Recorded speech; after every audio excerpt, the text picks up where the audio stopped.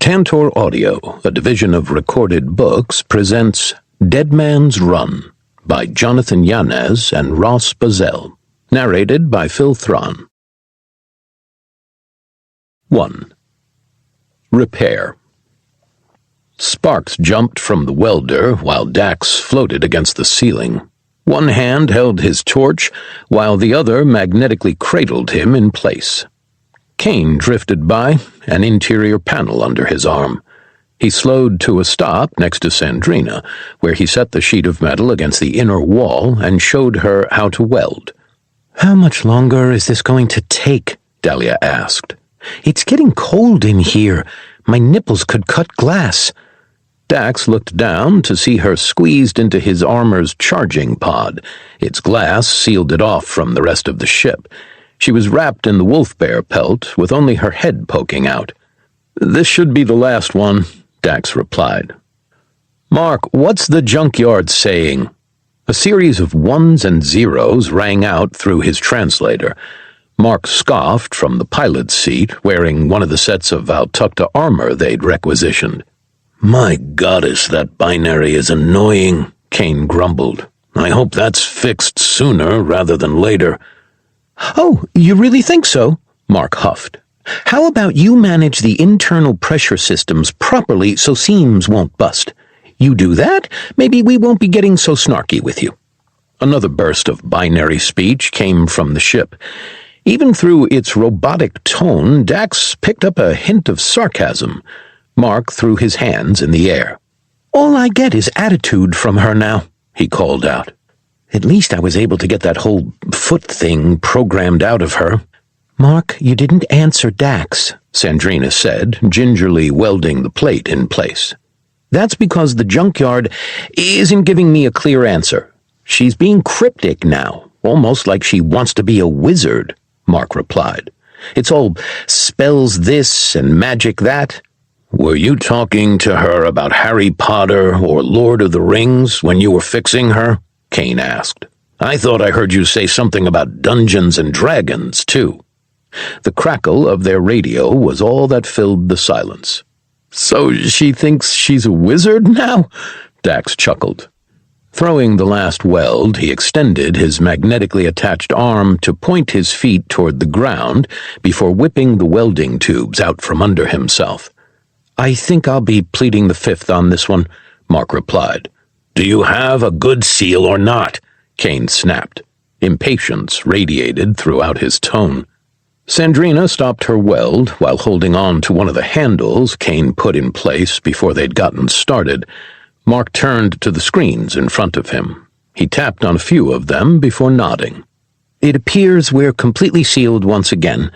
Begin repressurization," Mark called out. "Junkyard, activate artificial gravity." More ones and zeros sounded. "She says we didn't give the right command for her to turn the gravity back on," Mark replied. "Why isn't she speaking English yet?" Kane asked. "I've told you.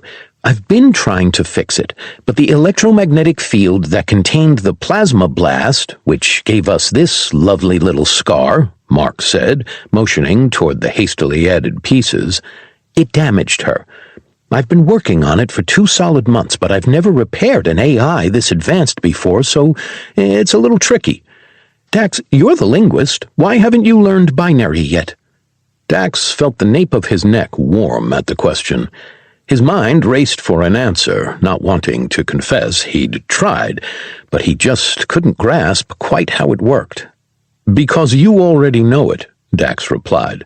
"And there have been other things that required my attention since our little escape, so I haven't had time." "I'd call liar on that, but we've reached Bastet," Mark said.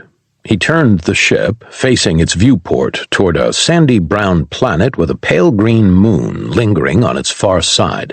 Sandrina pushed off the ceiling and drifted to Mark's seat. Grabbing hold, she pressed her feet to the ground while staring at her homeworld. "That's it," she whispered. "When was the last time you were here?" Dahlia asked from the tube. "I was a young woman, 16, maybe 17, when I left to join the guild. Do you think we could land there?" Mark initiated a scan of the planet. After a few seconds, the reports came back showing insectoid life forms under most of its surface. Dax watched the results closely before letting off a whistle of disbelief at how infected the world was. Did that Queenmaker DNA really increase our scanning potential that much? He asked. Yeah, the AI took what was left after the Valtakuntera attack. It shows everything that carries a piece of the Queenmaker's genetic markers, Mark started. And since the Queen's part of the Queenmaker, it'll show us everything, Kane interrupted. Bingo. You know we are going to have to go down there, right? Dax asked, still dangling from the ceiling. I cannot even begin to stress how bad of an idea that is, Mark said, motioning toward the planet-sized insect hive. I mean, look at all that. Just because it's a bad idea doesn't mean it won't be a good time, Kane replied. I swear you beat me to it by a split second, Dax mused. I like the sound of that. It's been too long since I've had a good fight. The last good fight you were in nearly killed you with 15, Sandrina corrected. I'm sorry, 15 arrows in your back, Mark replied. Mark brought the ship closer to the world. Clouds still dotted the skies. Small pools of blue were scattered around the desert, with the largest concentrations at the poles. Hope ignited in Dax's gut at seeing the last vestiges of life on the world. He remained silent, still holding on to the ceiling. You said you had a plan to wipe all these things out without having to fight them anymore, right? Kane asked. Dax looked back at his crewmate. It took him a few seconds to process the words before nodding. I do, but it would require tissue samples, Dax replied. And they'd need to be relatively fresh, so we don't really have much of a choice. We're going to need to fight some bugs. Yes, Dahlia hissed. Now, will someone please let me out of this tube? The ship's still balancing internal atmosphere, Mark replied. If we let you out, you'll be asleep due to lack of oxygen inside of a minute. At least turn the gravity back on, Kane cut in. She's not letting me, Mark emphasized. I told you, she said we're not using the right command. Great, Kane snarled. An AI with attitude. What could go wrong? Which book were you talking to her about when you were working on her? Dax asked. Why does it matter? Mark asked. Because I have an idea, but depending on which one will dictate how I go about executing my idea. It was the boy who lived, Mark relented. Okay, let's work this logically then. She used Latin as her base for the spells. He trailed off, pursing his lips while clicking his tongue in thought. His mind stretched back through the fog of time, reaching for his long-gone Latin lessons. Any time now. Zero gravity is getting boring, Kane called out. Descendo, Dax called out. Latin for descend is descendo. A hum sang through the ship. Weight gripped Dax's body. He jolted downward, his magnetic glove holding fast. The armor tightened, taking the strain for his shoulder, while Kane clattered noisily to the ground. A little warning next time, Kane groaned. I'm getting too old for this. He rolled to his back and glared at Dax. You were rushing me, Dax replied. Deactivating the magnet in his glove, Dax dropped. He landed on his feet with a clatter before marching over to Kane. And I feel saying a full sentence should have given you enough of a heads up. Dax offered a hand to Kane.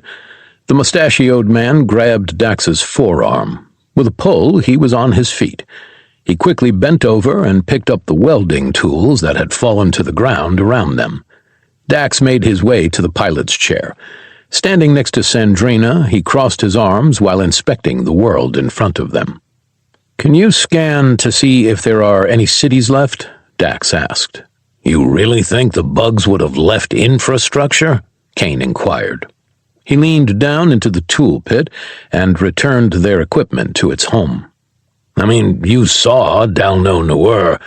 There was nothing left except for Dahlia's tribe, and that's because they had the orb city of death. We don't know that the bugs destroyed their cities, Dax countered. The sand desert could have swallowed them, or after hundreds of years of disrepair they could have fallen to ruin. There's a chance that buildings and infrastructure are still somewhat in place. Mark looked over his shoulder at Sandrina, waiting for her approval. She nodded. "Okay then, let's see what we can find," Mark said. He tapped a few times on his displays. Several clicks rattled through the ship. Within seconds, the computer had its answer. Large cities dotted the planet. Dax's curiosity quickly overtook him. He leaned in, inspecting the map, while Mark gave him a playful pat on the cheek. "Look at that! You were right again," Mark teased. "I am," Dax said in partial disbelief. "These places are enormous," Mark said, zooming in on a concentration of buildings. "That's Bast, the capital," Sandrina said, motioning toward it. "It's being reclaimed by the desert, like Dax said. This is missing almost a quarter of its footprint." "I'm feeling oddly left out of the conversation," Dahlia shouted. "You've got 2 more minutes before it's breathable out here," Mark replied. "We'll let you out as soon as it's safe," Dax added. "It's not fair. I shouldn't be punished because I'm too big for the dinky armor you guys keep stealing." "We didn't steal anything, Dahlia," Dax replied, keeping his eyes on the scans. "Stealing implies ownership, and you can't own anything if you're dead." He pointed at an oddly shaped nest on one screen before motioning to Bast on the other. "Is that a nest under the city?" Dax asked. "It looks like a nursery," Kane replied. "The buildings of a city would add extra protection from bombardment or meteorites." "That's a good eye. Is there a smaller place we could land that'll lessen the risk of us being turned into Swiss cheese?" Dax asked.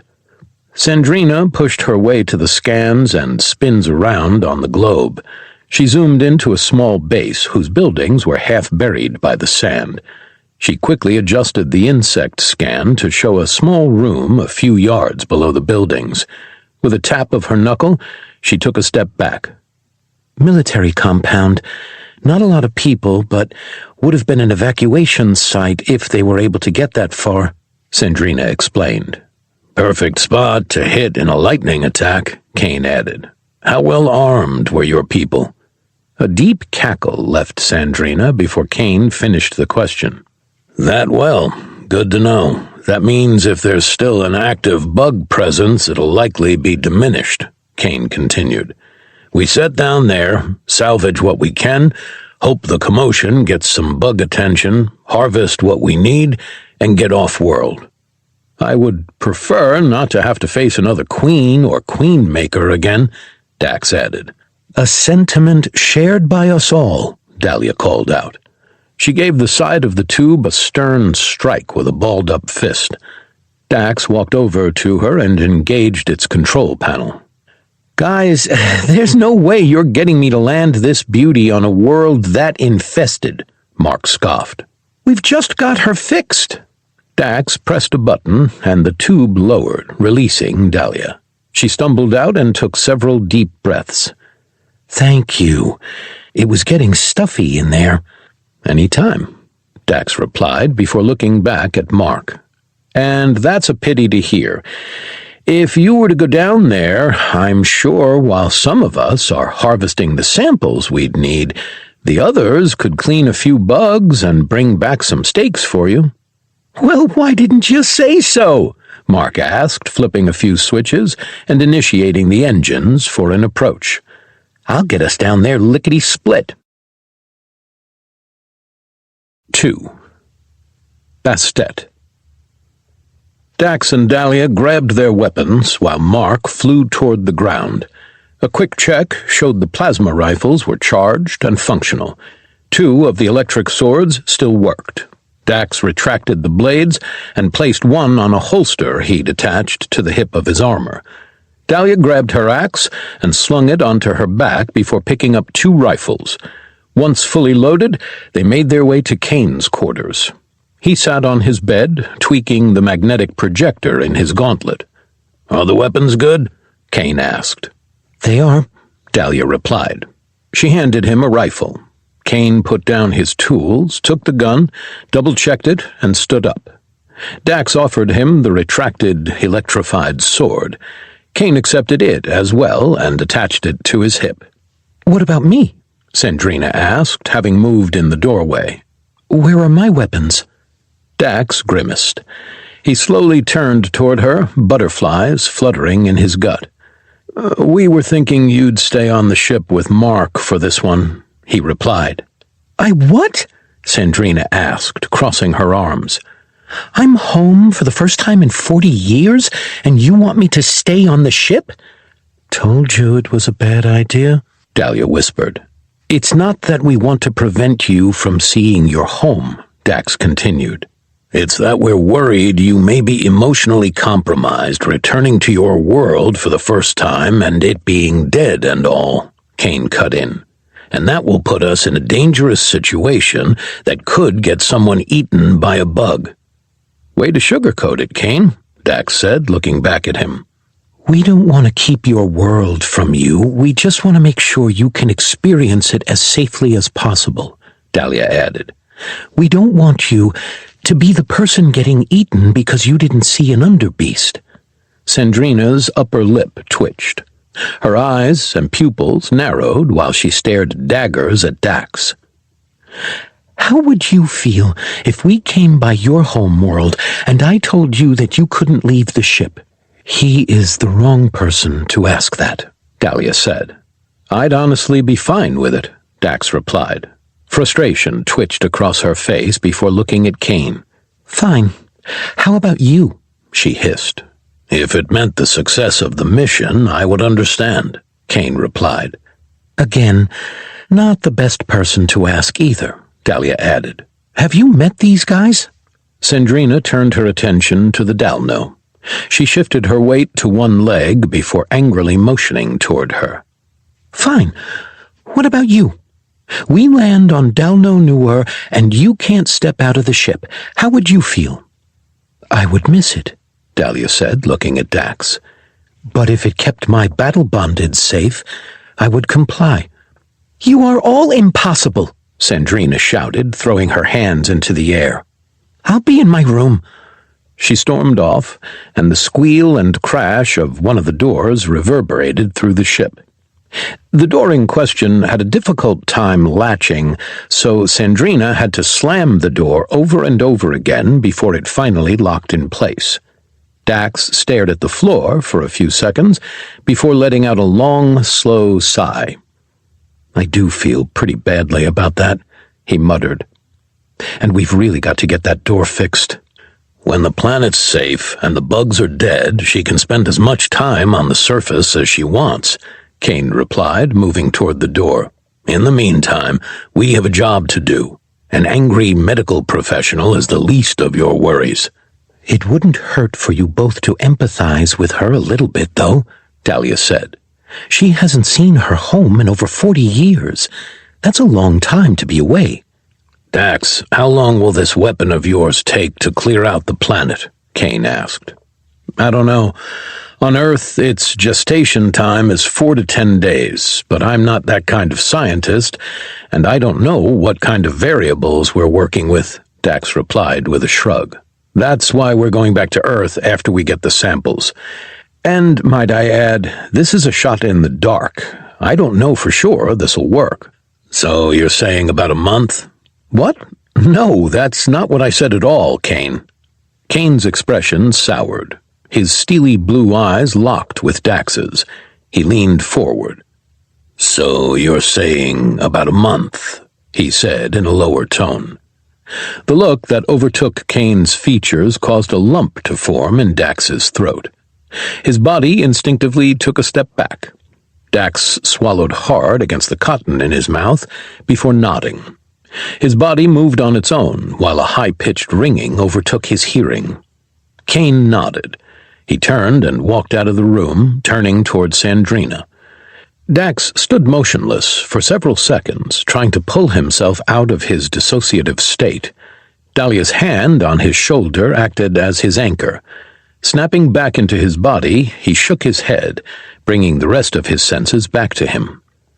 "What was that?" he asked. "Terrifying," Dahlia replied. "Are you okay?"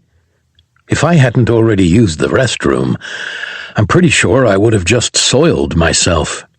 "There are things I'm okay not knowing," Dahlia said. Dax wandered onto the main deck. He looked over to see Kane standing in the doorway of the room they'd managed to build for Sandrina. 14,600 days. Anyone would be desperate to see their home if it's been that long. But what's 60 more days in comparison to 14,600? Kane asked. "We're not trying to keep your home from you. We just recognize how it could be an emotionally impactful moment, and we want to make sure you have time to process what you'll feel without worrying about being killed." Sandrina's response was silence. Kane tapped against her door.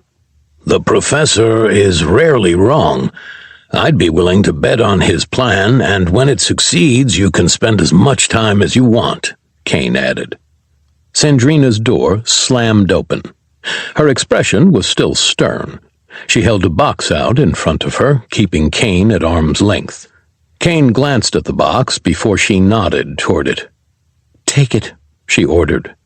"If you're getting tissue samples, you'll need some place to store them that isn't that deep freezer in the kitchen."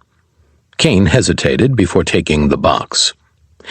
"You're also going to want samples of the muscle, spinal fluid, brain, and brainstem if you can get it. Bone marrow is always an ace. Skin and blood," Sandrina explained. "No chitin?" Dax asked. "Dahlia's got enough on that axe of hers for a sample, but if you want to grab more, you can." Kane took several steps back. "Look, Sandrina, we're sorry," Dax started. "Don't," she interrupted, holding a hand up.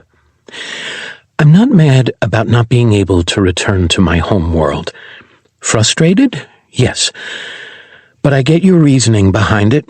What I'm angry about is that despite being the oldest on this ship—" She trailed off and looked at Kane. Clearing her throat, she placed her hands on her hips. "Second oldest on this ship, you're treating me like a petulant child. I am a full-grown woman who can look past my own petty desires for what's best for this ship and this team," she continued, before making a shooing motion with her hands. "Now, before you decide on an insincere, knee-jerk apology, get out of here, think about what you've done, and how to properly address it." She stepped back into her room and shut her door. Kane turned toward Dahlia and Dax before motioning toward himself. "I don't look that old, do I?"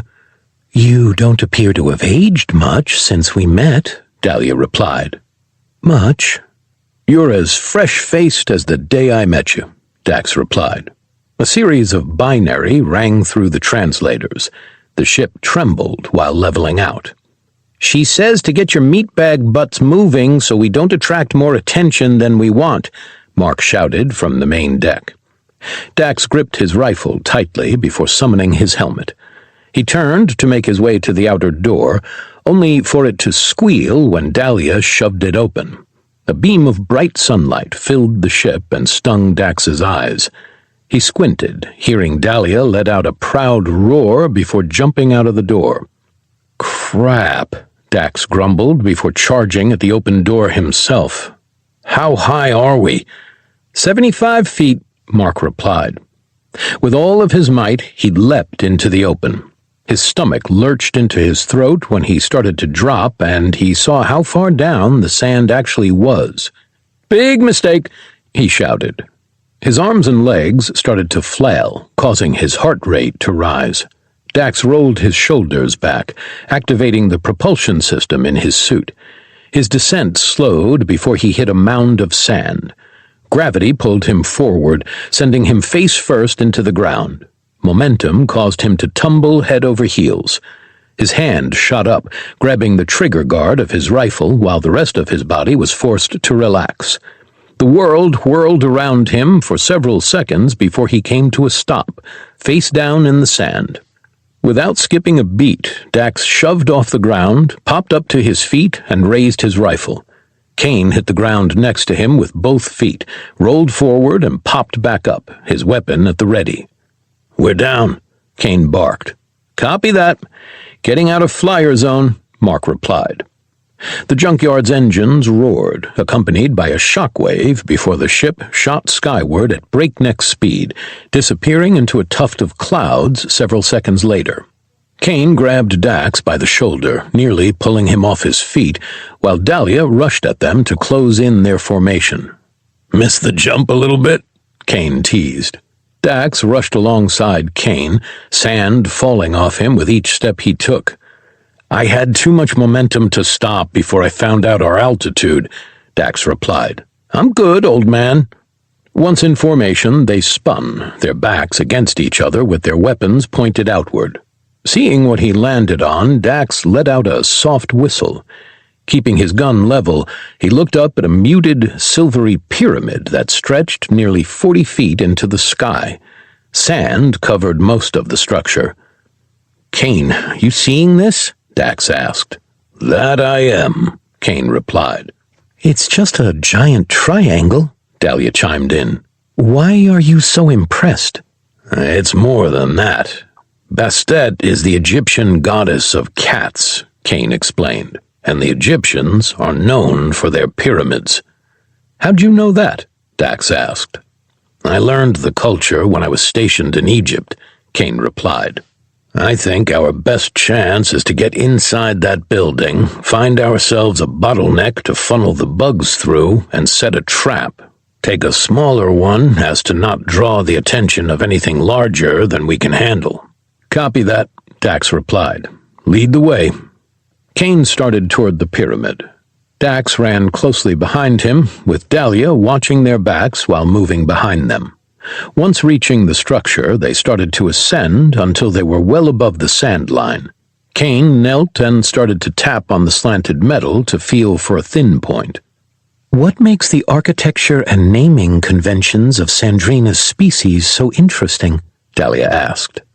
"It means that the chances the Dalno were the only race to visit Earth is very slim," Dax replied.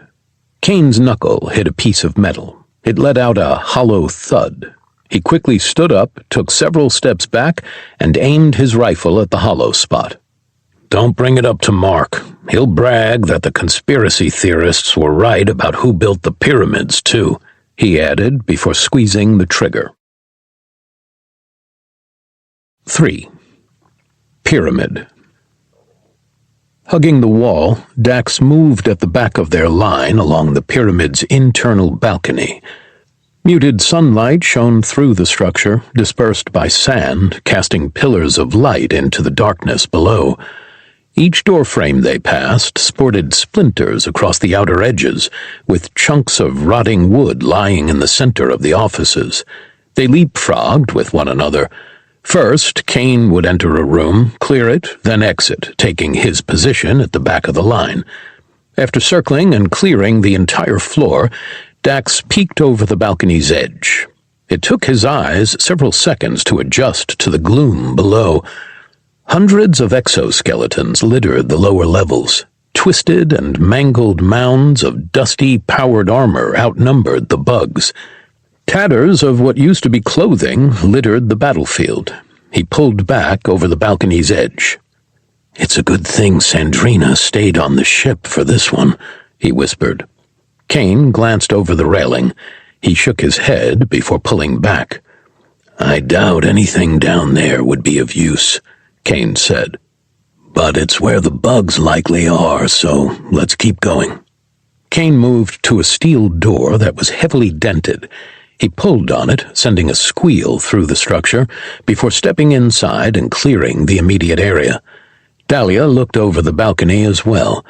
Her shoulders dropped while her fingers tightened around her plasma rifle. "It's a shame," she whispered. "So many died senselessly.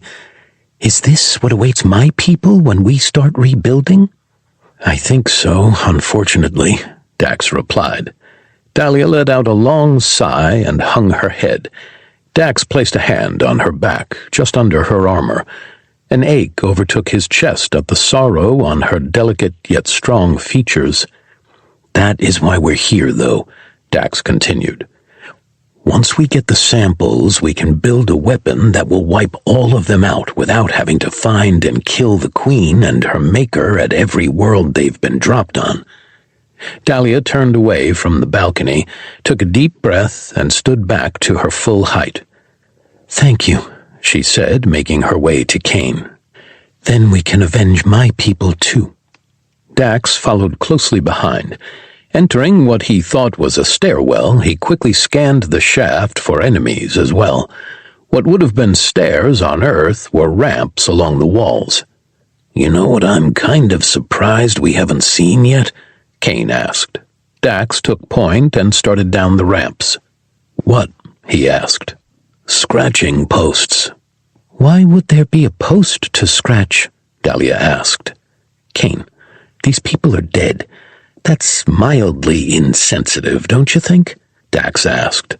"I heard it the second it left my mouth. I've been spending too much time around Mark," Kane replied. Dax's heads-up display did not show any form of movement while they continued to descend the ramps. He kept his rifle up, spying the ramps below just to be safe. "How is that insensitive?" Dahlia pressed. "We've got animals called cats on Earth. They're animals but share a remarkable similarity to Sandrina," Dax explained.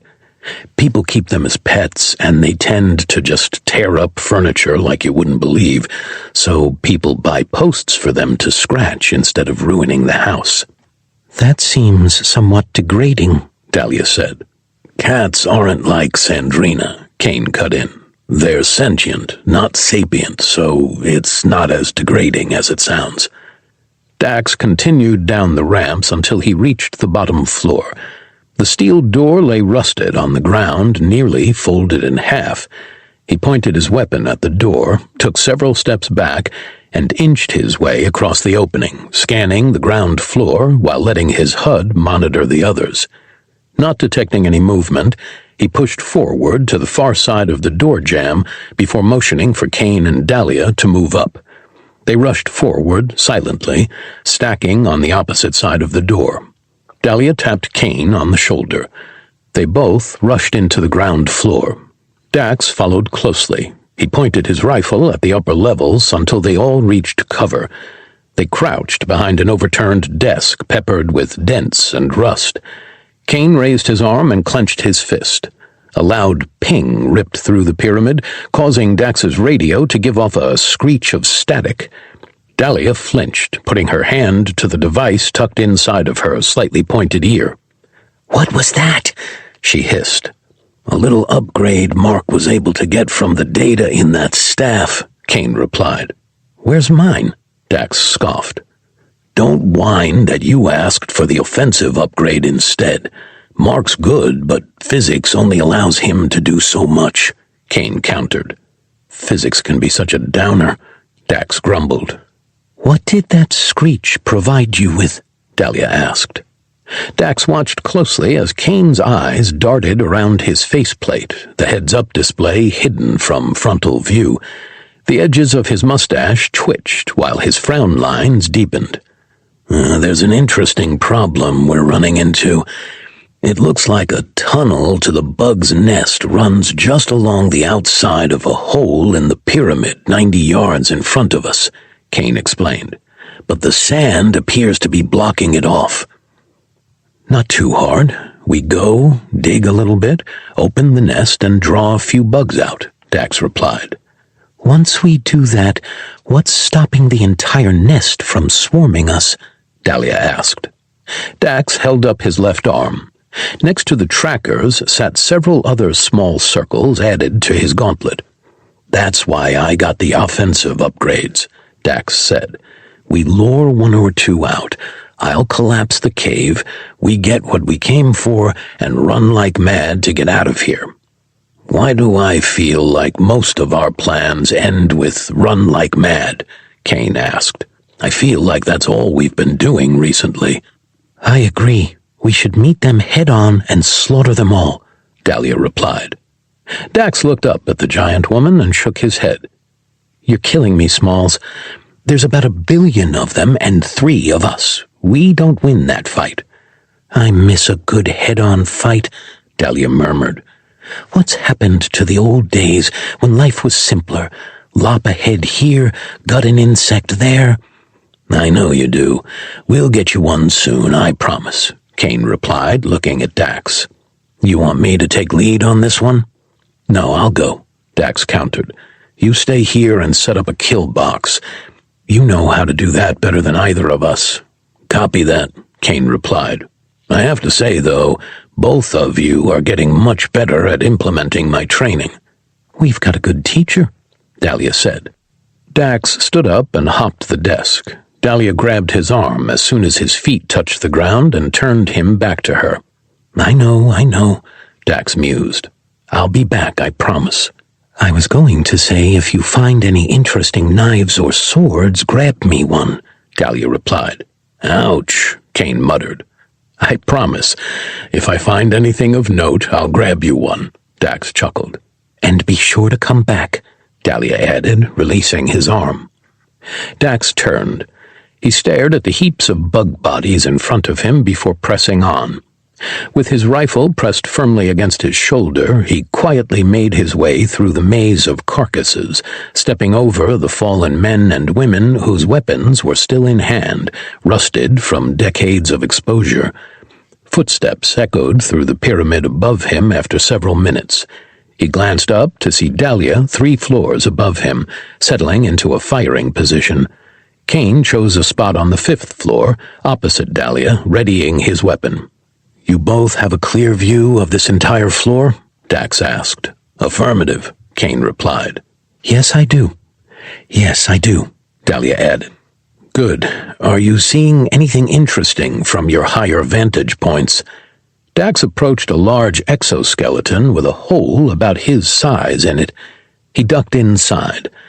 An internal skeleton lay on the ground of the digger bug. Muted light pushed through its thin thorax.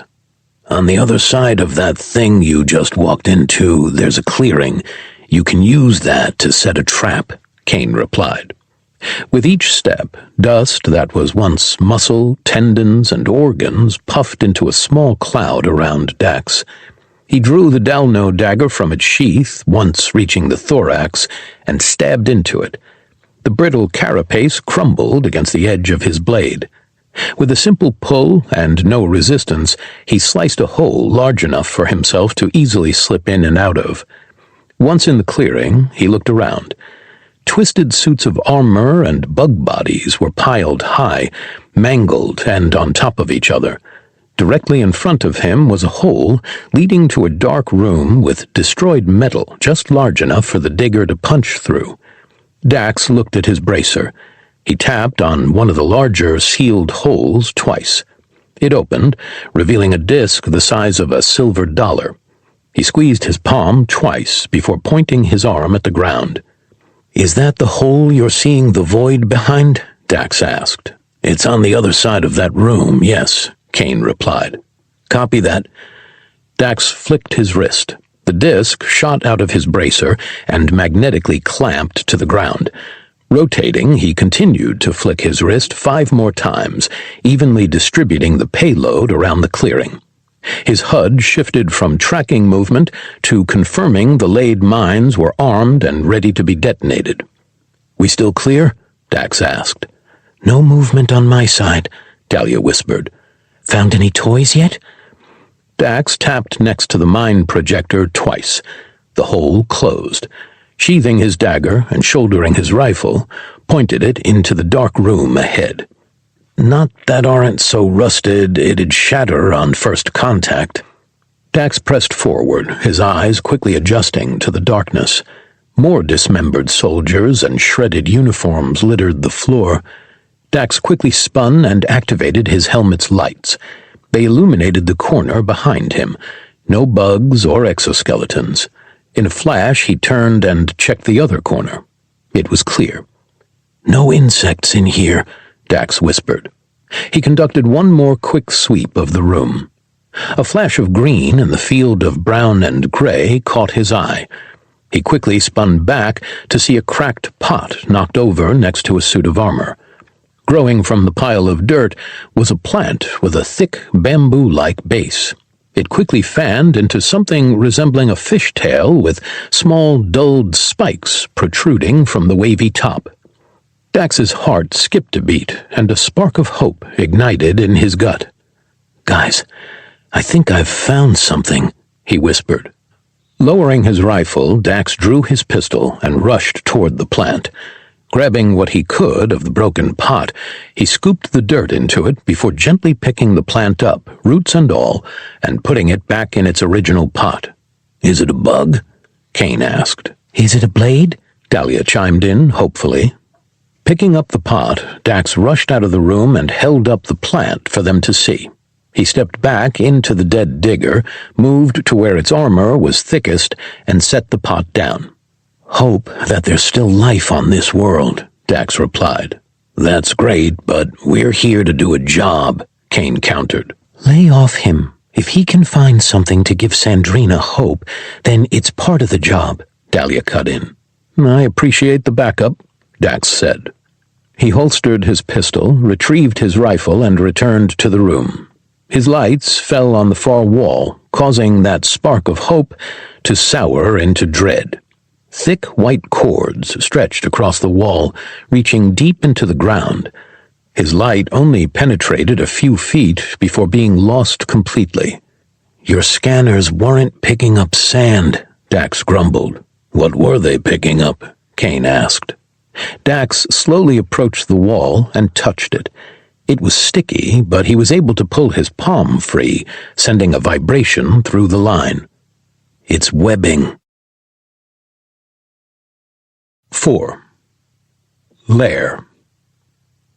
Drawing his dagger, Dax slid the blade across the webbing.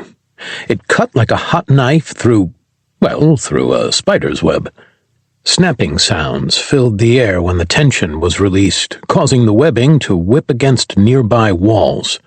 "Do you know what kind of spider you're dealing with?" Kane whispered over the radio. "Judging by the fact that these things tend to have more than one insect attribute, I'm not entirely sure it is a spider," Dax replied. He continued to carefully cut the webbing, opening the tunnel even more with each swipe.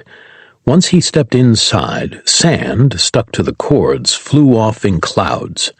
"A spider isn't technically classified as an insect, it's an arachnid," Kane corrected. "Generalized term, buddy," Dax whispered. He sliced through the last few pieces of webbing that blocked his path. Sheathing the knife, he raised his rifle once again and aimed it down the tunnel. "Unless you want to come in here and deal with Ungoliant yourself." "Hard pass. Not a fan of the eight-legged freaks," Kane countered. "We have faced things with far more legs than just 8, Dahlia chimed in. "Yeah, but something about spiders is just off," Kane replied. "Mind if we have a little radio silence? I'd like to be able to hear what's in here," Dax cut in. The line fell quiet. Dax's eyes darted around the tunnel. A thin fog lingered ankle-high. Webbing surrounded the entire interior. He reached over and touched the wall. Unlike what he had cut through, the walls had no give. They were as hard as concrete. Recentering himself, he took another step. Something tried to hold his foot in place. With a powerful pull, he ripped himself free. Raising his boot, he looked down to see pieces of webbing stuck to his armor. "Well, she probably already knows I'm coming at this point," he whispered to himself. He moved to the edge of the tunnel, just below the fog line.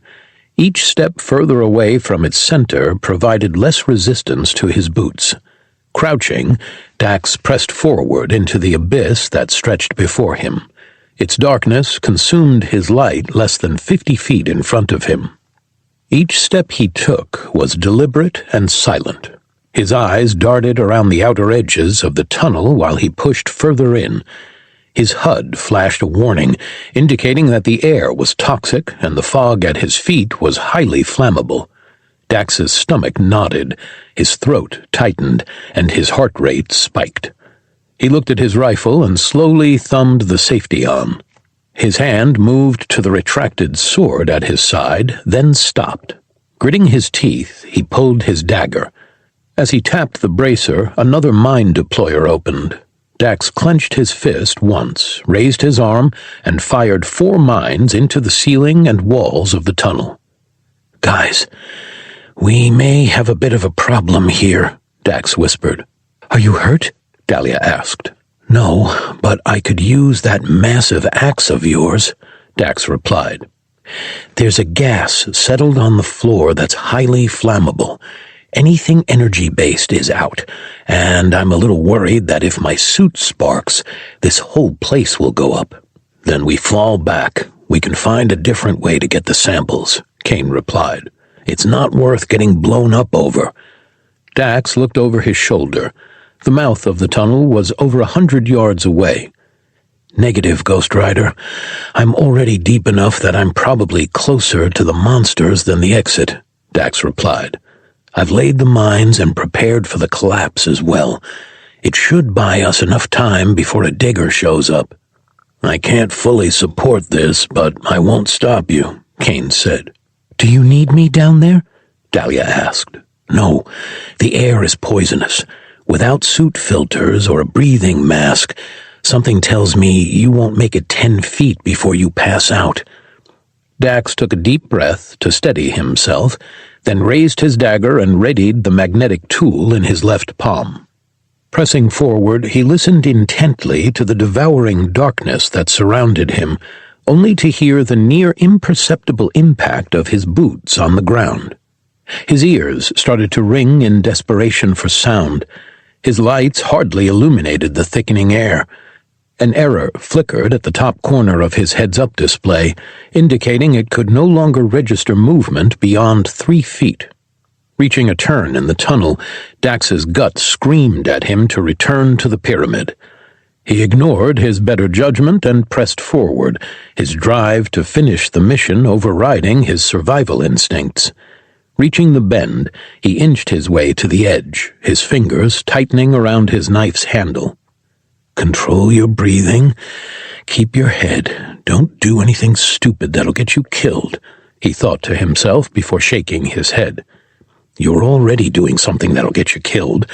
Don't panic. If you're going to do something dumb, at least be smart about it." He lowered his left hand and drew the plasma pistol. Keeping it low, he inched the blade of his knife around the corner. Looking through the reflection, all he saw was darkness. Gritting his teeth, he sheathed the weapon, switched the pistol to his right hand, and inched closer to the corner. "Dax, this isn't being smart about it," he continued to think to himself. His body pushed itself forward against the more intelligent wishes.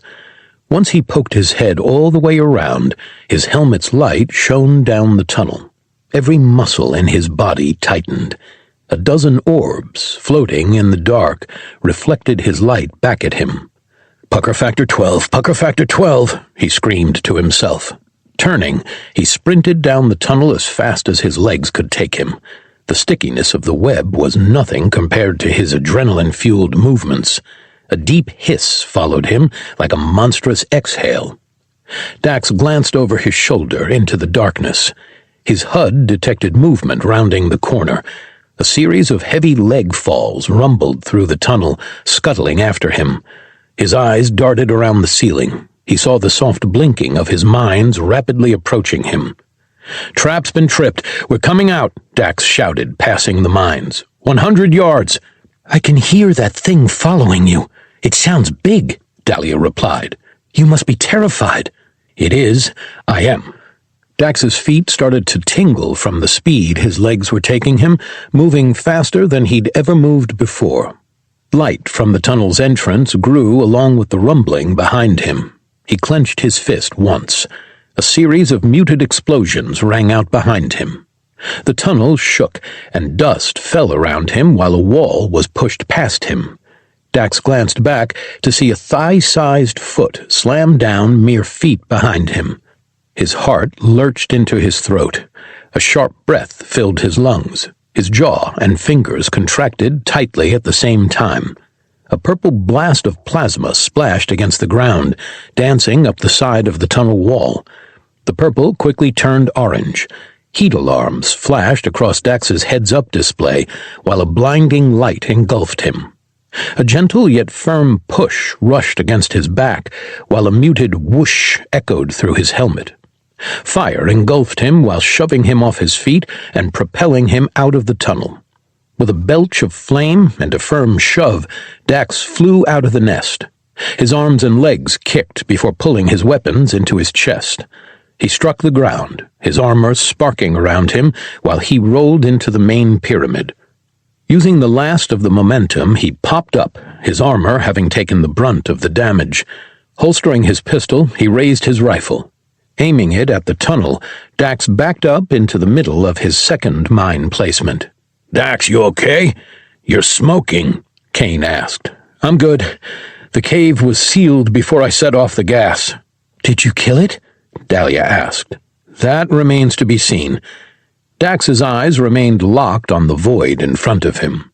His finger rested gently on the trigger of his weapon. The thumping of his heart, slamming in his chest, sent a nearly deafening rush of blood to his ears. Every nerve in his body screamed, priming his muscles, ready for action. A soft tremor danced through his boots. His stomach nodded while he took several more steps back, inching his way toward the digger's carcass. Another tremor shook the ground, followed by several more. A glint of light reflected off numerous saucer plate eyes from the darkness. Dax could feel each of them lock onto him in hunger. A series of low clicks left the tunnel, turning Dax's mouth to cotton. "That is a negative on the killing," Dax whispered. "It appears I just pissed off Charlotte's Web." Several long, black legs emerged from the tunnel. Smoke billowed from each one from the scorched hair that once covered its legs. It pulled itself from its burrow. Its spider-like features were warped by a predatory jaw that oozed at the prospect of its next meal. Its exoskeleton was blacker than a starless night and bulbous to the point of being swollen. "Nope, that's not a 12, that's a 15, Dax muttered. He took several more steps backward. The spider-like creature inched its way forward, keeping its body low to the ground, still twice the height of Dax. It scuttled toward him, approaching the hole in the outer room's walls. Dax noticed two of its eyes dart in different directions, looking up. "Hide," Dax whispered. "It's looking for you." "Concealed," Kane replied. "When do we move?" Dahlia asked. "Wait until the next explosion to break concealment," Dax said. A series of clicks rose from the beast. Its head cautiously poked into the pyramid ground floor. It pulled back from the light and hissed. Standing there, it glared at Dax from the shadows. "Come on," he thought to himself. "Come get me." The monster refused to move. "Fine," Dax snarled. "If you're not going to come to me voluntarily, I'll just have to make you." He aimed at the center of the bug's many eyes. Squeezing the trigger, he sent a plasma round ripping through the air and splashing against its face. The beast let out a squeal while recoiling, its front legs rubbing where one of its eyes was popped. After the initial shock, it slammed its legs into the ground. The remaining eyes locked on to Dax, and it let out a high-pitched scream. "There she is," he whispered, lowering his weapon. The bug scuttled from its cover. Dax turned and sprinted toward the opening of the digger bug. Dashing inside, he dove toward the armored portion of the corpse before squeezing his left palm twice. The explosion ripped through the pyramid, disintegrating the digger's thorax while rocking the exoskeleton that protected Dax. Debris rained down around the main floor, followed by silence a few seconds later. "Did I get it?" Dax whispered, breaking the silence. "Are we good to emerge?" Dahlia asked. "Hard to tell," Kane chimed in. Those mines kicked up enough dust we can't see anything below the second floor. Hold while the dust settles." A deafening silence engulfed Dax once more while waiting to hear from Kane and Dahlia. The eerie silence was shattered when the digger's body lurched violently to one side. Its skeleton cracked inward before fully giving way to the spider's jaws. It pulled back, spat out the chitin, looked at Dax, and let out an angry screech. "Open fire! Open fire!" Dax screamed, grabbing for his rifle. 5. Eight-legged freaks. Plasma rained down from Kane and Dahlia's positions onto the spider's thorax. It continued to slam its jaws into the digger's carapace, chipping pieces away with each strike while shrieking. Dax scooted as far away from the bug as possible. He pressed his body against the opposite side of the rocking exoskeleton while firing at the growing hole being made. Each round he fired struck around the spider's mouth.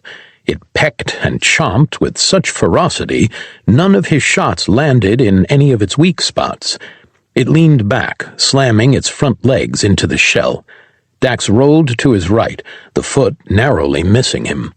It withdrew, and the second onslaught punched its way in. He rolled to the left, dodging the second attack. Dropping his rifle, Dax drew his pistol, pointed it at one of the joints of his attacker's leg, and squeezed the trigger. The round hit its target, splashing almost harmlessly against the leg. "Any luck out there?" Dax shouted. He quickly rolled further into the exoskeleton. Both the spider's legs bashed their way through, sending aged chitin raining down around Dax in a cloud of dust. "No, this thing's black. It should be absorbing the heat," Kane shouted. "HUD shows minimal transfer." Dax shot several more times into the leg. His heads-up display showed the same. Holstering the pistol, he drew his dagger with his right hand and sword with his left. The blade shot out of the handle before sparking to life. "It must have some form of ceramic in its exoskeleton. Keep firing. I'm going to try something," Dax called out. More of the shell broke free, while a third leg joined the barrage. Dax swung his sword at a joint. On impact, the sword trembled violently enough to be felt through his armor. It bounced harmlessly off the leg. Its charge transferred into the creature, causing it to pull its leg back. A second leg lunged at Dax. Stepping to the side, he narrowly dodged it before stabbing at a joint with his dagger. It slid halfway through its armor before stopping. Another hiss erupted from the bug. It pulled its leg away, ripping Dax's dagger out of his hand and taking it with it. "Well, that didn't work," Dax called out. The spider drew back, mounted the tunnel digger, and looked into the hole it made. Its remaining eyes were locked onto him, bristling with rage. Plasma continued to rain harmlessly down on its head. "I'm guessing this isn't a thorn in the lion's paw situation where I take that knife out and we're even?"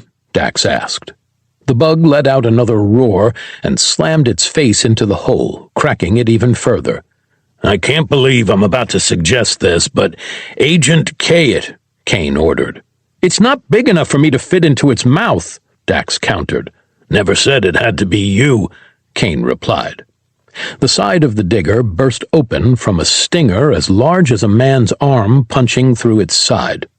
Dax leapt back, staggering to keep his feet, while his crumbling shelter rocked violently against the rage of his enemy. Deactivating and retracting his sword, Dax placed it on his hip and tapped on his bracer. Raising it, he pointed at the chomping maw that inched toward him with each passing second.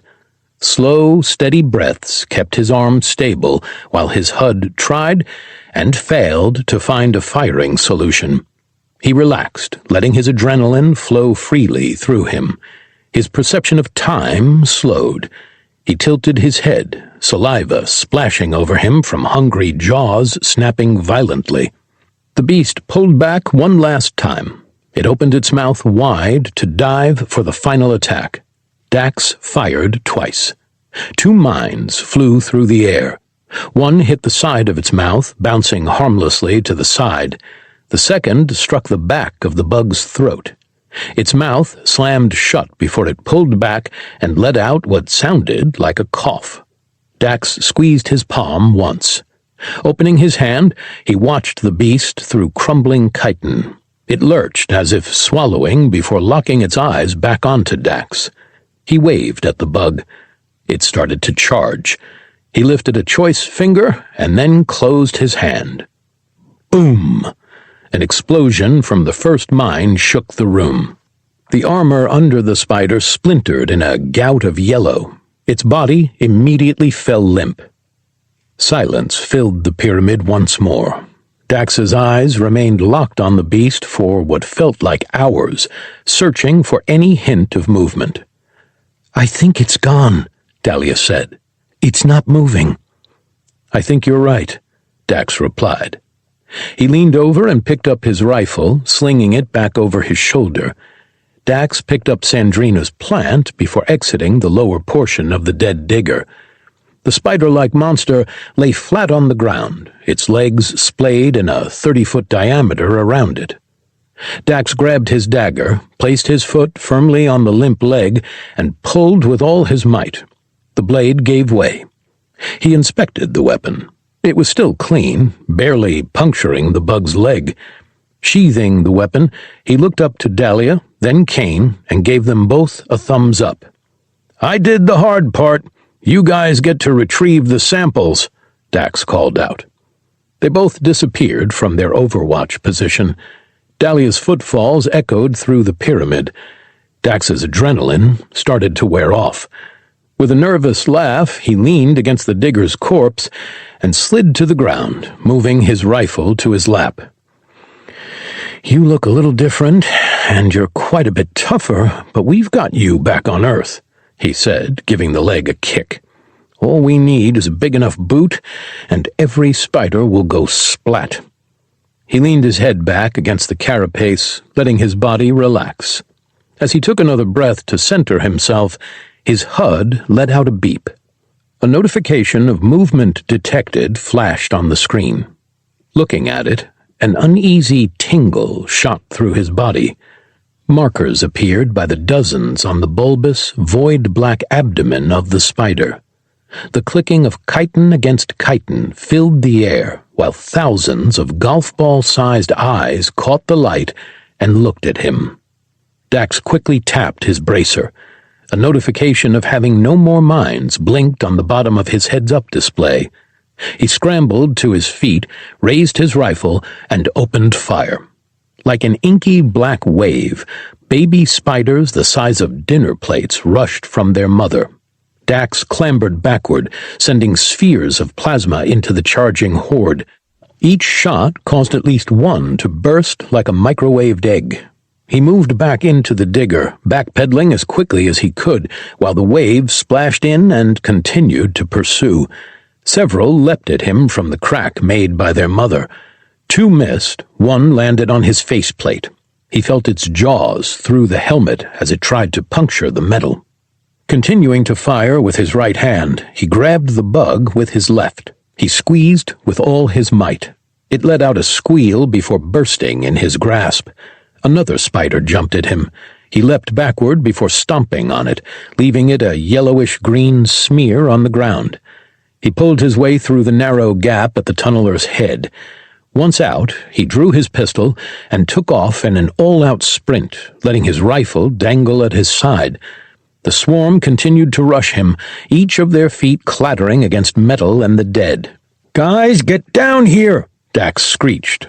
He fired wildly behind him. A heavy impact to his shoulder nearly knocked him off his feet.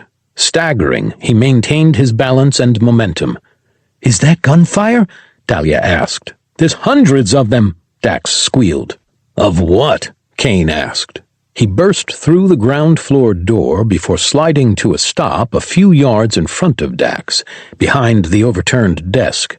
Raising his rifle, he opened fire. Plasma blasts skimmed past Dax with sniper precision. The popping of exoskeletons inches behind him forced him to spring as quickly as he could. Dahlia emerged from the stairwell also. She leveled her rifle toward Dax, diving at the table, and the Dalno's shot narrowly flew over him, taking out another of the horrific spider spawn. Dax flipped through the air while flying over the table. Spinning, he landed on his back. A spatter of bug blood shot in every direction from under him. The beasts of nightmare scuttled around his cover, drawing his fire while scrambling backward as quickly as he could. After almost a minute of all three firing in this target-rich environment, a sea of exoskeletons and bug guts lay almost ankle-deep in front of them. Several half-alive spiders tried to continue their charge, only to die while stuck in the muck of their siblings. "Should have seen that coming," Dax said breathlessly while climbing to his feet. "There's always offspring on the abdomen." "Did we get them all?" Kane asked. He pushed past Dax and swept the pyramid ground in front of them. "Any movement?" Dahlia asked. She approached Dax. With a few quick swipes, she brushed the spider guts off his back. "I'm not seeing anything," Kane replied. "Are you okay?" she asked, looking Dax deep in the eyes. "Humans are hardwired to hate things that scuttle, so I wasn't a huge fan of that, but I'll survive," Dax replied. "Good thing Mark stayed on the ship," Kane chuckled. "This would have killed him." "Just telling him about this would kill him," Dax replied, holding Dahlia's gaze. "And great shooting, both of you." "Thank you," Dahlia replied. Holstering his pistol, Dax changed back to his rifle. Breaking eye contact with Dahlia, he walked around the large puddle and led his team through the litter of corpses. His explosives blew a large opening for them around the digging bug, allowing them access to the dead spider with ease. Dax made his way to the plant and picked it up. He pulled some exoskeleton off it and dropped the slime-covered piece of meat to the ground. He tucked the plant into the crook of his arm and climbed on top of the digging bug carcass and sat down with his legs crossed. "What are you doing up there?" Kane asked, putting the sample box down. "We still have a job to do." Dax shook his head while wagging his finger. No, you have a job to do," Dax countered. "I played bait and trap to that thing, not to mention I even turned myself into a human cannonball out of its hidey hole. I'll keep watch. You two harvest the bug. I'm already covered in enough guts as is." "My people refer to our rectums as our hidey holes," Dahlia said, stone-faced, unblinking. Dax held her gaze, unsure what to say. The two shared a long moment of silence. "That's not what I meant," Dax finally said. "Also, those words will never be the same again." Dahlia shrugged, then switched to her axe. She walked over to the dead spider's head and drove her axe into its skull, splitting it open, showering her in its gore. Turning toward Kane, she flashed her tusks and gave him a thumbs up. "Not so tough, my axe can't get through it. Bring that thing over here and let's get this harvested," Dahlia said. "Can we try to keep the spatter to a minimum?" Kane asked with a grimace. "I've had to clean my armor with a toothbrush after every mission so far. It'd be nice to just give it a light dusting for once." Kane picked up the box and moved to Dahlia's side. Dax kept his eyes up and readied his weapon. He scanned the inside of the pyramid while keeping an eye out for any movement notifications popping up on his HUD. It remained quiet, aside from the sounds of Kane and Dahlia going to work. "Hidey hole," he thought to himself. It does make sense. 6. Gift. The junkyard's outer door squealed before slamming shut. Dax moved to the front of the ship, while Dahlia locked the door and Kane approached the armor pods. Mark looked up at Dax and grimaced before leaning away from him. "What are you covered in?" he asked. "And what is that smell? It's like a mix between my Grandma TT's bathroom and death." "Spider guts," Dax replied. A shudder weaved its way over Mark's body. He dry-heaved a few times, lifting a closed fist to his mouth. They've got spiders now? Not anymore. How big was it? Mark asked. Large enough to give this thing a hug, Dax replied, tapping on the ship's wall. Did you at least get the samples? Mark asked. We retrieved everything we needed and more, Dahlia chimed in, setting her axe next to Dax's armor pod. Mark pulled back on the yoke while turning. The junkyard spun away from the pyramid and lifted into the sky. Black smoke rose from the sand.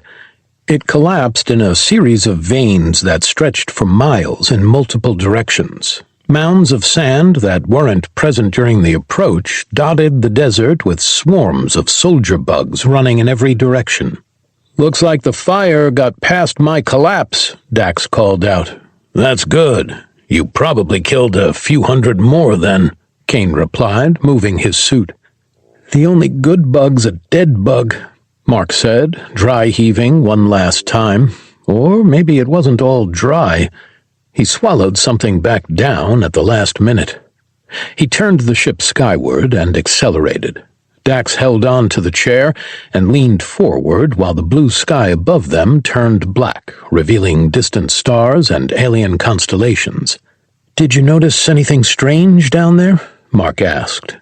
It was an alien world full of bugs. You'll have to be a little more specific than that. They have pyramids, Mark replied. The species that looks like humanoid cats has pyramids. And? Dax asked. It's the sturdiest way to build a structure before more modern building techniques were developed. It'd make sense that a culture would keep them as they progressed. I'm calling bull hockey on that, Mark scoffed. I don't think the Dalno were the only race to visit Earth. I mean, what's the chances that the Egyptians built pyramids in line with the stars in the sky and worship cats? You can't tell me that's a coincidence. Aliens definitely built those mounds of rock. Okay, let's say you're right. How do you explain the Aztec Empire? Dax asked. They had a puma god, Mark scoffed. The Teotihuacan? Black jaguar cat god, Mark replied. Dax pursed his lips.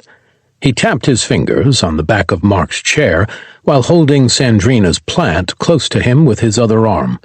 He racked his mind for other examples of the pointed structures around the world. Yes, Gaius Cestius, the famous Roman magistrate, buried in a pyramid. Where's your cat deity on that one? Diana, the Roman goddess of the hunt, wild animals, and the moon, Mark replied. Closely linked to Roman culture for their hunting prowess that paralleled with Diana's divine attributes. This is one conspiracy theory you're not going to beat me at. As far as I'm concerned, the Dalno may have given us written language, but the Bastar gave us construction. Bastar? That's her species name? Dax asked. That it is, and she's still not happy with you guys, Mark replied, looking at the plant. What's that? A little part of her world I'm hoping will be an accepted peace token, Dax replied. And that's a solid argument you have, but I'm not sure anyone else will be ready to buy it. Dax turned from the seat and made his way to the armor tube. Believe what you want to believe, but I know the truth, Mark called out after him. Where are we headed now? We need to get to Earth, Dax replied, setting Sandrina's plant down. Okay, problem there is we don't have Earth's coordinates, Mark countered. Dax took off the rifle, ejected the plasma magazine, and set the inert weapon down. He took the dagger's sheath off as well as the retracted electrical sword, gently laying them down in front of him. He unhooked his armor's connections and started to remove his protective barrier before placing it in its storage container, then placing his weapons in the small stands they'd installed next to the suits. We may not know where it is, but there's one race that does, Dax replied, looking at Dahlia. You ready to go home? Dahlia's jaw dropped. Her eyes fluttered while she let out a soft gasp of disbelief. Are you serious? She asked breathlessly. Has a heart attack, Dax replied. Yes, absolutely, I'm ready to go home. Mark, you heard the lady. Set a course to Dalno Noir, Dax ordered. Setting course and preparing for leap, Mark replied. Kane knelt, lifted the floor grate, and pulled out some cleaning supplies. He returned the flooring before wetting the rag and starting to rub down his suit of armor. "I'd suggest getting that cleaned up before it dries," he said. "Once it does, it's nearly impossible to get off." "I will. I've got something I need to do first," Dax said, picking up the plant once more. "I'll be right back." He left the main deck and walked down the corridor that led to the crew quarters. Approaching Sandrina's door, he gave it a knock. He was met with silence on the other end. Clearing his throat, he knocked once again. "Go away," Sandrina called out. "It's Dax. I'm not going to go away. I've got something for you," he replied. "Something I think you'll want to see." "I'm not ready to see you yet, and there's not much you can say that'll get me to open that door right now."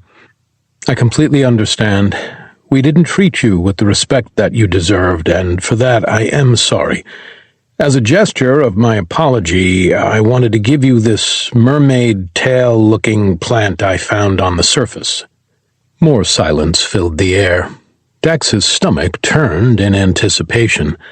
After several seconds, he heard her footsteps, sending a wave of relief over him. Sandrina's door squealed as she unlocked it. Once she pulled it open, Dax held the plant out for her. She looked at it in disbelief before cracking a smile. "Something survived?" she whispered. "Yep, and I thought you might want it, so you'd have a little piece of home with you from now on," Dax replied. Sandrina took the piece of cracked pot that held the plant. She motioned Dax into her quarters while stepping back in herself. Following her, he looked around to see several potted plants, lush and green, with a few even sporting flowers.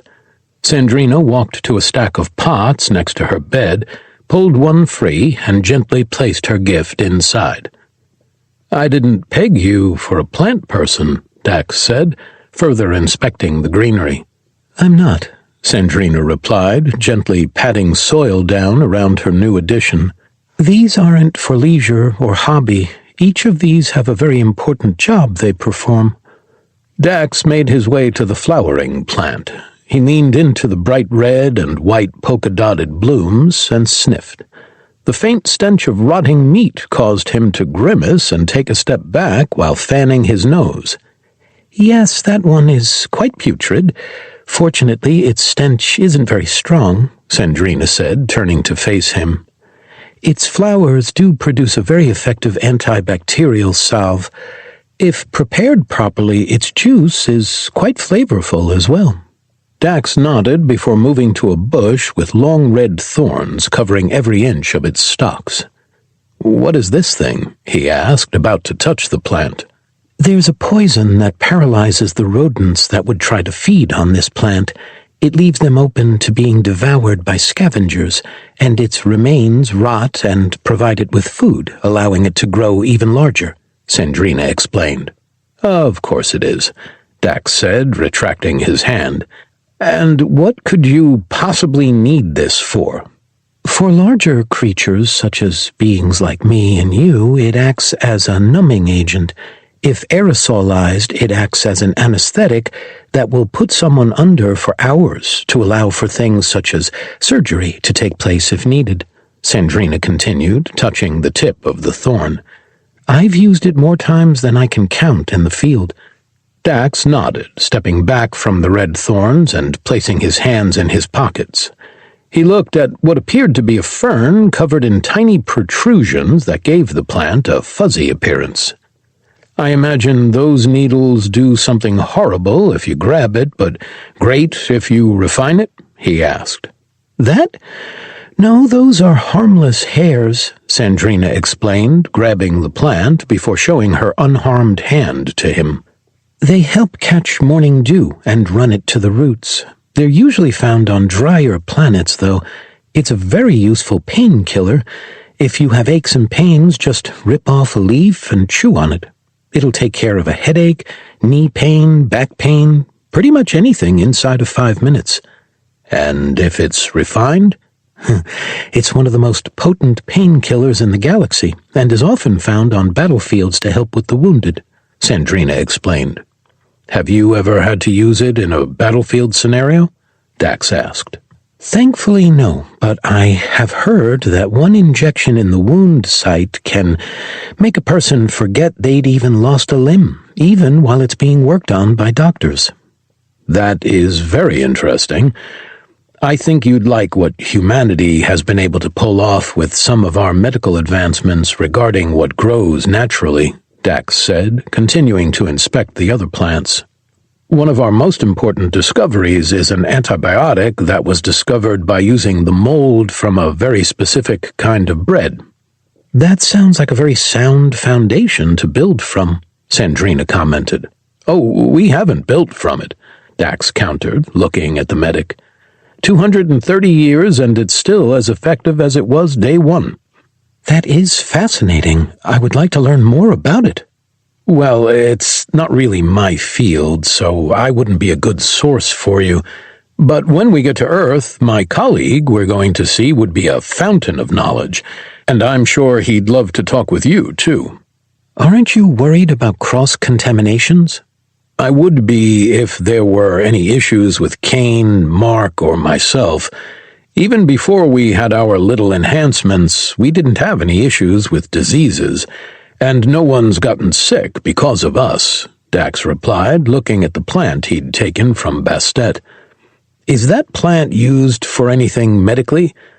Nothing medical, but it does bring a whisper of hope, Sandrina explained, moving to his side and looking at the plant. It's a genetic hybrid that can produce hundreds of different plant seeds.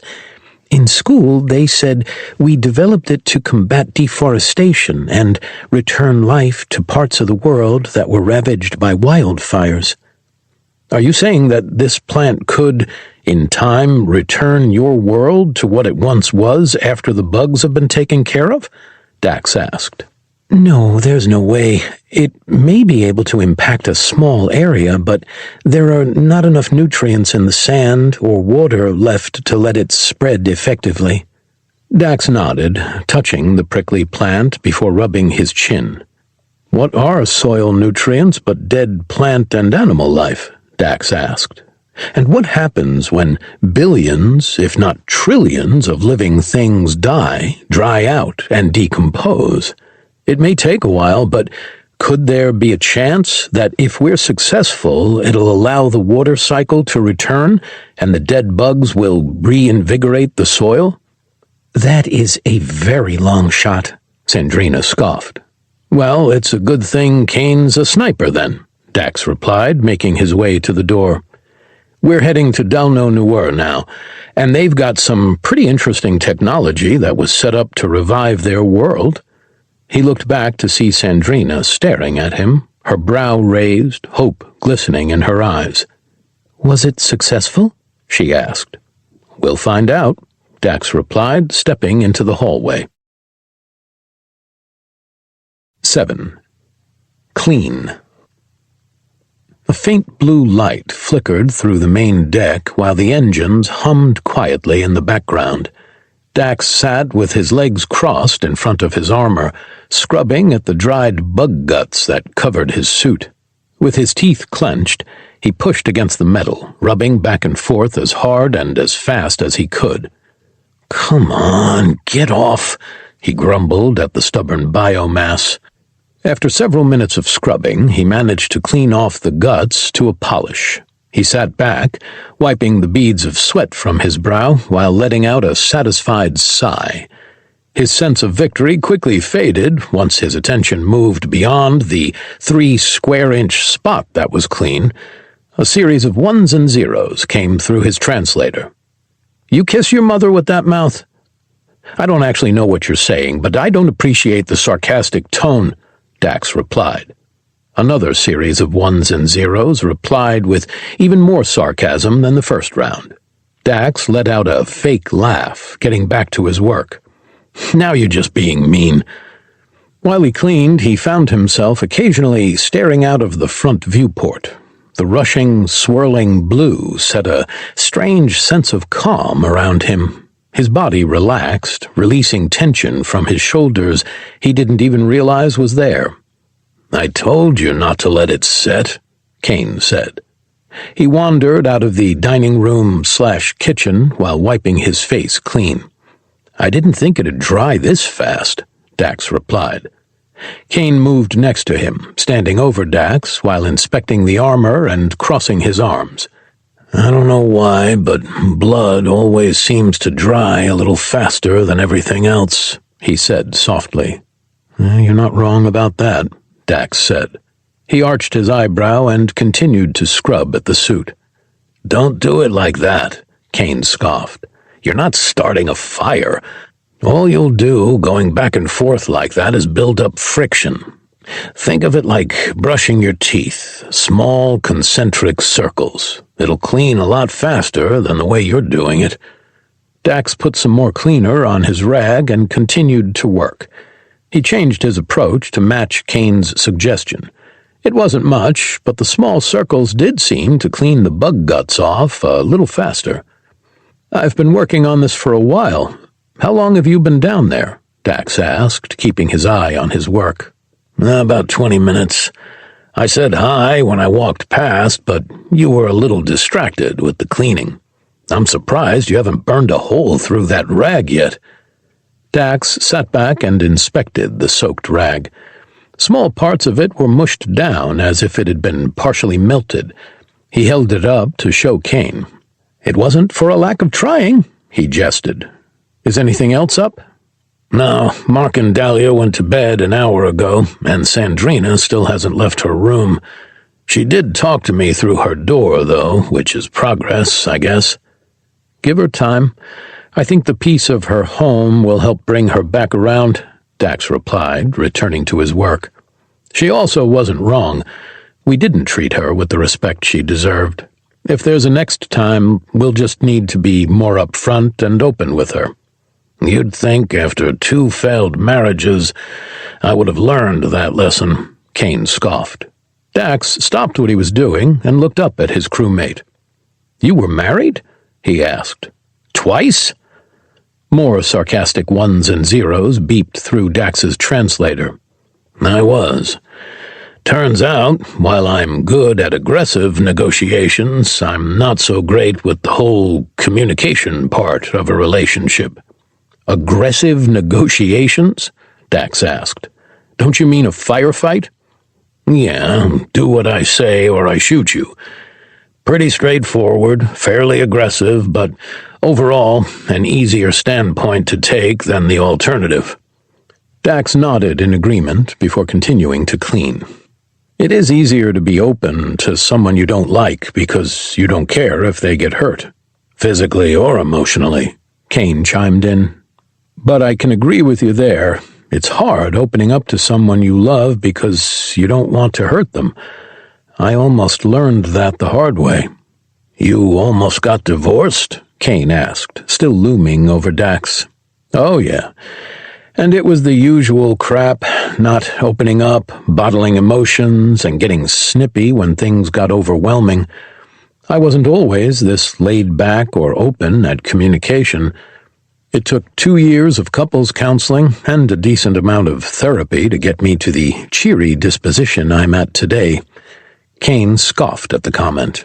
"Cheery my left cheek. Hurry up and get some rest. This leap will only be a few more hours. You don't want to be exhausted when we get there, do you?" "I'll be fine. I'd rather fight off a little sleepiness than have to fight gummed-up joints in a combat situation," Dax replied. Dax stood up, stretching. He let out a groan from sitting in his cramped position. With a swirl of the rag, he started to work on his helmet, using small concentric circles. Kane gave him a pat on the back before making his way toward the crew quarters. "We don't have enemies on Dalno Noir. We won't need the armor there. The gunk is already dried. Prioritize rest," Kane said, disappearing into the hallway. "Would you, or would you work until your gear is pristine?" Dax asked softly. "What'd you say?" Kane called back. "Nothing. Rest well." Kane's door squealed before shutting with a clang and locking. Dax kept to his work. He spent less time cleaning his helmet than he'd spent on the small square of his leg. His neck and shoulders ached from the strain of holding the same position and repeating motions for such a long time. Dax tossed the rag onto the floor next to his boots. He closed the armor pod and activated its internal charging station.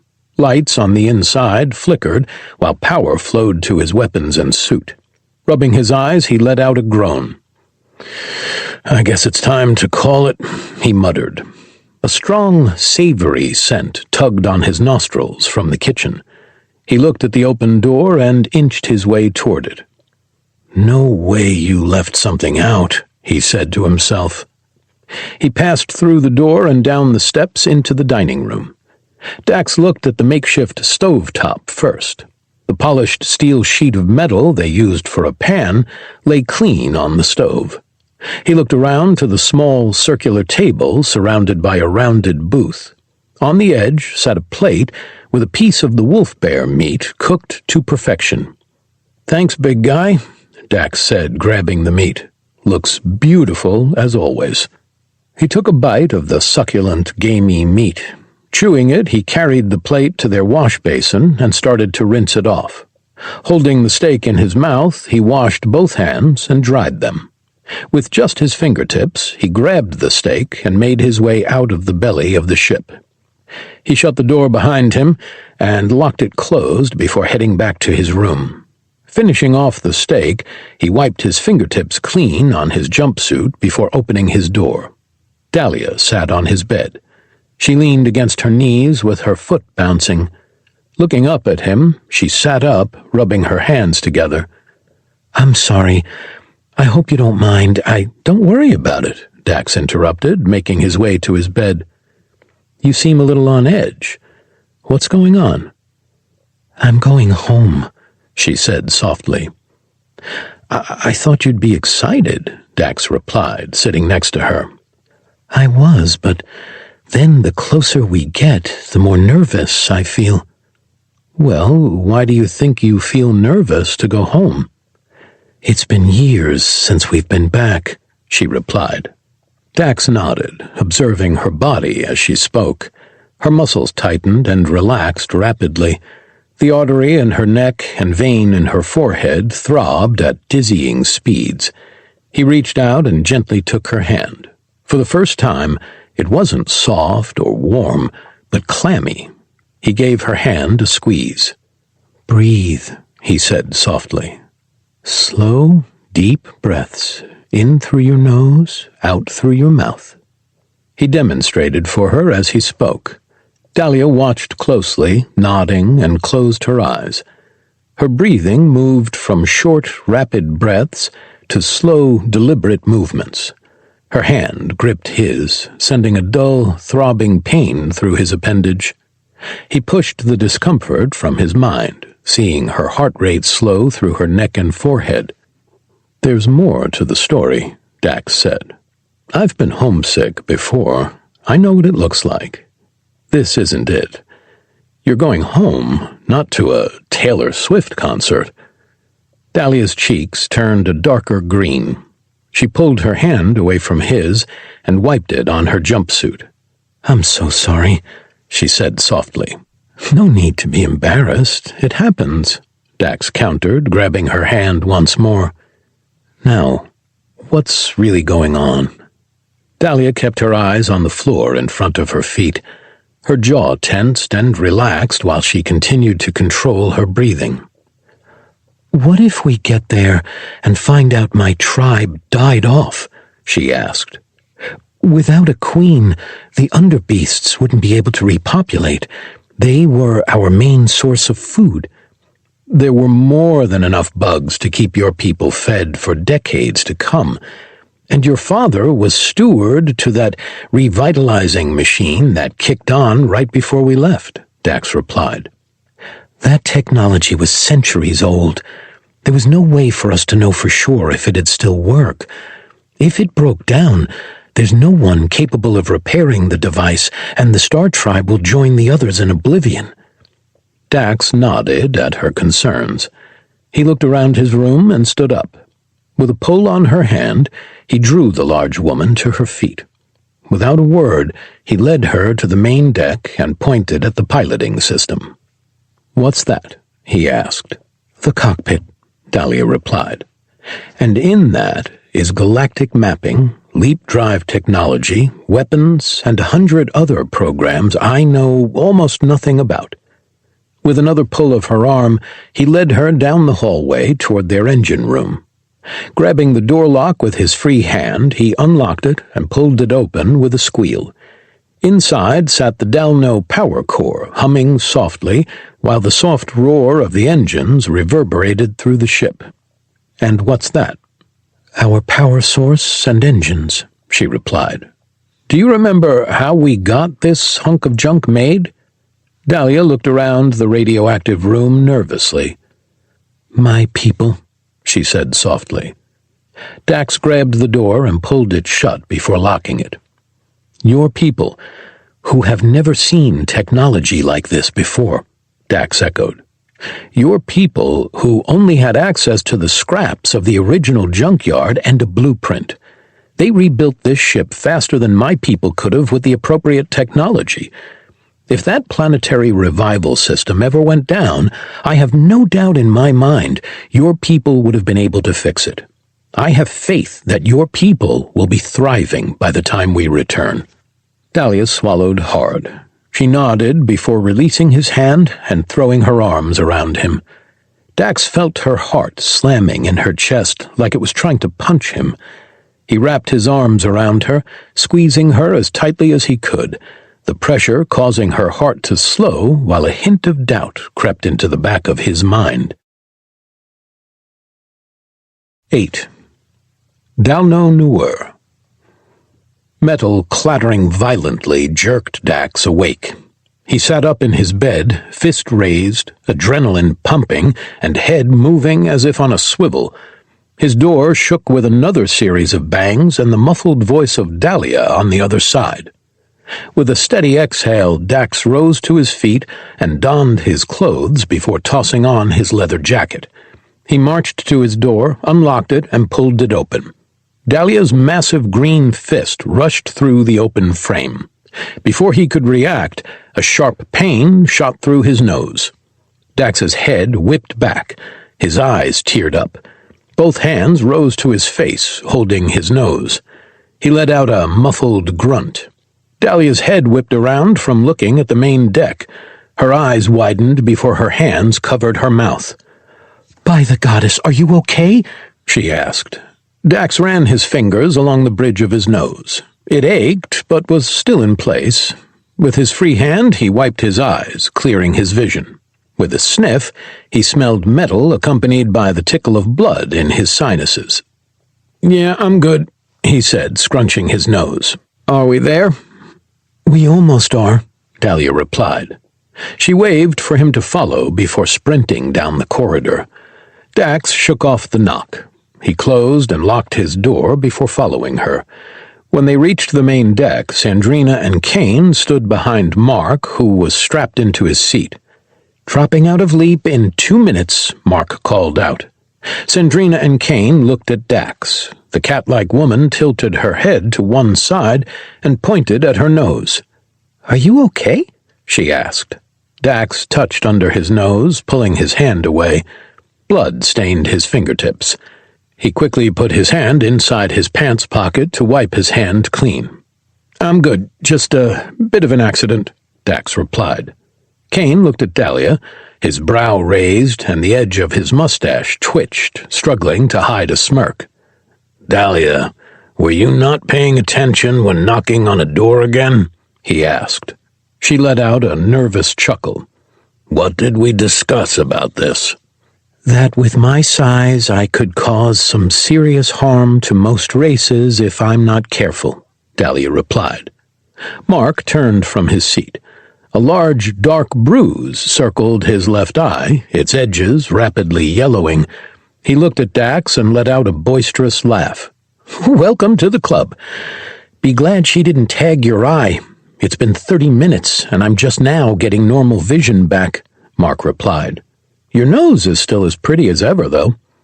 "Sorry, guys," Dahlia said with a grimace. I didn't mean to.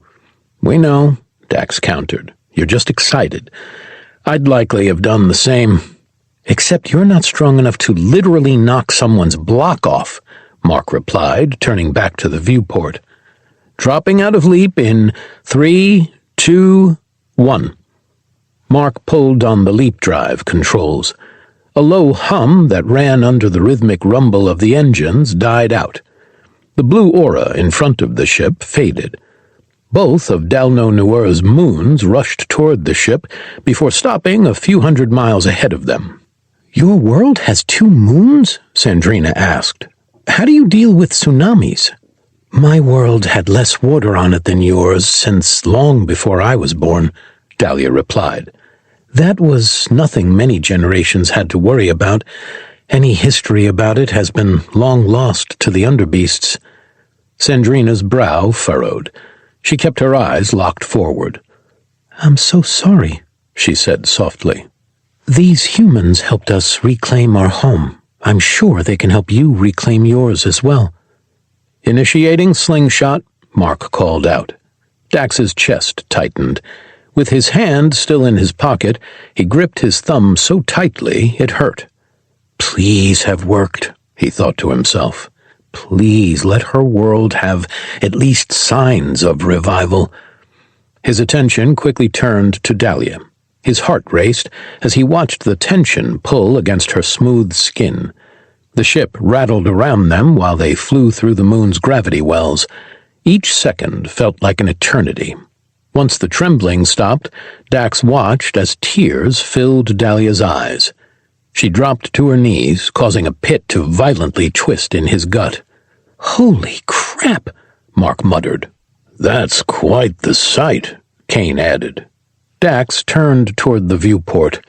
Disbelief gripped him while he grabbed the back of Mark's seat. He pulled himself forward before rubbing his eyes. Did that punch to my face screw up my vision? He asked. Depends. What are you seeing? Kane asked. Green, Dax replied. Then no, it didn't, Kane said. Mark continued their approach. What was once nothing more than a ball of sand was covered in lush greenery. Massive rivers of blue weaved around the world, while tufts of white clouds swirled across the planet. The ship radio crackled to life. A familiar voice speaking Dahlia's native tongue came through the speaker. Unknown ship, identify yourself or be shot out of the sky, the voice ordered. Dax turned to Dahlia.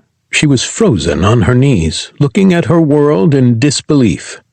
Unknown ship, identify yourself or be shot out of the sky, the voice repeated, a bite of aggression in his second order. Nalath, is that you? Dax asked in the Dalno language. Silence was his response.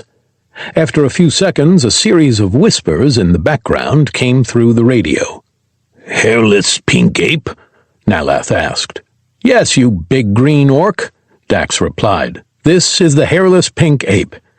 That seems insulting, Sandrina whispered. A series of cheers erupted from the background. A message beeped on the Junkyard's radar. Get down here. Star Tribe have been wondering when you'd come back. Of course, we're on our way down, Nalath. Is Dahlia with you? Nalath asked. Dax looked back at her. She slowly rose to her feet, still stunned in silence. That she is, Dax replied, still speaking in the Dalno language. She's just a little bit stunned at the moment. Are you two still battle-bonded? Yes, we are, Nalath. See you in a few minutes, Dax said before shutting off the radio. Battle-bonded? I've heard that phrase several times. What does that mean? Sandrina asked. Dax defeated Dahlia in hand-to-hand combat when we first met them, Kane explained. I find that hard to believe. He's so small, Sandrina replied. I mean, just look at him compared to her. He's like a child. So small, it's almost comical. Like a... Okay, Dax interrupted. We get it. He did defeat her. Now they're married, Mark called back while entering the atmosphere. We're not married, Dax countered. Maybe not in human society, but we are in Dalno, Dahlia chimed in. Told you so, Mark shouted. If you think him defeating her due to his size is hard to wrap your mind around, think about when they lie together in the biblical sense, and Mark caught Dax giving him the universal sign for death, a single finger sliding slowly across his throat. Orange flames that enveloped the junkyard faded once they entered the atmosphere. Mark lined up their approach with the ping Nalath sent them. They punched through a fluffy white cloud. Dax kept a close eye on Dahlia. Disbelief at the sight of her homeworld still overtook her features while they flew toward the sprawling jungle below. Dahlia, are you okay? Dax asked, moving toward her. This is my world? She asked. She placed a heavy hand on his shoulder while leaning over Mark's chair. Mark flew over twisting trees that stretched almost 100 feet into the air, with bases large enough to carve a village from. He pulled up, flying over a hill before bringing the junkyard to a hover. Below them sat a quarry, reworked to store logs, supplies, and rudimentary transportation. The far wall was missing, turning to a solid stone road that led up a larger mound, topped with the Dalno protective dome. No way that thing moved, Mark scoffed. I don't remember seeing any other quarries last time we were here, Dax replied. He pointed to a delegation of Dalno wearing robes led by the gray-bearded Malkoth. Let's set her down and see what they're up to, Dax said. Mark flew over to the center of the quarry where a large opening was left for them. Dust kicked up around the junkyard, completely enveloping them. A tremor shook through the vessel once it hit the ground. A piece of siding fell to the grated floor. Mark powered down the engines while Dax made his way to his armor pod. At least only one thing fell off this time, Kane said, retrieving the panel. Dax opened the pod, grabbed the knife Dahlia had given him, and fastened it to his hip. He grabbed the plasma pistol from his armor and tucked it into the side holster in his jacket. He turned to see Dahlia nervously pulling up her braids and loose hair to keep it out of her face. Sandrina opened the external door, sending a wall of dust surging into the vessel. Kane and Mark started to cough, while Sandrina covered her nose and mouth. Dax made his way over to Dahlia, ignoring the tickle that plagued his throat. You couldn't have waited 2 minutes to let the dust settle first? Mark asked between hacks. I didn't realize this would bother you so much, Sandrina replied. Is it all the litter box dust that makes you immune? Mark asked. Mark, Kane scolded. Am I wrong? Yes, you very much are, Dax replied. He moved in front of Dahlia and looked up at her. A wide smile spread across her face. Your people seem to not just be alive, but thriving, he said. They do appear to be, she said. The Dalno still live. Dax motioned to the door. You get first honors. Dahlia moved past him. She made her way to the door as the dust started to settle. Reaching the edge, she looked out before jumping from the ship. Getting his coughing under control, Kane motioned for Dax to follow. Dax jogged to the door and hopped out of the ship. He landed a few feet behind Dahlia before catching up to her. While everything settled, Kane, Mark, and Sandrina joined them on the ground. Malkoth, Nalath, and 5 other Dalno approached. Dahlia look well, Malkoth said in English, as does Battle Bonded. He has learned our language, Dahlia replied in English. And she has gotten much better at ours, Dax added in Dalno. Nalath approached Dahlia. He gave her the customary Dalno greeting of flashing his tusks, and she did the same. He turned his attention back to Dax. "Pink one still worthy of being battle-bonded?" he asked in broken English. Dax took several steps forward and offered Nalath his hand. The Dalno accepted the shake. Dax gave Nalath a friendly smile while squeezing Nalath's hand tightly. He felt the bones shift harmlessly in his contemporary's hand while a look of discomfort spread across Nalath's face. "I've never been stronger," Dax replied. He released Nalath, who rubbed his palm while nodding in approval. "Good. Hairless pink ape need to be strong for Star Tribe," Nalath said, looking at the leather around his neck. "You still have totems?" Dax pulled the piercings he'd ripped from Nalath's ears from behind his shirt before lowering them again. "Good," Nalath added. "If Nalath lose fight, who beat Nalath must never lose." "You and I are a lot alike. If I lose, it'd better be to the best and no one else." Nalath closed the distance between himself and Dax. He wrapped his massive arms around him while lifting him off the ground. The hulk of a man squeezed the air out of his lungs while bouncing up and down with joy. "Nalath happy to see you." Dax wriggled his arm free and returned the Dalno's hug. "I'm happy to see you, too," he replied. Nalath sat Dax back down while Malkoth approached, his hands crossed over in front of him. "How are our people?" Dahlia asked in Dalno. The dust cloud completely settled, revealing the quarry. The Dalno children at play were older than during their last visit. Unlike last time, Dax's heart warmed, noticing several women with bulging stomachs and a few holding babies. "We thrive," Malkoth replied. "Much jiggy-jiggy in bedroom between those who battle-bonded. Come, I show you new home." 9. Rebuilt. Dax followed closely next to Dahlia while they walked along the stone path toward the dome city. The lump at the back of his throat spasmed, causing him to cough. The dust he inhaled after their landing spewed from his mouth. Kane stopped and looked at him with a puzzled expression on his face. "You good?" "I think so," Dax replied. "What was that?" Mark asked. "Not really sure." A massive cart, pulled by large hairy beasts with humped backs and a horn on their noses, carried stone from the quarry past the delegation, drawing everyone's attention from his cough. He kept an eye on the Dalno. Her jaw lay slack and wonder held her silent. "Things seem to have sprouted up quickly," Dax said while looking at one of the massive trees. "Seeds stored in Ark modified by former chieftains to mature quickly," Malkoth explained. "Allow 100 years of growth in 2. "Didn't that cause a massive drain on what little nutrients were in your soil?" Sandrina asked. Malkoth looked at Dax, his brow furrowed. With Dahlia stunned in silence, he translated. "She understand us?" Malkoth asked.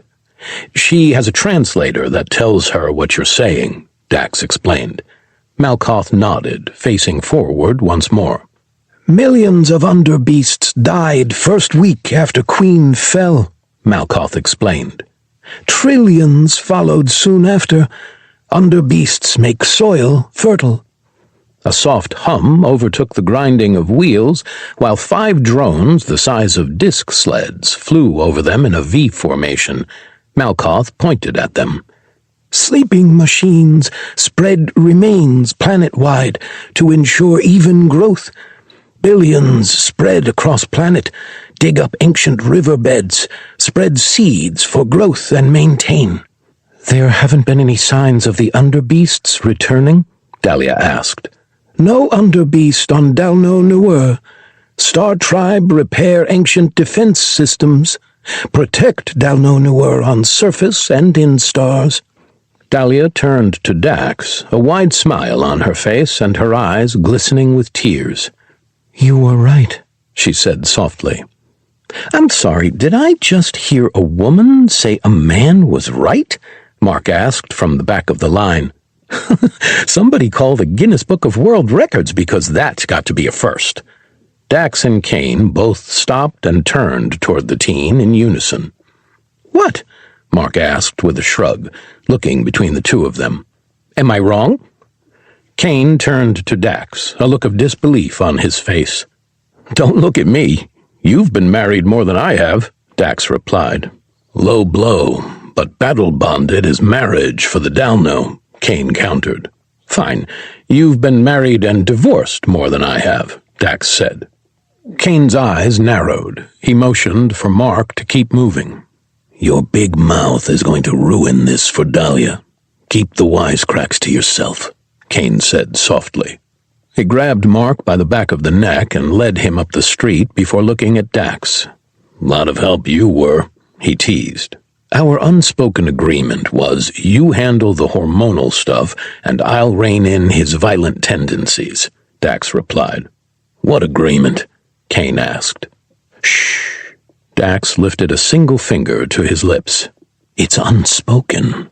Dax turned and caught back up to Dahlia. They moved up the wide, winding road toward the dome city that sat above everything like a mounted jewel. The gates opened to the group, revealing a city of polished white stone. The layout was identical to when they'd visited the first time, except the small stream was replaced by a decent-sized river that cut the city in half. Small trees, bushes, and flowers dotted the marble city with an intelligence behind it. In the lowest point visible to everyone stood a large statue covered in damaged armor. Dahlia pushed through the delegation. Dax followed close behind with the rest of his team. As they reached the statue, the suit of armor started to look familiar. Once directly below it, he recognized the fierce eyes of Sal T. His visage stood with a foot on the head of an underbeast. The armor was dented, sporting the hole that caused his fatal injury, while polished so finely that it reflected sunlight like a beacon. Dahlia knelt in front of the statue and placed her hand on its base, tracing the inscription. What's it say? Kane asked in a whisper. Here lies Sal T, chieftain of the Star Tribe, vanquisher of the underbeast and father to all, Dax replied. Chieftain? Sandrina asked. That's Dahlia's father. He did what any good leader would do and sacrificed himself to kill a fully grown queen so we could survive, Mark replied. I don't think we would have been successful without him. He was a good man. At the very least, Dax and I wouldn't be here without him, Kane added. Dax approached the statue and placed a hand on the nearly 10-foot-tall carving. Your daughter has lived up to your example, he said softly. Dahlia removed her axe from her back and placed it at the feet of her father before standing back up. She turned toward Malkoth. Did you give him to the World Mother? She asked in Dalno. We did. It took time, but we found him and honored him in the way of our ancestors, Malkoth replied in their native tongue. His statue is on the exact spot that we found him, Nalath said. We were able to move our protective barrier here and rebuild our city in the way of our ancestors. It has been renamed Sal T. Come, you must be weary. Let us bestow on you the World Mother's blessing, Malkoth said. He motioned to the temple, rebuilt with stone and carved with the intricate history of the Dalno and humanity. World Mother's blessing? Sandrina asked. Think of it like a spa, Mark replied. You're in for a treat. Mark moved to the front of the group. They were led toward the temple. Dax stayed behind while Dahlia stood in silence, looking up at her father. He waited for several minutes before making his way back to her side. Are you okay? He asked. I never got to say a proper goodbye to him, she said softly. You can now. I thought I had, but it doesn't feel like enough, she replied. It never does. All we can do is live a life they'd be proud of. Dahlia turned toward Dax, wiping her eyes. I've left my people. How could he be? Dahlia asked. Dax looked around at the serenity of the Dalno. He took her hand reassuringly in his own. You have saved at least 2 different races, put an end to an underbeast threat on 1 full world, and gathered samples that may allow us to develop a weapon to eradicate them from every other one they've been dropped on, Dax replied. You may not have been here for the Dalno, who seem to be doing fine, but you have already been instrumental in permanently changing the course of this galaxy. If he were here, he'd tell you he was proud." She let out a sniff and gave a slight nod. "Thank you," she whispered. "If you don't mind, I'd like to spend some time alone with my father." "Of course. If you need me, I'll be in the temple." Dahlia gave his hand a gentle squeeze before letting it go. She positioned herself in front of Saltee's statue, sat down, and crossed her legs. Dax watched her for a few moments. His heart ached for her, but he pulled himself away. Dax approached the temple. Sandrina inspected the outer walls and the intricate carvings that showed the history between the Dalno and humanity. She pointed at the far end, her face lighting up. "Is that you guys?" she asked. "Yep," Dax replied. They got Mark's nose wrong," she said. Mark's eyes widened. He rushed to the mural.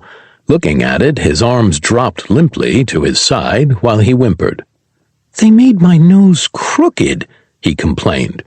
"It hardly looks like me now, and it's too long. Why did they Pinocchio me?" "I'm sure if you annoy Kane enough, he'd be more than happy to get your nose to match the mural," Dax teased. "And if you tell a few lies, who knows?" Mark let out a sarcastic laugh before sticking his tongue out.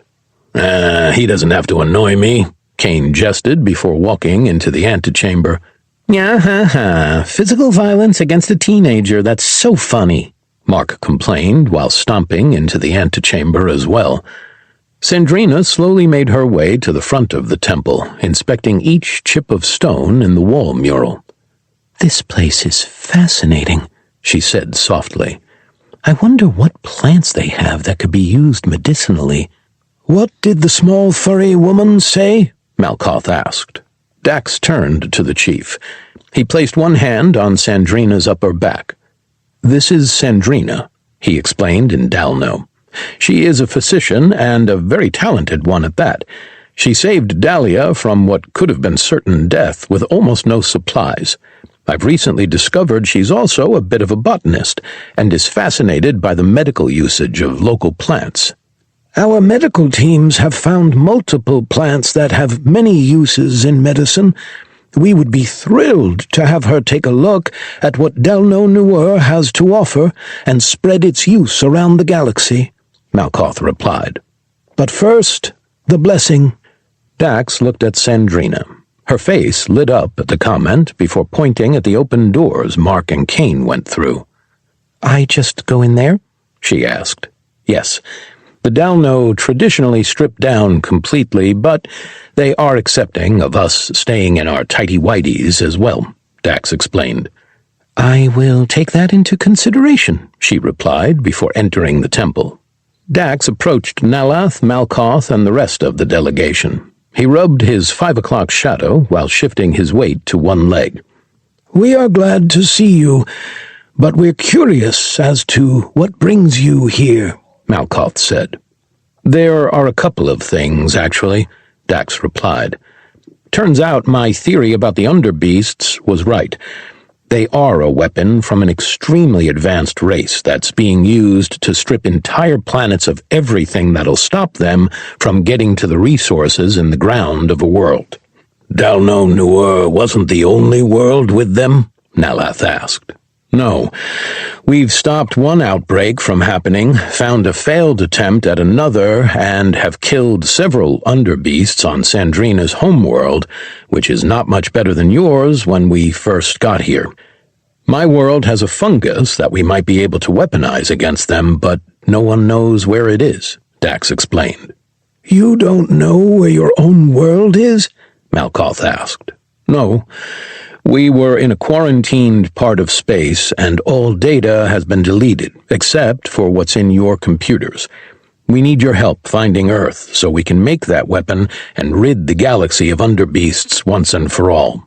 "Of course, we will have that information available to you as soon as we can," Malkoth replied. "What are the other things we can do for you?" In our ship, outside of the pods, are several small suits of armor. Can your smiths rework them to fit Dahlia?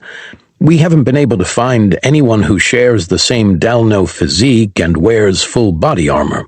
We'll get on that right away, Nalath said. And there's also a pelt from a large animal near the suits. You can't miss it. Can you integrate that into her armor somehow? Nalath nodded and clicked his tongue. 4 of the delegates broke away and followed him back toward the quarry. Once they were out of earshot, Dax leaned toward Malkoth. "Between you and me, how are things really going here?" Dax asked with a whisper. "Usually when things look this good, something bad is hidden just under the surface." Malkoth huffed and flashed his tusks. "Things have never been better for the Dalno. Our numbers are set to double in the next 2 years. Our ancient technology has hidden us from many passing ships, and those that were able to locate us and did not break away and showed aggression were easily dealt with," Malkoth explained. "Our technology is far behind what we have seen, but with the sharing of our ancient data, it's only a matter of time before the Dalno have returned to their former glory." 10. Blessing. Dax entered the inner chamber in his SpongeBob underwear. The priests and priestesses were already tending to Mark and Kane. He looked around the pool for Sandrina, but she was nowhere to be seen. As he climbed in, a priestess moved in behind him and started to tend to his shoulders and neck. "Where's Sandrina?" Dax asked. "Corner," Mark and Kane said in unison. They both pointed to the corner behind him. He turned to see her pressed into the wall, her eyes wide while her pupils were little more than slits. The fur around her body puffed, making her look twice as large, while appearing like her undergarments were cutting into her. "Sandrina, you okay?" Dax asked. "You didn't say the blessing was water," she hissed. "Oh, that makes sense," Mark muttered. "You don't have to get into the water if you don't want to," Kane explained. "That's only half of the blessing." "And what's the other half?" she asked. "Are you going to waterboard me?"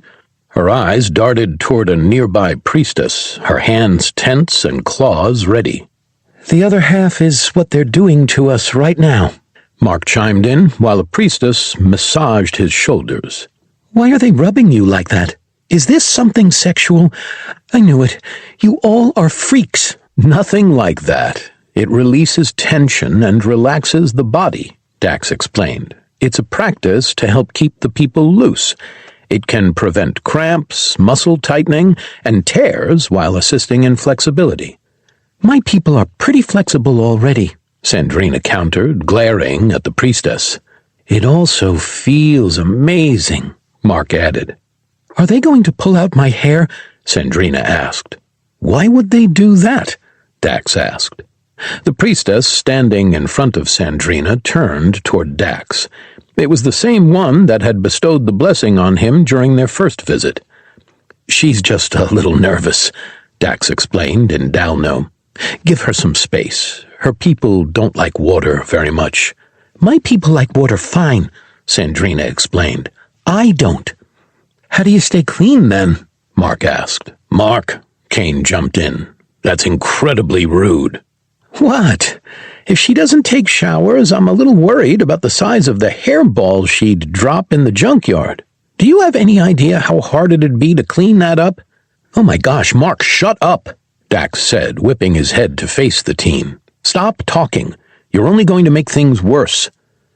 Mark leaned forward, his head bowed, eyes closed and smile on his face, while the priestess worked on his upper back. "Are you even paying attention?" Dax asked. "I'm good," Mark replied. With an exaggerated sigh, he turned back to Sandrina and leaned on the edge of the pool. "You're not going to offend them if you opt not to take part in this. If you're uncomfortable, you may stay or leave. It's up to you." Sandrina looked from the priestess back to the water, then to Dax. She let out a low growl before plopping to the ground and crossing her legs. "I'm not getting into the water," she muttered. "You've lost your ever-loving mind if you think I'm getting into that water." The priestess looked at Dax. He translated for her, explaining that Sandrina's species was uncomfortable with the idea of getting wet. She moved in front of Sandrina and opened her box, revealing a series of oils and sacks that weren't present the last time they were here. "What are those?" Dax asked the Dalno tending to him. He turned back around to let the priestess continue her work. "We have found that many of the flowers have pollen that has anti-inflammatory properties," the priest replied. "There are others that act as muscle relaxers once inhaled. They are very effective." "That's interesting," Dax mused. "Would you like to try one of the powders?" "I appreciate it, but I think I'll pass," Dax replied. "I want to try some," Mark called out. "How does this work? We snort it, right?"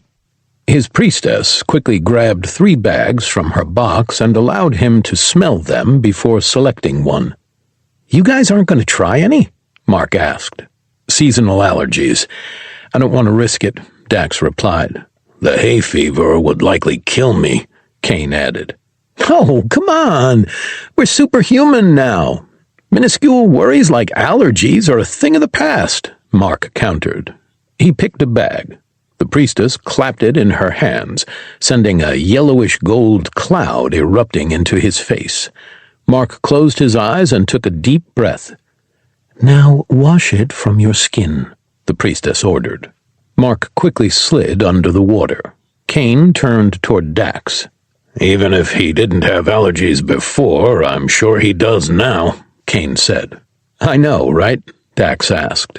Mark erupted from the water. He took a deep breath, exhaled, and gave Dax a smile.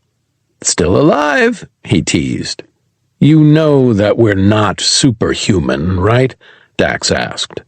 "Our genetic potential has been unlocked. That doesn't mean we still can't have reactions to things, especially when you breathe in that much. You've breathed in stuff and seemed to hack it right out. I think I'll be fine," Mark scoffed. "Because Heneva did something to me he didn't have a chance to do to you," Dax countered. "Just be careful. We still don't know the extent of our alterations." "Hit me again," Mark said, glaring at Dax in defiance. Dax remained quiet. Mark forcefully cleared his throat. "Are you going to translate?" Mark asked. "I'm not going to tell her to hit you again," Dax countered. "Yes, you are," Mark snarled. "Just do it. If he wants to learn the hard way, let him." Kane chimed in with his eyes closed, enjoying his massage. Dax let out a defeated sigh and shrugged. "Do it again," he relented. The priestess clapped the bag once more. Mark took a deep breath of the pollen before sliding under the surface. That feels nice," Sandrina purred. Dax glanced over his shoulder to see her stretched out on her stomach, the powder covering her fur while her assigned priestess started to work on her. "You went for it?" Dax asked in surprise. "I figured it's not a bad idea to try something new," Sandrina replied. "Besides, my people do use dust to kill pests that get into our fur. Who knows what benefits this powder could have?" She let out a small sneeze. A golden cloud of pollen erupted off her before slowly settling down on and around her. "You good?" Kane asked, his eyes still closed. "Just a little nose tickle," Sandrina replied. "I'm good." "All right," Kane said. He tilted his head to one side, giving the priest better access to the side of his neck. Mark emerged from the water before continuing his usual cycle. "Dax, I've been curious. What are the child of a chief's duties to a tribe?" Kane asked. "Why do you think I would know?" Dax asked.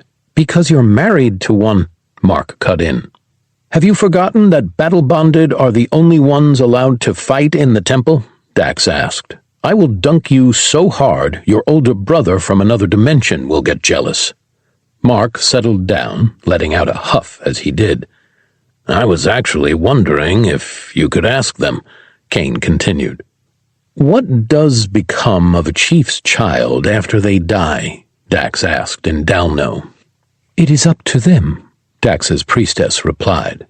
If they expressed interest and were trained, they can be eligible to take the chieftain position. If they have not, like Dahlia, they may continue to live their life as they see fit. There's no requirement of leadership duties? They don't have to follow their parent as leader? Why would they do that? A priestess asked.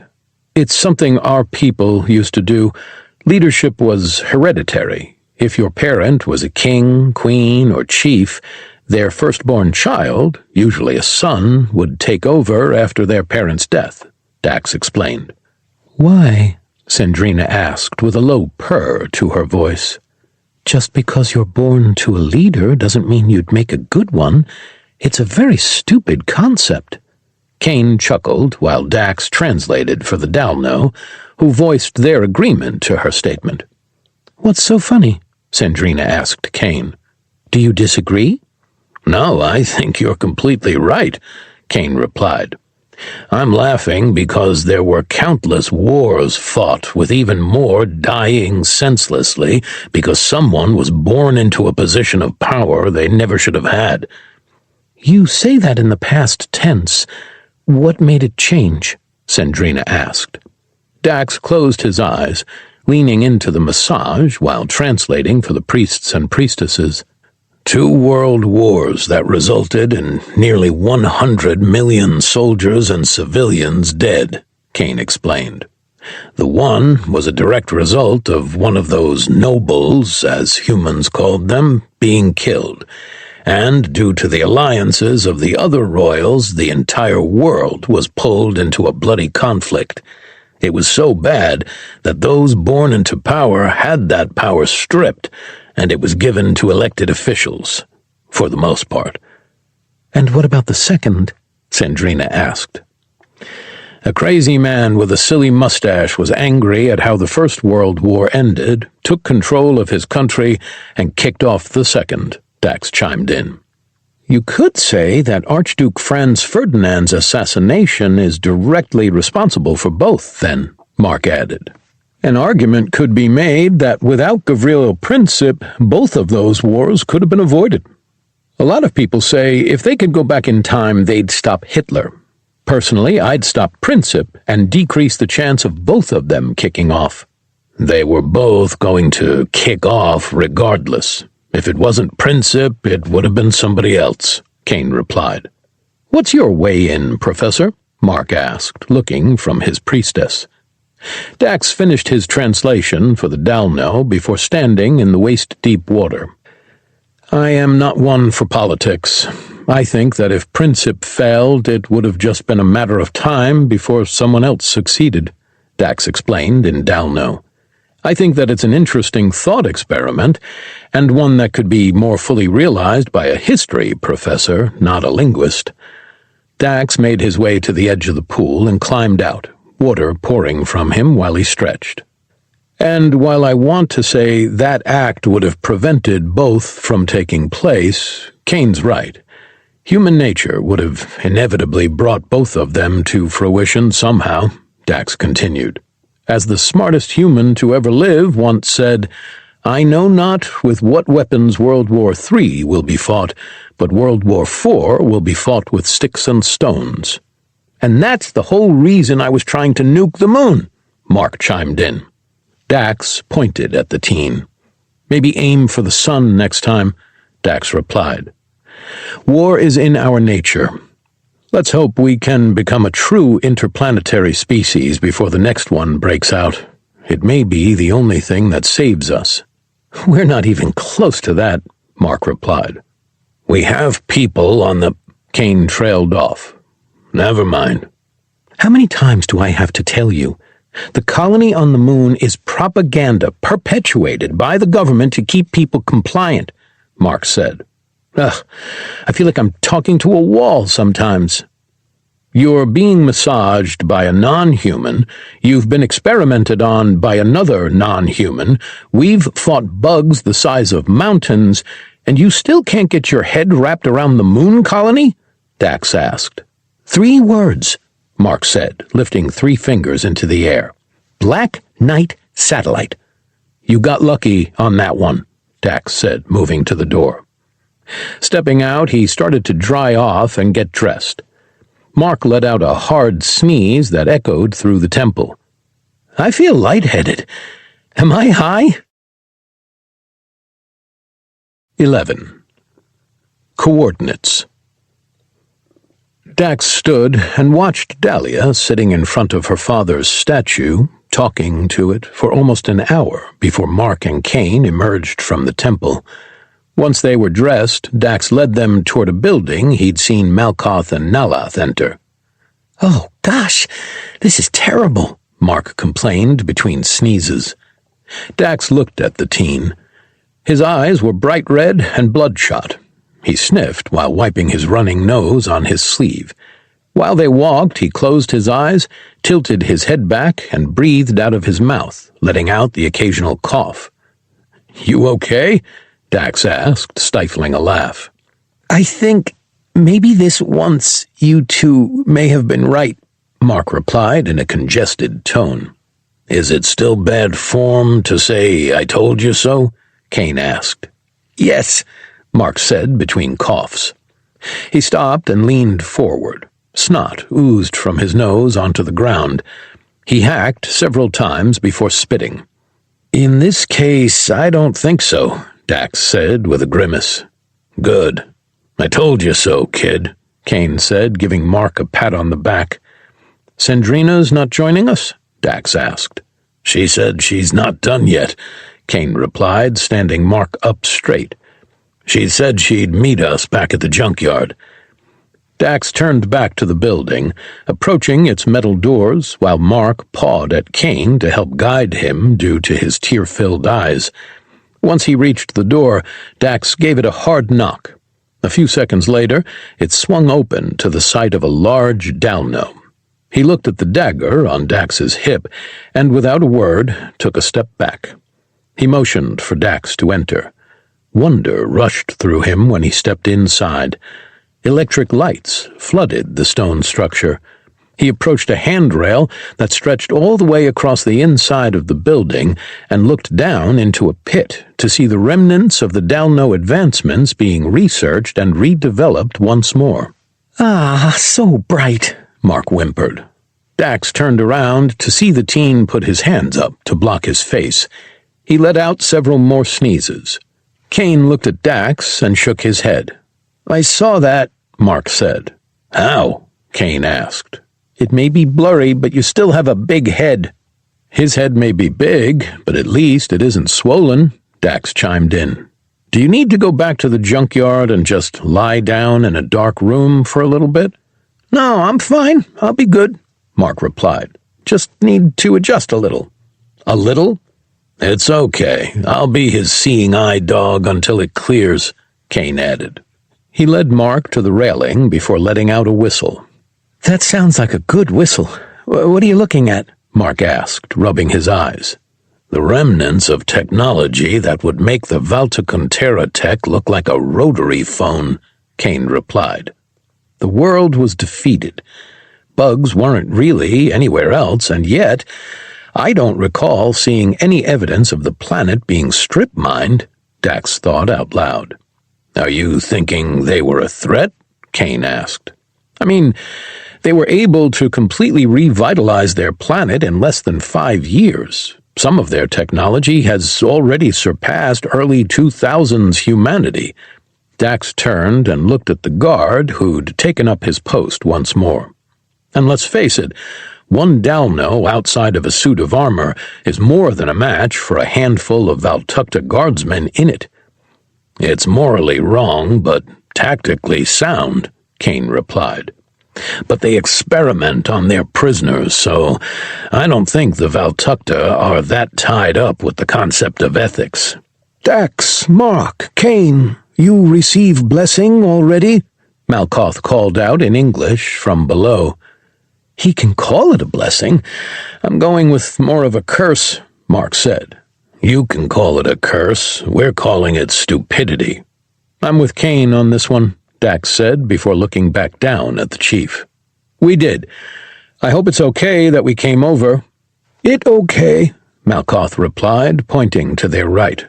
Stairs that way. Join us. Dax turned to the wall. Approaching it, he chuckled to himself when the illusion broke. What appeared to be solid had a hallway with a steep stairwell going down. Good lighting, he said to himself while descending the steps. Can you see the stairs? Kane asked. Yes, I can see the stairs. They're just really blurry is all, Mark replied, annoyance in his tone. A thud caused Dax to stop halfway down and turn around. Kane held the wall with one hand, while the other was wrapped tightly around a horizontal mark. He pulled the teen back to his feet. Mark cleared his throat and let off a nervous smile. I may or may not need a little help down the steps, he confessed. Well, which is it, may or may not? Kane teased. He's not going to help you until you confess, Dax added. I need help down the steps, Mark mumbled. Wasn't that hard now, was it? Dax teased. While still looking back, he stepped forward, missing a step. His stomach dropped, and a bolt of panic gripped him while he pushed both arms out, pinning them against the stone wall, catching himself. You too? Kane asked. They don't have a handrail, Dax replied. That's a clear violation of OSHA regulations. Did Dax fall? Mark asked. No.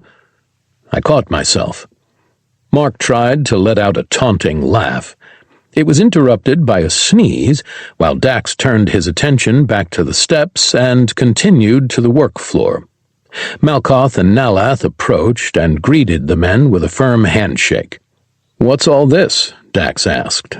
This what in Chieftain Archive, Malkoth replied. This history of Dalno. We build back to former glory. Do you have any ships? Kane asked. The Junkyard has a bad habit of falling apart on us. And getting blown up, Mark added. We not master spaceship yet. We able to build Junkyard because we have pieces to build Junkyard, Malkoth explained. Technology we have is scavenged from remains of old city. How long until you've got a working prototype? Dax asked. We have working prototype, Nalath replied. It too small to fit 2 people in, though. Maybe 2 hairless pink apes, but 1 Dalno.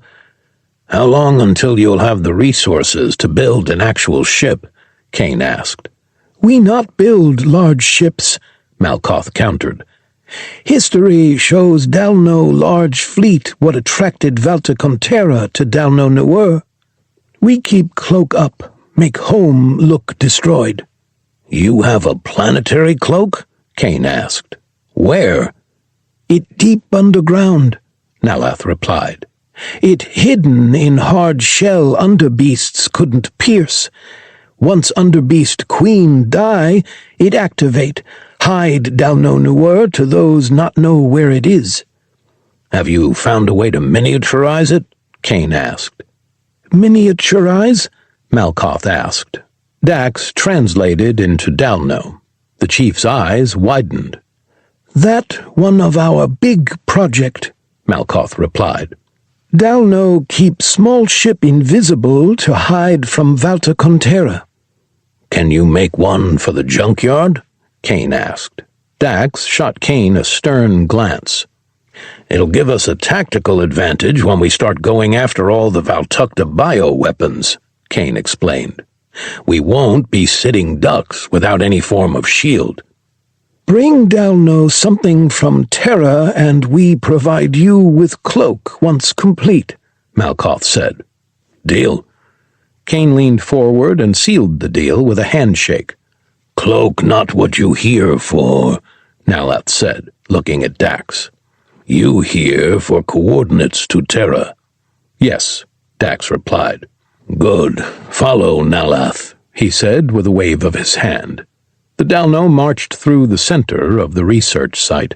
Dozens of Dalno worked tirelessly on designing weapons, armor, and technology, the likes of which Dax had never seen. One of the scientists held what looked like a small fishnet. He gently placed it over a metal cube before touching a screen. Light shimmered around the cube. Within seconds, the net and what was underneath was invisible to the naked eye.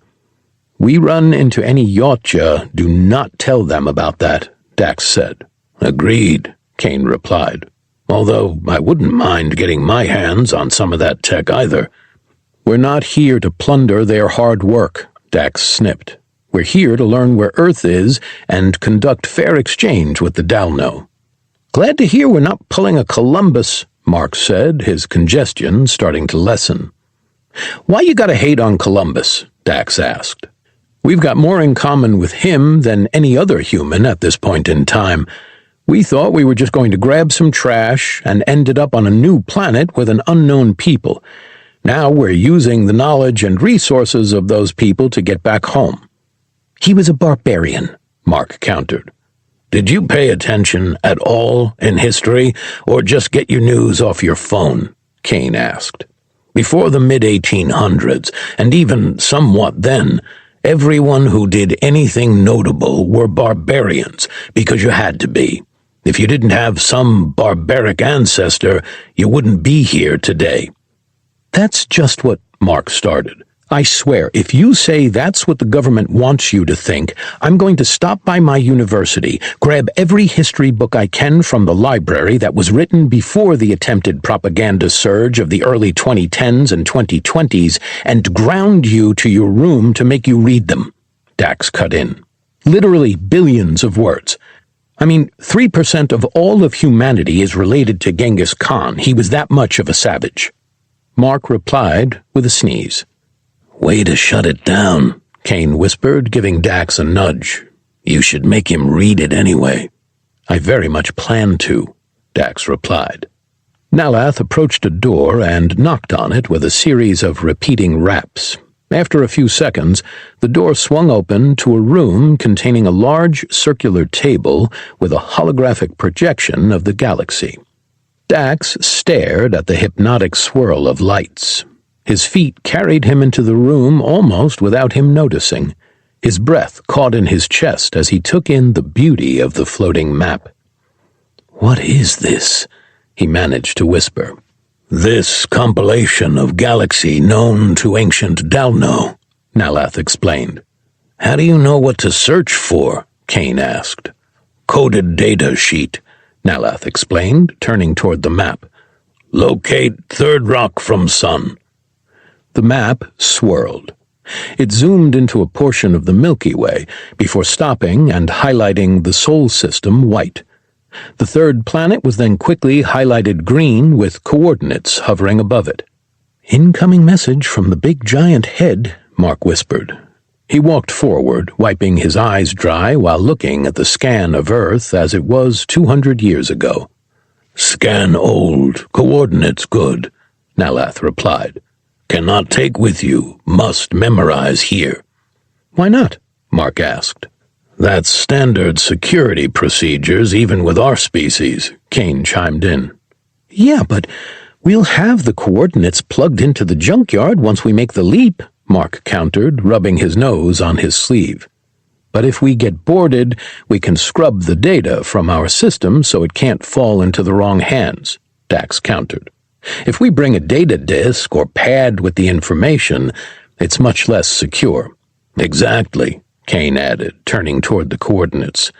"Can you break it up into 3 sections?" "Why, so if one of us gets captured, we can't give up the entire location?" Mark asked sarcastically. "Exactly," Kane replied. "How do we choose who gets what piece?" Mark asked. "Kane's Ogre 1, he gets the first piece. I'm Ogre 2, I'll get the second." "Shouldn't we have Dahlia get the third, then, since she's Ogre 3? Kane asked. "I'm Ogre 3, Mark exclaimed. Dax and Kane stifled a laugh while Nalath split the coordinates into 3 pieces. 12. Homeward Bound. Mark blew his nose while climbing into the junkyard. Sandrina and Kane conducted a walk-around, side by side, to inspect the ship's externals. Dahlia stood silently next to Dax, while Malkoth and Nalath looked at the new welds that had been added since they'd helped rebuild the craft. "You find trouble?" Malkoth asked. "Trouble found us," Dax replied. "Battle-bonded crashed a small enemy transport into one of their larger ships to allow us to escape," Dahlia replied. "Nalath expect nothing less of hairless pink ape," Nalath scoffed. "It was pretty crazy. I think you would have had fun with it, though," Dax replied. "Thank you both so much for your help. Once we create the weapon to kill the underbeasts, we'll bring you a sample. In case they ever come back, you have a quick, easy way to deal with them and keep your people safe." Dax shook the hands of both men before climbing into the ship. Dahlia stayed behind to speak with her chief and the chief in training. Dax looked around the main deck while Mark climbed into his seat. "I thought we had the Dalno Smiths make Dahlia a suit," Dax said. "They're working on it. It's only been a couple of hours. They're not magicians," Mark replied, bringing some of the systems to life. "We'll just have to make a pit stop back here after we're done giving the old homeworld a visit." "I guess we will," Dax replied. Dahlia climbed onto the ship, weaponless and with a somber expression on her face. "Where's the axe?" Mark asked. "I honor my father by giving it to him to fight with in the afterlife," Dahlia replied, looking at Dax. "I will be in my quarters." She walked past Dax, placing a hand on his shoulder as she did. It felt heavier than usual. He reached up and touched her hand before it slid from him, and she proceeded to the crew quarters. Dax watched her disappear around the bend before making his way next to Mark. "Her people are thriving. I wonder why the long face?" Mark asked. She missed her father's funeral. "That would be tough for anyone to have to cope with," Dax said. "Everything's looking good," Kane called out, climbing into the ship. He leaned over and grabbed Sandrina's hand, pulling her up. "Can we get a ladder for this ship?" she asked. "The constant jumping in and out is hurting my knees." "You want us to add something else to her that'll just break off the second we hit any kind of turbulence?" Mark scoffed. Kane grabbed the door, shut it, and locked it. The translator hummed with a series of zeros and ones. "She says it's not freaking sealed," Mark called out, but she used a different word. Kane unlocked the door and slammed it harder the second time. Another series of binary rang out. "She says we're good," Mark translated. "How have we not died yet?" Sandrina asked. "That is a question I ask myself on a daily basis," Kane replied. The Dalno below moved away from the junkyard. Her engines roared to life while Mark initiated the takeoff sequence. As they turned toward the sky, artificial gravity kicked in, holding them in place as they rocketed into space. Dax clenched his stomach. The pull of gravity, both vertically and horizontally, from the planet and ship, turned his gut. He took several deep breaths while looking at Kane. "You want to come put your portion of the coordinates into the computer?" Dax asked. Kane made his way to the viewport. He put in the first third of the coordinates. Once he stepped aside, Dax put in his portion. Both men stepped back to give Mark time to put his in as well. Once the sky turned black and they were out of Dalno Nuer's gravitational pull, he turned and plugged in his third. Once submitting it to the ship's AI, a soft buzz rang through the system. Another series of ones and zeros played through the translators. Dax watched closely, fighting back the building concern that tried to overtake them, while Mark turned his full attention to the navigation computer. "Everything okay?" Dax asked. "Yeah, we just don't have a straight shot to Earth," Mark replied. "There's an anomaly just outside the solar system that it looks like we're going to have to go around." "What is it?" Kane asked. Mark looked at the screen and shrugged. "I don't know. Computer just says an anomaly," Mark replied. Dax inched his way to see the readings. He couldn't make heads or tails of it. Is it an asteroid, comet, rogue planet, maybe a piece of space debris? Kane continued to probe. I told you I don't know. The system literally says the word anomaly, and the readings don't add up. Kane gave an exasperated sigh before crossing his arms and looking at Dax. Dax, what kind of an anomaly are we looking at? First of all, we're saying that word so much I feel like it's about to lose all meaning. And second, I don't know either. Not even the AI knows. If you want to come over here and take a look, you can, but demanding answers isn't going to get you any, Dax replied. Yeah, this isn't the military. We're space explorers, Mark countered. Dax grimaced at the comment, taking a step back. Why do you try to get under his skin? Dax asked. It's fun, Mark replied with a shrug. Everyone needs a hobby. Kane approached the computer and inspected the readings. He clenched his jaw while tapping the edge of the screen, looking over the data. After a few minutes, he tapped on it to add a stop a few hundred miles away from the reading before changing course to move around it. I want to know what that is, Kane said. Call me when we've reached it. Mark grabbed the leap drive control and pushed it forward. The area in front of them shifted blue while space warped around them, accelerating them past the speed of light. Dax turned to Sandrina, who walked very slowly and carefully toward her room. Her arms were extended out, and her eyes locked on the ground in front of her. Are any of these floor pieces loose? She asked. I don't think so. Why? Dax replied. Can you walk in front of me to make sure? Confounded, he moved in front of the physician and walked in front of her to her room. He opened the door. She motioned him in. I need you to walk all the way to the end, to the plant you brought from Bastet. Sure thing. Dax strode across her room. One of the floor grates wobbled slightly underfoot. He paused and pointed at it while checking the secure grate directly to its left. That one's loose. Thank you, Sandrina replied, walking around it. This is a little trickier than I thought. Did you not wash the pollen off? Dax asked. That would have required me to get into the water. She inched past Dax and approached her plant. She quickly shook her head and hands, sending a small golden cloud of pollen in all directions. It rained down on her bed, floor, and plant. You're trying to make a hybrid? If the plant the pollen is taken from actually does have properties that can help with relaxation, they can likely also be used to help with healing, Sandrina said, shaking the rest of the pollen off. The only thing that's going to do in this ship in the near future is likely finish off Mark, Dax said, glancing at the floor. Poor guy's barely hanging on as is. Several more sneezes echoed through the ship. Sandrina moved to her bed and sat down. I'm sure he won't notice. Here's hoping, Dax said, stepping out of the room. He returned to the main deck and looked at the readings while Mark put the ship on autopilot. How long for this leap? Dax asked. Estimated 3 days. Our first leap from Earth to Dalno-Nuur was a matter of minutes. Yes, but it was in a ship that didn't lose a bolt every time a crew member sneezed, Mark replied, pointing at himself. And the drive was a lot more advanced than what we have.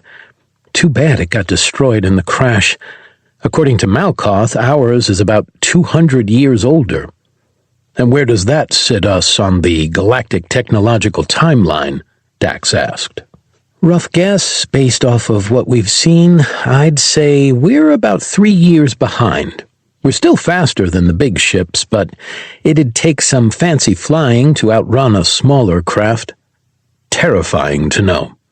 I'm getting pretty good. I think I can take most comers, Mark replied. And please tell Sandrina that if that pollen she brought on board kills me, I'm going to haunt this ship, and you are all going to have a full Event Horizon experience. I will be sure to do that, Dax said. He watched Mark make his way to his quarters. He held his breath, closed his eyes, and covered his nose and mouth while walking past Sandrina's room. Dax slid into the pilot chair. It was hard. Pieces of bent metal dug into his hips and back when he fully surrendered to the seat. He watched the spiraling blue in front of them for a while, adjusting himself every so often from the pain of the seat. Heavy footfalls caught his attention. He looked back to see Dahlia making her way to the kitchen. "Hey!" he called out. She jumped, startled at his word. Seeing it was him, her body relaxed. She forced a smile and waved. "Hey," she replied. Dax got out of the chair and took a few steps toward her. "Are you okay?" "I missed my father's return to the world, Mother," Dahlia replied. "My people have started to rebuild, I'm happy to see, but I was not a part of it. I know I shouldn't, but I still feel guilty for it. I feel like I've abandoned my people." "I know I've said it before. I'll probably say it 1,000 more times, but you are making a galaxy safe for your people. Given time, they will no longer be an endangered species because of your actions with us." "I know. It can be a heavy burden to bear," Dahlia replied. Dax looked at the kitchen, then the viewport, then back to Dahlia. "You're my battle-bonded," Dax said softly. "You don't need to carry that burden by yourself." He took a few steps toward the open chow hall and extended a hand to her. "I'm guessing you were coming over here to eat. Let me join you. I'll cook you dinner, and we can pop open one of those bottles of swill Sandrina had in her effects. Then we can talk," Dax said, waving her over. "No one should have to carry their burdens alone." He watched Dahlia take a deep breath. Her shoulders relaxed before she nodded and grabbed his hand. They walked down the steps into the lower portion of the humming ship. Dahlia released his hand and sat in the circular booth. Dax made his way to the fridge and pulled out a few pieces of the wolf bear meat they were now running low on. He moved to the stovetop and turned the element on before placing their makeshift pan on it. He placed both steaks on the metal before grabbing the bottle Sandrina gave to the crew. After the meat started to sizzle, he poured a little bit onto the pan. It burst into flames. He shuffled the contents around some until the flames died down. Once they did, he flipped the meat over before grabbing 2 harshly utilitarian cups. He filled them both up over halfway before walking one over to Dahlia and handing it to her. She took it and had a sip. "Talk to me," Dax said softly. 13. Anomaly. A violent shudder rocked Dax awake. He snapped up in Dahlia's nest. She lay still unconscious next to him. A series of 1s and 0s rang through his translator, a hint of panic in the ship's tone. He climbed out of the nest and put his boots on. "Slow down, I can't understand you," he said, making his way to Dahlia's door. "Let me get Mark." Another series of 1s and 0s countered his comment. He made his way to the door and slipped out while rolling down the sleeves of his jumpsuit. "Okay, we're going to play a game of binary here. 1 is yes, 0 is no. Got it?" Dax asked. "1," the ship replied. "Do I have time to get Mark?" 0. "Is the ship about to tear itself apart?" 1. A chill ran down Dax's spine at the reply, while another shudder rattled the ship, the engines whining like a vacuum with a clogged hose. "Does this have to do with the leap drive?" Dax asked as his eyes darted around the rusty interior. 1. In a flash, Dax rushed to the main deck. He leapt into the pilot's chair and froze, looking out of the viewport. Pure darkness, unlike anything he'd seen before, stretched across his field of view. "Computer, are we moving?" 0. "Is there a black hole anywhere in our vicinity?" Dax crossed his fingers while asking, swallowing hard at the prospect. 0, the ship replied. With a sigh of relief, Dax grabbed the leap drive controls and pulled them back. The whining stopped along with the shuddering of the craft. He looked around at the instruments. Nothing showed up on scanners. He looked back out of the viewport. The distinct lack of stars caused a pit to form in his stomach. Did something happen and we get to the anomaly faster than expected? 0. Dax nodded. He leaned forward, trying to get a view of the sides of the ship. Nothing. His foot started to tap on the grating, then he stood back up. Are we anywhere near the... What was the name? He muttered, snapping his fingers. Great Void... Ah, right, Boötes Void. Are we anywhere near the Boötes Void? 0. A tingle of fear shot through his body. Are scans picking up anything externally? 0. Crap. That means I have to do this the hard way, Dax muttered to himself. 1. Is anyone else on the ship awake? Dax moved from the seat. He made his way to the armor storage pods and opened his. While grabbing his armor and putting it on, the ship replied with a 1. Soft footsteps echoed through the hallway that led toward the engine room. Dax listened to them carefully. Sandrina? He asked, his hand moving toward his plasma pistol. No answer. He looked at the void in front of them. His heart started to race. The footsteps grew louder. Calling out for Sandrina again, he got no response. He quickly clamped his armor on, drew his pistol, and pointed it toward the hallway. Crouching, he inched his way backward while the colors of the ship's interior grew more vivid at the approaching footsteps. His finger hovered over the trigger, waiting to twitch. He called out one last time. Sandrina rounded the corner, her ears plugged by strange earmuffs. Seeing Dax with his weapon drawn, she jumped and let out a surprised shout. Dax quickly lowered his weapon. His adrenaline vanished, causing the colors to return to normal. "Why do you have earplugs in?" Dax asked. "Why are you pointing a gun at me?" Sandrina countered. "I called you 3 times. You didn't answer. Why are you wearing earplugs?" "I find it hard to sleep with the leap drive rumbling," Sandrina replied. "Why were you in the engine bay, then?" Dax asked. "I wasn't. I was in the storage room. It's warmer down there. If I have trouble sleeping, it helps." Sandrina paused and looked Dax up and down. Her brow furrowed, ear twitched, and head tilted to one side. "Why are you in your armor?" Dax pointed to the viewport. "If we're in the demon void, we're horribly off course."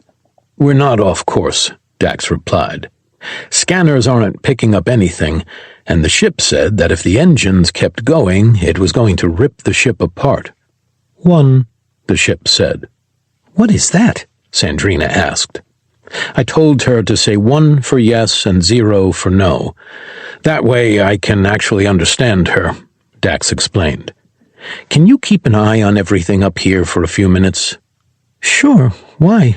Sandrina asked, a hint of confusion in her tone. "I'm going out there to see what's going on, and I don't want to leave the cockpit unattended," Dax explained. "Why not get Kane and Mark to help?" "It could be nothing, or something that I can deal with all by myself. For all I know, we could have run into a Dovan Buzzell." "A what?" Nothing, it's a Star Wars thing," Dax countered. "You good, though?" "I've got it. I'll connect comms with you, and I'm assuming keep them open?"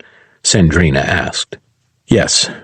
With a nod, Dax made his way to the kitchen, where they'd moved the airlock. He pulled the seat up from their booth, reached inside, and opened the internal door. Climbing in, he put the cushion back in place, shut the door, and locked it tight. "Computer, are you picking up any readings on the outside of the ship at all?" Dax asked. 0. "What's that mean?" Sandrina asked. "Well, it's the Junkyard, so it could be as simple as the sensors are malfunctioning," Dax replied. "And if it's not?" Then I'm assuming some form of massive cosmic horror has the ship and is slowly starting to eat it, Dax replied. Really? Sandrina asked, not hiding her panic well. No, I'm joking. Space debris is a thing. It was our entire job. Orbital garbage removal experts, remember? Dax teased, starting the decompression sequence. Although the chances are small, something probably just got caught on the front of the ship, blocking our viewport, so I'll just remove it. You really think so? Dax swallowed hard. The room decompressed, and his hand hovered over the external opening button. Yes, he lied. He pressed I. The external door popped open slightly before the hinges locked up. With a frustrated sigh, he pushed on the metal slab. He felt it creaking against his suit as it gave way.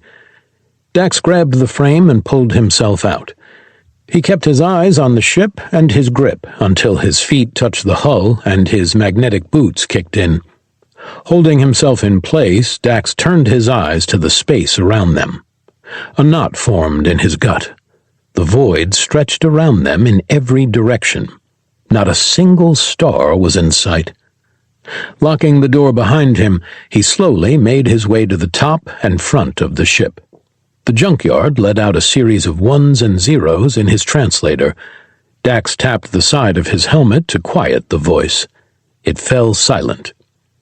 Junkyard, can you bypass potentially damaged systems to access your scanners? 0. Okay. Not what I wanted to hear, but okay. Dax pursed his lips. He approached the viewport and looked down. He could see Sandrina sitting in the chair, inspecting the displays in front of her. He let out an uncomfortable groan, while a tingle ran down his spine with the sensation something in the void was watching him. "Is there any way you can link to my suit?" Dax asked. 1, the Junkyard replied. "Okay, link to my suit and see if you can locate what's causing this void." A wheel appeared on Dax's heads-up display, accompanied by a soft hum. The hum grew louder while the wheel filled in. After a few seconds, the sound vanished and the wheel disappeared. "Something strange is going on in here," Sandrina called out. That was probably me. Sorry. I should have given you a heads up. I have the AI using my suit to extend the non-working sensors to see what we can find," Dax explained. "What are you seeing?" He looked down to see Sandrina. She tapped a display showing a strange anomaly around the ship. Dax dropped to his knees, activating his left-hand magnetic device, and tapped on the glass. Sandrina let out a hiss. She looked up at him and placed a hand on her chest. Panting wildly, her eyes were wide, pupils slits, and hair poofed out to make herself look larger.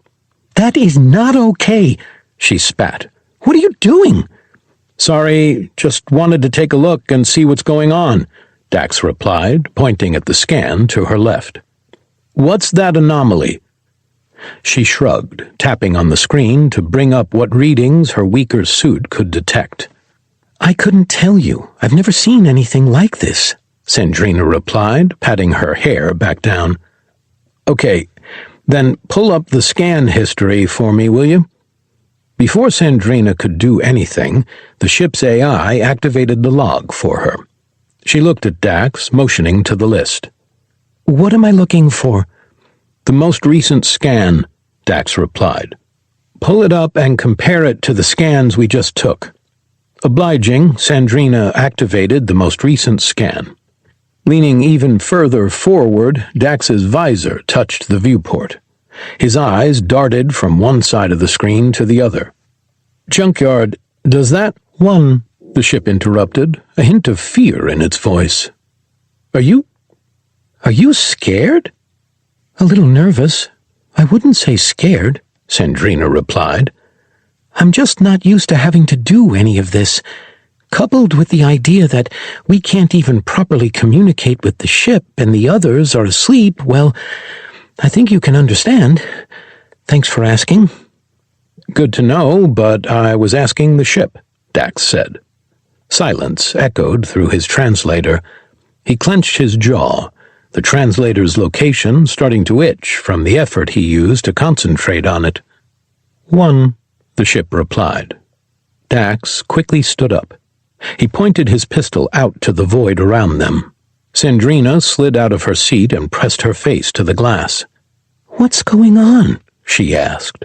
"Why is the ship scared?"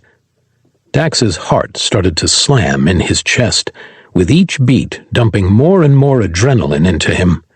The seemingly black cloud appeared to shift to tones of dark purple in waves that were synchronized with his heart. In the dark purple was a massive, truly black figure, too large and obscure for him to make out. His suit locked his lower body, keeping his legs from collapsing under him. The screech of tinnitus muted almost every other sound around him. His hands started to tremble while Sandrina's voice called out through his headphones and a warning light for unstable vitals blinked on his HUD. "Dax!" she screamed. Her voice snapped his senses back. "Dax, are you there?" I am," he staggered. "What's going on?" "Wake up Mark and Kane right now, and don't put up with anything from either of them. Tell them it's an ogre-level Shrek emergency and that I need Kane to do some slim pickings immediately," Dax said, trying to regain his composure. "What does that mean?" Sandrina asked, moving away from the viewport. "Are you in shock? You're not making any sense." "Just do it," Dax replied. "Are you at least going to tell me what's going on out there? What are we looking at?" "Whatever this thing is, matches exactly to the anomaly we were heading toward near Earth," Dax explained. Sandrina fell silent for a few seconds. Next came a horrible hacking like she was vomiting up her guts. This sound was followed by other horrific noises, similar to Mark's dry heaving. "Sandrina?" Dax asked. Dax heard her swallow hard over the radio. "Sorry, I cough up hairballs when I'm nervous. If it came to us for scanning it, that means—" "It's intelligent, and I'm guessing hungry," Dax replied. 1. 14. Leviathan. Dax stood, watching the void around their ship. Fear continued to compound within him, holding him hostage and motionless, while the purple cloud surrounding the beast grew brighter, contrasting against the gargantuan body with continent-sized arms dangling from it. After several minutes, Kane rounded the side of the ship, a plasma rifle in each hand. Mark slid into his chair below Dax, while Dahlia moved in behind him. Kane looked around at the blackness around them, while offering one of the rifles to Dax. Dax took it and shouldered the weapon, while scanning the thrumming purple cloud to better see the beast within. "What is this?" Kane asked. "It's the anomaly you wanted to look into," Dax replied. "We still had 2 days before we reached it. No way our engines improved that much." "It wasn't our engines," Dax replied through a desert-dry mouth. "I think this thing might have picked up our scanning of it and came to us." Kane chuckled in disbelief. "That's a great prank and waste of time. Mark, get the engines going again." "Mark, do not turn on the engines," Dax barked. "If you do that, the ship will tear itself apart." A series of ones and zeros pinged through the translators. "I think I'm going to listen to Dax on this one," Mark called out. "The Junkyard is agreeing with Dax." "If we can't use our engines, then fire up the main guns. Maybe enough plasma will break this nebula's hold on us." "Again, belay that order. This isn't a nebula," Dax countered. "There's something in this cloud. It's the size of a planet." "Yeah, right," Mark scoffed. The Junkyard spoke once more. Mark fell silent for a few seconds. Dax? What is that?" he asked, his tone little more than a trembling whisper. "Did it kick in?" Dax asked. "Yep, and it's staring right at me," Mark whimpered. Dax turned back around to face the front of the ship. Ahead of them, hundreds of miles, yet still towering over the ship as if it were a flea on a dog, floated a pale, skeletal face. Dozens of moon-sized eyes, blacker than night, stared directly at them. The monstrosity had no nose, but a maw of teeth the size of a Valtakuntera cruiser lined its world-ending mouth. Every nerve in Dax's body erupted with electrical surges, making him feel like he was on fire. The lump in his throat nearly cut off his ability to breathe. "What are you looking at?" Dahlia asked. "I'm not seeing anything," Kane replied. "You mean you don't feel that thing staring at us?" Mark asked, his voice cracking. "No. Maybe if you'd give us a little light," Kane said. With an aggravated sigh, he stepped next to Dax, raised his rifle, and fired. Dax's heart skipped a beat. He grabbed the rifle barrel and pushed it down toward the Junkyard's hull. The plasma round flew a few hundred yards before dissipating harmlessly. Its purple light didn't reach far enough to reveal what hid in the darkness. Dax turned back to the beast, praying the shot wasn't taken as an act of aggression. Its mouth moved, but the monster remained in place. "Kane, are you trying to get us killed?" Mark hissed. "You guys are overreacting. We're probably in that boob's void you were talking about a couple years ago," Kane countered. "Its boat is void, and we're nowhere close to that," Dax snarled, his terror shifting to survival. "Junkyard, sync Kane's suit with mine to increase your scanning capabilities." "1." Another hum reverberated through Dax's armor. The creature moved slightly at the increase in power, getting closer to the ship. "Stop!" Mark screamed. "You're attracting it!" The hum stopped. Kane looked at Dax with a look of disbelief on his face. "You guys need to stop trying to pull my leg," he warned. "What are you looking at?" Dahlia asked. "It's the anomaly that was between us and Earth," Sandrina replied. "I know that," Dahlia countered. "What I mean is, what is it?" "A leviathan," Dax replied. "That's the only name that'll describe this thing." "I second the name," Mark replied. "It's just a black cloud. Both of you man up, get the engines going, and get us back to Earth now," Kane ordered. Dax looked from Kane to Mark below him, then the bracer on his left arm. From below, he saw Mark nod in approval. "Do it," Mark called out. "Do what?" Kane asked. "Get you to see this thing the hard way." "I'm sorry," Dax replied. He activated the mine deployer and fired 2 into Kane's breastplate before arming them with a squeeze of his hand. "What are you doing?" Dahlia shouted. Kane mimicked. "I need you to put away that stalwart bravado of yours and actually let yourself feel fear," Dax snarled. "He doesn't need to feel fear. He just needs his adrenaline to get going to activate the cones and rods," Mark chimed in. As he stared at his close friend, regret filled Dax, knowing the armor could take the hit but still not wanting to blow Kane up.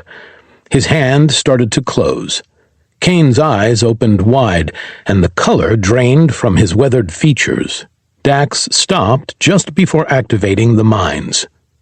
"Leviathan is right," he whispered, looking around at the cloud that enveloped them. "Sandrina, have your people ever referenced a 1,000-mile-long monster with countless legs, the eyes the size of a moon, and a mouth that can eat a planet whole?" "At least we know he's not faking it," Mark said. Dax tapped on his mines, deactivating them, before pulling them free from Kane and putting them back in his bracer. "To my knowledge, they have not," Sandrina replied. "Dahlia, any chance your people talked about it?" Dahlia continued to look out of the viewport. "We had something called the Eater. It's the enemy of the World Mother and is said to feed on the life force of anything it comes across until it's strong enough to consume the World Mother, Dahlia replied. This thing is already capable of consuming just about anything, Kane muttered. Why isn't it attacking? I taught linguistics, not xenobiology, Dax countered. Wait, you said it fed off the life force? Mark asked. Yes, Dahlia replied. What if it meant energy? Mark asked. Think about it. We scanned it, it came to us, held us in place, and fed off our leap drive and sensors. The ship links your suits, it amplifies your onboarding scanners, and that thing starts to move. What are you saying? Kane asked. How do I put it into old man? Mark muttered before snapping his fingers. Right. That thing is a bass. Our energy signature is a cricket. The more we use, the more we move. It got a taste, but I'm willing to bet it's trying to figure out if we're a meal or not. I'm giving you a point on this one, Mark, Dax said, not taking his eyes off the monstrosity. What do you suggest we do? We give it something else to focus on while shutting down almost every system the Junkyard has. A series of ones and zeros chimed in. Yes, it may cause some minor damage to you, but that's a risk I'm willing to take, Mark countered. And what would you prefer? Minor damage now, get fixed later, or permanent and severe damage by being consumed by a planet killer? The Junkyard let out a dejected reply of ones and zeros. It's going to be okay, baby. Just trust me on this one, Mark said in a lower tone before addressing the rest of the crew. Sandrina, get into your armor. Dahlia, hate to say this, but you're going to need to get into the armor pod again. It's practically my second home at this point, Dahlia said, disappearing toward the pods. Do you boys think you can hang on out there and not draw too much attention? I can, Dax said, looking at Kane. Not sure about shoot first, questions later over here. I will keep a low profile, Kane replied, looping his rifle to his back. Do these suits have a power saver mode? Dax asked. You mean like a laptop? Mark asked. No, the life support systems that stop your suit from turning into a metal tomb do not have a power saver mode. That would be irresponsible to put that in there. Bite my head off, why don't you? Dax teased, putting his rifle on his back as well. Oh, I'm sorry. What about a planet-eating-sized Leviathan makes you think I have complete control of my emotions? Mark asked, his voice cracking while he squealed. I do, Kane replied. How? Dax asked. If that thing wants to kill us, there's nothing we can do about it, so there's no reason to worry if we're going to survive an attack or not. If it's our time to die, then it's our time to die. That is so unhealthy, Dax muttered. You need help. You're scared? Kane scoffed. The spontaneous aquatic recycling system is currently in high usage, Dax replied. Things I don't need to know, Mark replied while donning his armor. How have we survived this long? Kane asked. That's a question I ask myself every day, Dahlia chimed in. Suit it up, Sandrina called out. Finishing up mine. How's the Leviathan looking? Mark asked. Dax looked up. The planetary-sized being continued to stare at them, its head starting to position itself to one side. The pit in his stomach twisted. It's judging our distance, Dax growled. What does that mean? Kane asked. It means it's about to strike, Dahlia chimed in. Our window for action is rapidly closing. I got it. Give me a second, Mark called out. Rerouting all power. A series of ones and zeros called out through the translator before slowing and down-pitching into non-existence. Inside the junkyard, several pieces of loose metal drifted toward the center of the ship. The lights started to flicker before dimming, sending the ship into the darkness that consumed them. Let's see if this works, Mark muttered. The nose of their ship pulled up while hisses of compressed air burst out from under the hull. Dax kept his eyes locked on the gargantuan space creature. Its movements weren't increased. It continued to gauge their distance from its head. "Gentlemen, if I were you, I'd close your eyes," Mark suggested. "It's about to get real bright." The Dalno cannons connected to the bottom of the ship started to pulsate.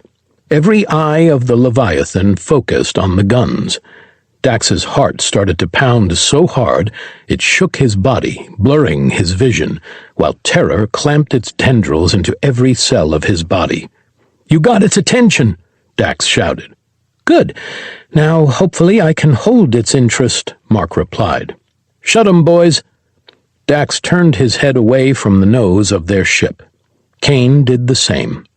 A blinding blast of blue light encompassed both men, brighter than the noonday sun. Once it faded, he looked up to see the Leviathan charge at the shots. Plasma pulsed while flying at breakneck speeds above them. Dax grabbed the metal ledge with one hand while activating the magnetic gauntlet with the other. His terror reached a boiling point, erupting in a scream while the lower, opened jaw of the monster snapped shut around the ball of energy over them. Its massive body slithered over them, vestigial arms swishing past them, narrowly missing the ship with each slithering movement of the beast. It took 3 minutes for the beast to finish its pass. Once it was gone, the Junkyard tumbled lazily through space from the Leviathan's gravitational pull. Compressed air hissed from the Junkyard's stabilizers. After some fancy footwork from Mark, their ship stopped spinning. Stars gradually blinked back into existence around them. Mark positioned the ship to face the void flying through space. "I think my SARS is full," Mark whimpered. "Mine too," Dax said. His adrenaline stopped pumping. Exhaustion overtook him. He lay limp on the hull of the ship. Kane stood up on the top of the ship and stared at the space beast.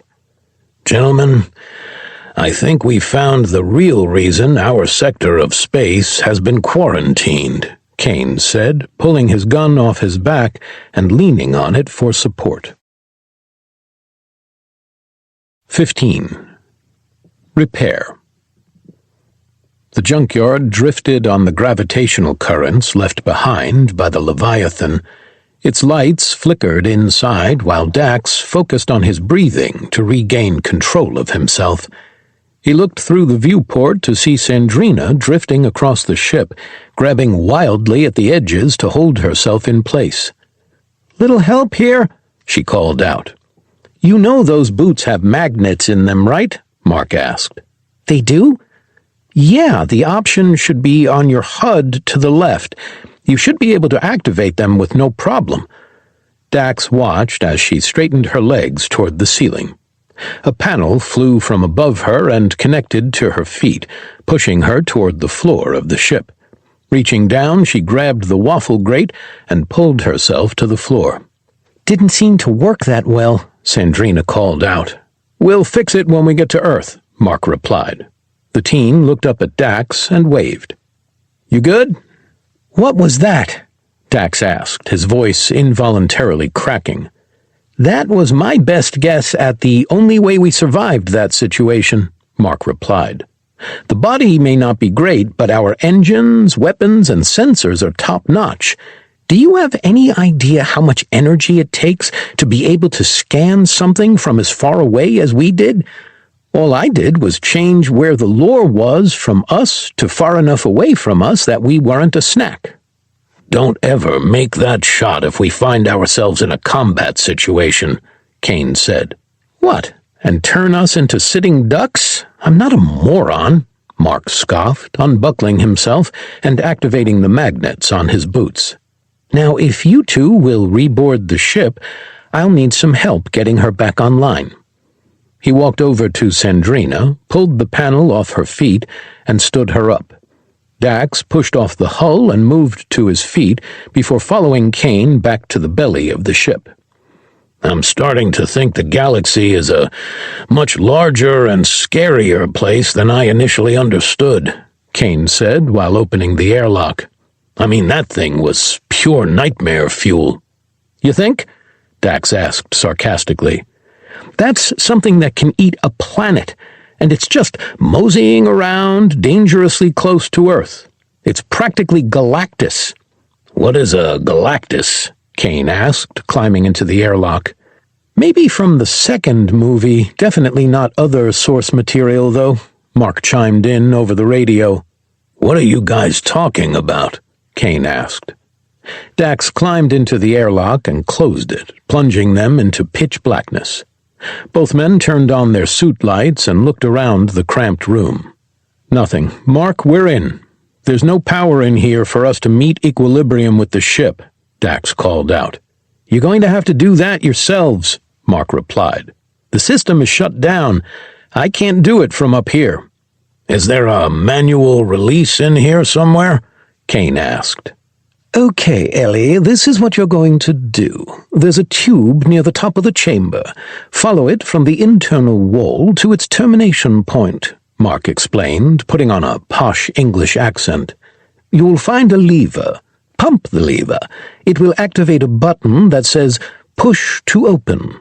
Push it. Dax looked up to see the pipe. He followed Mark's instructions, finding the lever. He grabbed it and started to pump it. Are you trying to sound like Richard Attenborough? Dax asked. A long pause hung over the radio. No, Mark eventually replied. Good, because while Nedry was the active antagonist of that movie, Hammond was straight up the bad guy. Dax pushed the lever completely down. The touchpad next to it started to glow, reading, "Push to open." No, he wasn't, Mark countered. I have to agree with Dax, Kane chimed in. Dax froze. He turned toward his grizzled crew member. What? Kane asked with a shrug. He claims to have spared no expense on the park, pays Nedry almost nothing to maintain and upkeep the electronics on said park with one other person, which is not feasible, and berated him every chance he got on Nedry's finances while making sure he wasn't compensating him not just adequately for his work, but enough to keep his loyalty, turning Nedry to commit corporate espionage just so he could actually make ends meet. And that's just the beginning of his sins. What are you guys even talking about? Sandrina asked. You get used to it eventually, Dahlia added. Much banter between the old one, the child, and my battle-bonded. I didn't see you as much of a movie buff, Dax mused. I'm not, but Jurassic Park is iconic. Now are you going to push the button? Dax touched the pad. Small apertures on the internal door opened, starting to hiss, letting air from inside the ship fill the chamber. After a few seconds, the hissing stopped. Kane grabbed the internal door and pulled it open. The seat cover for their booth floated listlessly overhead. Kane pulled himself up, followed closely by Dax, who closed the airlock behind him. Using the magnets in his boots, he moved as quickly as he could to Dahlia, clunking with every step he took. Reaching the pod, he put a hand on the glass. Are you okay in there? He asked. Dahlia put her hand up to his. Her hair drifted around her like tendrils, the lack of gravity giving her mighty form a delicate weightlessness. I'm good. It's warm and cozy, and I have 10 hours of air, she said, glancing toward the now star-filled viewport. Are you okay? Out there seemed rather terrifying. Only a little bit, Dax countered.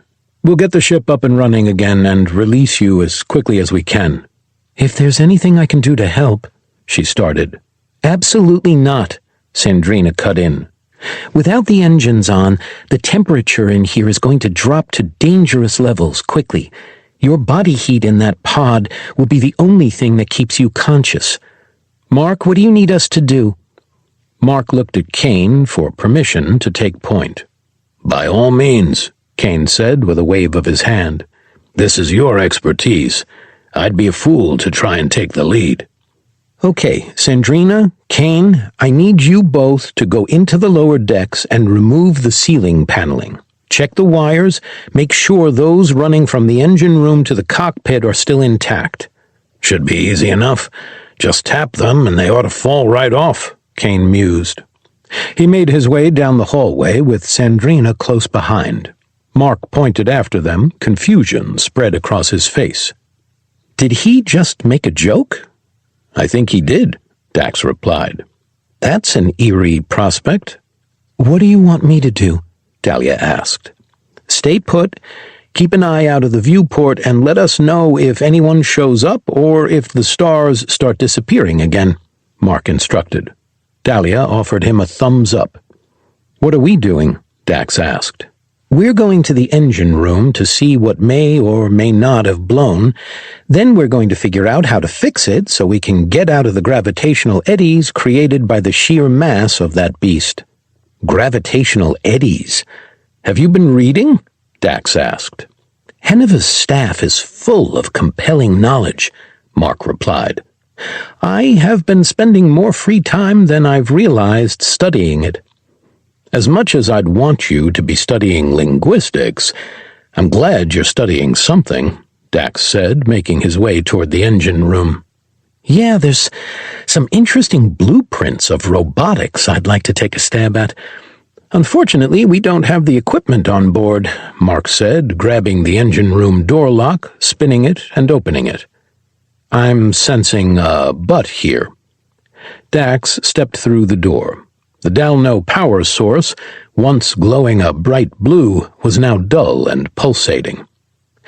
But the college I went to has some of the key base components in their robotics lab, Mark added, taking a look at the engine. And that's what I was afraid of. Overdraw. Check that box over there. You went to college? Dax asked. He crossed the room, opening a power relay panel. Hello, tech and coding prodigy here, Mark mused, pointing at himself. It was only a semester, but I was advanced enough in computing engineering that they let me take a few classes. Where'd you go? Dax grabbed the panel and pulled it open with a squeal. Tubes of glass hung inside. Black soot stained the inside of their tubes, while wafts of smoke danced into the air. Yeah, that doesn't look good, Dax said. Mark turned from what he was doing and walked across the engine room. CMTI, Mark replied. Reaching Dax's side, he grimaced as well. Well, there are pros and cons to being able to override the fuses. Pros, a Leviathan didn't eat us. Cons, they melt when you're done. CMTI? Dax asked, turning toward him. A hint of disbelief pulled at him. Not Central Missouri Technological Institute. Is there another CMTI? Mark asked, pulling out the blown fuses. Why? I'm the professor who started the linguistics department there. I was a teacher at your school. Yeah, and Kane lived 20 miles up the road. You didn't know that? Mark asked. I most certainly did not, Dax replied in disbelief. I mean, I knew ogres were paired up based on their geographical location, but I thought it was by country. Nope, if there are enough offenders in one place, it can be by county, kinda like us, Mark mused, wiping some of the soot away. Okay, we need to perform some redneck electrical engineering here. It's not going to be pretty, and we'll have to find a replacement for these on Earth, but for now, just punch a panel, grab whatever 3 bolts fall loose, and toss them in there. Won't that cause a cascade of problems elsewhere? Dax asked. It could, but our other option is to just float here. I'm trusting this old girl will hold together long enough for us to get home. We do that, and I think I can figure out a way to replace this with something homegrown that'll work. What are you thinking? Dax asked. Mark offered a wry smile before deactivating his magnetic boots and pushing himself across the room. Dax struck a nearby panel. It drifted away from the wall, bringing all 4 bolts with it, exposing wiring underneath. With an exaggerated sigh, he grabbed 3 of them and pinned the panel back with the 4th. We really need to upgrade this thing, Dax said, deactivating his boot's magnets. "I think she has character, and be glad she's not awake to hear it," Mark said, pointing at the AI core attached to the power source. Floating over to the fuse box, Dax shoved all three into place, causing several small sparks to jump while he drifted to the other side of the room. "Fuses are done," Dax called out. "Good. Sandrina, Kane, how are things looking down there?" Mark asked. "Everything looks good," Sandrina replied. "I think we're good to go," Kane added. "Perfect. Dahlia, any visitors?" "That is a big fat no," Dahlia replied. "Outstanding." "How long is this repair going to hold?" Kane asked. "Like you said, this entire ship is held together by duct tape and hate. It's a miracle she's lasted this long," Mark scoffed. He turned to an open box and fidgeted with it. He was too far away for Dax to see what exactly he was doing. Several sparks jumped out from in front of him, and Mark let out a squeal before the power core hummed and started to glow brightly once more. Lights flickered back on while artificial gravity pulled Dax to the ground. Floating horizontally, he landed on his stomach. Two more thuds echoed from deeper inside the ship's belly. "A little warning would have been nice," Dax grunted, pushing himself off the ground. "I didn't think it'd work that quickly, to be honest," Mark replied. "Kane, Sandrina, you two okay?" "Yes," Kane replied, "but not too happy." "Dahlia, are you good?" Dax asked. "I just landed on my feet," she replied. "Good. Now let's see if the leap drive still works," Mark said, marching toward the engine room door. Dax followed closely behind. Each pulse from the engine grew brighter, while the soft hum of the engines turning back on caused the junkyard to purr. He shut and locked the door before making his way back to the main deck, where Mark was already strapped into his seat. The computers flickered to life around him. His fingers flew across the screens while calculating the route back to Earth. With a slide of his hand, he noticed all systems' power was redirected to the engine. "What are you doing?" Dax asked. "Let life support come back online." "It will, but a full system reboot will take time that we don't have. Right now, we can initiate a leap, having everything routed to the engines. When the engines organically get to 100% power, the other systems will start kicking on, beginning with life support and ending with weapons." Dax turned to Dahlia, still in the pod. "Are you okay being in there for a little while longer?" Dax asked. "Snug as Arabian in the skull of its enemy," she replied. "I'm curious to see your world." Sandrina and Kane emerged from the hallway. They looked from Dahlia to Mark. "Are we going to let her out?" Sandrina asked. "In a few hours," Mark replied. "Don't worry, she's cool with it." Kane's brow furrowed. "No, really, I'm cool with it," Dahlia chimed in. "That is not very chivalrous of you," Kane muttered. "People keep using that word. It doesn't mean what everyone thinks it means," Mark replied. "The code of chivalry is as follows. You will believe all that the church teaches, and you will observe all its directions. You will defend the church. You will respect all weaknesses and will constitute yourself the defender of them. You will love the country in which you were born. You won't retreat from an enemy. You will make war against the infidel without cessation and without mercy. You will perform scrupulously your feudal duties if it's not contrary to the laws of God. You won't lie and will remain faithful to your pledged word. You will be generous and give to everyone. You will be everywhere and always the champion of the right and the good against injustice and evil." "Doesn't sound like there's anything in there about leaving a lady in a pod," Dax teased. "Absolutely nothing," Dahlia added. 16. Reboot. Dax replaced 2 bolts on the engine room wall panel to keep it in place. Once done, he returned to the main deck to see Mark underneath the pilot's setup, inspecting the connections. "Are you ready?" Dax asked. "Almost," Mark replied. I have to say, I'm surprised the wires were able to handle that much juice. I was a little worried that we would have fried everything. That would have been a drifting, slow death, Sandrina said, leaning against Dahlia's pod. If that were a probability, I'd rather die on my feet shooting at the thing dedicated to killing me than freezing to death in here, Kane added.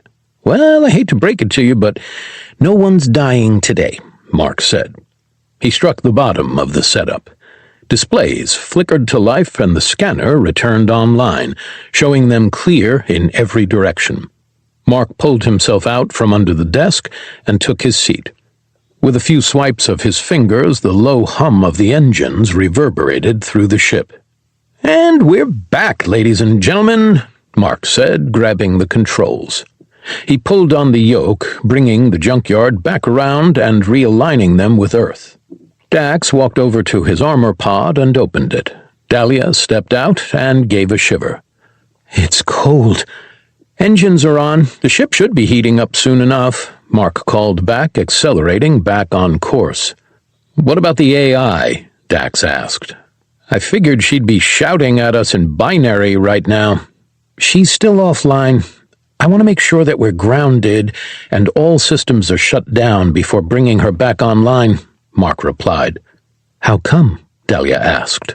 "I want to reduce the chances of causing more damage than the overload already has, and I'll need to wait until we get that circuit fixed, so if bringing her back online causes a power surge, it doesn't impact the ship further." "Last thing we need is a damaged AI integrated into the power supply," Sandrina muttered. "I'm afraid I can't do that, Sandrina," Dax said in a monotone, knee-jerk reaction. "Nope," Mark snapped. "We're not inviting that parallel on this ship. I forbid it." "You can't forbid anything," Kane scoffed.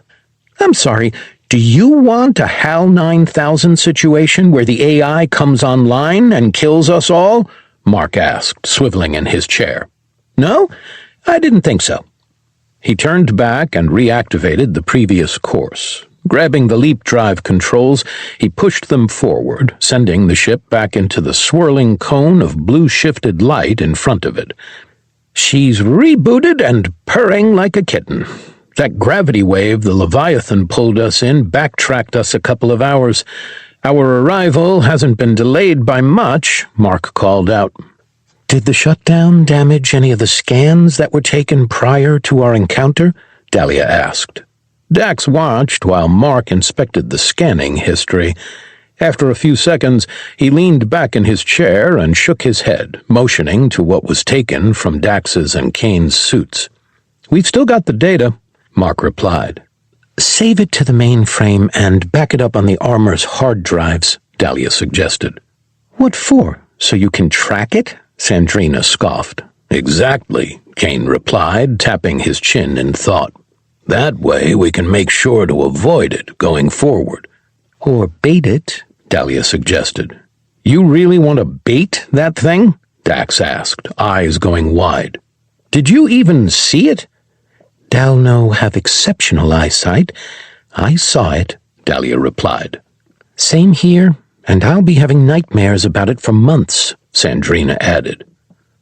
"On Dalno Noor, when an underbeast was either too large or there were too many for us to take down, we would often find another who was mighty and lure it to fight our battle for us," Dahlia explained. "By the end of their fight, whoever was left over was weak enough for us to finish it off, if they didn't kill each other in the first place." Dax's eyes narrowed, looking at Dahlia. He retracted his helmet. The chill of their ship gripped him. It was nothing worse than when C.O. Johnson would shut off most of their heat. "Are you saying we use it against the Valtakuntera?" Dax asked. "If the situation arises where it's needed, yes," Dahlia replied. "That's surprisingly tactically sound," Kane replied. "I'm not thrilled with the idea of baiting something that could eat a planet, but if we run into a fleet, we may not have a choice."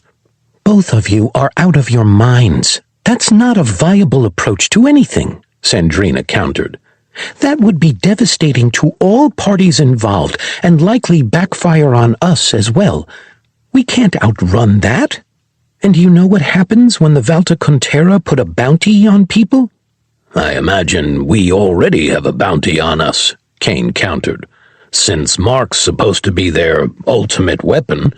And that we're the only beings who have ever broken out of one of their prisons while facilitating the escape of several dozen others, Mark added. Let's hope our time spent not moving didn't alert any of the scout ships in the area, and that we can get in and out without alerting the Valtakuntera or planetary scanners, Dax replied. Speaking of which, how are we going to get past planetary scanners? Kane asked. It's not like we've got cloaking, and even if the rebuild has the same signature as our original ship, our status would have been set to sentence served through rapid unplanned acceleration into the Earth's crust. That's the easy part, Mark scoffed. The hard part is going to be landing without people actually seeing us. How is that easy? Dahlia asked. That sounds very difficult. I am a tech god. When we coordinated with other ogre inmates on the rare occasion that we did, I got clones of their ship's codes, Mark replied. All we have to do is knock some sizable garbage out of orbit, block the original ogre ship signal, and display it as our own. Follow the debris until it gets below the radar deck, then cut it off when the debris hits the ground and fly away. Oh, right. Is that all? Dahlia asked sarcastically. Piece of poop. I think you mean piece of cake, Dax corrected her. I said what I said, Dahlia answered. Dax glanced over at Kane. He ran his fingers through his mustache before shaking his head. You've got me there, Mark. That's actually a workable idea. Good job. Thank you.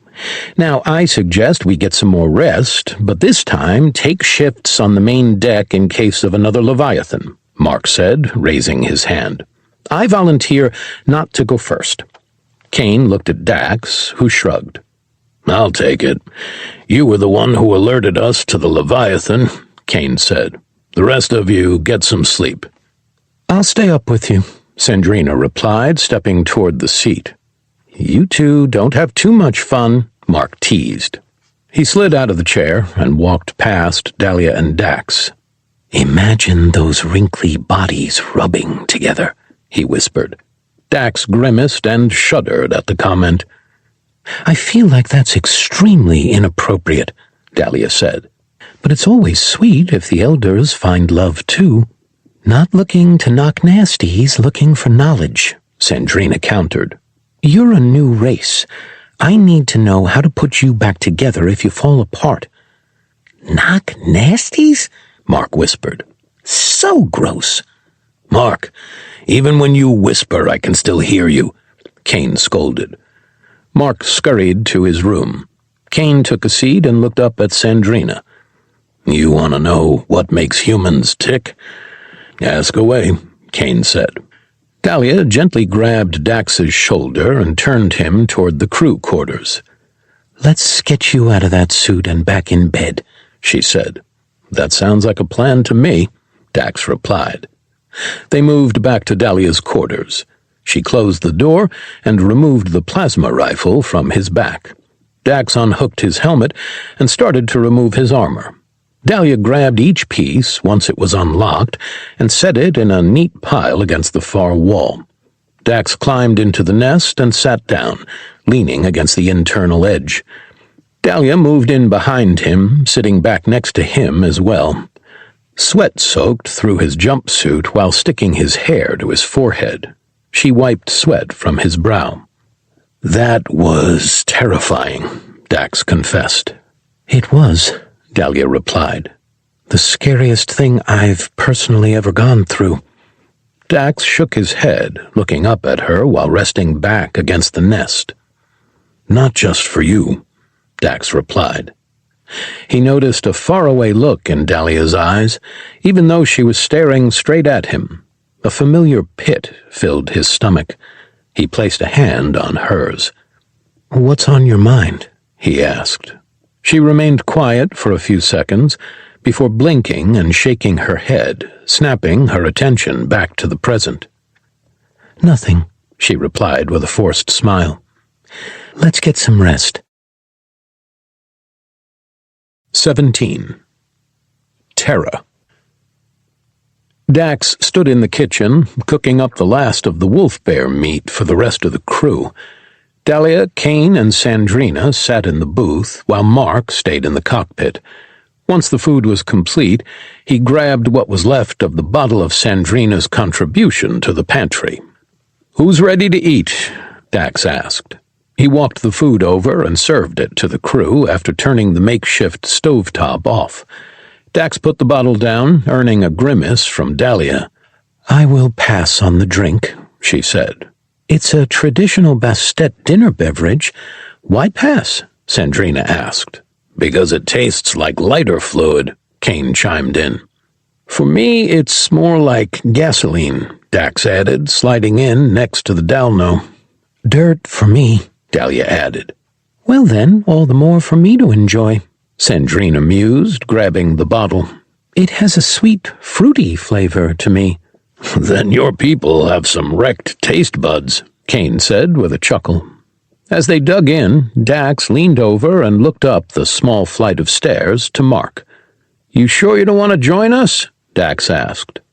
Mark held the last of the bug meat out for Dax to see before pulling it back behind the chair and taking a bite. "I'm good. We're almost back, so I need to finish crunching some of the final approach numbers," Mark replied with a full mouth. Kane took a bite of his steak before looking at it with a slight frown and furrowed brow. "I can't believe this is the end of the wolf bear," he muttered. "It was a good hunt," Dax replied. "And we weren't the hunters," Kane added.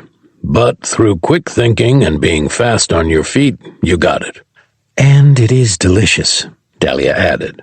"I second that," Sandrina said before biting into her steak. Dax grabbed his with his bare hands and bit into it. Pulling a piece away, he started to chew. "When we get down there, we need to do a little shopping," Dax said. "Silverware and food are at the top of the list. And I'd like to pick up some clothes that aren't the same jumpsuit I've been wearing for years. Mine's too small now," Mark added. "And all the brown stains. I just can't get them out anymore." He rolled his sleeves down and kicked off a boot. His sleeves ended above his wrist, and the pants stopped a few inches above his ankles.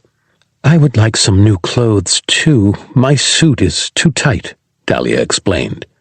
She extended her arm. The seams around her bicep were starting to rip from her musculature. Dax looked at Sandrina. "And you?" he asked. "I brought my own clothes. They fit perfectly," she replied. "At least we got one Goldilocks," Kane said, sitting back and finishing his steak. "We can hit my compound after we land. It's got enough food to last us until we can restock the ship." "Is that even going to be any good after all this time?" Mark called back. "He said compound, not house," Dax replied. "It'll still be good." Kane gave an approving nod while the rest of the crew finished their steaks. Standing up, Dax made his way back to the main deck, followed closely by the rest of the crew. He approached Mark, who wiped his hands clean on his grease-stained jumpsuit. "You guys ready to see something weird?" Mark asked. "Always," Dahlia replied. With a swipe of his fingers, Mark readied the jamming and artificial signature of another ogre ship. One hand hovered over the activation buttons, while the other grabbed the leap drive controls. "How about you keep a hand on the yoke? Just tell me when to hit the camouflage," Dax said, kneeling next to the screen. "Okay, this is going to happen quick, though. Sandrina, how are your reflexes?" Mark asked. "Pretty good," Sandrina replied. "Don't do it," Dax whispered.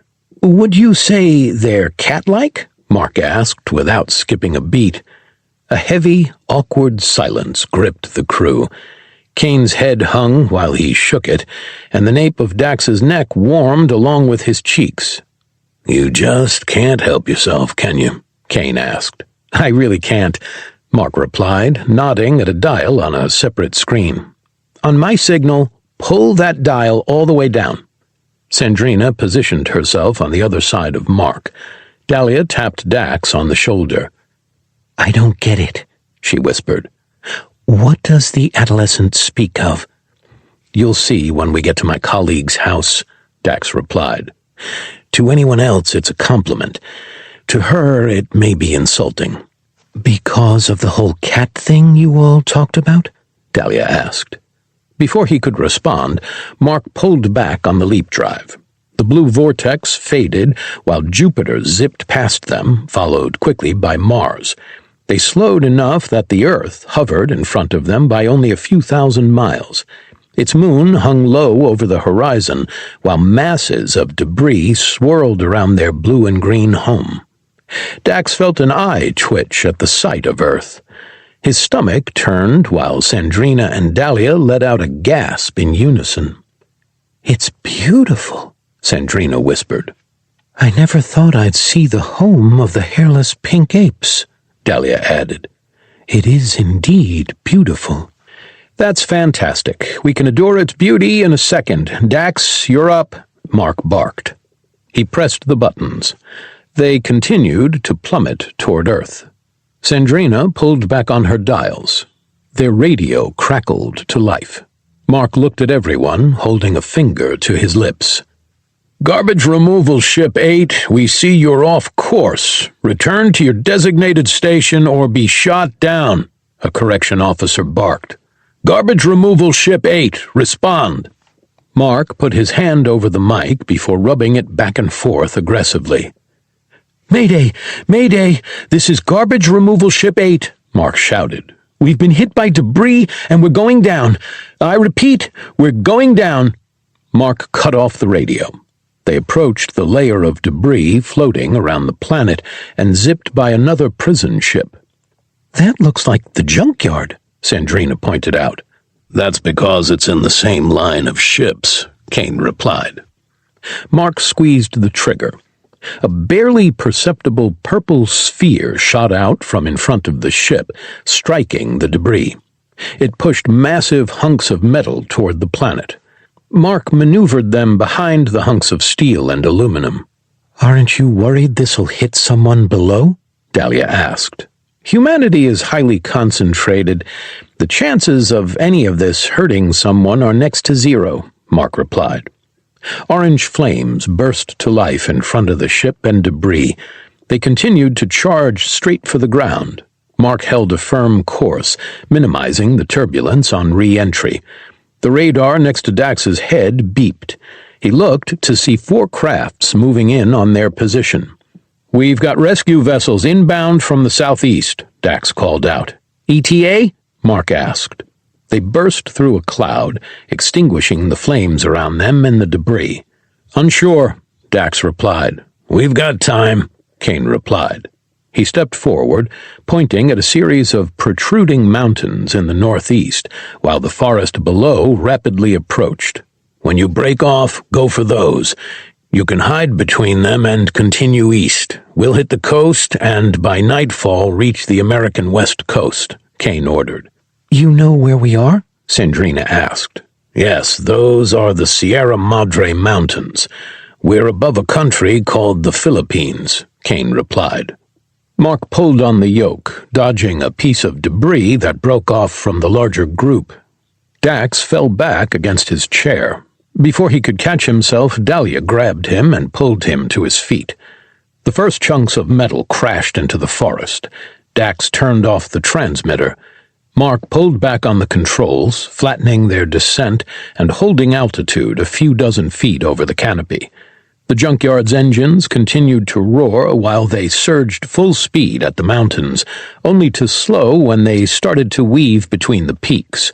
The rescue vessels stopped at the site of impact. Dax tapped the radar. We're clear, no one's pursuing, Dax announced. Good. Hold this heading as best you can. We'll be clear of the range shortly. Keep this altitude, and if we're lucky, no one's going to pick us up, Kane ordered. Copy that? Mark replied. How do you know where you are on your planet of tree-covered mountains? Sandrina asked. Part of my job was to know every inch of every place I did a mission in before I was sent on that job, Kane replied, pointing at a mountaintop they passed. I was dropped up there for the 2 months of recon. I can walk these woods with my eyes closed. Not surprised at all, Mark grumbled. He swung around a mountain to reveal the ocean, stretching as far as the eye could see in front of them. Dahlia and Sandrina looked at the water, their jaws dropping while they pushed their way forward as far as they could. Dax took several steps back. Both women leaned against the controls. Ladies, please, there's plenty of me to go around, Mark mused. But please be careful. I don't want you shutting off any critical systems. I've never seen so much water in my life, Dahlia whispered in disbelief. What about Bleeze's world? Kane asked. That is violent and horrifying, and is too cruel for life to organically live in it. This is... Dahlia trailed off. Peaceful, Sandrina replied. Is this common? Depends on who you ask, Kane replied. A few years ago we would have said yes, but the fact that there are other beings and civilizations, I'd have to say no. Neither of you would be here if your worlds didn't look something like this at one point. Dax, your friend's house, you said it was remote. How remote? Mark asked. We're not going to be noticed, and there are plenty of rednecks that live in the area, so any UFO sighting calls will go ignored by the local police, because they get those several dozen times a day, Dax replied. People are always doing a little too much bang-bang powder, drinking a little too much of the devil's juice, and getting abducted. I thought they preferred to be called Appalachian American, not rednecks, Kane chimed in. Those are for the ones that live along the Appalachian Mountains. Here they'd be Ozarkian American if we're playing that game. That's great, but I don't have an address, and it's not like this thing has GPS in it, so unless you know the latitude and longitude precisely, how are we going to find him? Mark asked. You know how to find your alma mater? Dax asked. Shouldn't be too hard. Okay, go there. Turn north and fly until you see a lake. Once you do, look for the only cabin with lights on. That'll be him. Copy that, Mark replied. Now, if you don't mind, I'm going to get into something that isn't a jumpsuit, Dax teased. He returned to his quarters. Inside of a few minutes, he'd changed out of his jumpsuit and into the clothes Sandrina supplied for him. He walked to Dahlia's room and grabbed his plasma pistol and knife, holstering the gun while tying the dagger around his waist. He opened the door to Kane standing in front of him, the corners of his large, well-groomed mustache twitching. You good? Kane asked. Why wouldn't I be? Dax asked. You're famous for saying you'll never return to this rock, and we're back, Kane countered. Yes, but it's not permanent. It's for a good cause, and if anyone tries to stop me from leaving again, I now have the means to push past them, Dax replied. When we first started, you wanted to come back. Are you going to stay? Kane looked at Dax for a few seconds in silence.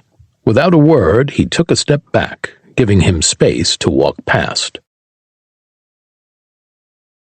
18. Old colleagues. A rattle shook the junkyard once Mark landed the craft.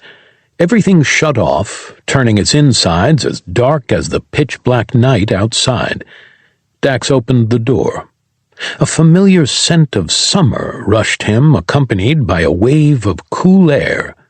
He paused for several seconds, looking at the ground below him. Just jump. Josh is the best at what he does. You won't be here long. Swallow your pride and jump, Dax thought to himself. He fought every instinctual urge and leaped from his ship. He hit the ground with a thud, his boots kicking up dust. Moving away from his landing spot, Kane, with the samples, Sandrina, Dahlia, and finally Mark followed, closing the door right before dropping, staff in hand. Cicada songs caressed the early night air while Dax looked around.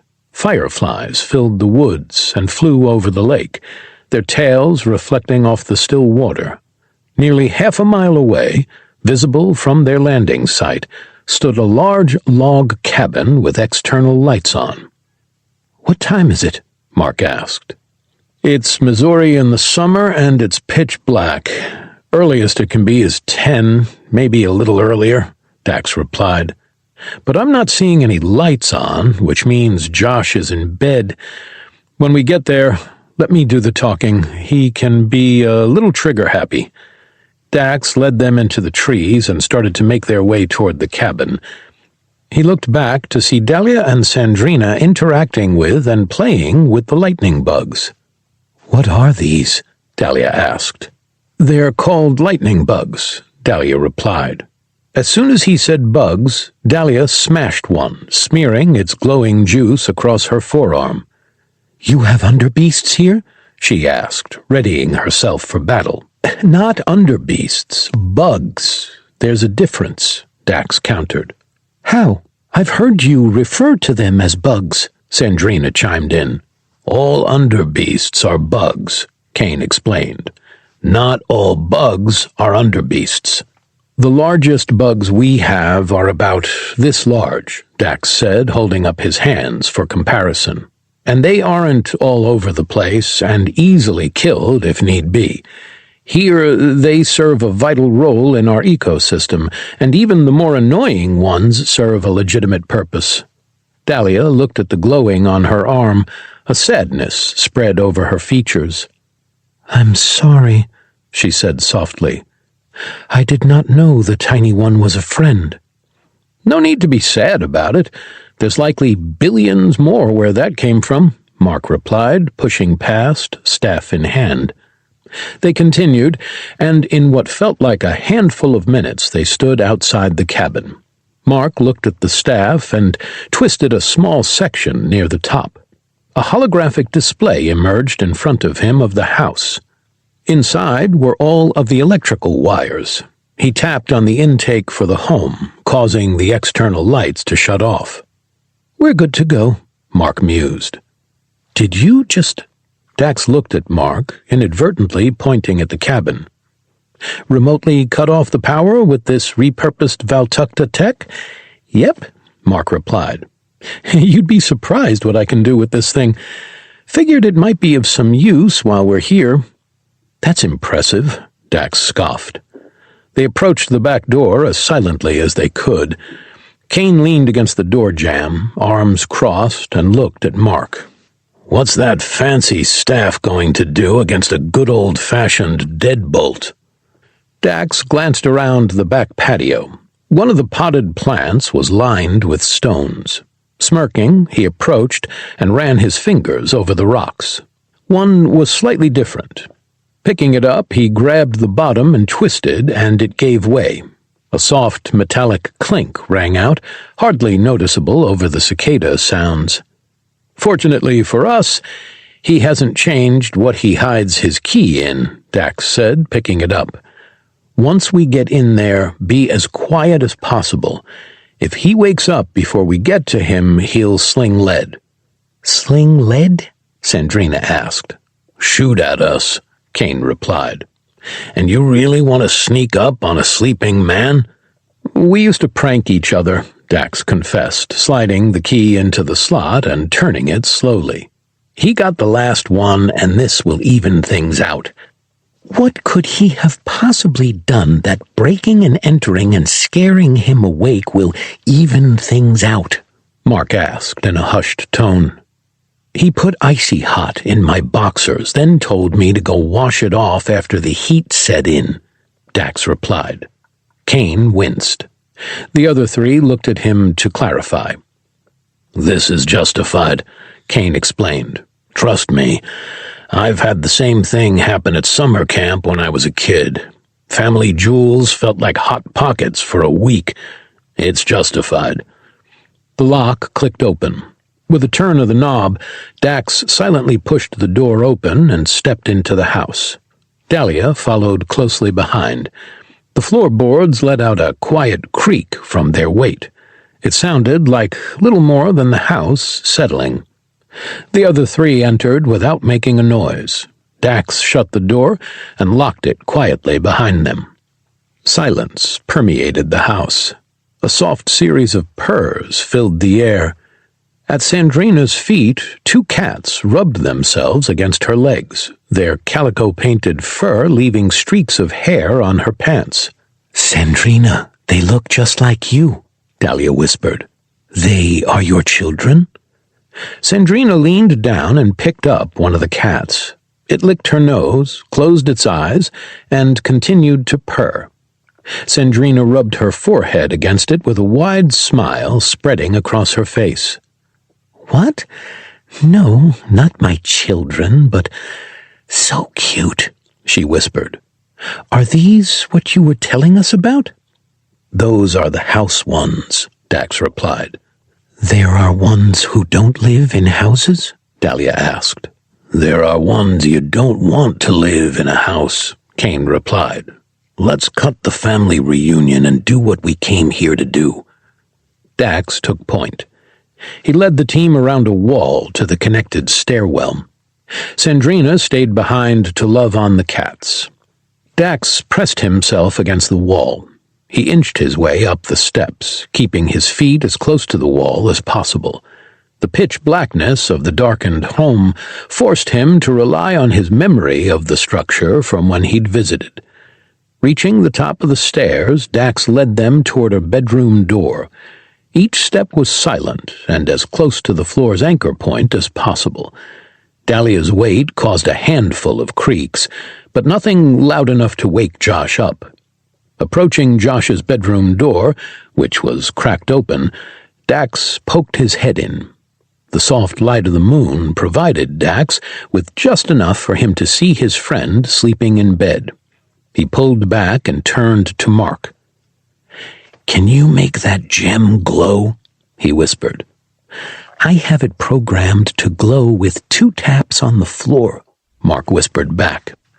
"Once we wake him up, turn that light on." Mark nodded and gave Dax a thumbs up. Opening the door as wide as he could, Dax stepped inside. Dahlia turned sideways to fit through, but followed, keeping close to Dax. He walked around to the nightstand and grabbed Josh's phone. Next to it lay a pair of wireless headphones and a pistol beside them. Dax grabbed the pistol and stuck it in his pocket. Inching his way toward his friend, Dax carefully slid the snoring man's headphones into his ears. He returned to the foot of the bed while unlocking Josh's phone with his cat's birth date. Opening the music app, he turned the volume all the way up and selected some heavy metal music. "I should have brought my armor for this. It would have made this so much funnier," Dax whispered. When he hit play, the music was loud enough to be heard from the foot of the bed. Josh's eyes shot open. He threw himself against his headboard while blindly feeling for a gun that wasn't there. Dax paused the music. "Who are you?" Josh screamed. Dax hit the music for a few more seconds before pausing it once again. "Silence, Earthling," he bellowed. "I am Darth." Josh's hands flung into his headboard. A shotgun rolled into his hands from a trap door. He aimed it at Dax's chest and squeezed the trigger. Dahlia stepped in front of him as the weapon discharged. The sound of pellets hitting wood and the groan of metal bending filled the room. "Mark, do it!" Dax called out. Mark tapped his staff on the ground twice. A bright green glow emanated from the crystal. Dahlia stepped to the side and Dax quickly looked her over. She was unharmed, with Josh's shotgun in hand bent into a circle. "Josh, what was that?" Dax shouted. He looked at Dax, terror contorting his face before leaning forward and rubbing his eyes. "Dax? Is that really you?" Josh asked. "Yes, it's me. What's with the shotgun?" "Shotgun? What's with breaking into my house and back to the futuring me? Josh snapped back. It was revenge for the icy hot incident, Dax countered. Oh, yeah. Josh sat back and smiled. He shook his head, sitting back up. How are you here? Your ship crashed. You died. My ship didn't crash. Mark cut him off by clearing his throat. Here, at least, Dax continued. And I most certainly didn't die. I've been on some pretty insane adventures, and now we're here to recruit you. Josh sat in silence, shocked, while looking at them. Mark, turn the power back on, please, Dax ordered.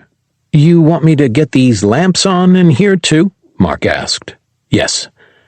The holographic image of the house appeared once more. Mark reactivated the electricity to the house. With a tap on the bedroom, all of the lights turned on, drowning out the green. Josh's eyes widened, able to see Dahlia clearly now. He let out a high-pitched squeal. Easy, Josh. This is Dahlia. She's a Dalno and my battle-bonded. And I have to say, I'm glad to see you're only using birdshot because anything more probably would have just made her angry, Dax explained. Hello, Josh, Dahlia said, looking at the gun. I'm sorry for damaging your toy. I will find a way to make it right. It speaks English? Josh asked, moving around in the bed. The sheets were doing just enough to tell everyone that Josh slept in the nude. She speaks English, yes, because I taught her. Now, will you put some clothes on and meet us downstairs? We've got a whole lot of something you're going to want to see. Eyes wide and mouth agape, Josh nodded. Dax tossed the phone onto the bed. He pulled Josh's gun out of his pocket, ejected the magazine, and cycled the round out of the chamber before catching it in midair. He placed the weapon gently on the bed as well. We'll see you downstairs and explain everything, but we can only do that if you don't call the cops, okay? Dax asked. And get dressed, Mark grimaced. Still speechless, Josh nodded once more. Dax turned to the door to see Dahlia shifting sideways and inching her way through. He left, shutting the door behind him before walking down the stairs with his team, Mark still looking at the hologram projected by the staff. I'll let you know if he tries to go out the window, Mark said. Reaching the bottom of the stairs, Dax rounded the corner into the kitchen. He froze, seeing Sandrina in front of an open fridge, her head tilted back, chugging from a gallon of milk. Half of it made it into her mouth, the rest poured over her chin and down the front of her shirt. The cats stood at her feet, licking the growing puddle. Sandrina! Dax called out. She lowered the gallon, panting, her pupils dilated, and a wide smile pasted across her face. This is amazing! She exclaimed. A very dainty burp followed next. 19. Big Favors. Josh stared warily at Dahlia while he handed out cups of water to everyone except Sandrina. He gave her milk. Both women looked at Dax and Kane, who took the glasses and drank before following their lead and settling in around his kitchen island. I've never seen a see-through cup before, Dahlia said. It's glass. Same thing windows are made out of. Be careful, it's easy to break, Dax replied, taking another drink. I never thought your kind had brown hairless apes, Dahlia said. Is he just dirty? Mid-drink, Dax snorted. Water rushed from his mouth and nose, splashing back into his glass. He let out several coughs while wiping his face with his sleeve. Josh turned his full attention to her with a furrowed brow. Dahlia, you can't make comments about people's skin color like that, Mark exclaimed. What did she just call me? Josh asked. Her generation didn't know we were called humans. They referred to us as pink hairless apes, Dax explained. So we called them orcs, Mark cut in. They didn't like that. Generational dogma doesn't, Josh started. Dax cut him off by putting up a hand. You don't understand. It's all they knew us as from carvings and stories left by their ancestors before their planet fell, Dax continued to explain. They went from a galactic traveling species to a tribe of, 200 people? 113 3/4, Dahlia replied. Kane shot her a look, his brow furrowed. 3/4? Are you referring to the one that lost his legs? He asked. Dahlia nodded. Cruel but accurate. How do you go from interstellar to a single tribe? Josh asked. Under beasts, Dahlia replied. I'm sorry, what? Josh asked. I'm not familiar with those. Bugs, Dax clarified. Big ones. Clearly they've never seen mosquitoes this time of year, Josh huffed. We're not talking, man, the bugs are big this year, big, Kane cut in. We're talking the queen is the size of a mountain, her guards the size of elephants, and the normal everyday soldier the size of your average car. He put the box of samples on the countertop. And we happen to have brought samples. Josh slid away from the box. You brought alien samples to Earth. Are you trying to wipe us all out? Josh hissed. Easy, Dax countered. We're fine, and we've been around this stuff for years, covered in it, more times than I can count, and we're still here. Besides, Earth's oxygen is too low for these things to live. Why are you bringing it here? Josh asked. Because those massive bugs are being used as bioweapons, Mark chimed in. And Dax says your specialty may just provide us with what we need to counter their bioweapon with our own. There? Josh asked. The Valtakuntera, Mark added. Dax shot a steely, angry look at the teen. What? If we're going to get his help, we need to be as honest with him as possible, Mark said. We don't need to melt his mind with some of the things we've seen, Kane chimed in. It's why some information is called need to know, and he doesn't need to. Excuse me, but I think I do, Josh jumped in. Josh turned back to his friend. A stern look overtook his strong features. He crossed his arms and leaned against a cabinet. Everything, he snarled. Dax looked from Sandrina to Dahlia, then Kane. All three nodded at him. Pressure and tightness filled his chest. He took several deep breaths and turned back to his friend. The Dalno brought language to Earth. They've interacted with us since the beginning. Cuneiform is their native tongue, Dax explained. What does it sound like? Josh asked. Dax rattled off a sentence in Dalno. Dahlia put her hand up and corrected one of the words. His pronunciation is a little off on some words, Dahlia explained. And you're bulletproof? Josh asked, looking at Dahlia.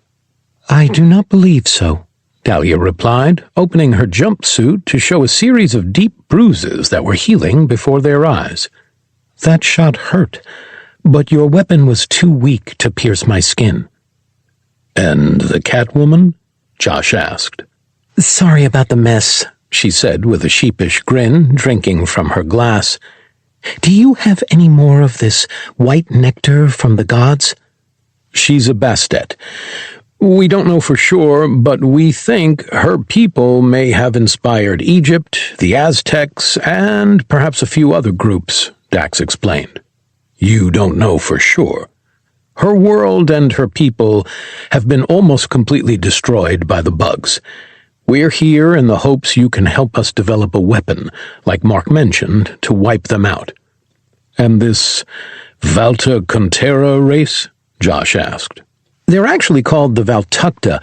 Valtakuntera is the equivalent of saying Valtukta Empire, Mark corrected. Mark, Dax scolded. He doesn't need to know their linguistic semantics. I thought out of everyone you'd appreciate linguistic semantics, Mark countered. What are they? Josh cut in, his voice stern. Best way to put it is angry space elves, Dax explained. They are the power of the Milky Way galaxy, which is why I believe they are stripping planets of biodiversity to access their precious metals without resistance once the bugs starve to death. You want me to believe there's a galactic empire? Josh scoffed. What next? Are you going to tell me there's some high and mighty emperor with a cyborg enforcer who uses laser swords? Not laser swords, Dax replied. He pulled the plasma pistol out of his jacket and laid it on the marble countertop. Josh's eyes widened at the strange weapon. Mark, you have any recorded data in that staff? Dax asked. That's all it is, Mark replied, but I'm assuming you mean video. Give me 1 second. The hologram flickered to life from the staff in front of Mark. He cycled through several videos until he got to one of Henneba. Selecting it, he pointed the staff's crystal at the countertop. The hologram appeared, standing in front of them as the still intact scientist looked up at another image of a being covered in armor. I have put these beings through their paces, Henneba said, his voice crackling with distortions. Can you clean this up? Kane asked. No, this is a damaged device, and I managed to get translator software applied, Mark replied. It's a miracle the vid's as clear as it is. I'm not a space wizard. The Dalno proved useless. I put her in the belly of the ship with the other failures, Henneba continued. Dax looked up at Dahlia. She smirked and shook her head. The other 3 are strong. The youngest could be the strongest of them. He could be the template for our new weapon. I've indulged your proclivities long enough. You've promised an ultimate biological weapon for 2 centuries, one that will outperform the Dashlanaku. I grow weary of your failures. Yes, Empress, Henneba replied. The hologram flickered out. Dax stared at the point in front of him. The tightness in his chest twisted while an elbow to the ribs snapped him back. He looked up to see Kane, present, but his eyes not settling on one thing. Mark pulled the staff back up and grimaced. If this all isn't an elaborate trick, why haven't these space elves hit us yet? Josh asked. They don't know where we are. In fact, no one does, Dax explained. They believe humanity is so violent that if any race were to discover them, even with our technological disadvantage, we'd drive their race to ruin, Kane continued. So our reputation precedes us. If no one knows where we are, how'd you find us? The Dalno know of Earth, Dahlia chimed in. Your kind has fought alongside mine for centuries against the Underbeasts. Centuries? If we're so feared, why weren't we able to help you defeat them? The small arms to defeat those things haven't been invented yet, Dax explained, picking up his pistol and sliding it back in his holster. It takes a lot to take down just one. Unless you're this one with a battle-axe warhammer hybrid, Mark said, pointing at Dahlia. Or the wing cutter, like Kane over here. That doesn't help answer my question, Josh replied. The Dalno only recruited warriors, Dahlia explained. Warriors think like warriors. It's what they're bred to do. But to defeat the Underbeasts, one has to bring knowledge that isn't fighting, and know how to mash together technology that's never before existed. Only then, when all 3 were brought together, did the Underbeasts fall. What is she talking about? Josh asked. We used Dalno plasma cannon technology to enhance the magnet guns that were provided to us before our incarceration, Dax explained. It became powerful enough to pull down an iron-rich mountain that the Queen made to be her hive. I just provided logistics. Josh let out a sigh. He looked at Sandrina, loving on his cats. You can't be all bad. Those 2 hate everyone that isn't myself or Dax. They're good judges of character. You said that you needed my expertise to create a bioweapon. What makes you think I have that kind of pull anymore? Have you forgotten? I've seen your basement, Dax replied, and I know as long as you have this cabin, you're not getting rid of that basement. Valid point. What do you want me to do? 2 words. Cordyceps militaris. Josh's expression dropped. His head drifted to one side before he let out a scoff. You know they made an entire series of games, shows, and movies as to why genetically altering that is a terrible idea, right? Josh asked. Dax leaned across the counter, grabbed the sample box, and pulled it over. That's why we brought samples, so it can be altered to be targeted specifically for the bioengineered bugs and nothing else. How do I even know you've got the right samples? Sandrina told us what we'd need to get, Dahlia explained. She's a physician, knowledgeable in almost every race in the galaxy, and smart enough to adapt and save the life of a race she'd never seen before with only seconds to work. No offense, ma'am. You seem nice, but you can't believe the accolades someone claims for themselves. Where's the proof? Dahlia fully unzipped her jumpsuit. She pulled the upper body off, remaining decent by her undergarments. Turning around, she showed the arrow scars that covered her back. Dahlia was that patient, Dax explained. The Dalno are an endangered species and planet-locked. No one in the galaxy knows about them, but Sandrina was able to save her life despite knowing nothing of her biology. I didn't do it alone, Sandrina replied, looking at Kane with another belch. She patted her belly, satisfied. I had some help. I just provided battlefield triage. Sandrina did all the heavy lifting, Kane explained. Dahlia pulled her jumpsuit back up and zipped it closed. Josh looked around the room in disbelief before settling on Sandrina. What do you know about fungus? He asked. Many kinds can be used as medicines. I've had to make several on the fly in my line of work, Sandrina explained, rubbing behind one of the cat's ears. Others can be quite potent poisons or paralytics if administered in the right dosage. Why? Josh grabbed the box off the countertop.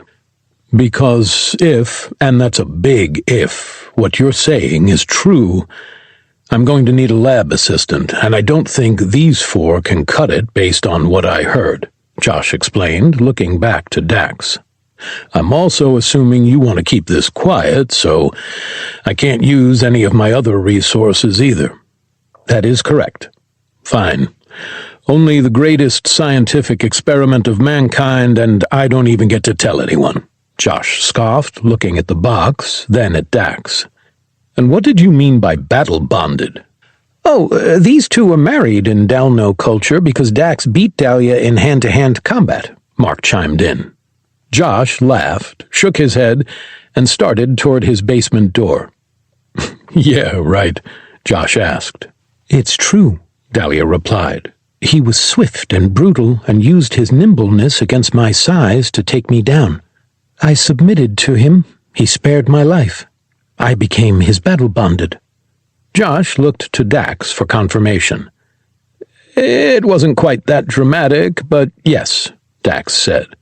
When did you learn to fight? Josh asked. 20. Lab. Josh flipped a switch on his basement wall. Halogen lights flickered to life, revealing a full lab. The basement extended in every direction, further than the house itself. Dahlia stepped to the front of the group and looked around.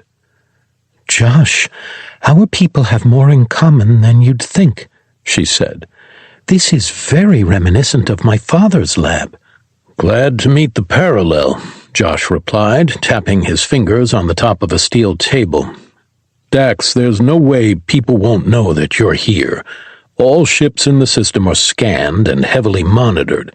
It's only a matter of time before we have suits at the door. We were very careful, Dax countered. Mark disguised our signature as another ogre craft. We knocked debris into the atmosphere and followed it in, then broke off just as it hit the ground. Then I stayed under the radar the entire flight here. If anyone saw us, they don't know where we're headed, and the ship is tucked under some fairly dense trees, Mark added. No one's going to pick up on us. Josh looked at Dax for confirmation.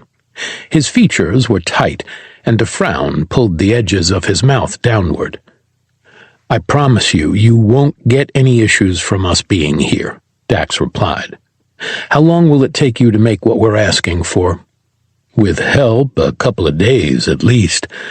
I could only afford equipment that's about 10 years behind the other labs I work at. Otherwise, I'd say 24 hours. That's okay. We've got some errands we need to run here, Kane cut in. Errands? Josh scoffed. For a month, you three were the most recognizable faces on the planet. No way a hitchhiker will give you a lift. I don't imagine a shopping center being super welcoming to your ship, which will get you busted right away, and then I have to point her out. Josh pointed at Dahlia. What about me? She asked.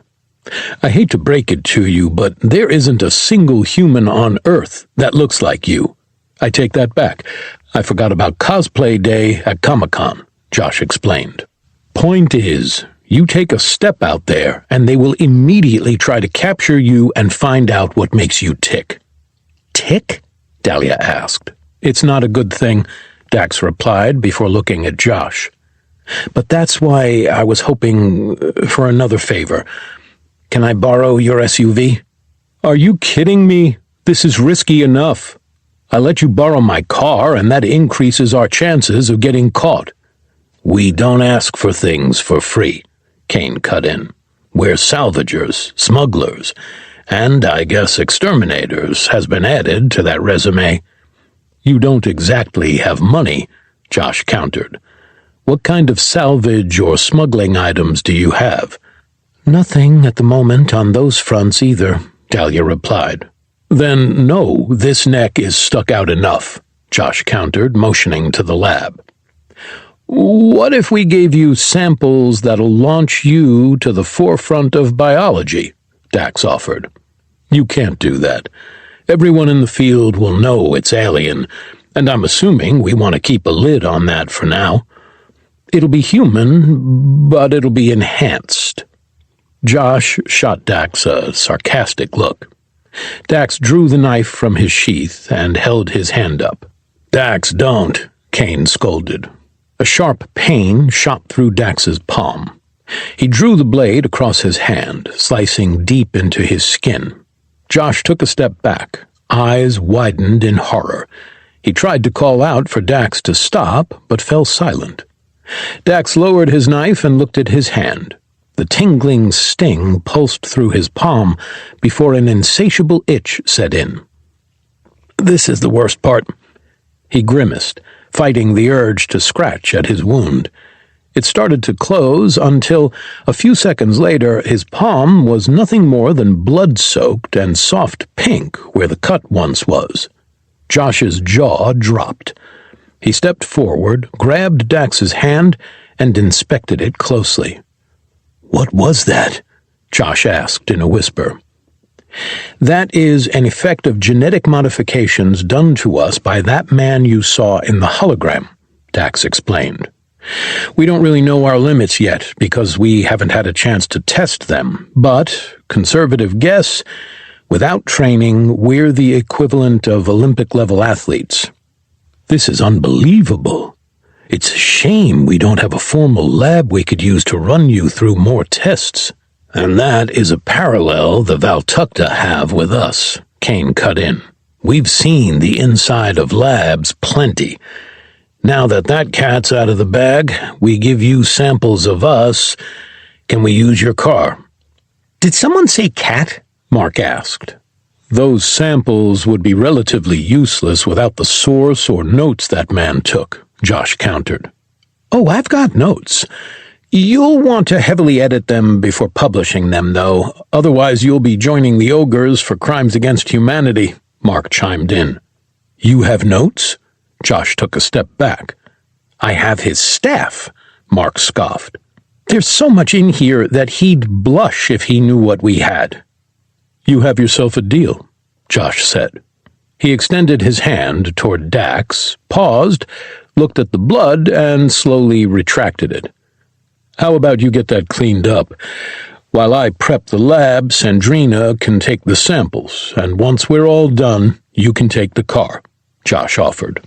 How about Dax gets cleaned up, we take the car, use what darkness we have to run one errand, we're back before the sun comes up, and then we give you the samples, Kane countered. That way, we can spend as little time here as possible and lessen your chances of getting caught. Josh hesitated at Kane's offer.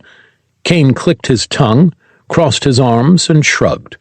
It's either that or we go on foot, taking hours longer, or we can steal a car, which will certainly draw attention, or we'll just fly the Junkyard around to get what we need and hope Space Force isn't called on that hunk of junk. Okay, fine, you can take the car, Josh relented. Kane, there's no need to threaten him, Dax scolded. He's a friend. So is Bleeze, Kane interrupted. He's also not like the people we usually interact with. There's no need to try and intimidate him. Maybe, maybe not, Kane said, staring straight at Josh. Dax is an old friend. I'm more than willing to offer a hand for old time's sake. But he is right. You don't have to threaten me. I just want to make sure if this blows up, I have something I can bargain with, or I can use to set myself up forever moving forward. It's nothing personal. Do not say it's just business, Mark warned. Last person that said that burned us and Kane broke his orbital socket. It's nothing personal. It's being prepared, Josh said after a short pause. One more question, Kane said. Is your SUV a real man's SUV or something in the soccer mom category? I guess real man's. Why? Josh asked. Because to get this first job done quickly, we're going to need her. Kane pointed at Dahlia. And if it's a dainty sports utility vehicle, she won't be able to hide in it, and there won't be enough room to bring back my cargo. You don't have anything, though, Josh said, his brow furrowing once more. Everyone knows that an ogre's assets are all seized after sentencing. The state owns everything and has likely sold it all off already. A wry smile twisted itself across Kane's lips. They don't know about this. Everything under the radar, arsenal reported lost in a boating accident, and everything invested into it used only cash for materials and assembled by hand, by me. No contractors. Really? If anyone could pull that off, it's him, Mark chimed in. He's actually pretty horrifying once you get to know him. Okay. Keys are upstairs on the hook by the door. Are all four of you going? Just those three, Mark said, pointing at Dax, Kane, and Dahlia. I've got some repairs to start on the ship, so once we finish our second errand, I can just drop it in place and we can boogie. That didn't sound as good as you think it did, Dax said.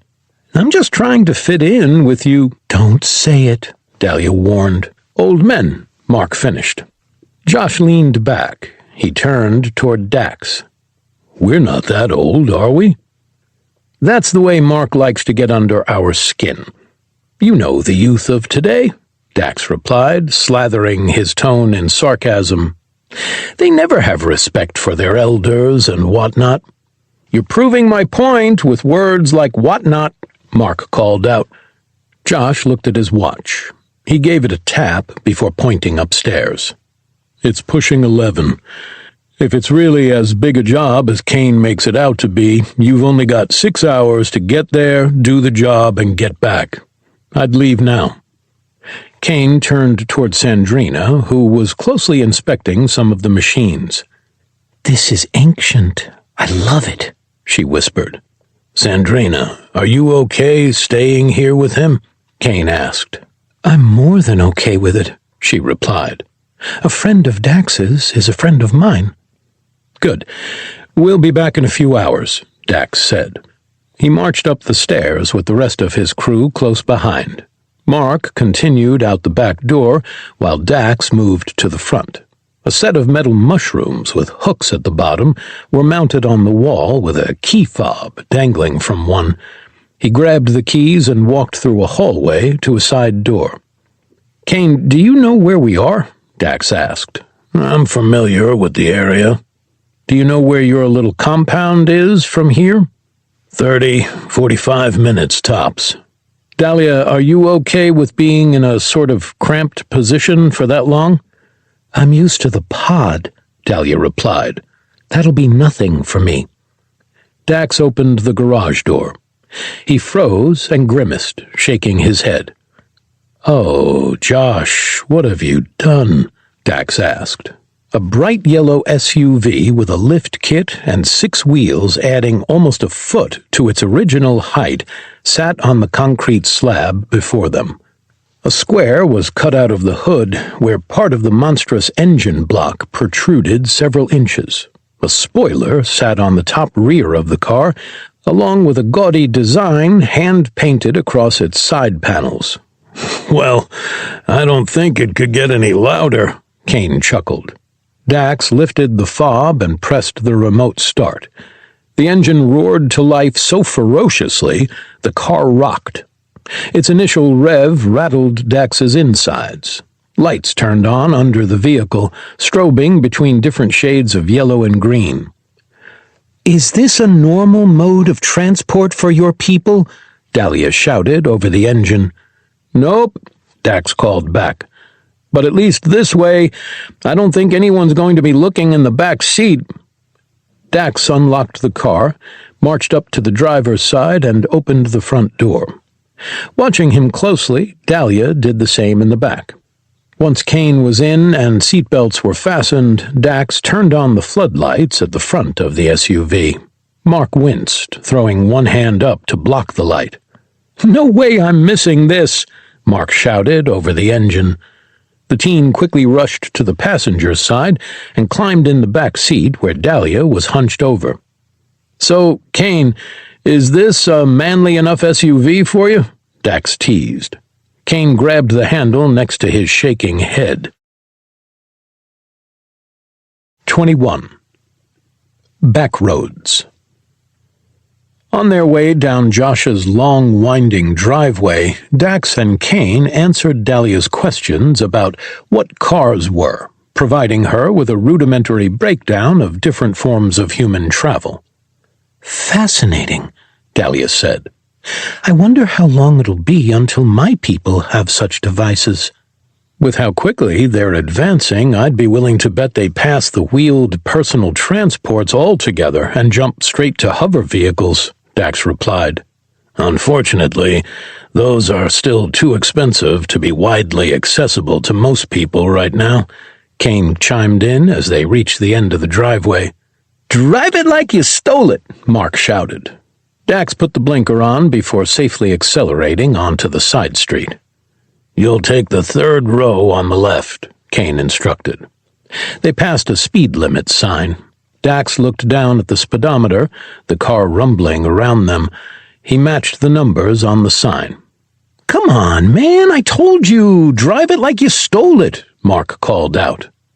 He looked behind them on the dark back road. "We're literally the only ones here." "I am driving it like I stole it," Dax replied, "giving nobody a reason to pull us over or draw any more attention to ourselves than this thing already does." They continued down the road for almost half an hour. An old billboard, partially rotted away, for a mom-and-pop pie place stood on the side of the road. A brief flash of his headlights reflected off something behind the lattice along its base. Dax looked over at Kane, who'd already pointed at it. "Mark, look behind this billboard when we pass it," Kane called out. Dax took his foot off the gas, driving past it 1 mile an hour under the speed limit. A police car sat behind the billboard, the cop inside watching the feedback from his cruiser's internal radar gun. "Congratulations, you just got us caught," Dax called back. He looked in the rearview mirror, his nerves on end while continuing forward, watching the cop car, praying he wouldn't pull out. After a half-mile of nothing, he relaxed, turning his full attention forward. "We're not the Dukes of Hazzard," Dax added. "I'm not looking for a rundown with the cops." "Cops?" Dahlia asked. "They enforce the rules, make sure that people obey them, and if you don't, there's a punishment. Sometimes it's that the rule breaker has to pay. Other times it can result in being put in jail," Dax explained. "And what if we get caught?" Dahlia asked. "Dax, Mark, and I would likely be thrown into a literal hole with the key thrown away for being escaped convicts. They'd probably send you to Area 51, Kane replied. "It's where they experiment on aliens," Mark chimed in. "There's no evidence they actually do that," Dax countered. "Then why do you think they're so secretive and don't let anyone even near the base?" Mark asked. "They've been hiding alien remains there for over a century at this point, along with who knows what kind of tech. If we ever get exonerated, I want you to do me a favor. Go to an Air Force base, any Air Force base you choose, and I want you to try and get on without a valid military ID," Dax said. "They will detain you just as quickly as if you tried to infiltrate Area 51. Kane pointed at a road that turned left. Dax slowed, activated the blinker, and turned from the newly paved road to one full of potholes. The SUV rocked, throwing everyone either direction while rolling over them. "Make sure those seatbelts are tight," Dax called back, his cutting into his waist. Dahlia let out a low, whimpering groan, followed by a burp that filled the car with a sour stench. Dax grimaced at the smell, while Kane looked over, concern on his face. Mark tried and failed to stifle a dry heave. "You feeling okay, Dahlia?" Dax asked. "Stomach feels strange," she groaned. "Gas passing through mouth hole." "Roll down the windows," Kane ordered.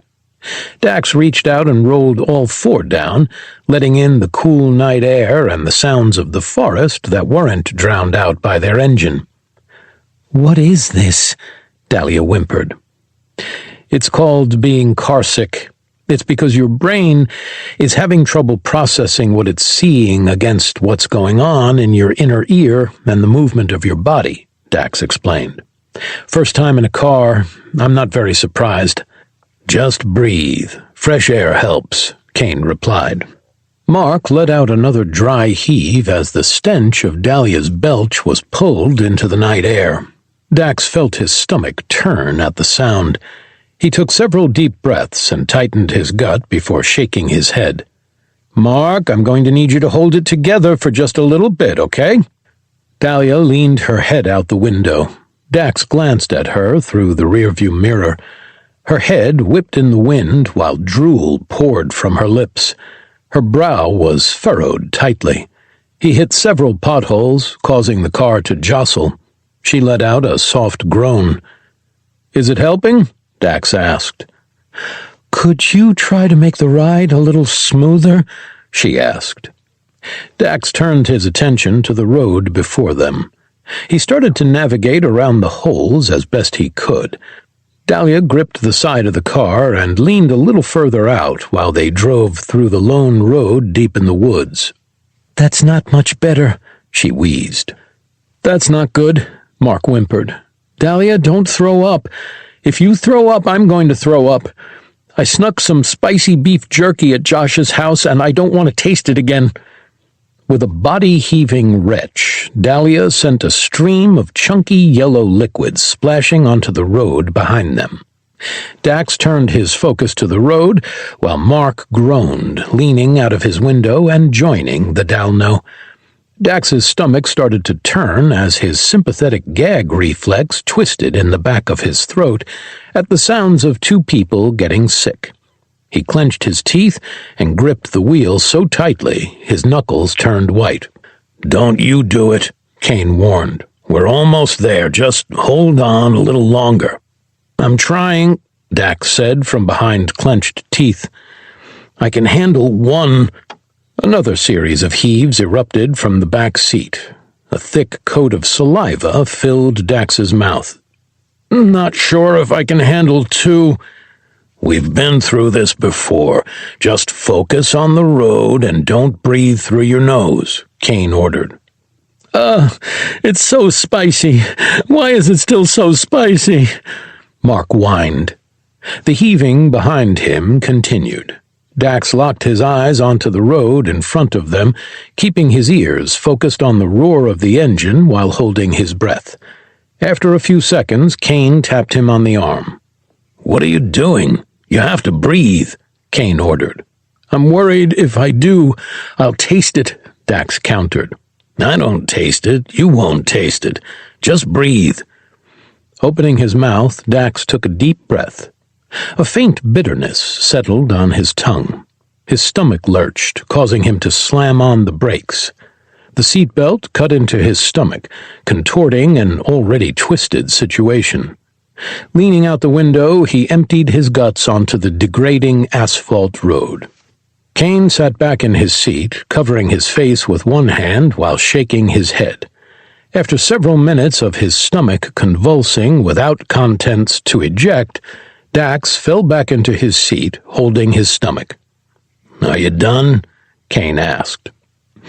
I think so, Dax panted. Sorry, I always get the sympathy vomits. There's nothing left to give back, Mark added. That really got away from us, didn't it? Dahlia asked. Sorry about that. On the plus side, our abs are going to look great tomorrow, Mark jested. My abs already look great, Dahlia replied. Yeah, they do, Mark called. He put his hand between the front seats for a high five. Dax and Kane looked at each other, then back at the kid. I'm not high-fiving that, Dax said, turning forward. Yeah, me either, Kane added. I'll give you some skin, Dahlia said. She gave Mark a high five. He let out a cheer. At least I got something. Most action the kid's got in years, Kane chuckled. Dax leaned forward, a dull ache in his gut. He grabbed the wheel and took his foot off the brake and started to roll again, gradually accelerating. Dahlia and Mark stuck their heads out the windows once more. How do you know where your hideout is from Josh's? Dax asked. Because I believe in being prepared, Kane replied. And once again, it paid off. When I built this place, I made it a point to know every single route I could possibly take to get there in case of a situation like this. I distinctly remember your friend's cabin because I wanted to buy it if it ever went on the market. I now know why it never did. Yeah, the self-extended basement lab makes that kind of... Dax started. Kane's hand shot toward the light controls. He shut them off, causing Dax to hit the brakes. Dax's seat lurched violently forward as Dahlia fell into it. What are you doing? Dax asked. Kane threw the car into park and pressed the power button, shutting off the engine. We need that to get where we're going, Dax complained. Kane pointed to their right and up. Nothing but pitch blackness and the calls of bugs and wild animals filled the air. What are we looking for? Mark asked. Give it a second, Kane replied. For a split second, Dax saw a flash of light at the top of a hill. So, someone's going on a late-night walk or looking for a hunting spot for the morning, Dax said. The base of that hill is the border of my property. If someone is on that property, they are trespassing, and with all of the signs and traps I have set, if they've made it that deep, that's not a good thing, Kane explained, unbuckling his seatbelt. Put it in neutral. There's a road a few yards ahead. We can push it there and off the road. You really think? Dax was cut off by the cold look on Kane's face. He quickly unbuckled his seatbelt. You heard him. We're unloading here, Dax called back. He put the car in neutral while Dahlia and Mark climbed out of the car. Opening the door, he looked at the ground below, then closed it, remaining seated. "You've got to help push," Mark called up. "It's too lifted. I can't push and steer at the same time. You both are borderline superhuman, and Dahlia can bend a shotgun like it's a Twizzler. I think you'll be able to push it fine." All three positioned themselves behind the SUV. They started to push, lurching the car to almost 10 miles an hour in an instant. Dax kept his eyes peeled for the road Kane mentioned. Turning into it, he steered them behind several trees, pushed the brakes, and put the car in park. Manually locking the doors, he jumped down and quietly shut his own. He turned back to Kane, who stood close behind him, and motioned up the hill. "This is your property. Take point." Kane put a hand to his lips, turned, and started up the hill. Ascending closely behind him, all four climbed up the dirt and rock-covered mound without a sound. Reaching the top, Kane let out a groan. All four dropped to the ground.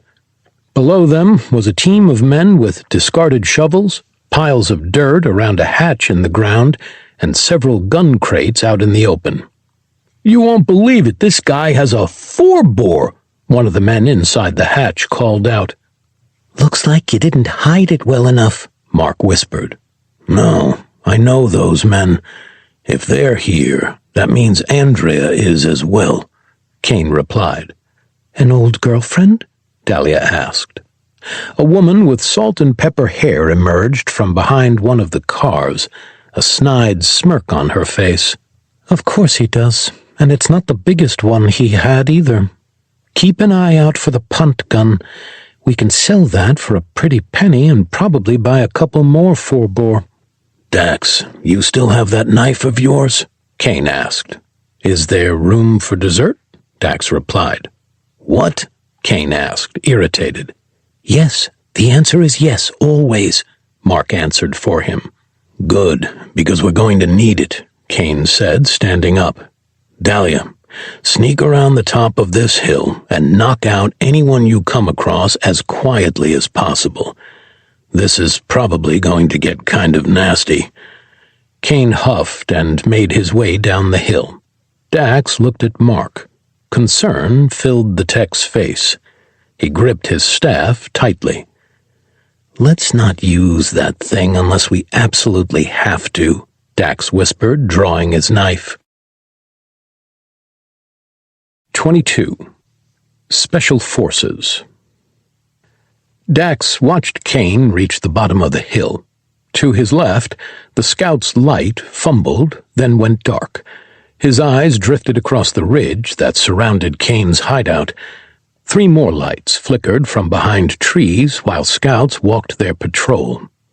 "Mark, get that flashlight Dahlia just shut off, turn it back on, and walk the patrol," Dax whispered. "If Kane knows them, they'll notice a missing sentry." Mark nodded. He clambered to his feet and rushed toward where the light fell. A few seconds later, it turned back on, and the pattern continued. "Dahlia, I've got the light from the patrol you just took out. No need to backtrack," Mark said over the translators. Dax looked to his right to see a light swaying in the dark toward him. He quickly stood up and positioned himself against a tree to hide from the patrol. "Andrea," Kane called out. Safeties clicked off a dozen guns that were quickly pointed at him. Kane threw his hands up and stepped out of the tree line. "What are you doing here? I told you about this place as a last resort in case of World War III, Kane said. "You swore you wouldn't come looking for it." Andrea turned toward Kane. Her jaw dropped before her mouth curled into a smile. "Kane, the rumors of your death have been greatly exaggerated. It's good to see you alive." She extended her arms and started to walk toward him for an embrace. Kane took a half step back. Andrea stopped in her tracks. Dax watched the scene below closely, his ear trained on the crunch of footsteps that grew louder with each passing second. "You should know it'd take more than a crashed spaceship to kill me," Kane replied. "Try 3, Dahlia teased. Dax noticed the second light flutter before hitting the ground.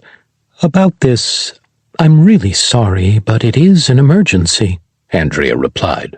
"Not quite the big WW3, but we've run into some issues with a particular town who somehow got their hands on ogre armor, and now none of our weapons can punch through it." Kane looked at the 4-bore rifle.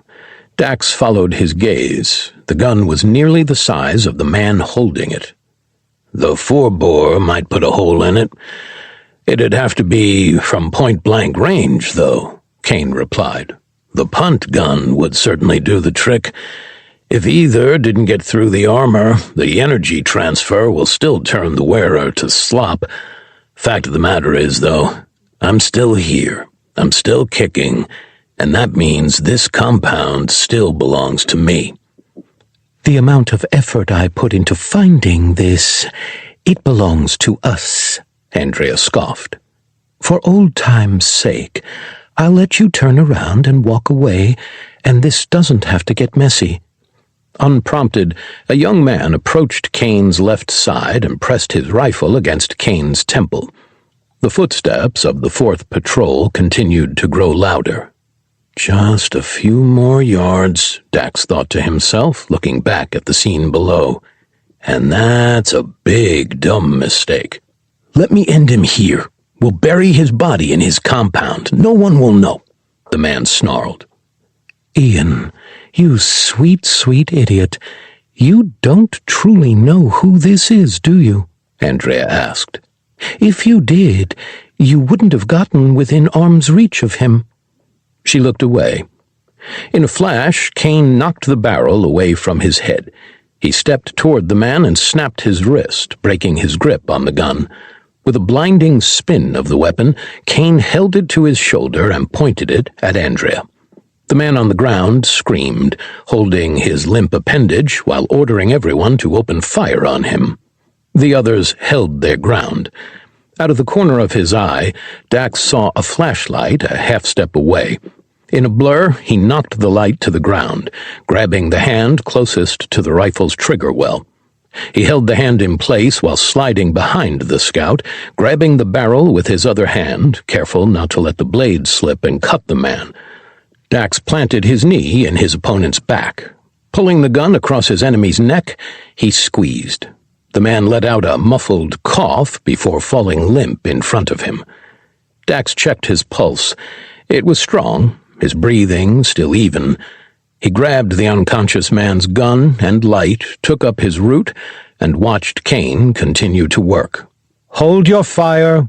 You were dumb enough to get grabbed by Kane, one of the deadliest men on the planet.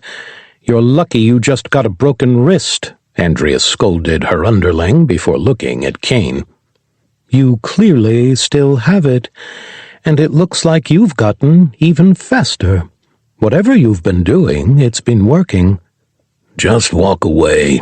This doesn't have to end in a mess," Kane countered. 3 guards down, 1 to go." "Negative. I've taken 1. Sentries are down," Dax replied. Andrea looked into the woods. Dax's spine tingled when she made eye contact with him. "You wouldn't be dumb enough to come here alone and unarmed. And don't think I haven't noticed you've already taken out my patrol. I would expect nothing less. So why don't you have your little team? Come on down," Andrea said, pulling a pistol and pointing it at Kane's head. "Or I execute you in front of them." "No," Mark snarled. "Mark," Dax hissed. "Keep a level head. Kane knows what he's doing. Pretend that staff's a walking stick." "Boys, why don't you come on down?" Kane shouted. "I'll stay hidden and wait for your signal," Dahlia whispered through the translator. "Copy. Get behind their line if you can," Dax instructed. "Already done," Dahlia replied. "Boys, I'm waiting," Andrea called out, pulling back her gun's hammer. "And I won't wait much longer." Dax sheathed his knife, shouldered the rifle, and started down the hill. Andrea pointed the gun at the ground and fired. Dirt jumped less than an inch away from Kane's unflinching foot. All it takes is a twitch of my finger, Kane warned. But you'll die too, Andrea countered. You may get one or two of my men, but that'd be worth it. Dax raised his rifle and took aim at one of Andrea's men while breaking the tree line. Mark emerged at the same time with a limp, putting most of his weight on his staff. Andrea looked at Dax, then at Mark. Her head twitched slightly. You two were sentenced with him, she said. Yep, Dax replied. And now you're outnumbered. Why don't you pack up and leave? No one has to die. You didn't kill my men? Andrea asked. We're not murderers, Mark replied, looking at Dax and Kane, then amended his statement. Not all of us are murderers. No, you are just a cyber and nuclear terrorist. I can at least respect what these two did, Andrea replied. How do you know her? Dax asked. Trainee, a little like you once, Kane replied. And now I'm the leader of one of the most profitable mercenary companies on the planet, thanks to his training, Andrea added. Ah, so you took his skills and not his ideals. That's terrifying, Dax countered. Kane lowered his weapon. He looked at Dax and waved him down to do the same. Lowering the rifle, he looked at the numerous guns still pointed at them. Drop the guns and kick them away, Andrea ordered. And that fancy knife, too. You don't want him to do that, Mark warned. That knife is very precious to him and the woman who gave it to him. I didn't think ogres got conjugals, but I guess it's better than the alternative. Limpy, toss over the staff. It's not a staff, it's a walking stick, Mark countered. And I can't. I have a niggle in my knee, and it helps keep me upright. What did he just say? One of her men shouted. I didn't think we were supposed to use that word anymore. We're not, another man chimed in. It's not culturally appropriate. Niggle, Mark replied. Something that causes a slight but persistent annoyance or discomfort. Or are you so uneducated you don't read books? Look, the kid's got a niggled leg, Kane explained. It was from the crash. If you're going to take his stick, at least let him lean on one of your men when you move us. But be careful, he has wandering hands. Kane tossed the rifle to the ground. Dax followed suit before unbuckling his sheath and tossing it away as well. You do realize they're just going to kill us, right? Mark asked. Why? You can't go to the authorities, plus it'll be so much fun knowing you're out there somewhere finally having been bested, Andrea taunted Kane. Several of her men grabbed ropes and approached the group. Dax looked over at Kane. Did you sleep with her and never call her again? Nope, she just happened to be a bad apple from the start, Kane replied. Hid it really well until after she'd learned everything she could. Her men approached Kane, Mark, and Dax. They grabbed Dax's hands, held them together, and wrapped the coarse rope so tightly around his wrists his fingers started to tingle. The tricky part was getting you deployed on that last mission. That also was me, Andrea scoffed. That was you? Kane asked, his voice little more than a whisper. Ropes were wrapped around Kane's wrists while the last man approached Mark. Every weapon trained on them lowered. How could you do that to me? Kane asked. After all the time we spent together, I knew if anyone was going to be sent after me once I started my little operation, it'd be you, Andrea replied. I got rid of you, I thought, permanently. And honestly, things have been pretty boring. There's no one out there quite as good as you. No one to give me a challenge. Now that you're back, I think we can have some fun. Two fugitives in a game of cat and mouse. Bring some levity to the boring nature of this game. Kane looked at the ground. He shook his head in disbelief before turning toward Dax. I must say, it'll be an interesting test to flex our muscles in that way.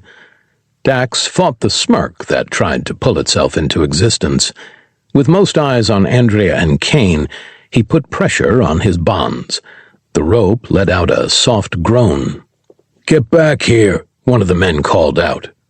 Dax looked to Mark, who hobbled backward from the men, lining himself up for a shot.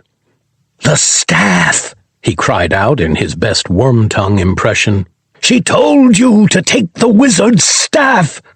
Dax and Kane looked away as he slammed the staff onto the ground. A beam of plasma ripped across the hoods of two of their parked cars. The crystal flashed so bright it illuminated the woods as if it were the noonday sun. Andrea and her men flinched. "Dahlia, now!" Kane ordered. 23. Junkyard Crew. Dahlia landed with a thud. With a swing of both her arms, she sent one man flying into a car, while the other bounced off the ground and rolled down the hill.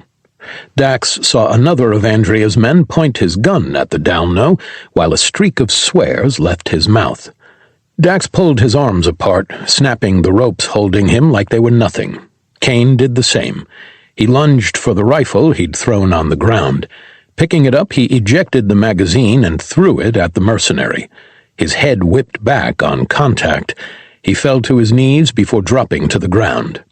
With the butt of the gun, he clocked the man who tied him up in the side of the head, tossing him to the side like a bathroom hand towel. He kicked the unconscious man's weapons away from him while Kane engaged his former trainee. "A little help over here!" Mark shouted. Dahlia lunged at a fourth, while Dax turned to see Mark holding off three men with his staff. All three tried to rip it from his grip while he held tight and planted his feet. Dax raised his rifle, squeezing the trigger. It kicked against his shoulder, releasing the chambered round. A spurt of blood erupted from the calf of one of the far-right men as his bullet found its mark, grazing his leg. Flipping the gun around, he threw it as hard as he could.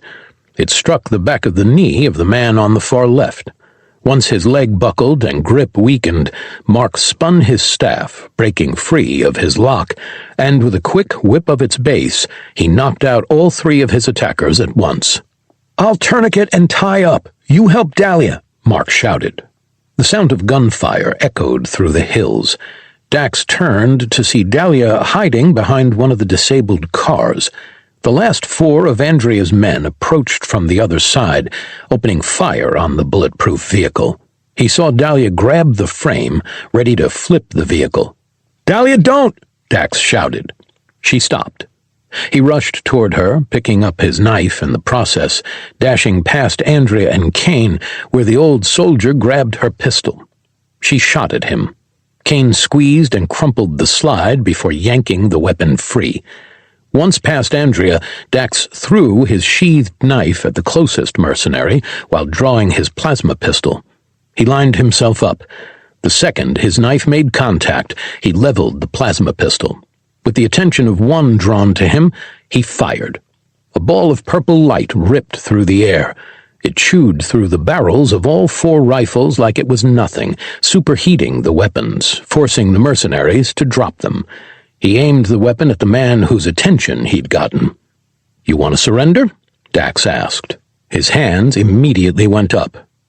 "Okay, Dahlia, you're good now," Dax called out.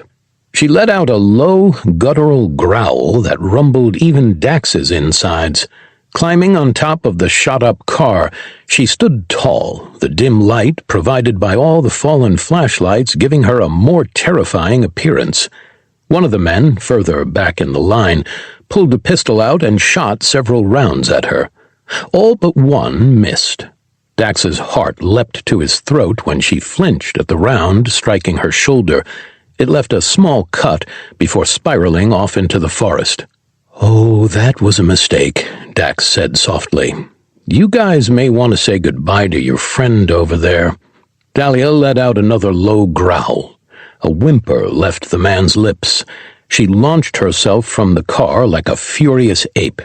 Landing in front of him, she grabbed his pistol with one hand, crushing it into a piece of crumpled scrap. With her other, she punched him into the ground like a fleshy tent peg, causing the survivors to immediately drop to their knees and put their hands behind their head. "Nobody move," Dahlia snarled, low enough to make Dax tremble. "Glad She-Hulk is on our side," Mark called out, holstering his pistol. Everyone turned to see Andrea and Kane continue to fight. She moved fast, almost as fast as Kane. She nearly landed several punches and caught him with a sneaky kick more than once. Dax watched Kane's expression while they both moved at almost a blurring speed. His expression was blank, his eyes glazed over, as if he'd mentally checked out and let his body fight for him. Andrea pulled a knife and slashed at him. He leaned back. Dax noticed he stopped before he should have and let Andrea's knife cut his cheek. With her arm across her body, he grabbed her elbows and pulled, forcing her to hug herself tightly. "You've gotten better," Kane snarled. The glaze vanished, replaced by the fire of 1,000 battles. He stared directly into Andrea's face, his look sending a chill down Dax's spine. "But you still cross your arms," Kane continued, his cut healing like it wasn't even there. "What are you?" Andrea asked in a trembling voice. "Humanity's full potential," Kane replied. Leaning back, he threw his head forward. The resulting crack made Dax flinch. Her body fell limp, and the knife slipped from her hand. Kane gently lowered her to the ground before looking at Dax. "Behind you," he called out.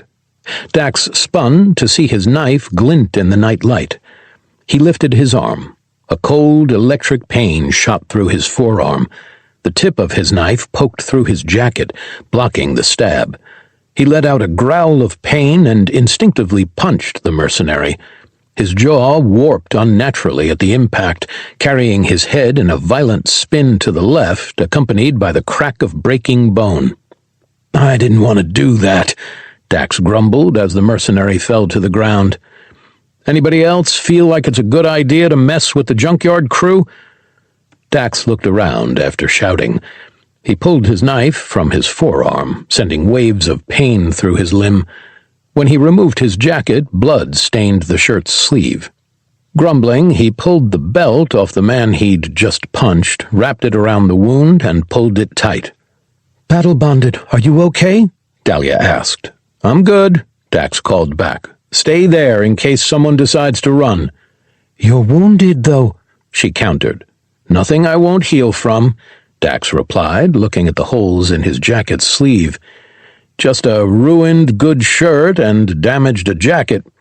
"You've been getting stabbed a lot lately," Mark said, lining up his 3 tied-up men.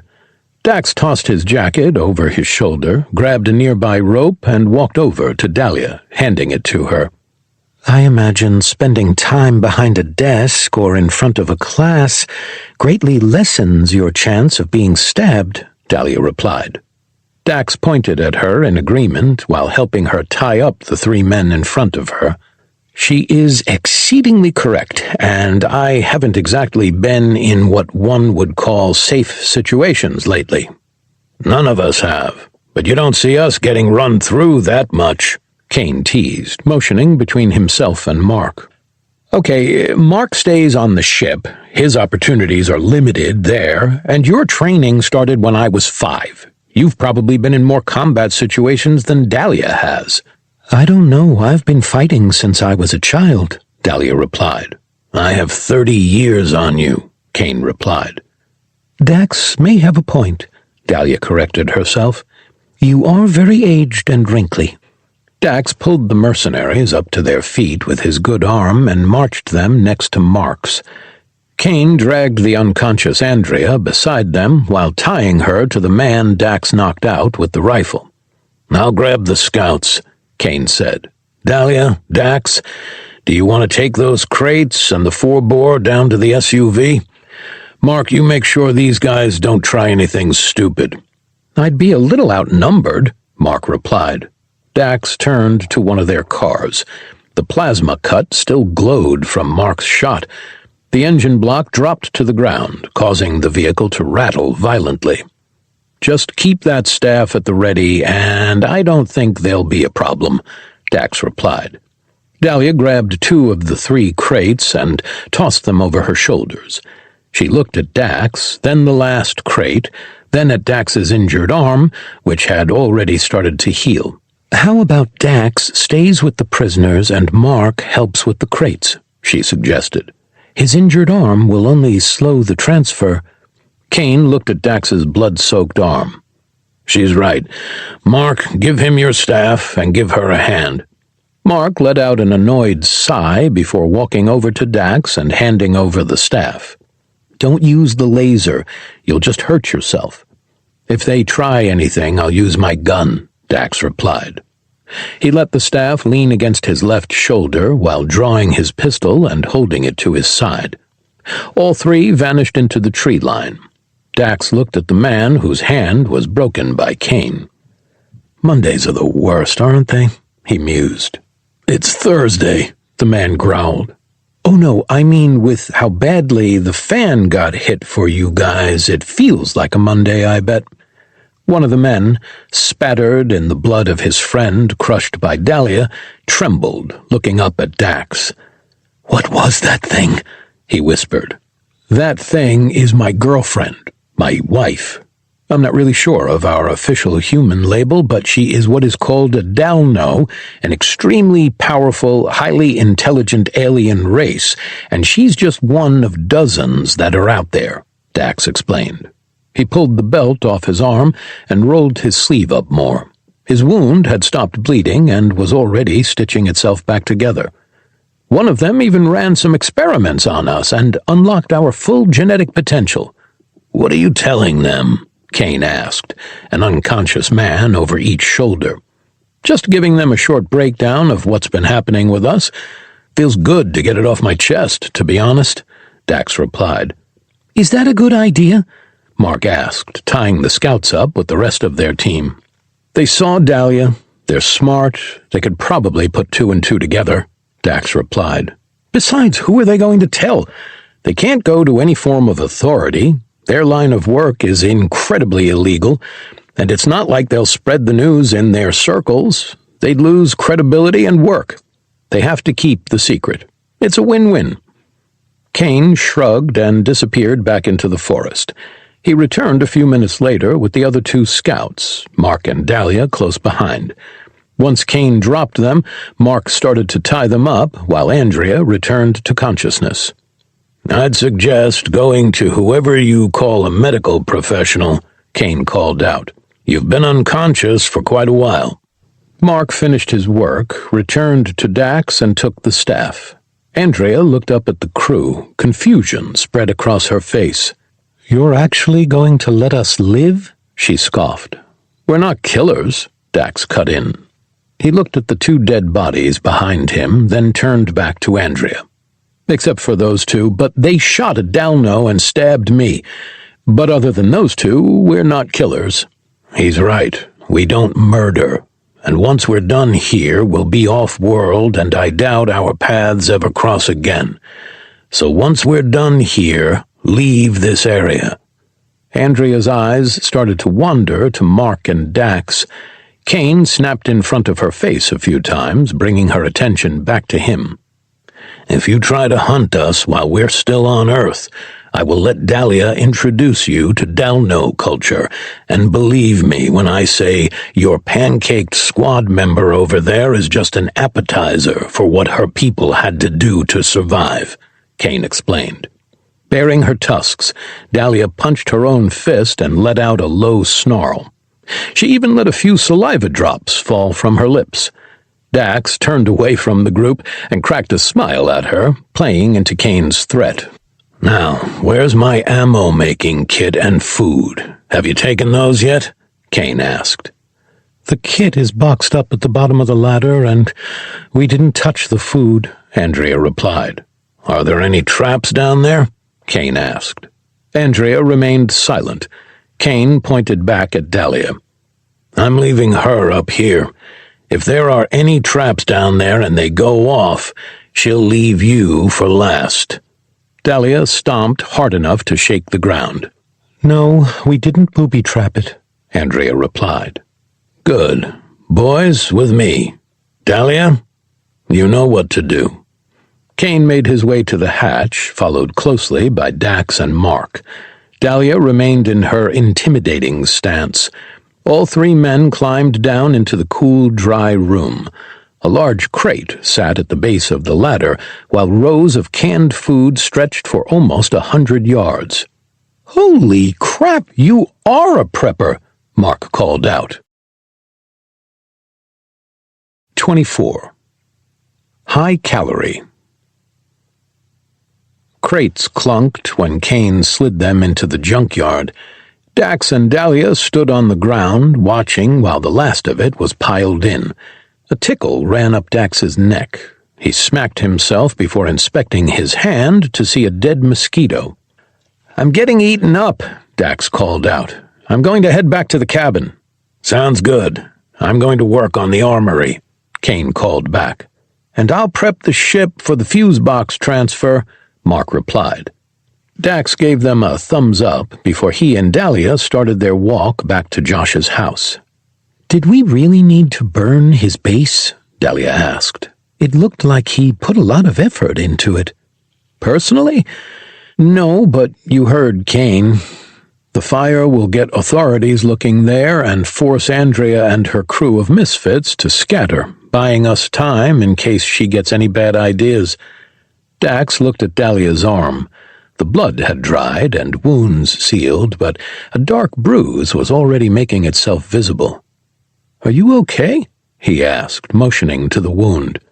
"I've had much worse," Dahlia replied, looking at her arm. "How did that not puncture me, but arrows did?" There are at least a dozen different variables that could answer that question. Bullets are designed to mushroom out and dump all of their energy inside the target. The arrowheads were likely harder than the bullet, Dax explained. They separated, letting a few trees pass between them while closing in on the cabin. And then there's the matter of surface area. The tip of a bullet is a decent size compared to the tip of an arrowhead. I'm no expert, but I've toyed around with enough knives to know that the edges of those arrowheads were the sharpest thing I've ever felt. Dahlia looked at Dax, then at the knife around his waist. "Even sharper than that one?" "This is a sharp knife, don't get me wrong. It's a beautiful knife, and I'll use it until the day I die. But compared to those arrowheads, this thing is as sharp as a pipe," Dax replied. "I'll have the smiths on Dalno Noir forge you a new one, then," Dahlia replied matter-of-factly. "I don't want another one," Dax countered, placing his hand on the hilt. "If an edge gets that sharp, it can become brittle. Not a huge deal in an arrowhead, where the tip breaking can end up causing more fatalities than if it stayed intact. It's not something you want when you have to reliably reuse it, like a knife. Besides, you gave me this knife. There's no amount of gold, silver, ships, or planets you could give me to get me to part with it." They stepped onto the back patio. Dax opened the door for her. They both stepped in to see Josh washing a plate in the kitchen sink. He froze, looking at Dahlia and Dax, his brow knitting together. "What happened to you two?" he asked. "Kane's compound was being raided," Dahlia replied. "We stopped them and got what we needed." Josh's shoulders dropped. He set the plate down and leaned against his countertop. "Please tell me you didn't kill anyone," he huffed. Dax and Dahlia remained silent. They looked at one another, giving each other awkward smiles. "You just got the cops involved, and with my car, it'll be pretty easy to track everything back here." "Couple things. One, cops aren't going to be involved. The people we fought were a highly illegal mercenary group. They're not going to the cops. And B, the only two we killed shot her and stabbed me," Dax said, motioning toward Dahlia's shoulder and his bloodied sleeve. "The worst injury we gave is either a broken hand or a flesh wound from a bullet," Dahlia added. Josh's eyes widened. He pushed off the counter and took several steps back, reaching for his phone.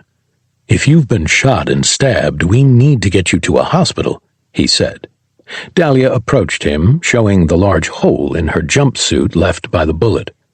The Dalno are very durable, Dahlia explained. I've had worse falling down a hill. I do not need medical attention for this. Josh inspected her wound for a few seconds before looking at Dax. Either way, if you've been stabbed, you need to get it sewn up and treated. Dax walked over to the sink. He tossed his jacket that was slung over his shoulder onto the island before rolling up his sleeve, turning on the water, and rinsing off his arm. He held his limb up, showing both sides of his arm. A light pink oval stained his skin where the hole once was. His stomach shifted, letting out a low growl. "It'll take more than a knife to make me need a medic," Dax explained. "But I do get very hungry every time I have to heal. Do you have anything high in calories?" I've got ice cream," Josh replied. He stared at Dax's arm in disbelief. "That'll do, donkey. That'll do." Josh pointed to the freezer. Dax walked over to it, opened it, and grabbed the pint of ice cream inside. He popped the lid off, grabbed a spoon, and started to eat straight from the carton. "How? I get a flesh wound healing, but that's muscle, blood vessels, bones, and nerves," Josh replied. "That shouldn't be possible, even with our full genetic potential unlocked." "I am well aware of that," Dax replied, taking a bite. "Oh, I forgot how good Rocky Road is." He turned to Dahlia and offered her a spoonful. She leaned down and took the bite. Her eyes widened, she twitched, swallowed, and took a step back. "That is disgusting," she grumbled. "How can you eat that?" "The Dalno must have different taste buds when it comes to sugary things." "Good to know," Dax mused, turning back to his friend. "We have no idea what was done to accelerate us to this degree. We're hoping to find out, but in the meantime, we're not going to complain about it." "Well, I should have some shirts in the guest room that might fit you," Josh replied, staring at Dax's freshly cleaned arm. "Unfortunately, I don't have anything that'll fit you." Dahlia pulled a wad of money out of her pocket and placed it on the countertop. Josh rubbed his forehead with a sigh of exasperation. "Where'd you get that?" he asked. "Those mercenaries were paid well in your paper currency," Dahlia explained. "We took enough to cover our needs while we're here. Is the Busty and Thick store still open?" Josh looked at his watch. "Not now, but in a couple of hours. But you can't go to a shopping center. The facial recognition will pick you up the second you step foot in there." "I know we can't, and if you do it, it'll raise too many eyebrows, but is Professor Geller still in the area?" Dax asked. "Why would you want him? He's insufferable." "Because his cousin shops at Tall and Wide, which will make for a believable cover, and he's easily bought with no questions asked." Josh grabbed the wad of money and sighed. "Fine." "Does he still accept bribes from his students for better grades?" Dax asked. "Yep. Got busted for it, too." "How'd that go down?" "He's got tenure. They gave him a slap on the wrist and told him not to do it again, but that's about it," Josh replied. Dax looked out the window to see the horizon starting to lighten while the stars began to disappear. "You don't have summer classes anymore, do you?" Dax asked. "I do not. They tried to force me to keep teaching them, but I used the death of my best friend as an excuse to get out of them," Josh said, motioning toward Dax. Dahlia let out a disapproving scoff. Dax placed a hand on his own chest. "You used my death as an excuse to get out of a program the college forced you into?" "I did," Josh replied with a nervous smile. "I've never been prouder." "Isn't that disrespectful to your memory?" Dahlia asked. "But he's not dead," Josh countered. "Even if I was, I'd let every friend of mine use it as an excuse to get out of something they don't want to do, especially a work thing," Dax explained, finishing off the ice cream. "You're a good man, Josh. Now, how can I help downstairs?" Josh grabbed the dirty spoon while Dax threw the empty ice cream carton away. He started to wash it off. "You're one of the best linguistic minds humanity has to offer. I won't argue that point. But when it comes to fungi, especially bioengineering a super fungus specifically designed to target a single insectoid species and nothing else, you may as well be a toddler trying to build a nuke," Josh replied, putting the spoon in his dishwasher. "Why don't you guys get some rest? You can only operate at night anyway. I'll make sure things get taken care of here. You can use the guest bedroom." "Thank you," Dahlia said. Dax and Dahlia made their way to the stairs. He stopped next to the basement door and pointed up the steps. "I'm going to check on Sandrina. The guest bedroom is top of the stairs, first door to the right." "How do you know?" Dahlia asked. "Because, contrary to popular belief, professors can throw a kegger just as hard, if not harder, than the frat boys. And I've passed out in that room more than once during my tenure before the family expanded," Dax explained.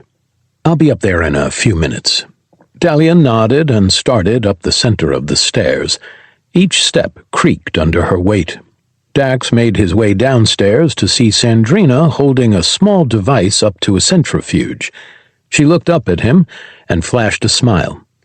"I hope your friend doesn't mind.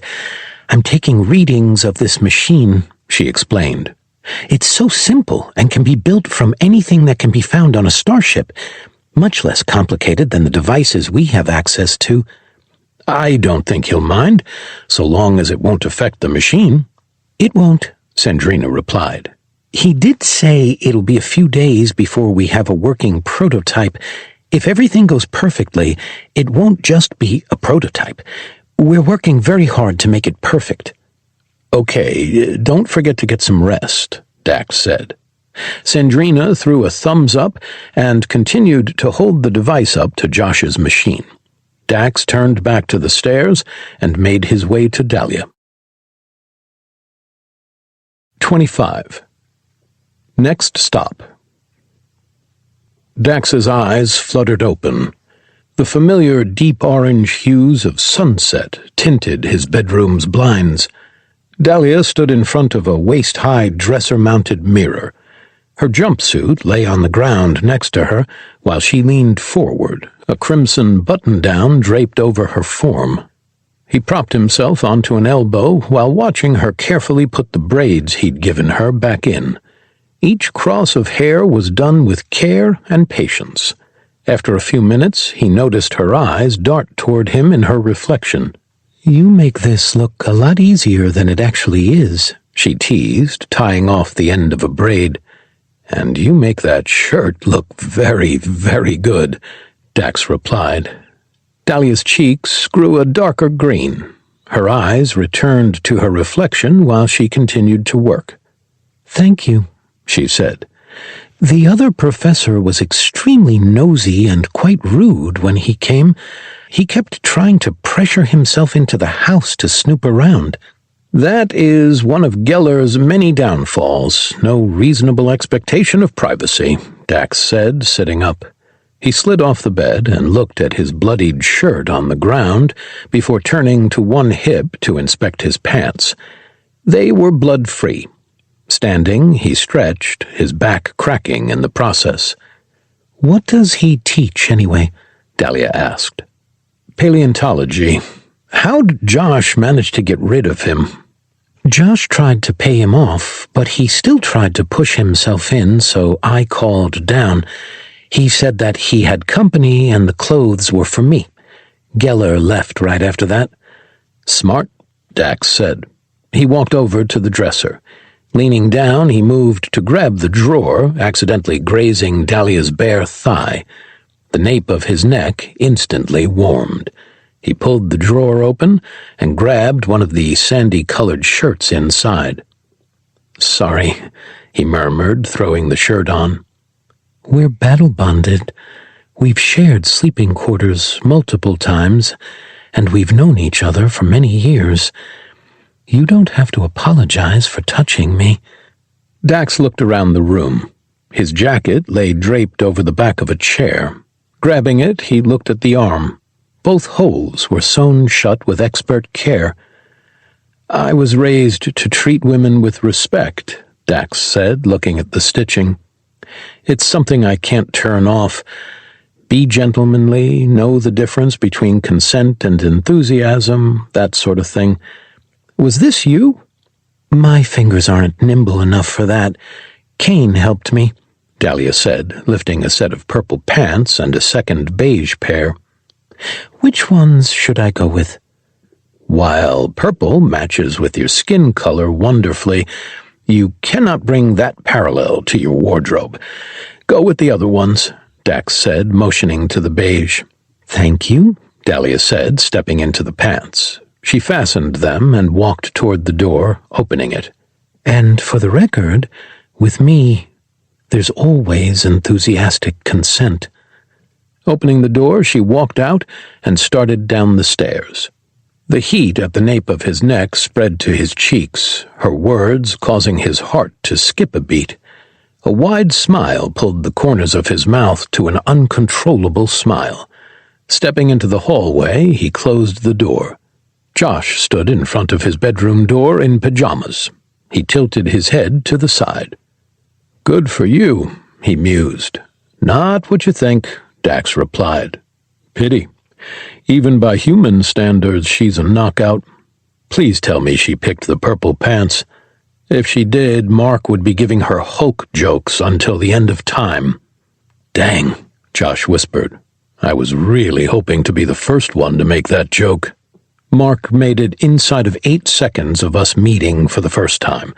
What's with the pajamas? You have me working on something that requires round-the-clock supervision. I sleep when the machines are working, and there's nothing for me to do, Josh explained, looking at his watch. It's getting dark. Are you heading out again? Yeah, we've got 2 more runs we've got to make. Means you've got to put up with us for 2 more days at least, if you don't mind, Dax said, starting down the stairs. Are you kidding me? I'm getting to learn about Bastet horticulture and the fungi they have to work with. I just wish you guys could stay a little longer. The longer we stay, the greater chance we get busted, Dax replied. I don't want you tied up in that mess. We're educators. Any chance to learn, and I'm willing to take it. They entered the kitchen. Sandrina stood in front of the coffee maker, pouring herself and Josh a cup of the dark liquid. It was so much fun, Dahlia whispered in a bubbly tone. Their tactics were good, flawed but good, and it was so weird fighting something that wasn't an underbeast or Valtakuntera. I'm glad you enjoyed yourself. I'm learning a lot about their science, fungus, and flowers. While not as eventful, I'm having fun in the lab, Sandrina replied. You ladies enjoying yourself? Kane asked. Of course. Your world is so exciting, Sandrina replied. Kane walked through the back door with a shotgun in hand, and Mark close behind. Looking at Josh and Dax, he nodded at them.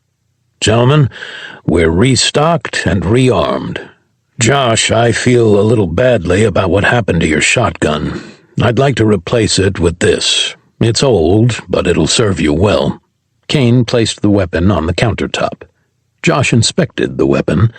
Slowly picking it up, he pointed the gun directly at the floor before pulling the rack back. He looked into the breech and the loading tube before racking the empty gun. This is beautiful. Are you sure you want— Absolutely, Kane interrupted. What we deal with requires something bigger than a shotgun. We may as well be using spit wads using that thing. I'd rather know it's in the hands of someone who clearly knows how to handle a firearm than have it just sitting in the junkyard's safe. My dad would have loved this. He was a bit of a gun nut, Josh said. I'm sure he had nothing on this guy, Mark mused, motioning to Kane. Kane's got some of the biggest guns I've ever seen. You'll be grateful when one shot punches through bug exoskeletons or transfers enough energy into Valtakuntera armor that it doesn't matter if the round stopped. The cavity on the other side will take them out of the fight. On that lovely note, Mark said, clapping his hands together, who's ready to break into my mom's house? Dax is going. He's the only one I trust to drive my baby, Josh said. Your baby is the brightest midlife crisis to ever drive on any road, Dax replied. What can I say? When I go flashy, I go flashy. It makes me happy. I'm not knocking it, just pointing out the obvious. I'm going to stay here, Kane said. Mark showed me some of the work that still needs to be done with the junkyard. Dahlia, can you come with us? Mark asked. Why? Kane asked.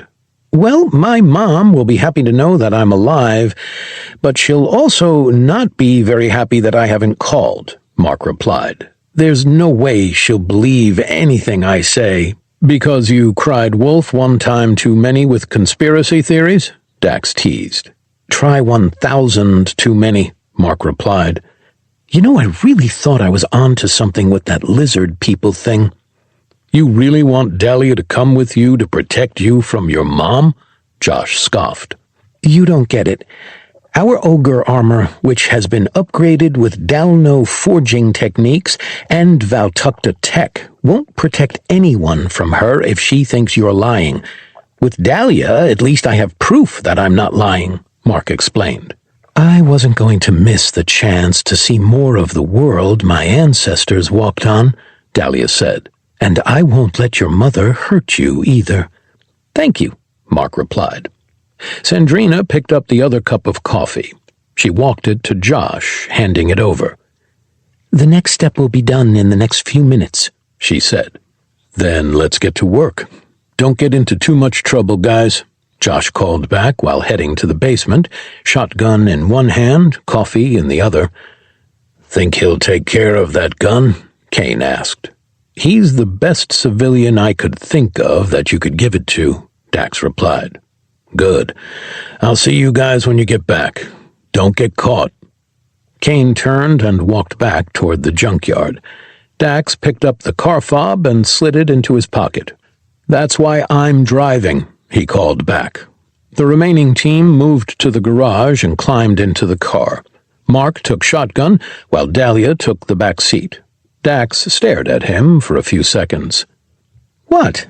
Kane's not with us, and Dahlia can't sit up here without catching everyone's attention. Dax chuckled, started the car, and pulled out, taking a left out of the driveway to avoid the hidden cop in the other direction. Do you know how to get to your house from here? Dax asked. I don't even know where here is. If you get to the college, I can tell you how to get to my house. That I can do, Dax said. He turned onto a better-kept side street, making his way to his old place of work. Didn't I hear that when you're an ogre, everything you own gets confiscated? Dahlia asked. If there's not another name on the property, yes. Fortunately, I used my mom's credit card to buy all of my stuff. That poor woman, how much did you spend? Dax asked. Close to $250,000, Mark replied. Dax's stomach dropped. He turned to the teen while taking a sharp breath. Is that a lot? Dahlia asked.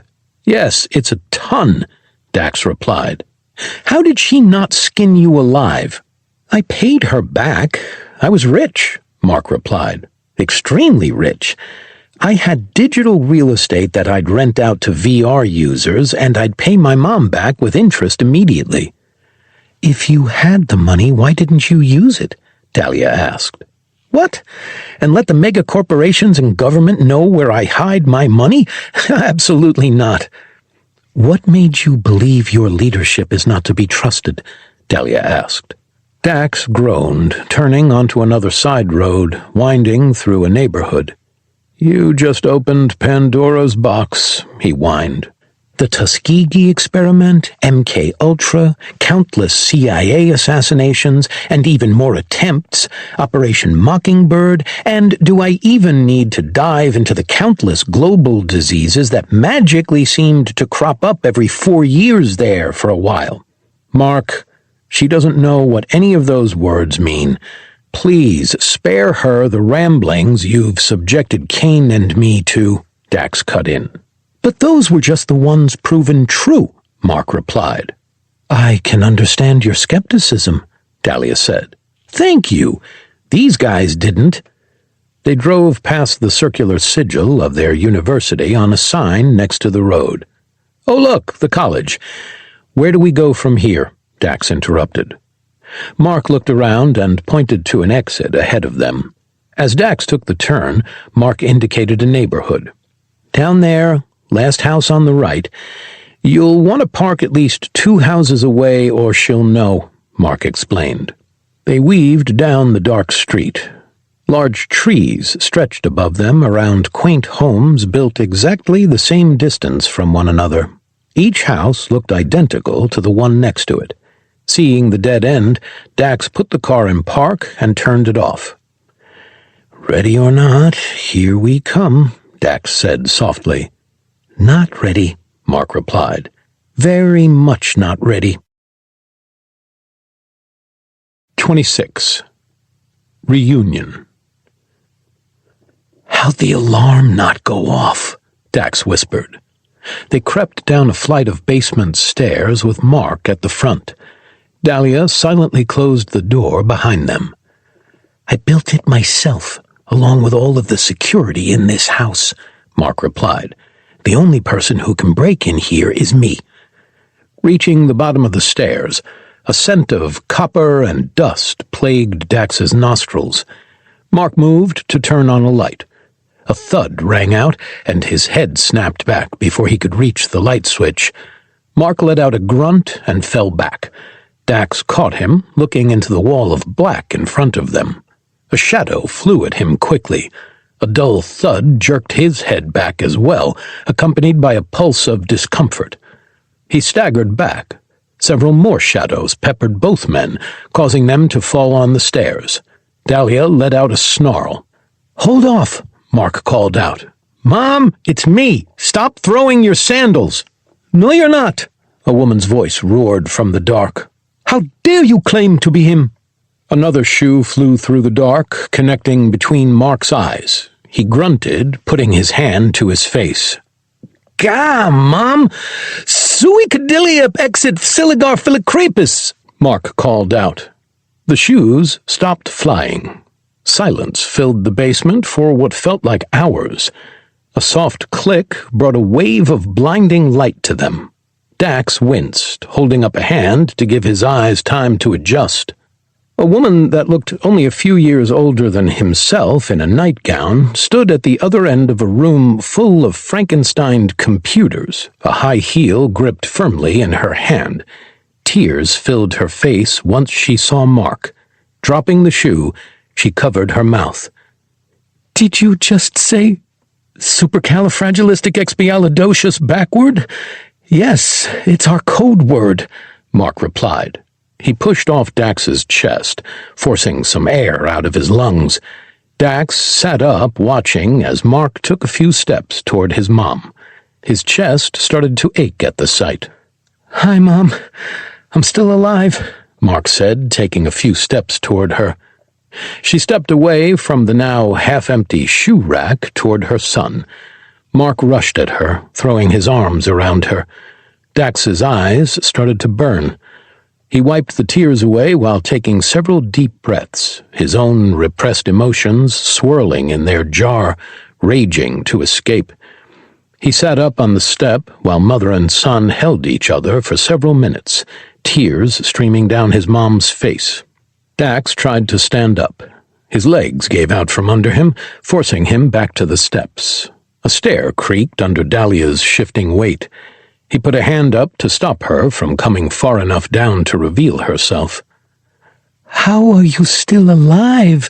she asked, finally breaking the embrace. "There was something called the Black Knight satellite that we went to take out. It turned out to be an alien ship," Mark explained through his own tears.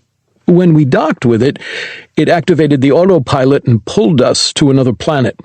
"Mijo," she said, moving some of Mark's unruly hair from his face. "You don't have to lie to me. Whatever you were doing, I'm just happy you're alive." Mark pulled away from his mother and motioned toward Dax. "Mom, I'm not. This is Dax. He was the second in command of my ship. He'll corroborate my story," Mark replied. "Wait, Dax, Are you crying? No one is crying. There's just lint everywhere in here. I got dust in my eye, Dax lied. Dax's hands trembled. He grabbed his knees and put all his weight on them to keep them steady. Mark's mom turned to him. Her brow furrowed, and stern dark eyes shot him a look only a mother could master. Summoning all of his strength, Dax repressed the emotions welling up in him once again and pushed himself to his feet. "He's telling the truth, ma'am," Dax explained. Her eyes narrowed. "I recognize you," she said in a low, almost growl of a tone. "You caught the—" "Yes, ma'am, that was me," Dax replied.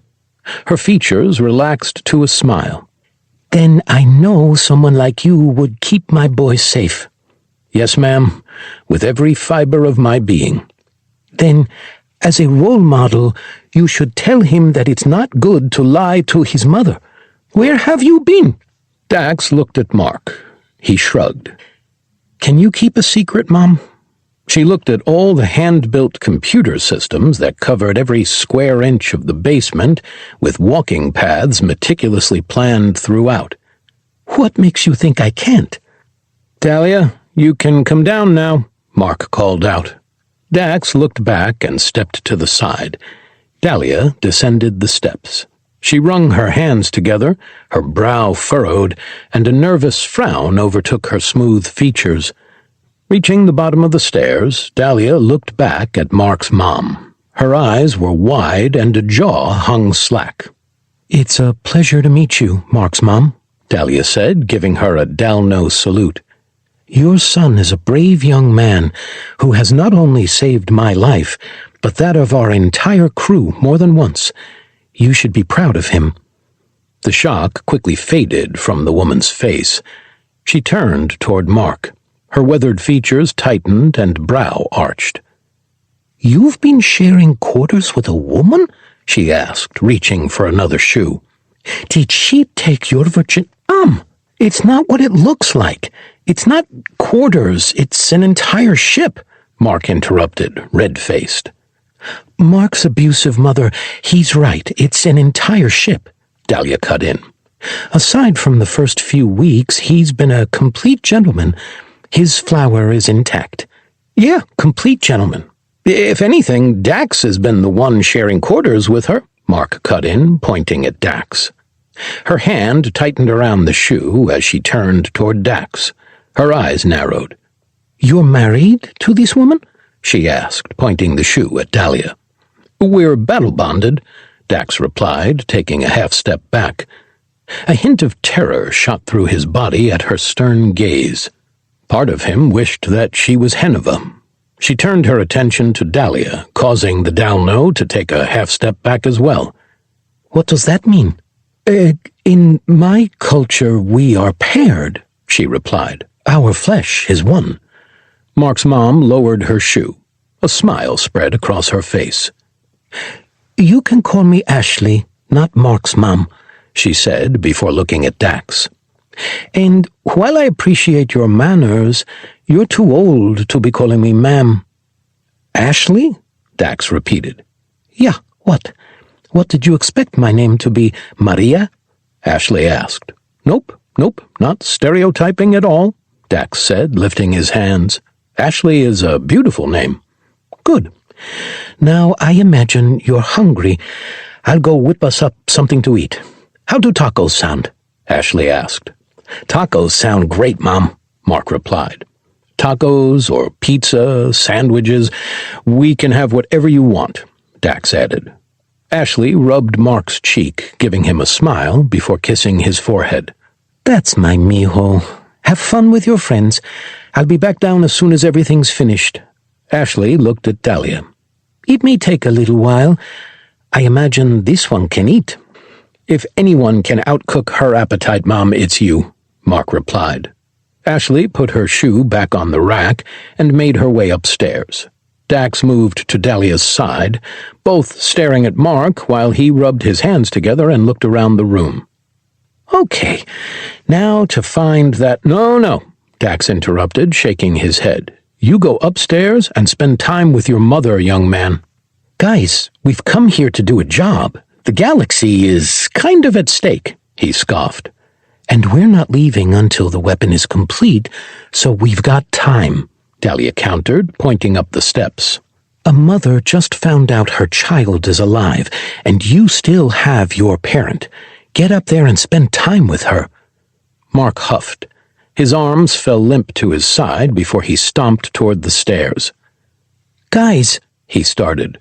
You don't know when or if you're going to see her again, Dax cut in. Spend this time with her like you're saying goodbye, and try not to worry her with talk of bugs, the Valtakuntera, that Leviathan, or your rash. Fine, Mark huffed. While you're down here, can you look for something that resembles a fuse box? I made some changes to it so it won't be exactly a fuse box, but you'll know it when you see it. And how did you know about my rash? We got this. Now go spend time with your mom, Dax replied. And you're not as subtle as you think you are about scratching. Mark stomped up the stairs. Once his feet were out of view, the reluctant thumps turned to an excited scuttle before the basement door opened, then slammed closed. Dahlia turned toward Dax. She tapped one of her tusks while looking at him. Are you okay? She asked. Dax shrugged. It was just a shoe. It didn't hit that hard, he replied. That's not what I was talking about, Dahlia countered, motioning up the steps. I was talking about that. Dax's face tightened. He nodded before turning to the labyrinth of chest-high computers. Why wouldn't I be? I was actually more worried about you, Dax countered. I don't mean this to sound harsh, but once they are without the world mother, we don't carry our dead, Dahlia replied. Dax turned back toward her while making his way down one of the paths. Although kind, her words stung like a dagger to the heart. Fighting his knee-jerk reaction, he remained silent and nodded before continuing his search. You wanted to say something about my axe, didn't you? She asked, starting her own search on the other side of the room. It isn't my place to make a comment like that, Dax countered. That axe was the first one I forged myself. My father taught me how to make it, Dahlia explained. She picked up one of the servers to look behind it. Above them, a muffled song started to play, accompanied by the on-beat thumps of 2 sets of feet. In Dalno culture, when a parent dies, it is a custom for the child to leave something for them to take to the world mother in the afterlife. Very much like the pharaohs of old, Dax replied, looking over a server before backtracking. Except with them, it was their riches and food, and in some cases women for them to be with in the afterlife. That sounds self-absorbed. Just a little bit. Dax moved to the next path and started working his way down. For us, it's a proof of craft, something our parents can present to the world mother to show that they passed down a useful skill to their children. The higher quality, the greater reward in the afterlife. I've seen the punishment you put that axe through. It's something your world mother would be envious of, Dax said, looking at a slight discoloration in the basement wall. What happens if that ritual is unable to be performed? Dax climbed over a server and approached the odd portion of the wall. He knocked on it. Part was as hard as rock. The other felt more like plaster. He tested it a few more times before finding the center. Rearing back, Dax punched the wall, sending dust and plaster in all directions. He felt a void on the other side. Dahlia quickly moved next to him. She looked at his arm, shoulder deep in the wall, and dug her fingers into the plaster. They stay in a realm of waiting until they have something to present to the world mother. My father had to wait in that realm for almost 3 years. She trailed off. It's not your fault, Dax countered. Things got unexpectedly hectic for most of that time. It's not like we could drop everything and just pop back. Pull on 3. I know, but it still bothers me. 1, 2, 3. Dax opened his hand and pulled as hard as he could, joined by Dahlia. An entire chunk of the wall gave way, revealing a small niche full of dust with a strange-looking fuse box mounted to the wall. He would have understood, and he would have been proud of you, Dax said, pulling his arm free and dropping the plaster to the ground. Is that what we're looking for? Dahlia asked. It is, Dax replied. He looked down to see a video game sitting on a pile of mature magazines covered in dust, half hidden by some cardboard. He picked the game up and showed it to Dahlia. Legends of Valka. I remember when this game came out. The developer created a new type of interactive system to make the gaming experience more real, Dax said. What happened to it? Dahlia asked. The first time it was used, the video game journalist testing it died with millions of people watching live, Dax said, tossing the game next to the pile of dirty magazines. Poor guy. The stairs creaked, causing Dax to spin around. Ashley stood next to Mark, a tray of tacos in her hands, and a look of disappointment taking over her face. Dax quickly pointed at the magazines. He was holding those for me, Dax blurted. 27. Electric. Dax's fingers gripped the steering wheel tightly while they rattled down Missouri's back roads. His eyes locked forward while Ashley sat in the front seat, eyeing him. A deafening belch erupted from the back seat, rattling the car more than its engine. Dax stifled a laugh, while Mark failed to hold his back. I apologize, Ashley. Those tacos were delicious, Dahlia said from as close to the floorboard as she could get. I could eat 1,000 more of them. Couldn't we all? Dax replied. No need to apologize, sweetie. I'm happy you enjoyed them, Ashley replied. She threw a sweet smile at the Dalno before turning her attention back toward Dax. You don't seem too freaked out about knowing there's life out there, Dax said, glancing at Ashley. The last few people who saw her tried to shoot her. When you've faced down a chupacabra, a large green in-shape woman isn't scary, Ashley replied. Odd to say, but I've seen stranger. What's a chupacabra? Dahlia asked. Please don't, Mark whimpered. It's a dog-like creature that sucks the blood of goats. I can't tell you how many times I had to fight them off as a little girl on our family's farm. Mom, I keep telling you, you didn't fight a chupacabra. It was a thylacine, a very real animal, Mark cut in. Chupacabra are cryptids. They don't exist. Don't tell me what I did and did not see, Ashley scolded, waving a finger. You weren't even a glint in your father's eye when I lived on the farm. I will not have you argue with me about it any more. It was the goatsucker, end of story. An awkward silence filled the car while they turned onto Josh's driveway, winding their way to the house. After a few seconds, Ashley turned back around and looked at Dahlia. You don't have anything like tacos on your world? Ashley asked. No, our diet was very limited until recently, Dahlia replied. We were stuck in survival mode, eating only what was available. We didn't have the luxury to cook with so many different ingredients. Well, what did you usually eat? Dahlia looked at Dax through the rearview mirror. He shrugged. Our first house was roach-infested. She can take it, Mark cut in. Dahlia took a deep breath and sat up. She tilted her head to one side, then the other, her neck cracking upon her movement.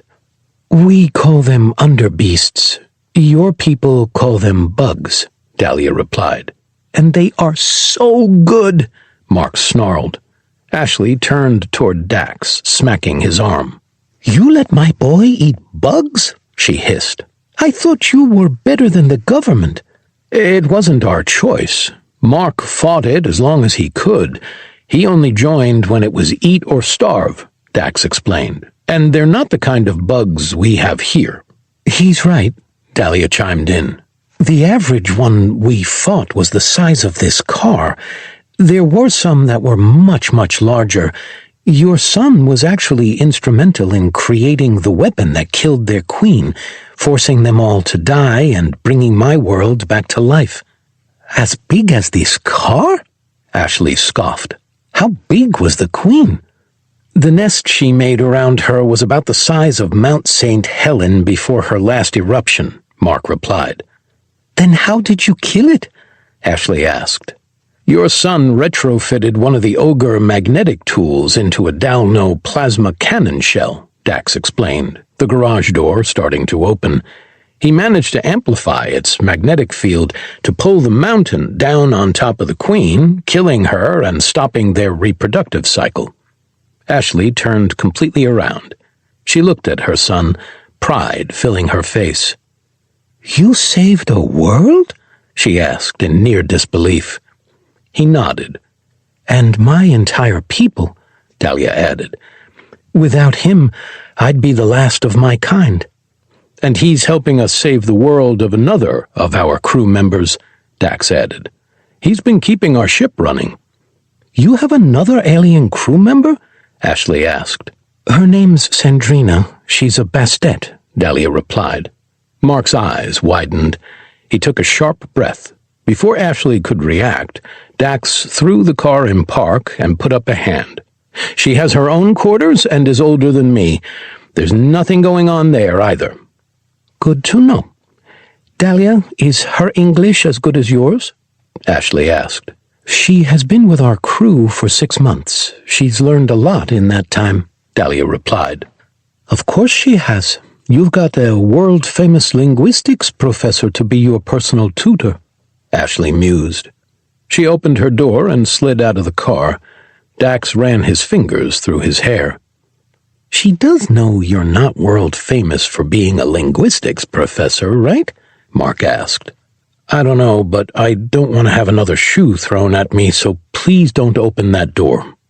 Ashley walked to the back of the SUV, opened it, and started to pull on the piece of equipment. Mark, get back here and help your mother carry this in. Without a word, Mark opened the door, slid out of his seat, moved to the back of the car, and helped her carry the fuse box inside. Dax shut the car off, climbed out, and closed the trunk. Dahlia hopped out, one of Mark's dirty magazines in hand. She held it at arm's reach, her head tilted to the side while looking at the centerfold. What's the purpose of this? Dahlia asked. Why do you have that? Dax asked, his voice a panicked whisper. They seem so small and frail, Dahlia continued, turning the magazine sideways. Throw that away, Dax continued. His heart started to race. He glanced at the garage door, hoping Ashley wouldn't poke back in to check on them. But they don't look like they can handle themselves in a fight. Is this attractive to your species? Dahlia turned the magazine around to show it to Dax. He snatched it from her hands, turned toward the trash can, and threw it in. Dahlia, you don't want to know about the complexities of that and the hormone-addled body of a teenage boy. It's painful, it's embarrassing, and just so much shame around it. Let's try not to humiliate Mark any more than he's already been today. Did you have such magazines in your younger days? Dahlia asked. Dax's ears grew warm. He shook his head and walked past her. I'm not answering that, he replied. Oh my goodness, you did, Dahlia continued to tease. No, I didn't, Dax countered. Dahlia crossed her arms and raised a doubting eyebrow. Dax's hand rested on the cold door handle. Her stare rapidly wore away his resolve. With a huff, he shook his head. Magazines are antiques. Only reason anyone has them these days is because it's easier to hide them from a concerned mother than on your computer, Dax replied. He opened the door and rushed into the house. Dahlia followed closely behind, turning sideways to comfortably fit through the door. Entering the kitchen, he stopped. Horror gripped him upon seeing Ashley rubbing behind Sandrina's ear. "Ashley, what are you doing?" Dax asked, his voice cracking. "It's okay," Ashley said with a wave of her hand. "Ma'am, you can't just start petting people because they look like a cat." "I asked her to do it," Sandrina cut in. "Your people's dull fingernails are perfect for hitting an itch without accidentally slicing myself open." Ashley removed her hand and took a step back. Dax put his head in his hands. Awkwardness permeated the room like a dense smoke. He took several deep breaths before lowering them once again. He looked out the open back door to see Kane helping Mark carry the piece of equipment into the woods. "Sandrina, you should have come with us," Dahlia said. "Ashley made these things called tacos. They were amazing." Sandrina perked up. Her pupils narrowed at the suggestion.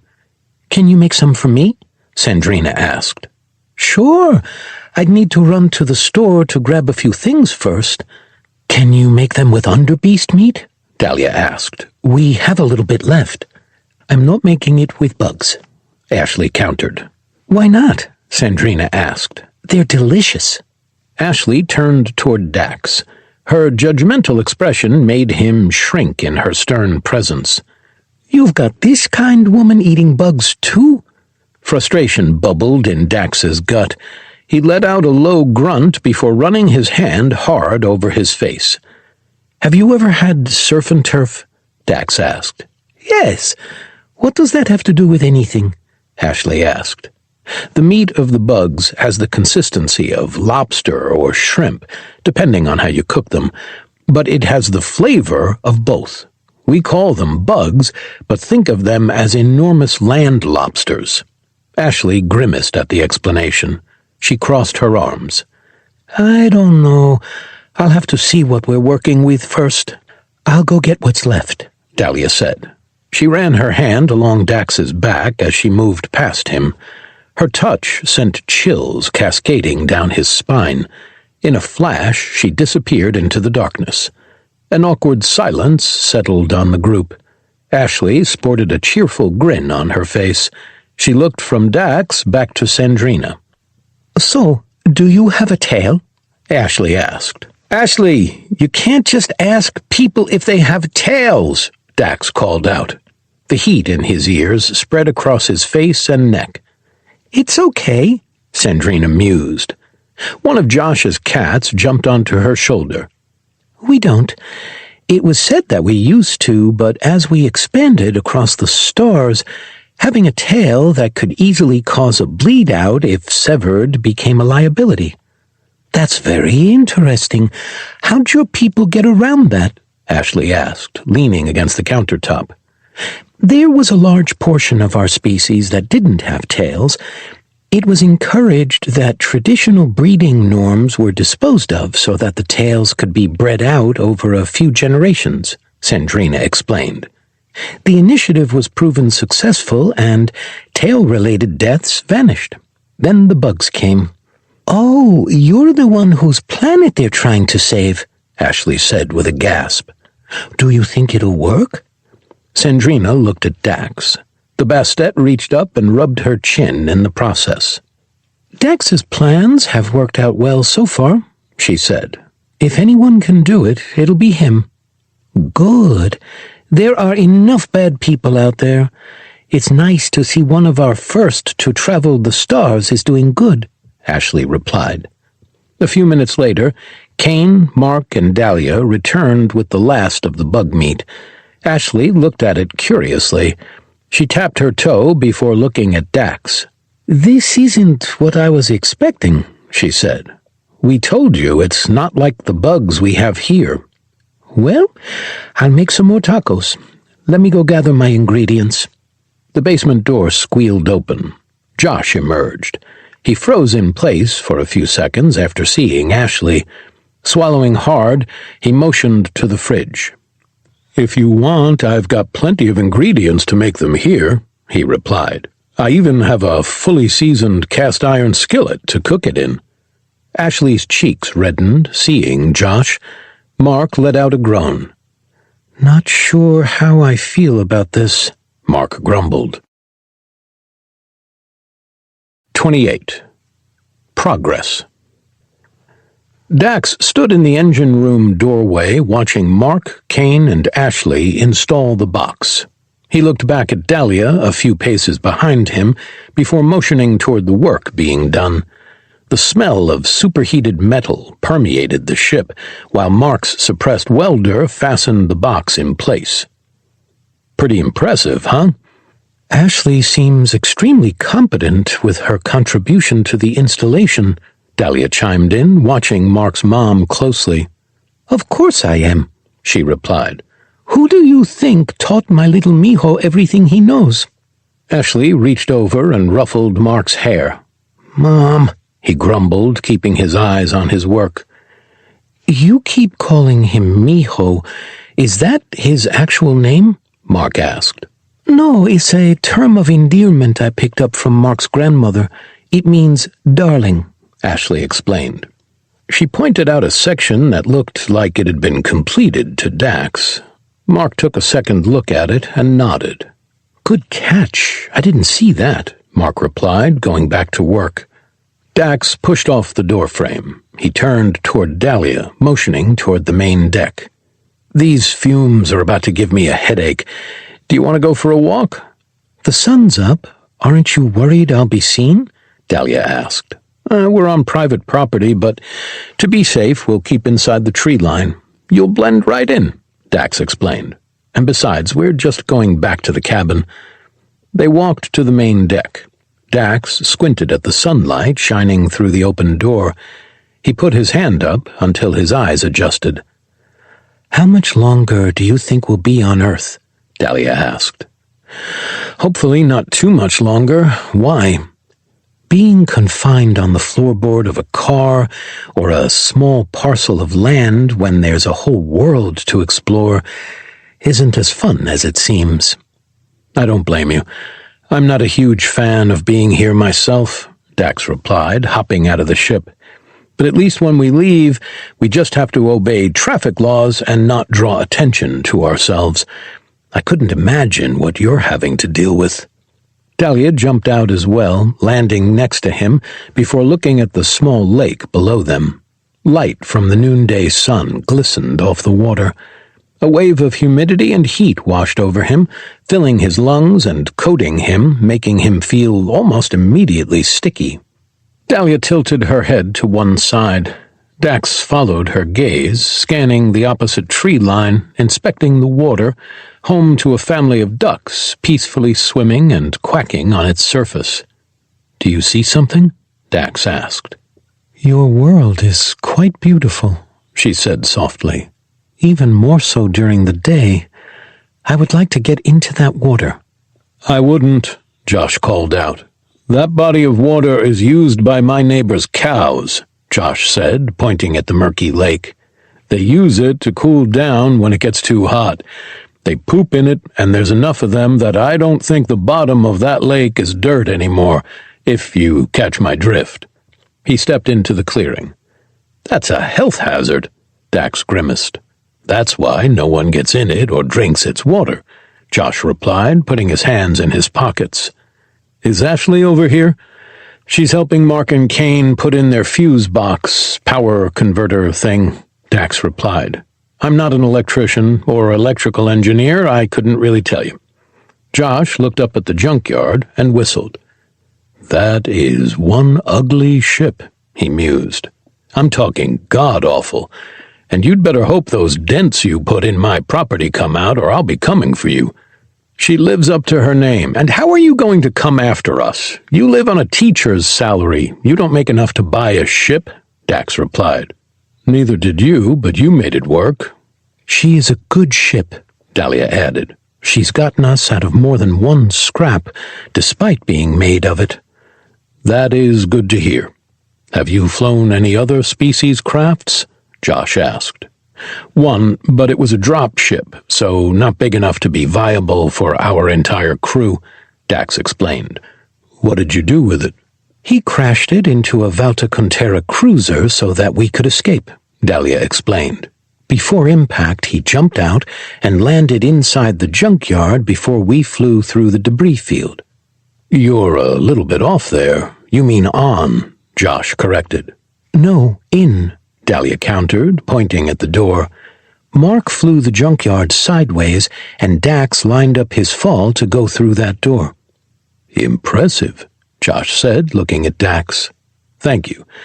Also, pants-soilingly terrifying, might I add, Dax replied. I'd prefer never to do it again. I don't blame you. If you guys want to come with me, I've got something interesting to show you. Dax looked at the cabin through the trees.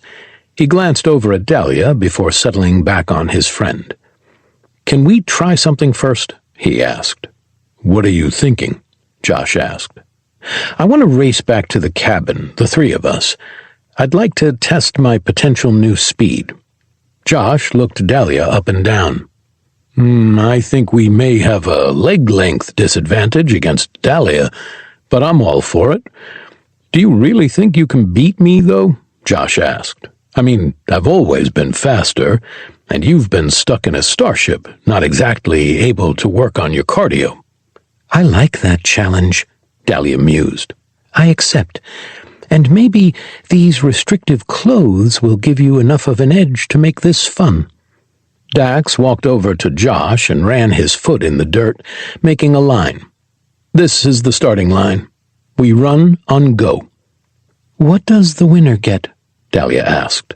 Bragging rights, Josh replied, lining up. That's not much of a reward, Dahlia huffed. We don't have much to offer in terms of reward, Dax replied. Dahlia shot Dax a look before scoffing. Do you really think he's going to beat us? With a sneer, Dax shook his head. Josh, we'll let you count it down. Josh looked nervously at Dax, then Dahlia. He took several deep breaths.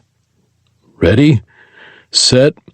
Josh took off in an all-out sprint toward his cabin. Dax stood up and turned to Dahlia. He didn't say go. That was rude, Dahlia replied. Should we say go? I don't want to say go. Do you want to say go? Dax asked.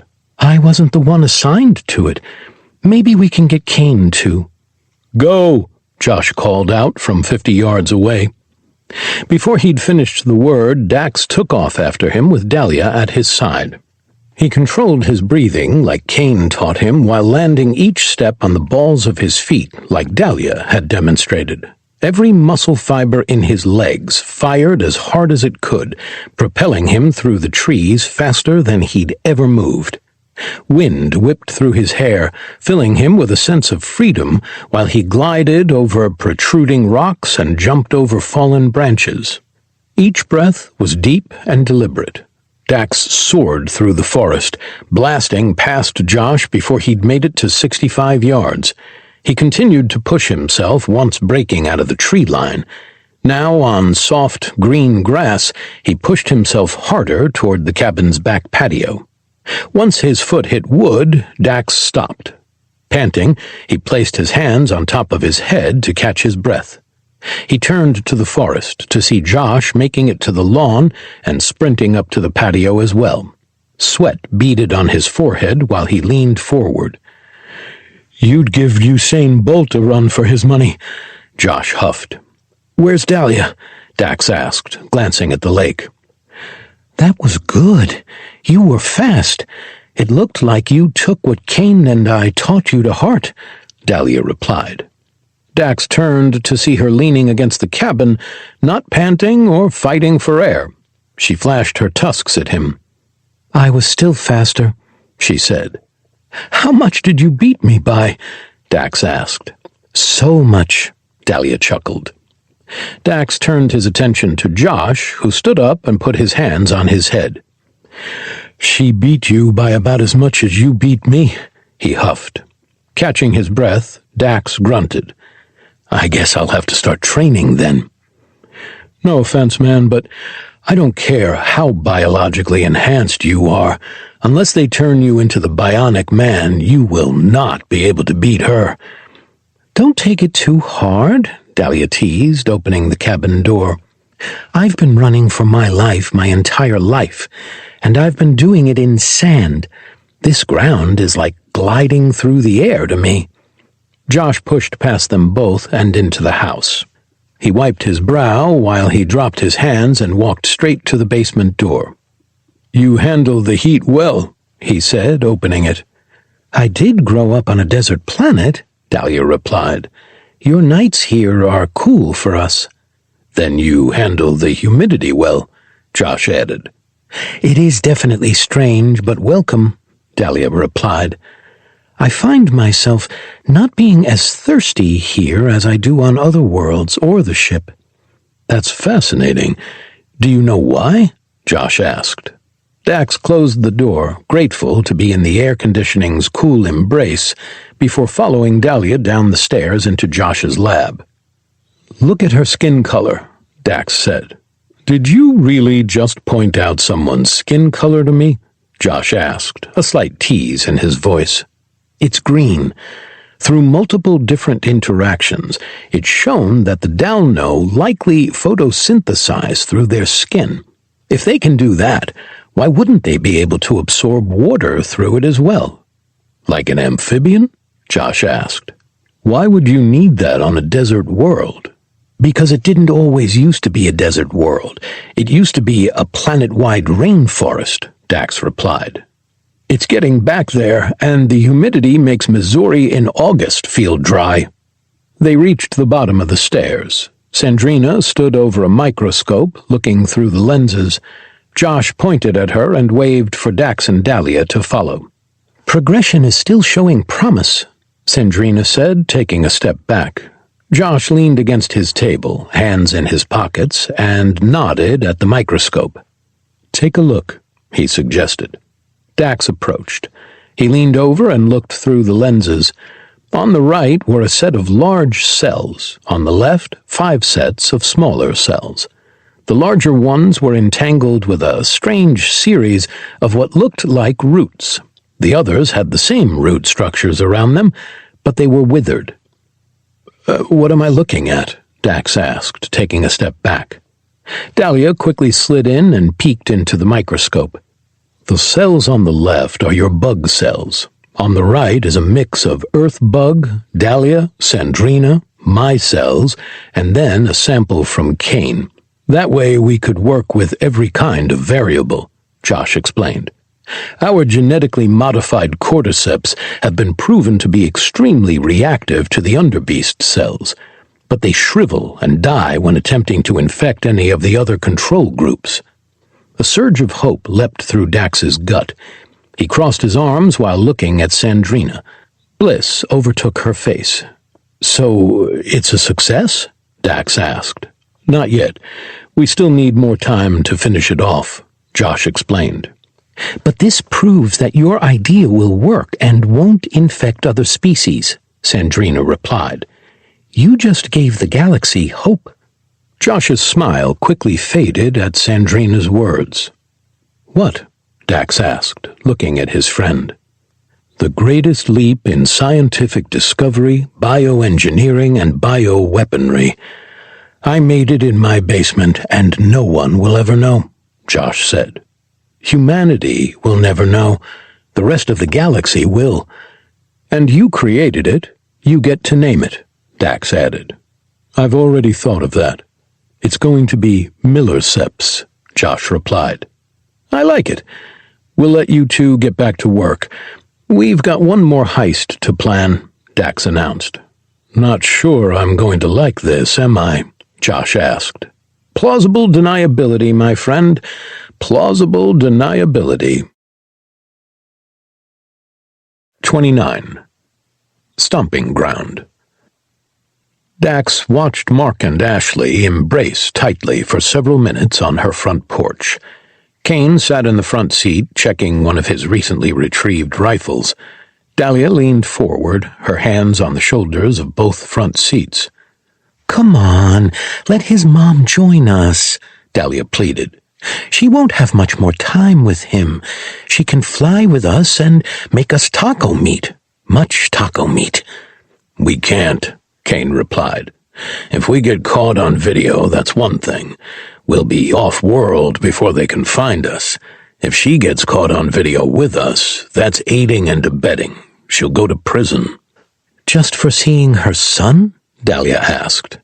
"For knowing the location of 3 convicted felons and not reporting it, yeah," Dax replied. "It's not what I would call fair, but it's the machine that's in place." "Maybe that's what they were raging against," Kane muttered. Dax leaned back in his chair, turning his attention from the tender moment between mother and son to his crewmate. "Are you a metalhead?" "I've been known for enjoying classical music from time to time," Kane replied. He pulled back the bolt of his weapon, chambering around. "And is that really necessary? We're going to a college. The biggest threat we'll have is rent-a-cop security who eats donuts for 2 of his 3 meals a day. We won't be a threat." "My gut's telling me to bring it. I'm bringing it," Kane countered. "And we haven't stopped to get coffee yet." "There's a cafe in the science building. You'll be able to get your bags of coffee there," Dax countered. "You never told me your species' stomach talked to you," Dahlia chimed in. "Does it sound like you, or does it have its own voice?" Dax turned back to Dahlia and shook his head. "It's a turn of phrase. Our stomachs don't actually speak. It's more of a pit or a knot tightening in the gut when something bad's about to happen, even though you don't know something bad's about to happen," Dax replied. "Oh, okay. The Downo have that too. I believe the translation is called the danger farts, but it usually only happens right before disaster. How can he feel it so far out?" "Our friend Kane here," Dax said, putting his hand on Kane's shoulder, "has been in one too many high-stress situations, resulting in his body, justifiably, constantly being on high alert. It's used to it because it kept him alive, so now any minor dangerous thing we do, it tells him something bad is going to happen because it worked in the past." Kane slowly turned toward Dax, his brow furrowed and a frown deepening the lines on his face. Dax felt a pit form in his stomach while Kane looked wordlessly at his hand.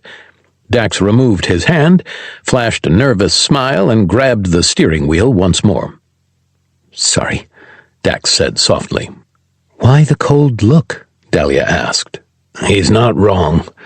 I just don't like how smug he's being about it," Kane replied. "Something about his face when he says those words makes it very punchable." "Then why bring the gun?" "It's like a condom. I'd rather have it and not need it than need it and not have it," Kane replied. Before Dahlia could probe further, the car door opened. Mark climbed in and shut the door, resting his arm on the staff that sat between Dahlia and himself. Dax looked at the front porch to see Ashley waving at them. They all waved back while Dax started to drive. "You going to be okay?" Dax asked, glancing in the rearview mirror. "I'll be fine," Mark replied. "My mom and I already said our goodbyes. When I was sentenced to be an ogre, we knew we wouldn't see each other again. This was a nice day, and a nice note to end on." "Well, who knows? With all the shenanigans and tomfoolery we get up to, we may end up seeing her again sooner than you think," Dax replied. "I appreciate the implication you're trying to make," Mark said, looking out the window. "But this is the law of the world. I don't have much say in it." "I'm glad you got to see her," Kane said, pressing a button on the side of his gun, sending a laser light into the floor before shutting it off. "She seems like a good woman." Dax pulled out of the neighborhood and made his way toward the campus. "And she and Josh seem to hit it off really well," Dahlia added. "Perhaps they will wed and then have many passionate long nights of love-make—" "Please don't. I don't need a mental picture of my mother doing any of that," Mark countered, shaking his head. Dax turned into the linguistics building, parked the car, and pulled the brake while looking up at the towering, familiar structure. "Think you can shut off the security systems with that thing?" Dax asked, glancing at the staff. "Can the sun incinerate anything that flies into it?" Mark asked. But this isn't the robotics building. No, but this does house my old office, and you wanted an upgraded chair, right? Dax asked. It's been years since you've been here. How do you know the chair is still in the office? Dahlia asked. The crystal on top of the staff pulsed several times. The parking lot lights flickered while Mark opened the door. Because it's the most comfortable chair in this hemisphere, and it took 4 full-grown men to get it into my office, Dax countered. No way whoever got it after me was getting rid of that thing. Dax unbuckled his seatbelt, turned off the car, and climbed out. Dahlia poked her head out of the window and looked around. You said there was a rent-a-cop here. Should I stay in the car? Dahlia asked.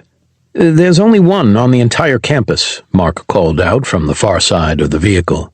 And he's so far away that even if he got on his golf cart to come over here, we'd still have 10 minutes to work with. He won't, though, because he just looks at his cameras, and right now they're all on loop, so he can't see us. Dax pointed at Mark while Kane slid out of the car. What he said. Dax opened Dahlia's door and offered her his hand. She took it, climbing down from the oversized car. Landing, she shut the door and pulled her hair behind her shoulders. Thank you. Anytime. Will you two stop flirting? We're here to do a job, Kane cut in.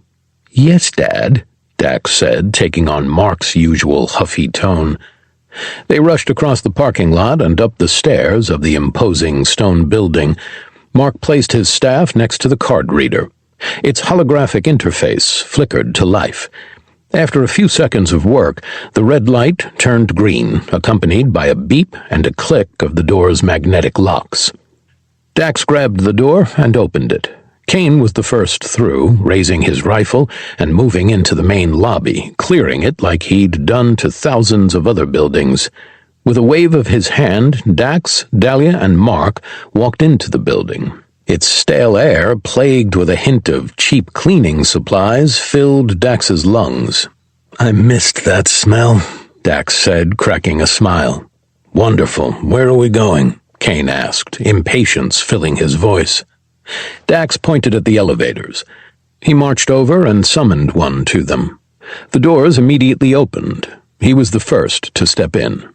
Mark and Dahlia walked in as well, while Kane backed in with his weapon up. Do you think Andrea is going to be coming after us or something? Dax asked. Yeah, should we have worn our armor? Dahlia added. Dax pressed the button for the 3rd floor. The elevator doors closed. She's not that stupid, Kane countered, but that doesn't mean we're safe. A loud buzzing rang out from the elevator's speaker. The doors slid open. Why isn't this working? Dahlia asked. Mark looked at the small plaque next to the buttons. He let out a pained grunt. We may be over the weight limit, he said. Everyone slowly turned to look at Dahlia. She huffed and threw her arms up. Fine. I'll take the freaking stairs, she muttered. Where are they? Dax pointed to his right. They're usually right about there behind a door, he explained. Just go up 2 flights and we'll be right there. The elevator doors closed, cutting off Dahlia's snarl halfway. The cables groaned while hoisting the box through the elevator shaft. How'd the bolt fuse replacement work? Dax asked, elevator music filling the air. The sweet, sweet sound of Madonna singing Like a Prayer filled the air. It got us here, but it wouldn't have gotten us any further, Mark replied. Those bolts melted the whole thing. Its entire inside looked like the elephant's foot. Lucky us, Kane cut in. The elevator let out a ding, and its doors opened. Kane raised his weapon and stepped out onto the 3rd floor. You know, if we run into any trouble, Dax has a plasma gun and I have an energy beam, both of which will draw more attention than a gunshot, Kane encountered. The stair door flung open. Dahlia moved through the comically small frame. Once out, she looked around, then over the balcony to the lobby below. Where to next? She asked. My office was the corner one over here, Dax said. He pointed to the far end of the building. They all jogged across the cheap, firm carpet. Dax looked at the rough wallpaper, memories of his countless walks from his office to the elevators and back flooding his mind, the joyful tug of nostalgia, tainted by his conflicting emotions about his homeworld. Reaching the door, he grabbed the lever handle and pushed down without skipping a beat. The hinges squealed while the mahogany slab opened, revealing an opulent room decorated with intricately carved bookshelves. A lavish oak desk stood in the center of the room with an uncharacteristically large and blocky gray seat behind it. "Is that it?" Kane asked. A smile spread across Dax's face. He glided across the room and sat in the sizable chair, sinking into its cushioning. He let out a pleasurable groan. "This is where it's at," Dax mumbled. "That is a very Emperor Palpatine-looking chair," Mark mused. "Where do you think I got the idea?" Dax asked. Dahlia approached the front of the desk. She picked up a name placard and looked at it curiously. "Isn't this the name of the man who bought me clothes?" Dahlia asked. She turned the piece of wood around to show Geller carved into it. The joy of his comfortable chair vanished. Dax sat forward and grabbed the placard out of Dahlia's hand. "They gave my office to that sanctimonious prick?" he snarled. Dax set the nameplate down before turning around and picking the chair up by himself and hoisting it onto his back. "You like him that much?" Kane scoffed. "I was feeling a little guilty about stealing it back. I don't anymore. Move the desk." With one hand, Dahlia scooted the desk out of his way. "Do you need any help?" she asked. "I'm good," Dax replied. "I thought you said it took 4 guys to move it in the first time," Mark said. "Anger is a strong motivator," Dax hissed. He walked to the door, leaning forward, all 200+ pounds of his chair on his back. When he reached the opening, the edges of the seat got caught in the frame, jerking Dax to a stop. "Maybe if you pivot?" Mark asked. 30. Old versus New. Sweat poured from Dax's forehead, dripping off his nose, and soaked his shirt almost completely through. With a final shove, he got the chair into the back of Josh's car. Panting heavily, he wiped his brow before turning to see the rest of his crew staring at him. "Heavy?" Mark asked. "No, just awkwardly shaped," Dax countered. "We could have helped," Dahlia added. "He's stubborn. He wouldn't have accepted it," Kane added. "Kane's right, and it didn't eat away too much of our time. Now, let's hit the robotics building and the cafe, because I could use some coffee after that myself," Dax said. "Where's that building?" Kane asked. Mark pointed his staff at a large glass building 1 parking lot over. "That's it." Kane looked at Mark and the staff before motioning to the piece of alien technology. "Don't you need to tap that thing again?" he asked. "No, the campus's entire network is connected. I get into one set of security cameras, they all are affected," Mark explained. "I'll need to unlock the doors, but that won't be an issue." Mark took off toward the robotics building. Everyone rushed after him, with Dahlia and Dax at the back of the group. "This is a place of learning, too?" Dahlia asked, pointing at the glass building in front of them.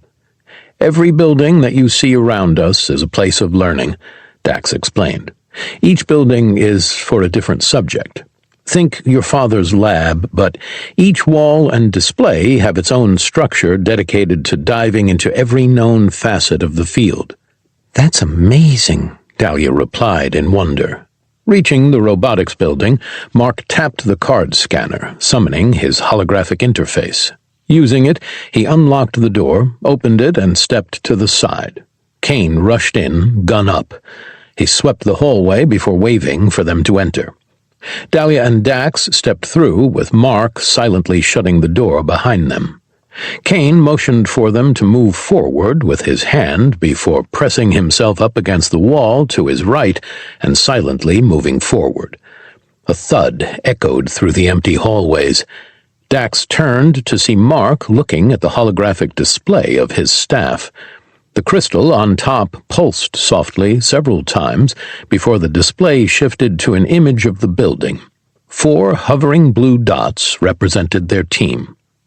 "You don't need to be all SEAL Team 6, Kane," Mark called up. "There's no one in the building. If you two want to do that coffee run, I'll take Dahlia to the lab itself, and we'll meet you once we get our dog." "Dog?" Kane asked. "They have robotic dogs here," Mark answered. "You know, the ones you see in videos coming out of places like Boston Dynamics. I've always wanted one."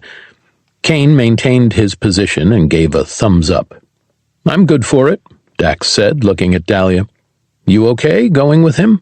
"I promise I won't make a move on you," Mark added. "What we're here for may be heavier since the last time I was here, and the extra muscle is always nice." "Then I am okay with it," Dahlia added. "I'll see you in a few minutes." She gave Dax a wink before following Mark ahead of them and turning down a hallway to the right. Kane lowered his weapon when they passed in front of him. He raised it the second they were out of line of fire. "You heard him. No one's in the building aside from us," Dax said, walking past Kane. "There are things invisible to radar," Kane countered. "Maybe human radar. That staff is state-of-the-art on a galactic scale. No measly human technology is going to cloak from that."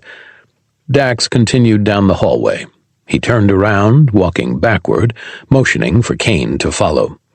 "You'd want to go with your gut if you've been through what I've been through," Kane warned. I know. Better safe than sorry. But look at it this way. Right now, we've confirmed no one is here. If we move quickly, we can get what we came for and meet back up with Dahlia and Mark before that situation changes," Dax pointed out. "Or you can continue to move slow, we don't get to the cafe, and if you're right, we get jumped before we get the coffee instead of grabbing the beans and getting out of here before our presence is known." With a relenting sigh, Kane lowered his weapon and sped up, quickly catching Dax. "Fine, you win this one, only because I want to get out of here as quickly as possible." Both men started to speed walk through the empty building, their footsteps echoing off the hard floor. After a few seconds, they reached the main lobby. In its center sat an open coffee bar surrounded by coffee trees. Kane's eyes widened. He jogged over to them and quickly inspected the plants. "These things are real," he exclaimed. "Is that excitement?" Dax asked. "I don't think I've ever heard excitement from you." "You've never seen me find live fruiting coffee trees before," Kane countered. He grabbed 2 of the plants covered in bright red, cherry-looking fruit. His rifle dangled from the strap draped around his shoulder. He walked toward Dax before motioning behind the bar. "They've got 5-pound bags back there.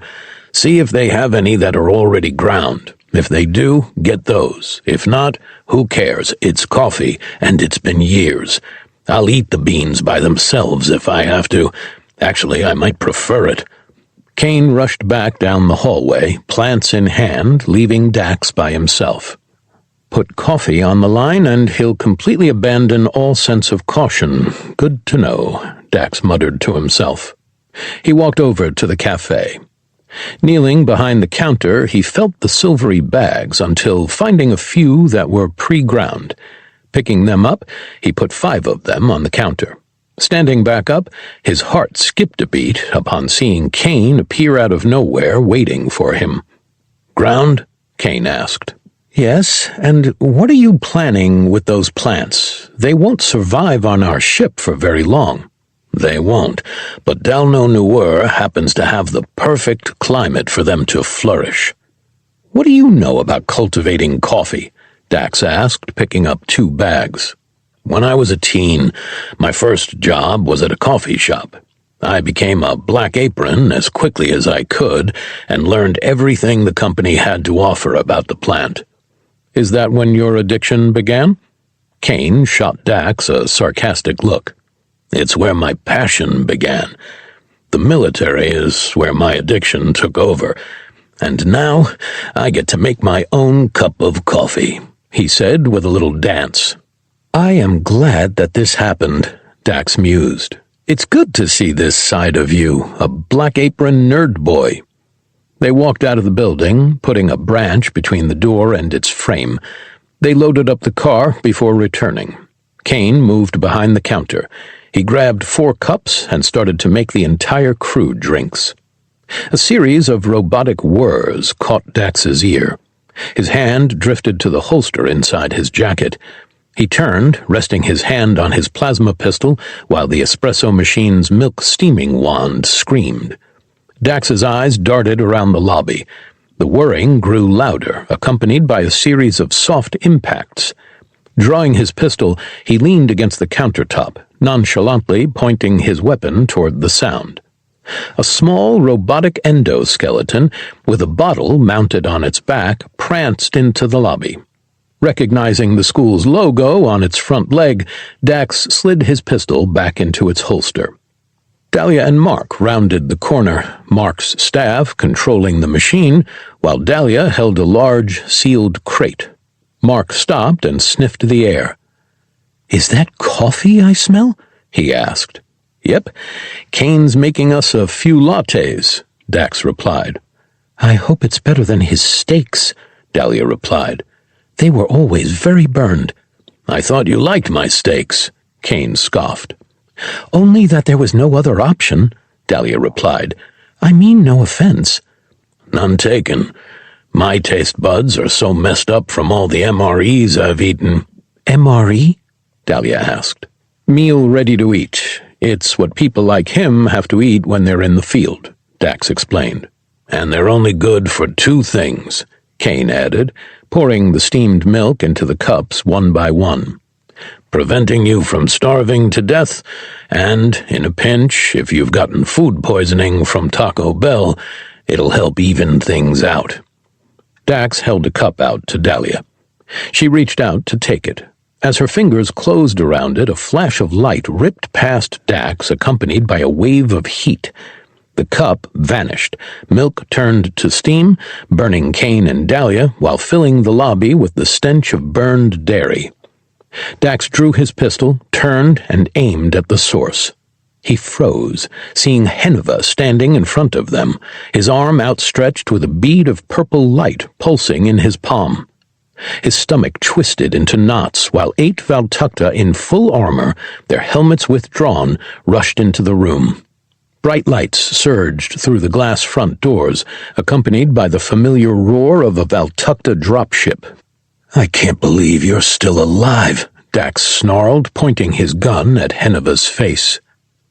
"It was nothing short of a blessing from the silver-haired god that my ship's debris didn't kill me," Heneva replied.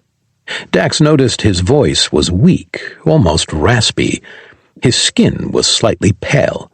Dax glanced around the room to see the other Valtakta. Their breaths were short and shallow, while their facial colors were muted. One sported a glowing red dot between his eyes. "How'd you find us?" Kane growled. "One of our ships stumbled on this planet. They detected a white discharge that matched our weapon signatures, so I came to investigate," he sneered. "To think, a planet full of science experiments I can play with. It almost makes me excited. Put your weapons down and raise your hands." Mark coughed a laugh. Kane smiled despite the moment. "What?" Heneva asked, irritated. You used the word discharge," Dax grinned. "Enough. Weapons, now," Heneva growled. "I don't think we will," Dahlia hissed. "Take the shot." Dax looked at the dropship, its lights blinding, but weapons undoubtedly trained on them. A strange calm settled around him while he looked down the sights of his pistol. It was lined up with Heneva's head. "You may kill me. It will accomplish nothing.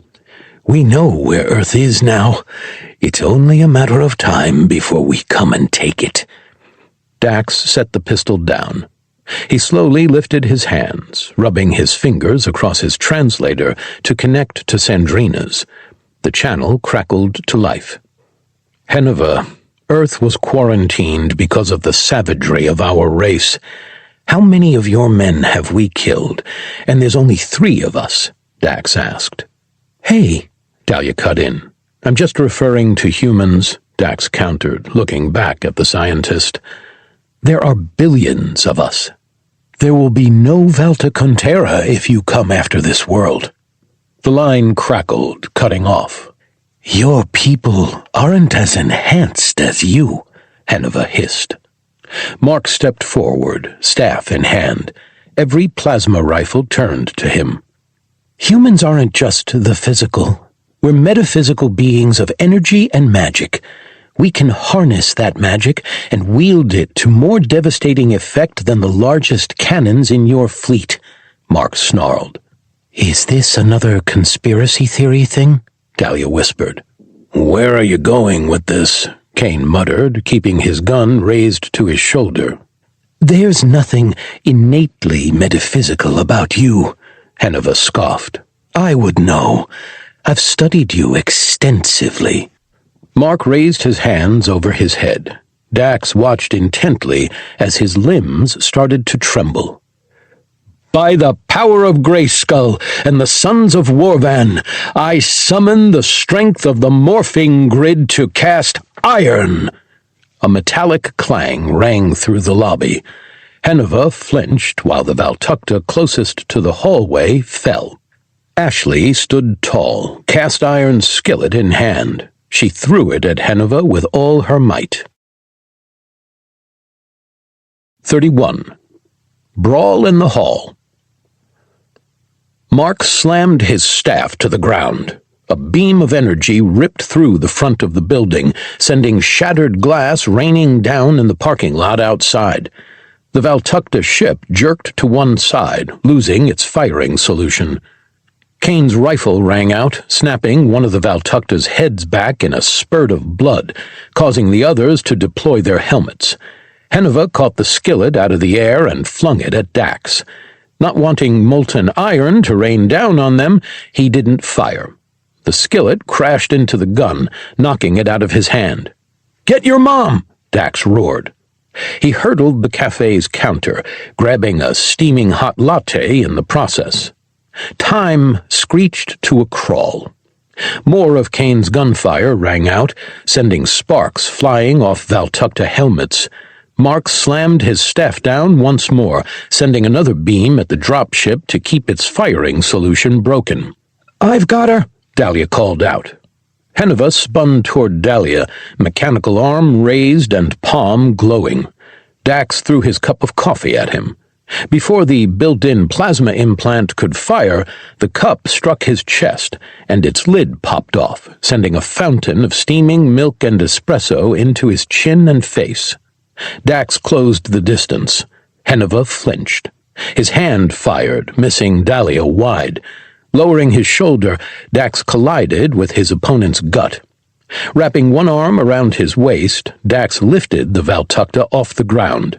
His free hand grabbed the robotic arm's wrist, pointing it into the sky.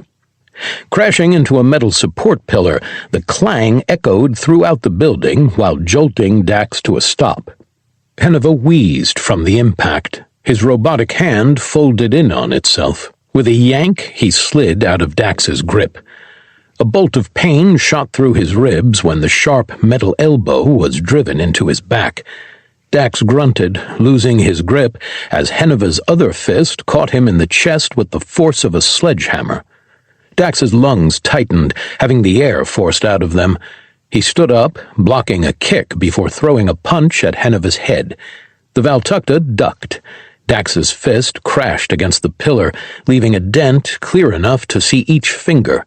Adrenaline surged through his body, numbing the resulting pain.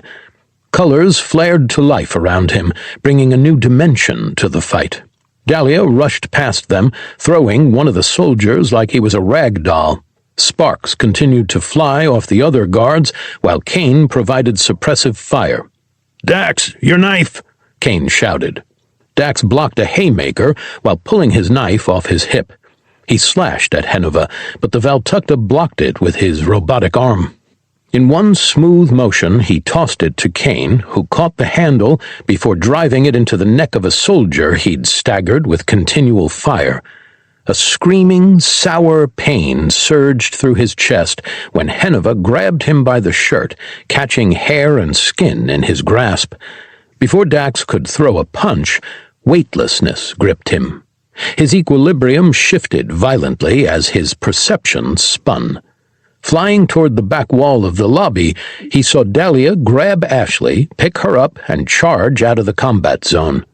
Mark held the staff with one hand and his mother's cast-iron skillet in the other. One held off the dropship, the other disabled a plasma rifle before ringing the bell of a Valtakuntera. Kane took the rifle of the man he'd killed and returned fire in kind to the other soldiers, each shot a bullseye, keeping their return fire from striking their targets. Dax grabbed the back of his head and curled his body just before a bolt of pain surged through his spine. Glass shattered, raining down around him while he flew into one of the labs. Hitting the ground, he slid to a stop with a wave of broken glass. His nerves burned, his body screaming at him that something was wrong, that he was hurt. It tried to lock up. He gritted his teeth and shoved to the ground, ignoring the deep slices left by the shattered glass. "Keep moving. You stop, you die. End it. End it now," he screamed at himself. A plasma blast struck the ground where he was a split second before. He rolled behind an island as a plasma blast ripped a hole through it, accompanied by a hiss. Dax looked back to see an oxygen line severed from its cutoff. "Cease fire!" Dax screamed. "This whole place will go up!" "You really think I'll listen to your deception?" Henova scoffed. "You hear that hiss?" Dax fell silent, letting the sound speak for itself. He looked up to see a series of chemicals stored behind locked glass a few feet over his head. "And?" Henova asked. "That's pure oxygen. It's extremely flammable, and when in a container, it's explosive. Your plasma is more than enough to set it off." Henova let out a huff. Another round of plasma ripped through the air. It splashed against the wall over Dax, sending the glass bottles raining down around him. A wave of heat surged from behind him, and the severed hose started whipping in all directions, with fire erupting from its free end. "You weren't lying?" Henova asked. "No, I wasn't lying," Dax snapped. Dax grabbed one of the jars, reading the label. He ripped the top off and inhaled the acid's fumes. His throat and lungs started to burn and spasm. He fought the urge to cough before putting the lid back on. "You'd be surprised at how often I'm honest." Dax popped up and threw the jar of acid at Henova while running away from the whipping hose of flame. The Valtakuntera narrowly dodged it. He moved slower than usual while still struggling to get a lungful of air. Henova pointed his hand at Dax once more. He stifled a few more coughs, a bulge forming in the back of his throat.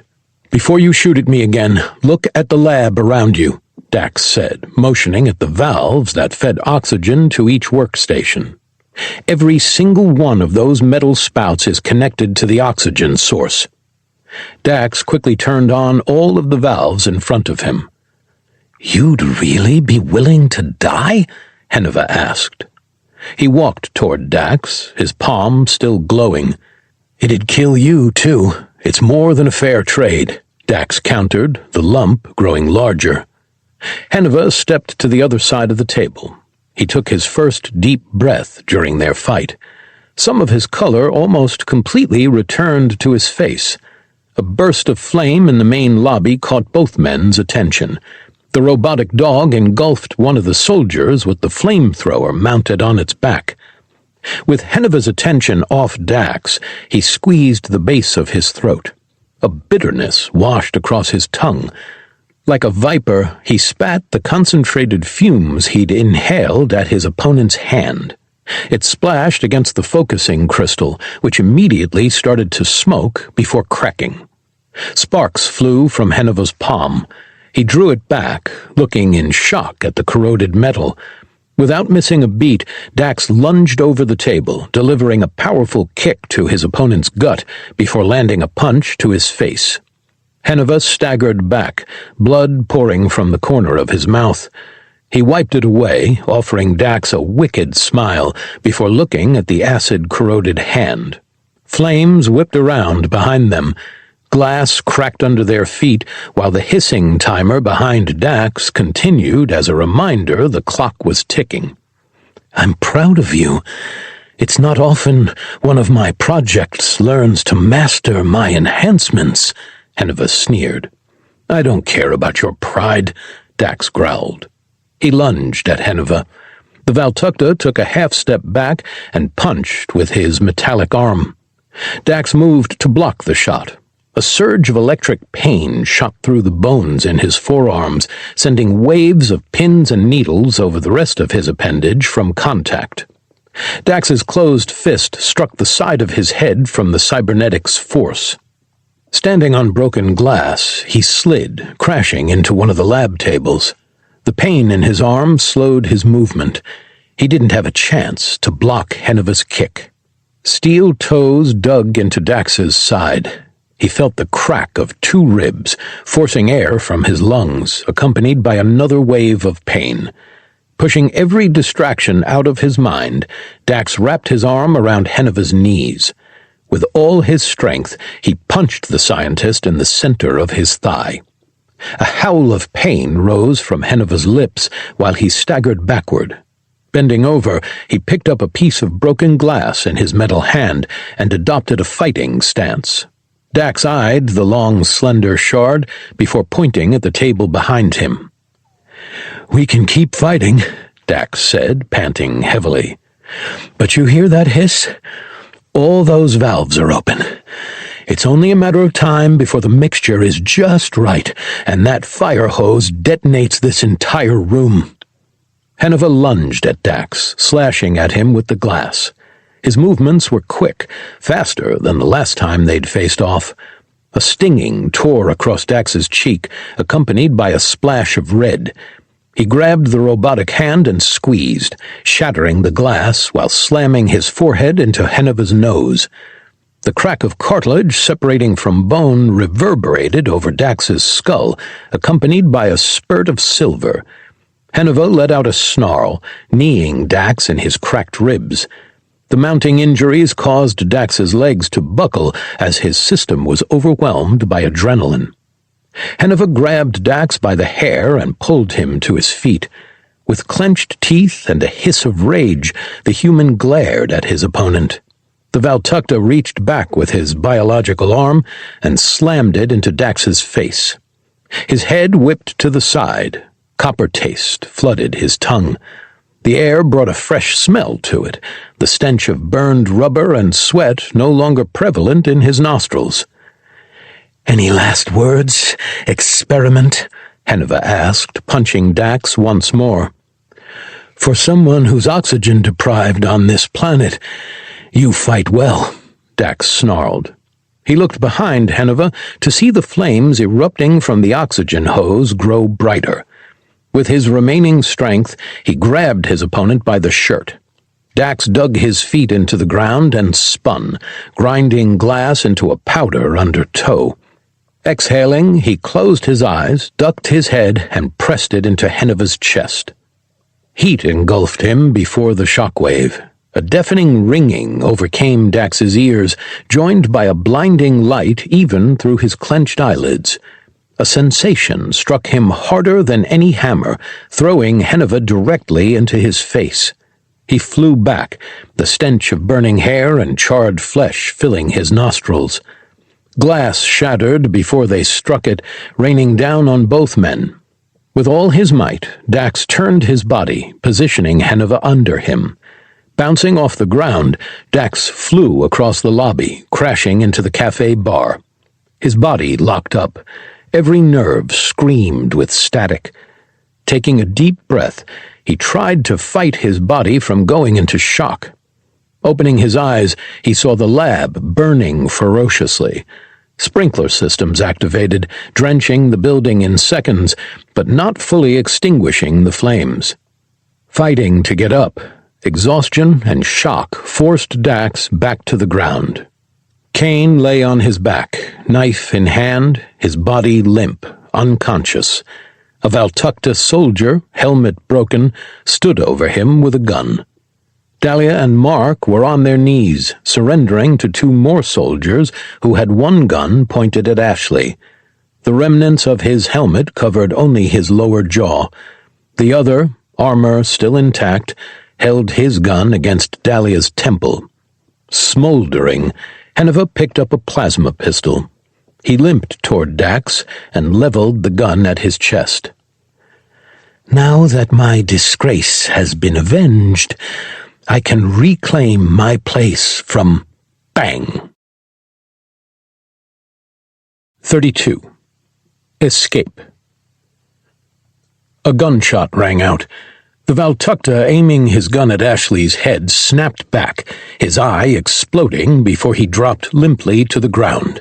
A second gunshot rang out, sending a cloud of silver mist spewing over the slit in the helmet of the soldier aiming at Kane's head. He dropped to the ground. Dahlia quickly turned, snapping the last soldier's arm. She grabbed him by the helmet and slammed him so hard into the ground it cracked the concrete. With a stomp, his helmet bent. Several more shots rang out. Heneva ducked and rushed past Kane's unconscious body, firing as he moved. Bullets shattered glass behind him, narrowly missing the Valtakuntera before he disappeared down a hallway. "Don't move!" a male voice roared. Dahlia froze and threw her hands into the air. Mark rushed to his mom's side, dropping his staff and skillet before throwing his arms around her. "What are you?" "I'm Dahlia. I'm a friend of humanity." A tall, thin, yet strong man holding a pistol cautiously approached Dahlia, his gun pointed directly at her head. Water soaked his campus security uniform. Dax reached up, grabbing the cafe counter's edge, and pulled himself to a sitting position. Outside, he watched the Valtakuntera dropship soar off into the distance. "How'd you learn English?" the man hissed. Dax recognized that hiss. He'd heard it hundreds of times. Relief overtook the pain that permeated every cell of his body. "Because I taught her, Jack," Dax called out. The pistol lowered. He watched the water-soaked man turn to face him. Disbelief spread across his face. "Dax?" he asked. "Is that really you?" "Yeah," he groaned, limping toward the security guard. "The real question is, what are you doing here?" Jack holstered his weapon. He rushed to Dax and threw his arms around the severely injured man. Dax let out a groan, his fractured bones shifting under the constrictor-tight hug. "I knew you'd be back. If anything, I knew you'd come here, so I took the job when it opened." Jack released Dax and stepped back. Mark helped his mother to her feet while Dahlia rushed to Kane's side to check on him. "Who is this guy?" Mark asked. "This is my brother, Jack," Dax replied. "Jack, this is my crew." The Junkyard's engines roared over the fire suppression system before it landed in front of the building. Jack turned to look at the ship. "And that is my bucket of bolts." Jack looped Dax's arm around his shoulder and helped walk him outside. Each step caused a dull, throbbing pain to echo from several lower body joints. Dahlia carried Kane out, while Ashley and Mark brought out the staff, Dax's pistol, the skillet, the robotic dog, and its crate. "I'd ask where you've been, but I'm guessing not here would be the answer," Jack said, helping Dax sit down. With a grunt, Dax nodded, bracing himself on the stone steps, his stomach growling as his body started to heal. "Been exploring the galaxy, scrapping, smuggling, being chronically hunted by Heneva, Dax said, motioning into the building. "The guy you missed?" "What took you so long to come back?" Jack asked. Dax watched Sandrina open the door of the ship. She hopped down to help load the items Mark rescued from the building. Both of them, along with Ashley, rushed to the SUV and started unloading it while the sirens of first responders started filling the night air. "Our entire sector of space is quarantined. Almost no one knew where Earth was, but Half Pint back there has been looking for us. We didn't want to lead him here. It looks like we did." Dax pulled himself to his feet. He looked at his hand. The cuts were gone. A single piece of glass protruded from the side of his palm. Jack rose with him, placing a hand on his chest. "You need to go to the hospital and get checked out. We can worry about the cops later," Jack said, concern filling his voice. "Who knows what kind of internal injuries you have?" "I'll be fine." "You don't know that," Jack countered. Dax raised his hand. He pulled the piece of glass out. Blood trickled down the side of his hand before the wound completely closed. Disbelief spread across Jack's face. He touched where the cut once was. "How?" "Heneva did some work on us when we were in his custody," Dax replied. Kane's eyes shot open. He took a deep breath, let out a battle cry, and sat up, wiping water from his face and holding the knife up. Seeing Dahlia, he calmed down and looked at the shattered building behind them. "I take it we won?" Kane shouted over the ship engines. "Only because my brother happened to be here," Dax replied. "Jack," the security guard said with a wave. "Kane," Kane replied, pulling himself to his feet. "I know who you are." Jack turned back to Dax. "What are you going to do?" "It's a long story, but all you need to know is that we're not alone in the universe. The Junkyard and her crew are out there trying to make it a safer place for everyone. And when the men in black suits show up, make sure they study the magnetics in those plasma guns and that armor," Dax instructed. "They'll probably be able to break the handheld railgun barrier they've hit. If I can't stop Heneva or his empire, Earth is going to need all the help she can get when they come." "Are you suggesting we're going to be invaded?" Jack asked. "I'm going to do everything in my power to stop that from happening," Dax replied. Flashing red and blue lights turned onto the campus's main road. "You've got to get out of here. If they think you did this, they'll likely shoot on sight." "That's a little steep, don't you think?" "You're an escaped ogre with 2 aliens and a pimped-out spaceship with very large guns," Jack replied. "I don't think they'll care if it's steep." Dax pulled the key fob to Josh's car out of his pocket and slid it into his brother's hand.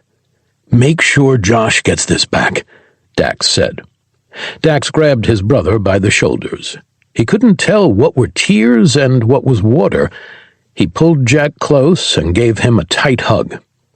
"Thank you for everything," Dax whispered. "I wish we had more time. If I can, I will return." "Just knowing you're out there is good enough for me," Jack replied, squeezing Dax. Breaking the embrace, Dax leaned back. The cars drew closer. "Now, punch me in the face and get out of here so I can sell." Before Jack could finish, Dax clocked him just hard enough to knock him over and leave a bruise. He turned and rushed toward the ship, watching Ashley and Mark say their goodbyes. "I love you," he shouted back to his brother. "Love you too," Jack replied, rubbing his cheek. Reaching Mark, Dax grabbed him by the collar. "Better get to steppin', 'cause Johnny Law's a-comin'," Dax said. With his last goodbye, Mark leapt into the junkyard. "It was a pleasure meeting you, ma'am. If you need anything, that man on the ground is my brother. He'll take care of you," Dax said, looking at the cop cars. "And I want you to know, you raised one heck of a boy. You should be proud." With that, he leapt into the ship, followed closely by the robot dog and Sandrina inspecting Kane's injuries. He turned back while they pulled away from the university. Smoke and water billowed out of the shattered building. Cop cars slowed to a stop in the parking lot, rushing toward Ashley and Jack. Taking one last look at his brother, Dax closed the hatch and locked it shut. "Can one of you do me a favor and put my staff on its charger in my room?" Mark asked. "Holding off that dropship completely drained it." "I've got it," Dahlia said. She grabbed the staff and rushed to the crew quarters. "How on earth did he find us?" Kane snarled. He held out Dax's knife. Taking the weapon, he sheathed it before taking off his jacket. "He said one of their scout ships found the planet," Dax replied. "At the same time we did?" Kane scoffed. "Not likely. They had to have been following us." "No way. The radar would have picked it up," Mark replied, bursting through a cloud. "Are you seeing any of their ships on that thing?" Kane asked. Mark glanced at the screens around him. "The only thing I'm picking up is a rapidly fading ion trail that matches Valtakuntera energy signatures," Mark replied. "It looks like they left the solar system. It'll be gone in less than 2 minutes. Do you want me to pursue?" "Yes," Dax replied. "They can't be allowed to share where Earth is." They burst out of the upper atmosphere, narrowly dodging several pieces of debris. Mark ran several calculations on the leap drive system. Dax turned back to Sandrina. "Do you have the weapon?" he asked. "I do, but we didn't have a chance to perfect it, and we don't have a way to deploy it," Sandrina replied. "How close did you get?" Dax asked. 94%, Sandrina said. "Enough that it'll be effective against the bugs." "Good. That's all we need then," Kane cut in while standing up. "You were knocked out. You need to sit down," Sandrina ordered. "Not until I know Earth's location is safe. I won't have her fall to those bugs," Kane snarled. "They wouldn't work on Earth," Dax said. He made his way to the cockpit, picking up his pistol en route. "How do you know?" Mark asked. "Did you see that Valtakuntera trying to breathe? Our atmosphere is so much thinner than they're used to, they were almost passing out without their helmets on. Their bugs won't be able to survive, let alone grow into any kind of threat," Dax explained. "That just means they'll come with the might of their empire," Kane countered. "Following Valtakuntera path, initiating leap now," Mark called out. He pushed the drive controls forward. Space warped in front of them as they made their jump. Sandrina moved next to Dax and started to look him over. "I need to make sure you're not dying either," she said before tapping Mark on the shoulder. "Then you're next." Dax shook his head, wiping the blood off his cheek with the back of his hand. "If something's wrong, I can hold off a little longer. Go check Dahlia.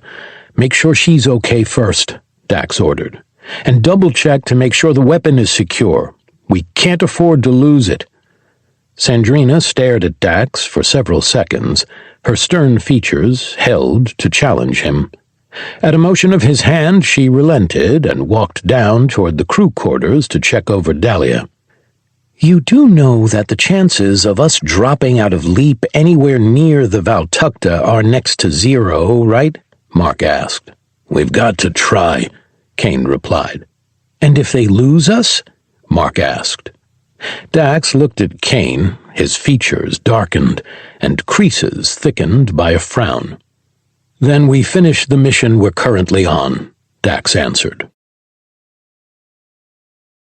33. Next move. Dax got himself cleaned up, changed into his jumpsuit, got some rest, and went to the kitchen. Opening crates of food, he started taking inventory of what they had in stock.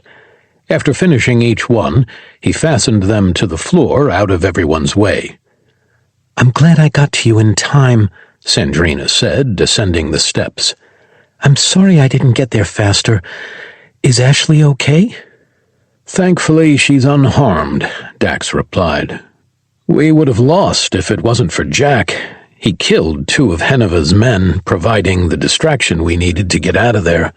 "I should have shot that dropship out of the sky. We might have been able to finally take care of Heneva, she muttered. She sat on the ground next to him, grabbing cans of food, inspecting them, and marking them on a piece of paper. What's a Jack? He's my brother, Dax replied, keeping his eyes on his work. Apparently, denial is strong with those we left behind. He quit his job and became a security guard at the college, figuring if I was alive, I'd come back there. He's smart. Dax sat up straight. He turned toward the Bastet. Why'd you cut the radio off? You didn't use the radio, Sandrina replied. She closed a box, moved it against the ship's wall, and fastened it to the ground. You used the translator. Whatever frequency humans use is the same as our translators. Your little message went out on every radio station, TV, even Josh's phone started to emit the transmission. I cut it off because I knew where you were, and I didn't want any more attention to be drawn to you, she replied. I appreciate that. Closing the last box, he placed it with the others and looked at the tally. Given we don't restock, it looks like we've got enough emergency supplies for 8 months, Dax said. Let's not dip into that just yet, though. You left Valtakuntera weapons, armor, and corpses down there. Aren't you worried about it getting out? Mark might be a bit on the extreme side, but one thing he is very right about, the government is excellent at sweeping things under the rug, Dax replied. They'll hide everything, take the technology, and reverse engineer it into something humanity can use. Is that a good idea? Sandrina asked. If Heneva gets a chance to tell Valtakuntera Command about Earth, they'll need more than just a thinner atmosphere to defend themselves, Dax replied. Do you think they could do it that quickly? Kane scoffed, entering the kitchen before taking a seat. At the height of human technology, before the Second Industrial Revolution, it took 5 to 6 years to build an aircraft carrier, Kane explained. 90 years prior, during the Second World War, one country was pumping them out in less than a year. Now that humanity is divided into 2 factions instead of hundreds, I imagine they'll be ready for a small invasion inside of 6 weeks and become technologically advanced enough to finally get over that hump that's stopping them from terraforming Mars. Dax turned toward Kane.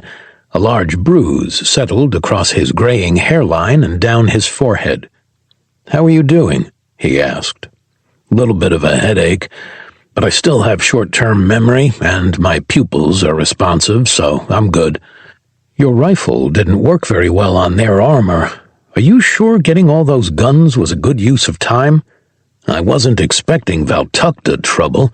Otherwise, I would have picked one of my babies that would have turned their armor to Swiss cheese, Kane countered. And I would have given Dahlia the 4-bore. He pulled a round out of his pocket and placed it on the table. With its cartridge, the round was nearly as large as a soda can. Dear Lord, that's not a bullet, it's a small cannonball, Dax mused, walking across the room to inspect it. The gun is practically a shoulder-fired artillery piece with 250 rounds of felt recoil. Valtakuntera armor won't stand a chance against a shot like that. I most certainly think not. Dax picked up the cartridge. How much does this thing weigh? The round itself is just over 1/4 pound, and it shoots just over 1,700 miles per hour. Dax put the round down and slid his hands into his pocket. Aim at the right spot, and that'll punch through just about anything, he scoffed. What about your armor? Sandrina asked. What happens if Dahlia gets disarmed? Would they be able to use it against you? Kane shook his head, putting the bullet back where he'd taken it from. Unlikely. Our armor isn't built for combat. It's built to mostly protect us from space debris hitting us at 10,000 miles per hour, Kane replied. It's only because of a few tweaks we made that we have any mobility at all. When you make a suit for combat, you have to sacrifice protection for mobility, which everyone has done. Dax jumped in. So, even if Dahlia hits an armored piece, the bullet fragments will likely get through a weak spot. We don't have to worry about that. She could hit them square in the chest, and it'll likely still be a kill shot. Just because it stops the bullet doesn't mean it stops the energy, Sandrina chimed in. Exactly, Kane replied. And that much energy going directly into a sternum will break ribs and likely liquefy a few vital organs. I can't tell you how many people in armor I've seen take a kinetic shot and still break ribs, Sandrina added. I thought an educated man like yourself would know that, Kane teased. Dax flashed him a sarcastic smile. I know how armor works. My question is, why haven't we run into any other kinetic weapons? Dax asked, motioning toward Sandrina. They're considered too barbaric on the galactic stage, and plasma is a lot cheaper to produce than ammunition, and safer to transport, Sandrina replied. Kane let out a snort, stifling his laughter. We're primitive compared to everyone else, Dax said. And if you're in one of those massive carriers and a spark sets off the gunpowder, big boom. I thought a soldier like yourself would know that. Ha ha, Kane countered, his voice dripping with sarcasm. Dax clicked his tongue, winked, and gave Kane the finger guns while walking backward onto the main deck. At the top, he turned around to see the space in front of them normal. Mark looked at the readings before activating the leap drive again. Any luck? Dax asked. We're still on their trail, but I don't know how much longer I can track them, Mark replied. Are they faster than us? Mark scoffed. With that Dalno drive, we're the fastest ship in the galaxy. The problem is, we have to keep stopping, which puts a lot of strain on the system, and at any moment they could turn, and we just blast past them. Dax tapped his fingers on the pod holding his armor. He looked at it while pursing his lips in thought. His eyes scanned over the slightly blue sheen left by the Dalno's heat treatment using underbeast carapaces. If we blast past them, don't turn around, Dax said, placing his palm on the pod. Keep going and get to Bastet. Something tells me if we start hitting their bioweapons, he'll come for us before we can get to him. I thought we didn't have a canister to deploy the fungus. We don't, but I've got an idea that should get us started. After, we can go to Dalno Nuer and strike a bargain to have them help us continue breeding the fungus and develop deployable measures for it. What about Bleeze? Mark asked. The guild's got to have some technology we can use. Do you really want Bleeze to know about, let alone get his hands on, a bioweapon? Mark spun in the chair. He gave a grimacing smile. He already knows, Mark said. Dax's hand dropped to his side. His eyes widened while staring at Mark. What? He may have called us about a job while you were taking inventory, and I told him we were already on a mission. How much of it does he want? Dax huffed. None. He said so long as we're sticking it to those pointy-eared space mongrels, he won't bother us with job postings unless we need money, Mark replied. That's oddly altruistic of him. After the test, though, we are going to need some money. At which point he'll be waiting for us. Well, that's good to hear, Dax said, making his way toward the crew quarters. If you don't mind, I'm going to go to bed. Fine. But as soon as you're up, I want my chair replaced. This one is so uncomfortable, Mark replied. Dax made his way back toward his quarters. Everyone's doors were closed tight except for his. Approaching, he opened and peered through the crack to see Dahlia sitting on his bed, changed back into a jumpsuit. You okay? He asked, stepping in. Dahlia looked up and motioned for him to sit on the ground in front of her. I am, but there's something I'd like to talk to you about. A lump formed in Dax's throat. He swallowed hard before stepping into his room. "Well, that's never good," he said. He moved into his small room and sat in front of her, facing her. She tilted her head to the side and motioned for him to turn around. He did. She grabbed his hair and started to braid it like he'd done with her so many times. She worked in silence for a few moments, tension filling the air. "I like your hair long," Dahlia said softly. "Why do you think I grew it out?" Dax asked. She gave him a light tap on the shoulder before continuing. "Were you even going to look for your brother?" she asked. The invisible weight he thought he'd shrugged off pressed on him once more. He would have hung his head, but Dahlia's work kept it upright.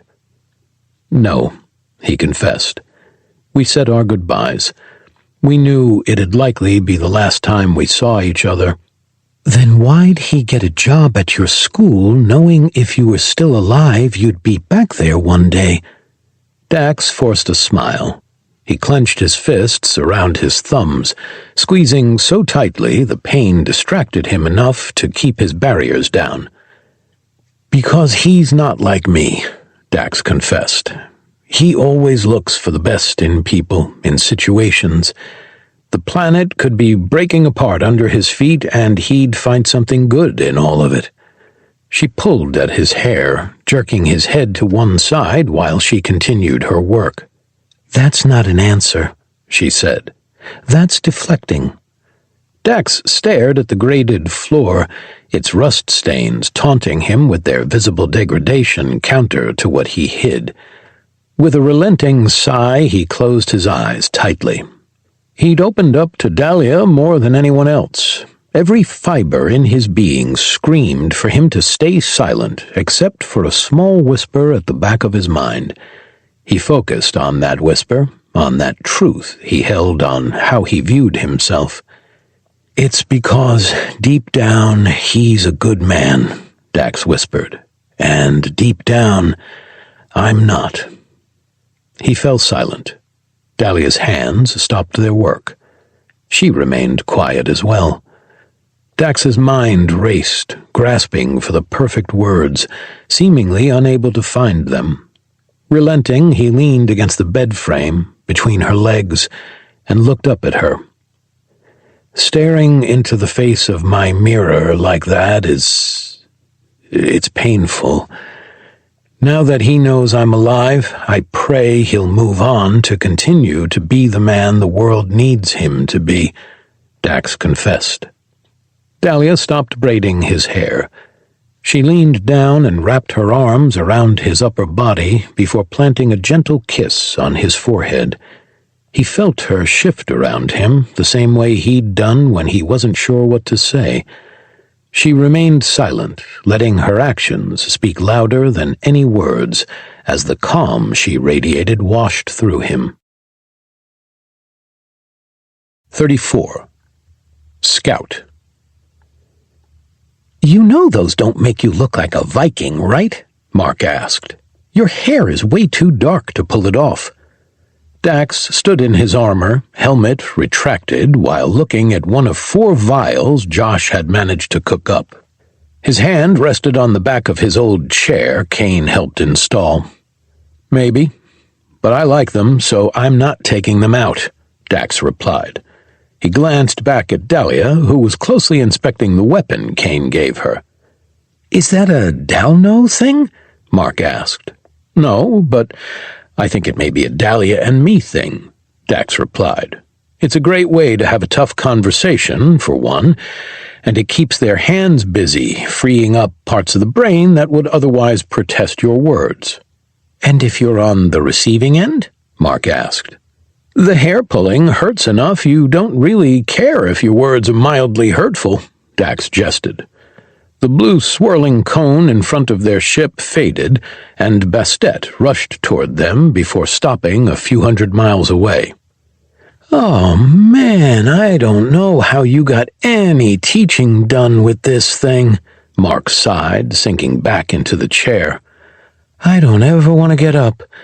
It's like my butt is being cradled in the pillows of the old gods. Then it's a good thing you're the pilot and you don't have to, Dahlia replied. She loaded a bandolier with Kane's Coke can-sized rounds before slinging it over her shoulder and letting it dangle across her chest. We're all pilots here. I'm just the best, Mark replied. He spun in the seat, sitting tall with both arms on the blocky armrests. I feel like the Emperor on this thing. Now get down there and infect some bugs. Do it, he hissed. You're not the Emperor. Stop trying to sound like it, Kane said, clipping on his armor. Sandrina approached Dax and looked at the tube in his hand. Do you know how to properly use that? She asked.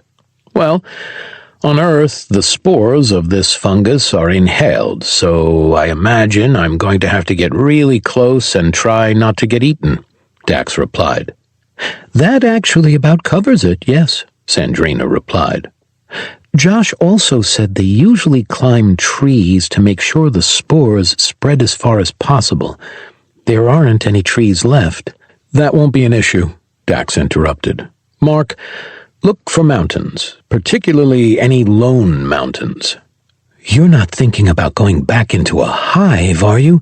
Dahlia asked. We don't have the manpower or the flood of caustic water to clear our path first. Absolutely not, no, Dax scoffed. But if we can infect one of those big, elephant-looking guards, it'll be driven to go to the top of the mountain and spore, and when that happens, goodbye, Queen. When the weapon bursts from her, that'll likely be enough to be a planetary event and clear the world faster. How long will it take for that to work? Dahlia asked. Josh increased its efficacy. He said he cut the time of infection to time of presentation in half, Sandrina replied. That doesn't help me, Dahlia countered. 2 to 5 days, Dax replied. Given fair wind conditions, we could have the planet cleared, or at least safe to land on, inside of a month. Dax looked back at Dahlia. She held the shoulder-mounted cannon on her lap. You see that lever? Kane asked. Pull it down. That drops the block. Dahlia followed his instructions. She looked at the barrel. And I just put a round in there? She asked. Yes. Once you do, pull the lever until you hear the click. Then you're ready to fire, Kane continued. She pulled the lever. The block clicked back into place, sealing the barrel. And I have to do this between every shot? Unfortunately, yes. When that gun was built, it was too big of a rifle to have an autoloader. They fixed that, but I didn't have a chance to buy one before I got sentenced. What are you going to use? Dahlia asked. Kane leaned behind his pod and pulled out a massive shoulder rifle with a scope on top. He ejected the magazine and showed the round inside. This is a 415-grain bullet for this beautiful baby, the 416 Honey Badger, named as such because it just doesn't care, Kane explained, loading the magazine back in. It's the mother of all big-game guns and can punch a hole through both sides of an armored car like tissue paper. I thought my gun was the mother of all your shoulder-fired guns, Dahlia countered. You're not wrong. That will kill anything. But this will actually leave something more than just a pink mist if you want a trophy or food, Kane countered. Well then, it makes this team dynamic easy, Dax said. You two provide suppressing fire. I'll go and make sure the bug gets infected. Kane slung his gun over his shoulder before shutting his pod. Are you sure you want to do that? Kane asked. Even with our improved strength, that 4-bore is going to kick like a mule. It'll be easier for Dahlia to use it, be more accurate, and not fatigue if she has to take more than one shot. And with the Honey Badger, I don't know how to shoot with a scope. We haven't had the opportunity to train on that. You'd be the best shot option. Besides, out of our entire crew, who has more experience getting up close and nasty with those things? They've almost eaten you more than once, Dahlia countered. That's why I wear my armor. And if they do, I can just Agent K it from the inside, Dax replied. The trick will be to leave at least one alive and fit enough to make a climb. Once the job's done, how do you plan to escape? Sandrina asked. The flyers will be attracted to the Junkyard's engines, which will clear the skies for them, Mark chimed in. Kane and Dax have extremely powerful magnets in their armor. We fly over, they activate while holding onto Dahlia, we fly to a safe spot, reload into the ship, and punch it. That's an excellent strategy, Kane complimented. Thank you. I just asked myself, what would Kane do? And that's the first thing that came to mind. It's what I would have suggested, Kane added. Dahlia, you think you can handle a rough exfil? Mark asked. She can handle it, Dax replied. I can handle it, Dahlia reiterated. Good. Mark turned his chair back around and continued his planetary scans. Kane disappeared into his quarters before quickly re-emerging with a sling. He extended it as far as it could go while approaching the forebore. He clipped the sling to its lower metal plates. That way, when you're done with it, you can just sling it over your body and you don't have to worry about dropping or losing it. Thank you. Dax turned to Sandrina, tube in hand. If I'm going to risk getting eaten, I need to know how sure you are that this'll work. Sandrina hesitated the slightest bit before saying, It'll work. What's with the pause? You paused, Dax pressed. I didn't pause. Sandrina battled the remark away with her paw. There was definitely a pause, Mark agreed. I gave myself a moment to think, Sandrina corrected. I stand by my word. 100% it'll work. You seem very cavalier about my potential consumption. I've seen you fight, and I've seen you handle bugs. I've heard stories about how you handle bugs, Sandrina said, giving him a pat on the arm. I believe in you. She turned around and returned to her room, opening and shutting the door as quickly as possible. Dax turned to Kane and Dahlia. Was that a little too nonchalant for you guys, too? She either is the most confident a person has ever been in another's abilities, or she fully expects you to die, Kane replied. I think she fully expects you to die, Dahlia teased. Dax looked at the closed door, then to the world below. I kind of think she does, too, he scoffed. Whoa! Everyone winced at the blood-curdling scream that ripped through the ship. Dax covered one ear with his hand and the other with the cylinder. Once it died down, he lowered his hands. What on God's brown bastet was that? Dax hissed. Sorry, that's my fault. I forgot I had earplugs in when I was calibrating her volume. Junkyard, reduce the volume by 60%, Mark called out. Another scream left the ship, growing softer to a tolerable volume. That doesn't help with what that sound is, Dahlia added. Is the ship haunted by demons? When did we pick up demons? It was your mother, wasn't it? I knew those tacos were too good. What? No taco demons. I was going to tell you, things just got a little exciting back on Earth. I was able to fix the AI.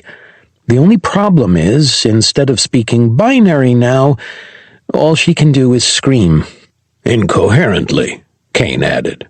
You didn't understand that? Mark asked, pointing at the ceiling. You did? Dahlia scoffed. Yeah, she said she found a mountain with inconsistencies in its density, Mark replied. She suggests that this is an artificial structure as it's not along any naturally forming fault lines. And I thought the ones and zeros were bad, Dax huffed. Take us in, Kane ordered. Another series of screams emanated from the ship. She suggests taking a southern approach. You'll have the sun to your back. It'll be in the foothills of a mountain range, so we can get in and out while providing you cover from any flyers until I can get them out of the area."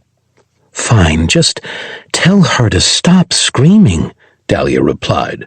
The ship let out one more screech. "She didn't like that," Mark huffed. He initiated landing sequences while selecting their drop site. As he turned their nose toward the ground, everyone got as close to the floor as they could. Dahlia gripped the waffle grating. Dax and Kane activated the magnets in their gloves. Dax activated his helmet while looking back at his battle-bonded. She covered her head with her free hand. "Oh, come on, guys," Mark huffed, looking over his shoulder. "You all are being way too dramatic." The front of the ship ignited orange once they entered the atmosphere. A violent shake ripped through the vessel. A bolt fell from the ceiling, bouncing off Dax's helmet. He stared at Mark for several seconds until he turned back around and grabbed the controls with both hands. "Valid point," Mark relented. Once they'd punched through the upper atmosphere and the flames extinguished, all three stood up. A mountain range stretched toward them during their descent. Several miles away, in what was once lowlands, stood a solemn, ominously familiar mountain. Dax made his way to the door. He grabbed it, unlocked it, and let his hand rest on the opening lever. Dahlia and Kane lined up behind him. He looked back at the cockpit. "Ready when you are," Dax called out. "We've got company, so this'll have to be fast," Mark replied. "Copy that." "Whatever you do, don't shoot unless absolutely necessary. We don't need to attract more attention than we already will be," Kane ordered. Dahlia and Dax nodded. Their descent quickly evened out and the ship slowed. "Now, now, now!" Mark barked. Dax opened the door and wind yanked the rusty hinges open. A burst of air nearly knocked him off his feet. Catching himself on the doorframe, he pulled as hard as he could, launching himself into the air. Tucking the cylinder into his chest, Dax curled his body. He hit the sand hard before rolling to a stop. Once he looked up, Dahlia landed on her feet before rolling forward and hopping back up, followed closely by Kane. Hundreds of flying bugs rushed behind the junkyard while it continued its flight path, bringing them all back over to the far side of the mountain range. Dax stood up. He dusted the sand off himself before checking the canister. It was still intact. Dahlia and Kane shot him a quizzical look. "Show-offs," he taunted before starting his march toward the mountain. 35. Drawn out. Before taking a step, Dahlia pointed behind Dax with one hand, while the other fidgeted to get her gun in front of her. Dax spun to see a straggler diving at them, its impaling implements pointed straight at him while its wings let out a deafening hum. Dax pulled his plasma pistol, leveling it at the bug. It shut its eyes. He pointed just over its back and squeezed the trigger. Plasma ripped through the air, narrowly missing the bug's head. A screech left its maw when the round seared off all of the wings on its left side while burning those on its right. Dax backpedaled, getting out of the beast's way just before it slammed into the sand. It turned toward Dax and screeched once more. Before he could lift his pistol again, a shot rang out. It echoed off the mountain while a tiny spurt of greenish fluid flew from its head. A groan left its mouth along with its final breath before it slumped, lifeless, to the ground. Dax turned to see Kane standing several yards behind him, rifle barrel smoking while looking through the scope. With a twist and pull on the bolt, a cartridge was ejected. Kane caught it, lowered his weapon, and placed the brass in a small pack he'd added to the hip of his suit. "Looks like that worked well," he mused. "A wasted shot, don't you think?" Dahlia asked. "We could have infected it." Dax looked at the corpse, then to the mountain, and shook his head.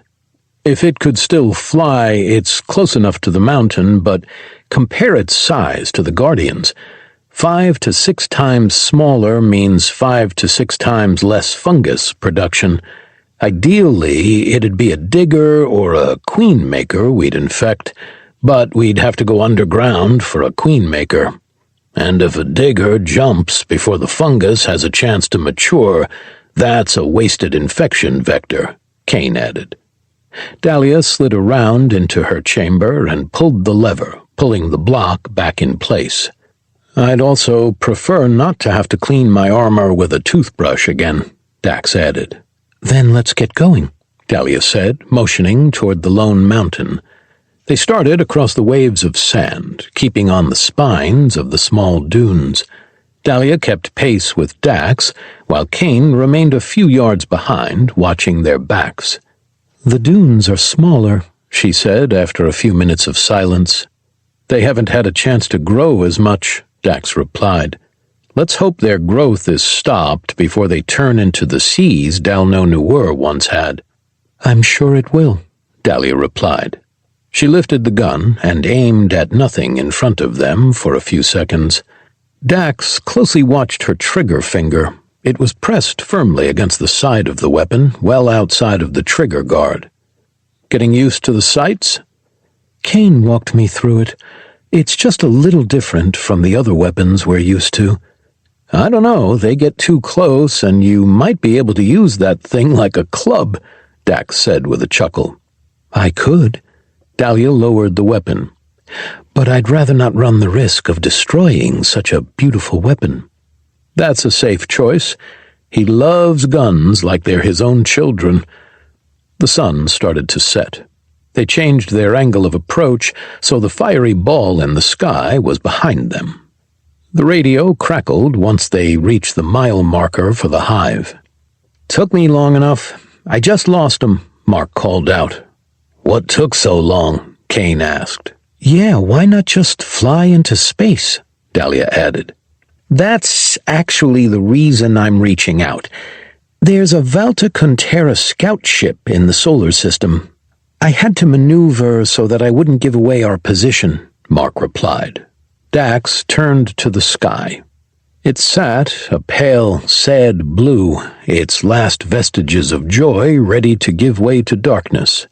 He held his pistol tightly and swallowed hard. What are the chances it's Heneva? Kane asked. Similar ship signature, but with the size of that empire, highly unlikely, Mark replied.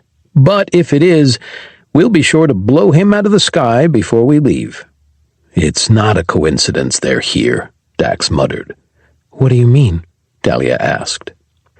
He found us on Earth. For all his idiocies, to change Mark, Kane, and myself, he's got to be a smart man. He watched us wipe out one of their attempts at changing a planet. I'm willing to bet he knows about Dalno-Nuur now that it's thriving, Dax muttered. If I were him, I'd send scouts out to every planet that is on the list to harvest. He knows we're hunting the bugs. One ship per planet to an empire that large, it's nothing in terms of manpower. Then we need to go radio silent right now until the job's done, Kane added. Mark, can you keep the ship from screaming? Already done, and have the engines cooled with a straight line to your exfil. Just crackle the radio twice when you're ready for pickup. Copy that. Going radio silent, Dax said. With that, the inside of his helmet fell quiet. They continued to push forward with the sun at their backs. Dahlia, keep an eye on the sky. Let me know if you see any spots that look like a star but are moving, Dax said. On it, she replied. Kane, how's our 6 look? The flying swarm has returned to the mountaintops. If they get alerted, we'd have maybe 3 minutes before they reach us, Kane replied. If things go sideways, the Guardians will get to us long before they do, Dax replied. Comforting, Kane responded. Closing the distance, a mouth at the bottom of the mountain became visible.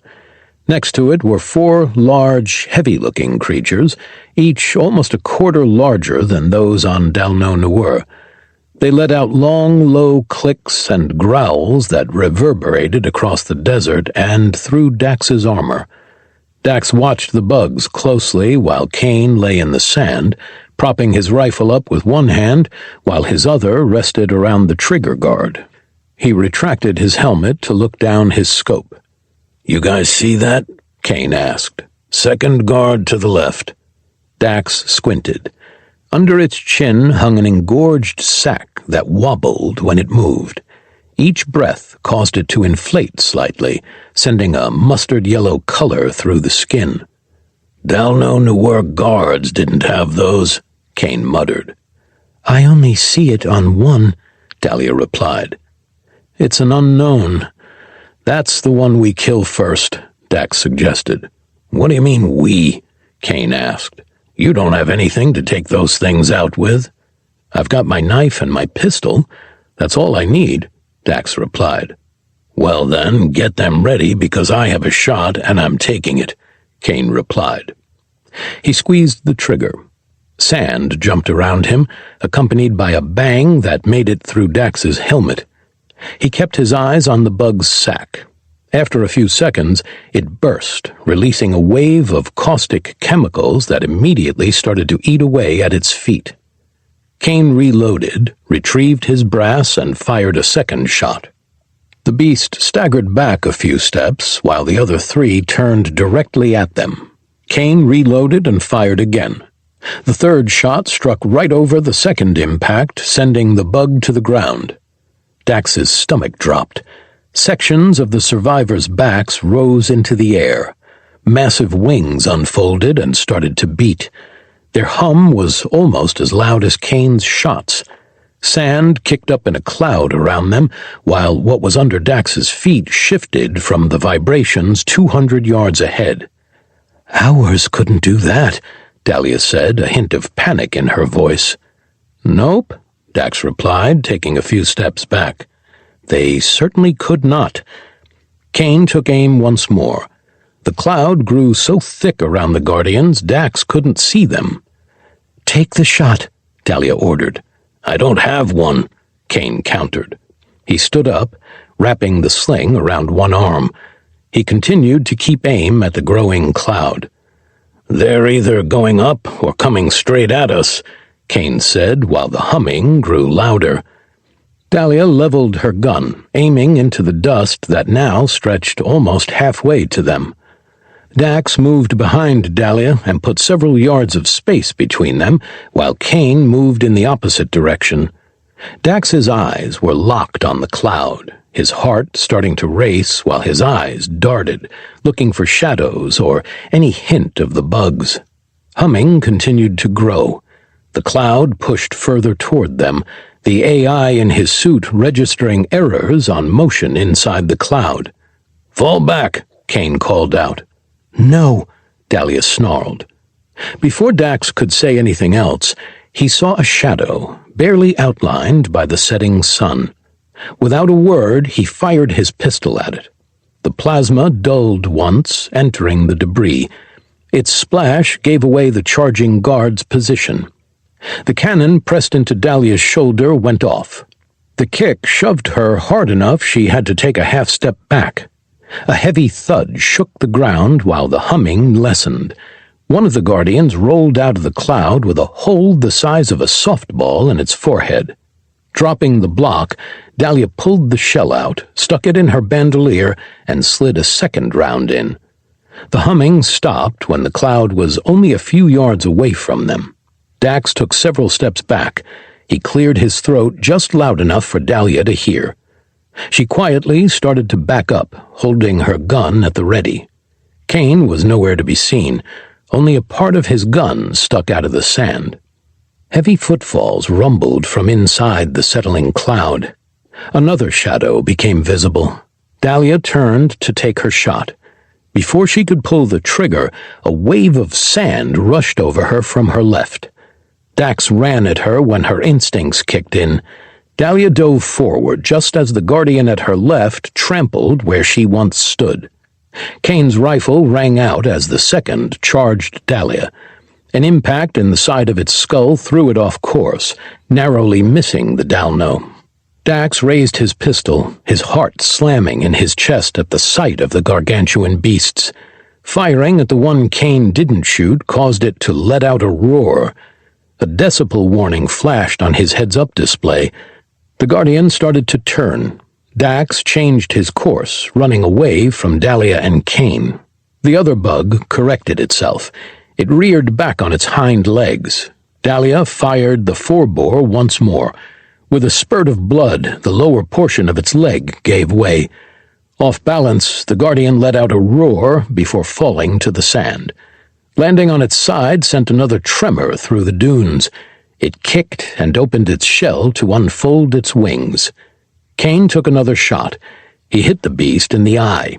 It fell limp. Dax continued firing at the last surviving Guardian as it finished its turn and started to charge him. Sliding to a stop, he planted his feet in the sand and holstered his pistol. The beast continued its charge. Massive mandibles opened with each ear-splitting roar. Grabbing the top of his canister, Dax twisted the top off, fighting every urge screaming at him to run. He held his ground while the behemoth bore down on him. 2 squawks of the radio crackled in his ear. The Guardian lowered its head and opened its mouth, ready to devour him. With one final roar, Dax threw the canister. A soft, grayish-yellow dust trailed behind it. Diving out of the way, he kept his eyes on the projectile, watching it strike its target, sending a cloud of cordyceps around its mouth before quickly vanishing on an inhale. Landing on his hands, he ducked and rolled before popping back up to his feet. The Guardian stopped its charge, coughing with its heavily armored back to him. Dax sprinted at Dahlia as fast as his legs could carry him. Kane was on his feet, rushing toward her as well. On the horizon, the Junkyard ripped toward them, pulling a line of sand into the air behind it. Both men wrapped their right arms around Dahlia. They grabbed each other tightly. Dax glanced over his shoulder to see the bug right itself before letting out several high-pitched squeals, causing the surrounding mountains to erupt with the countless swarms. The Junkyard turned to its side, the door still open. Heavy footfalls started to rumble toward them once more. Dax watched Dahlia's face. Her eyes were wide and jaw clenched. "Hang on!" Kane shouted. Dax closed his eyes, readying himself for impact. His stomach dropped before a metal impact reverberated through his left hand. Opening his eyes, he looked down to see the Guardian let out a roar of anger, having missed its kill. Tens of thousands of flyers flooded in behind the ship. Mark slowly rotated it so the ship was their ground. Dahlia clambered to her hands and knees. Kane let go of Dax while he held tightly on to her. She fought the wind with every shuffle until reaching the door and falling in. Being closer, Dax made it to the door next before reaching back out to offer his hand to Kane. The weathered man waved him off before standing to his feet. "I'm going to get the door," Kane shouted over the roaring wind. Dax dropped, catching himself halfway down the main deck. Kane followed quickly. He grabbed the door as he dropped in and locked it while hanging from its latch. "We're clear," Kane shouted. "Copy that," Mark replied. Righting the ship, he pulled up and shot into the sky. "What about the Valtakuntera ship?" Kane asked. "Oh-ho, that thing clocked us the second our engines turned on," Mark replied. "Now we get to do something this ship isn't built for." "What?" Dahlia asked, holding on to the floor grating. "Dogfight." 36. Dogfight. Mark yanked on the Junkyard's yoke, sending the vessel into a barrel roll. A loud hiss erupted from Sandrina's room. An internal panel clattered to the ground while a bolt of plasma ripped by them and disappeared into the sky. Dahlia locked herself into one of the pods and braced her body so she wouldn't slide around. Dax stood to Mark's left, hand holding him in place, while Kane was on the pilot's right. Alarms rang out, warning of a target lock. The lights shifted to red, while every bolt and weld of the ship groaned under the pressures of Mark's maneuvering.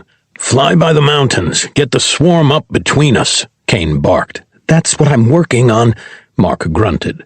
With a twist, Mark entered a dive straight toward the ground. Dax's feet lifted off the floor, his hand keeping him grounded, just like Kane. Dahlia let out a groan, and more hisses sounded from Sandrina's room. A blood-curdling scream emanated from the ship, making Dax's heart skip a beat.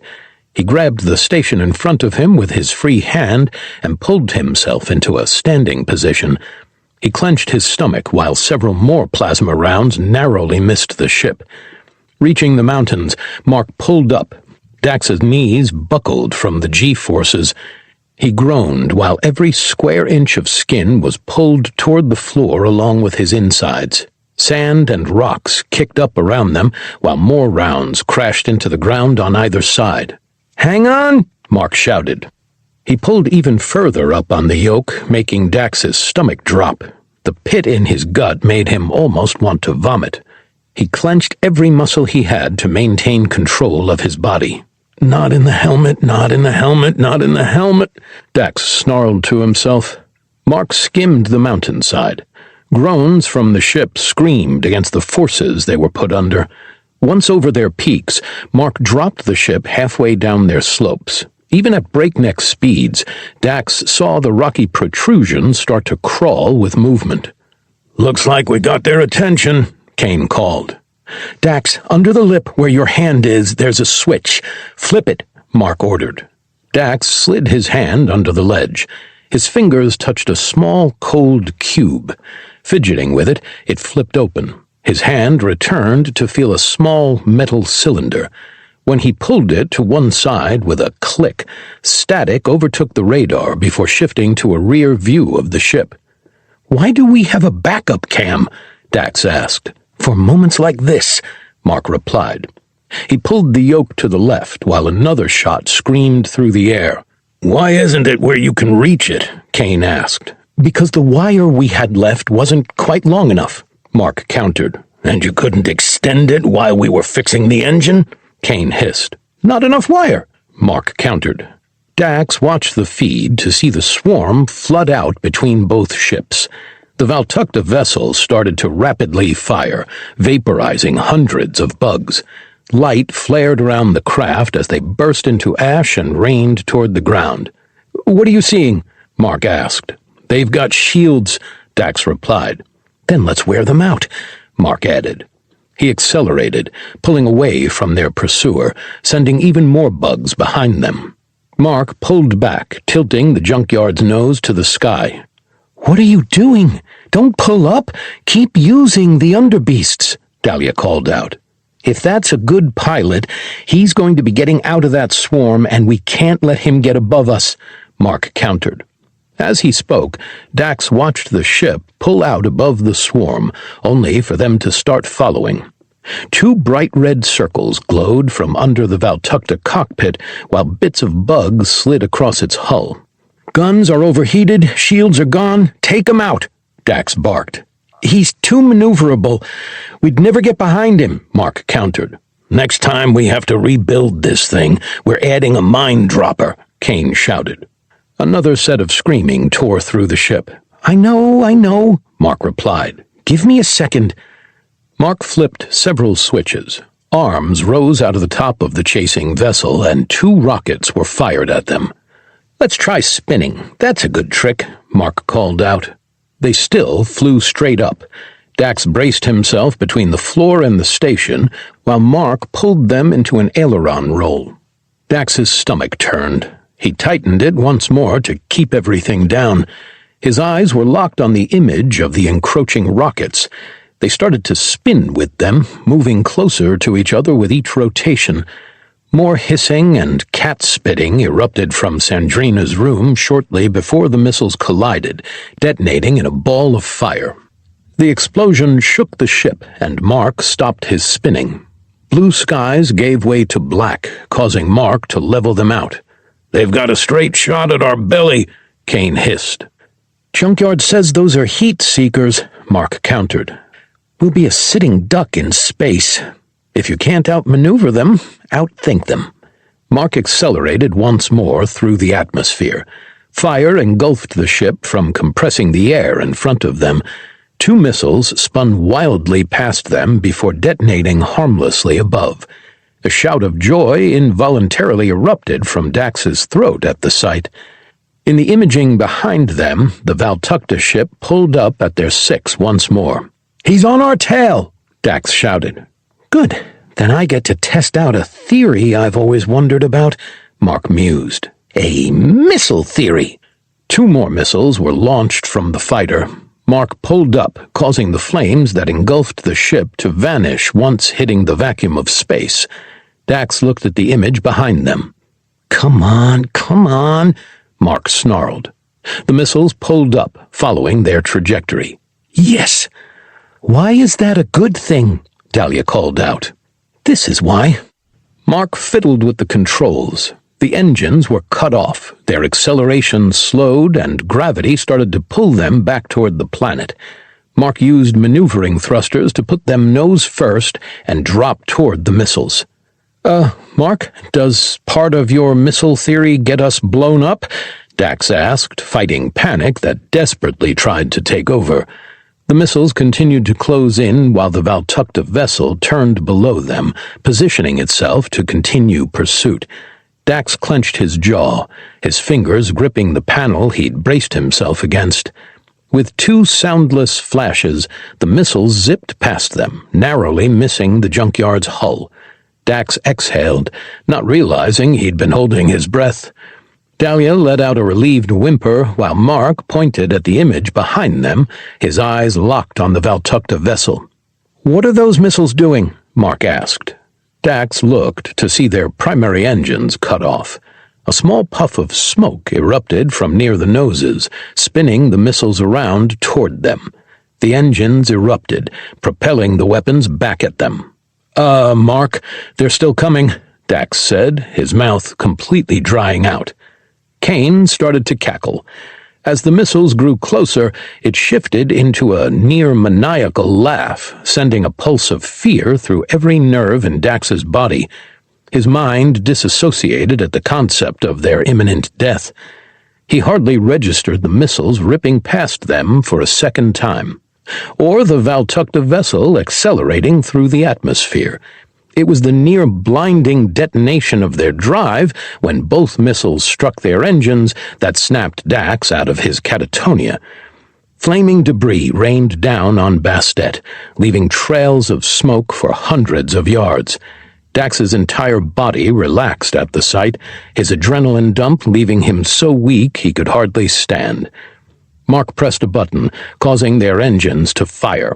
He pulled back, breaking Bastet's gravitational pull, and launched them back into space. The maneuver dropped Dax to the ground. He lay on his back, looking at the rusty ceiling. Absolute zero rapidly cools the engines. Heat seekers look for the nearest burning thing, and all they can find is home, Mark announced, leaning back in the chair and swiveling to face everyone. Kane gave the pilot an approving pat on the shoulder. "That was brilliant. Well done," he said, getting his laugh under control. "Next time you want us to face our deaths, can you at least let us know what your plans are?" Dax asked with a whimper. Dahlia retracted the pod. She stepped out, made her way to Dax's side, and pulled him to his feet. "I would have, but every bit of brain power was going to outthinking that ship," Mark countered. "It was either keep you in the dark, or we all get lit up." A string of rancid swears erupted from Sandrina's room. Everyone turned toward the locked door, while heavy thuds and muted clangs radiated through the ship. "I'm starting to think the real danger wasn't outside of this ship," Dahlia whispered. Sandrina's door squealed, its latches turning to unlock. Once freed, the door burst open. Sandrina stormed out, dirt covering her puffed-out fur and her pupils little more than paper-thin slits. On her shoulders sat one of Josh's cats, covered in dirt, puffed out and growling. "Did you steal one of Josh's cats?" Kane asked. "That's not important," Sandrina hissed. "Why didn't anyone give me a heads up so we could brace?" "I did say hang on a handful of times," Mark countered. 37. Mission accomplished. "Did you at least get the job done?" Sandrina asked. "Yes," Dax replied. "How can you be sure?" "Because I threw the open canister in its mouth and watched it inhale. Those spores are taking root and growing as we speak," Dax explained. "Good." Sandrina shook some of the dirt off her and marched into the bathroom. The door closed and the shower started, followed by the hissing and growling of Josh's former cat. Mark activated the leap drive before turning to face the rest of the crew. "Junkyard, run a diagnostic test, check for damage, and let us know as soon as you're done," Mark ordered. The ship screamed in response.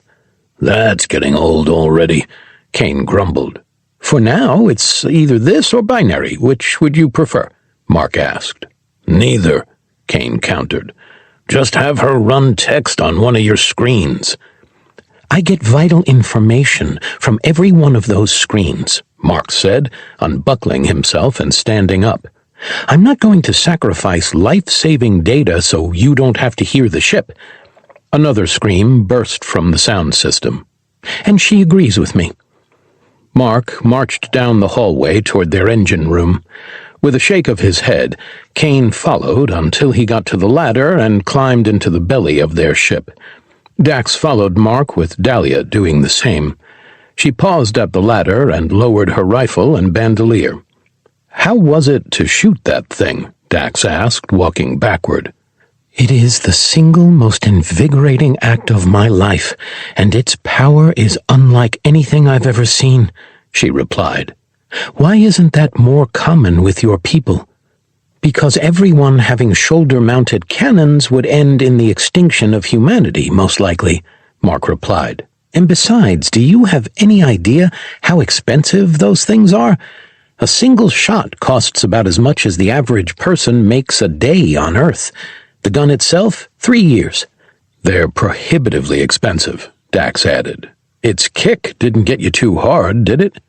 "I barely felt it," Dahlia replied, a wry smile creeping across her face. "But the explosion, the smell, the power behind it. To watch a beast that would have taken half my tribe to kill fall in one shot, that is to hold the power of a god." "And just like that, we have a gun nut," Mark sighed. He grabbed the engine room doors and opened them. A radiation counter appeared on the corner of Dax's HUD. "I think they prefer to be called gun enthusiasts," Dax replied. He turned back around to see the Dalno drive pulsing softly. He opened his helmet, walked over to the power core, and took several deep breaths. His nose and lungs started to burn, causing him to cough. Once he did, he clipped his helmet back into place. "What are you doing?" Dahlia asked. "I'm testing a theory," Dax replied. Mark blocked his face from its bright light, walked over to the panel he'd installed, and pulled it open. Inside, bolts of electricity jumped through strange tubes in near-blinding blue arcs. After several seconds of inspecting, Mark put the cover back on. "Well, that's good to know. If flying this bucket of bolts didn't melt those fuses, nothing will," Mark mused. The ship screamed. "I wasn't calling you a bucket of bolts.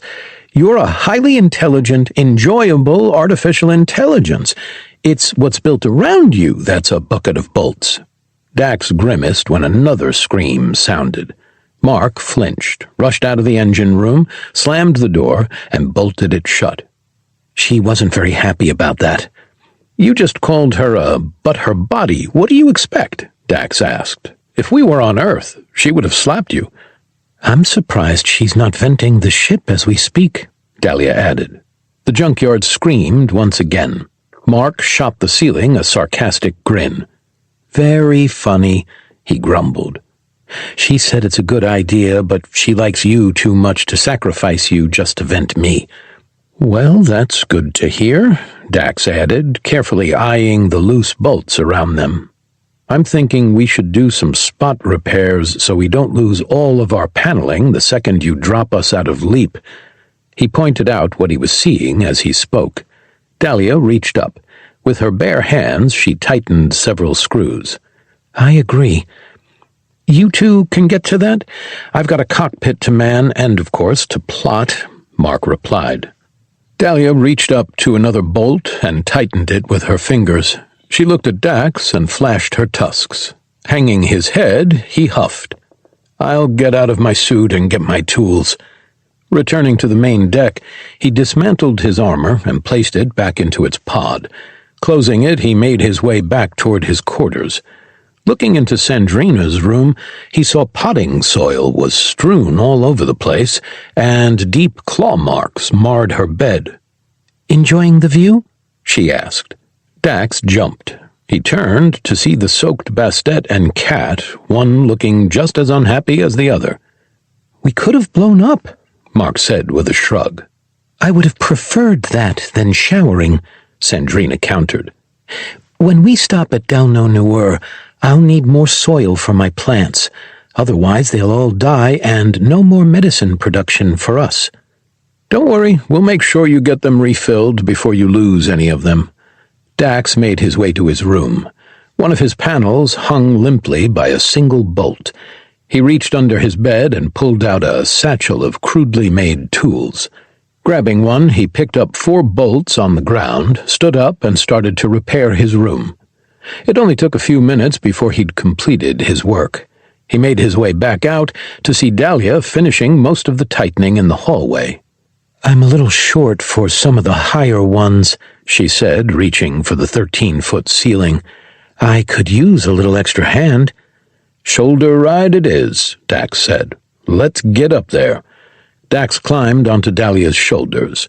She knelt while he worked, moving through the ship quickly and efficiently. While he was working on the last bolt, Kane cleared his throat. Dax looked down to see the most senior crew member staring at them with his arms crossed and eyebrow raised. We didn't exactly have time to stop by a hardware store and buy a ladder, Dax said. And this is quite an effective method to quickly make the needed repairs, Dahlia added. Shoulder rides, really? Hate to see what you do during your alone time. How else do you expect us to do this? We only have 2 mag gloves. Maybe if we had some... I totally forgot about the magnets in the boots, Dax exclaimed. We haven't needed to use them in a while. Mark, any way you can put the same magnetic technology in the right glove as well? Dax cut Kane off while tightening the last bolt. Mark spun around in the chair, his eyes wide and jaw dropped. I can't believe I never thought of that. I'm pretty sure I can pull that off. Then we can walk around the walls like Spider-Man. Kane let out an exaggerated sigh. He made his way to his pod and started to remove his armor. Dahlia leaned forward, letting Dax climb off her. We could mount weapons on the shoulders and use the Valtakuntera targeting systems to automate firing sequences and get complete battlefield dominance the next time Heneva shows up, Dax suggested. That won't work. You're forgetting one very important piece of information on this plan, Kane said, putting his helmet on its stand. Power source. You're talking power cores that are small enough to fit in the suit and powerful enough to sustain that much draw. Kane pulled the upper half of his suit off and placed it in his pod. We have to recharge every time we use the suits, and we don't even use the magnets we have installed that much. Kane motioned toward Dax. Exhibit A, forgetting that we have magnets already in our boots. You add weapons onto that, along with sustained use on a system meant for short bursts. With current technology, you'd need to have a power source almost twice the size of the armor itself. Mark's shoulders slumped, and he let out a disappointed grumble. He's right. The power draw would make the battery life go from 8 hours to 2 minutes. When you first crashed, you wore your suits for days on Dalno-Nuer, Dahlia chimed in. That was before I added all the fun stuff to them, Mark explained. When we met, our suits were completely run by our body movements. They can move on their own now? Dahlia asked. No, but the targeting systems, motion sensors, thermal and infrared imaging, electromagnetic systems, and remote detonation for the suit-implanted mines. Power goes off, we can still fight. The extra additions just make us a little more effective, Kane added. Our power core has made this the fastest ship in the galaxy. Perhaps we can develop something to make the armor better, Dahlia suggested. Of course, Mark immediately jumped in. No, Dax countered, shooting Mark a stern glance. Your people have given us enough.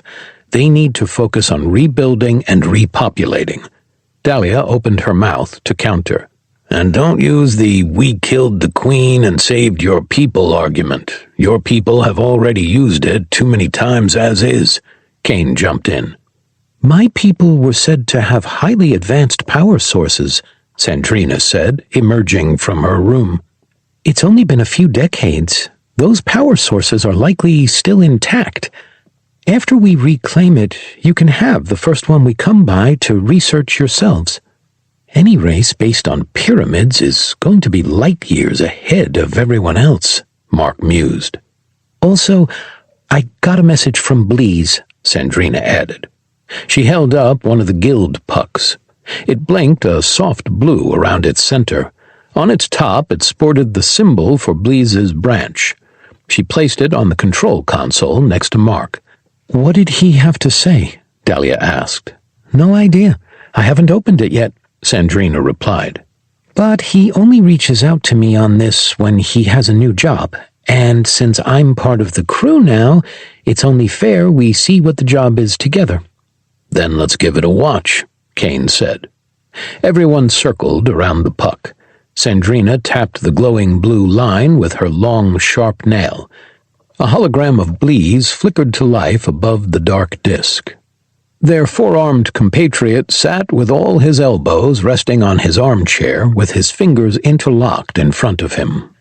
Crew of the Junkyard, Sandrina has been keeping me up to date with what you've been up to in Funky Town. I must say I'm pleased to hear you've taken it upon yourself to be such a thorn in the side of those pointy-eared pains in all four cheeks. Dax watched closely while he shifted his weight to one side. Things have been busy with the guild, to say the least, and believe me, I wouldn't be reaching out to you if it weren't important. I've got a very important piece of cargo that needs to be salvaged and smuggled to my contact with the Reichai. It'll help them with a few of the blockades they've put on a handful of Valtakuntera worlds. You'll find what you need in Poughkeepsie. Bleeze out. The puck fell silent. Dahlia, Kane, and Sandrina looked at each other in confusion. Dax felt the blood run from his face. He turned toward Mark, whose features were pale. What is Poughkeepsie? Sandrina asked. I've never heard of it, Dahlia added. It's a city in New York. How would he know about Earth? Why would he want us to go back there? Kane asked. Mark spun around in his chair. His hands flew across the computer meant to plot known courses throughout the galaxy. He started to punch in coordinates while Dax made his way back to his pod and opened it back up. Poughkeepsie isn't just a city in New York. It's code. It means drop everything and run, Dax explained. And Funky Town means he's got a gun to his head, Mark added, continuing his work. Those aren't distress codes from any of the books I've read, Kane chimed in. It's not from something you've read, Dax countered. It's from the Gospels of Winchester. Everyone, suit up. Bleeze needs our help. 38. Incoming. Dahlia donned her Delno armor while Dax, Sandrina, and Kane put theirs on as well. Dax checked his power levels. They sat at 70%. "How are yours looking?" he asked, turning to Kane. "Enough to get the job done," Kane replied. "You?" "Same." "You know, if he's being held by the Valtakuntera, that likely means big ships with big guns," Mark called back. "We're small enough to approach from the sun side and hide from scanners that way," Kane countered. "It may not be like it was on PB-112, Sandrina countered. "Usually they don't display that kind of force unless it's against another faction with a fleet." "Then what do you think they're doing?" Dahlia asked. "Death squads," Sandrina replied. "They're small, effective, and I've seen them used a dozen times before." "Like what Heneva tried on Earth?" Dax asked. "Yeah, because that didn't work out so well," Mark added. "You blew up a building and still almost got killed," Sandrina countered. "I'd say Heneva almost succeeded, but no, not like on Earth. They are specially trained assassins, not scientists with a vendetta. Think an entire team made up of more deadly versions of Kane." "Hey, no one's more deadly than me.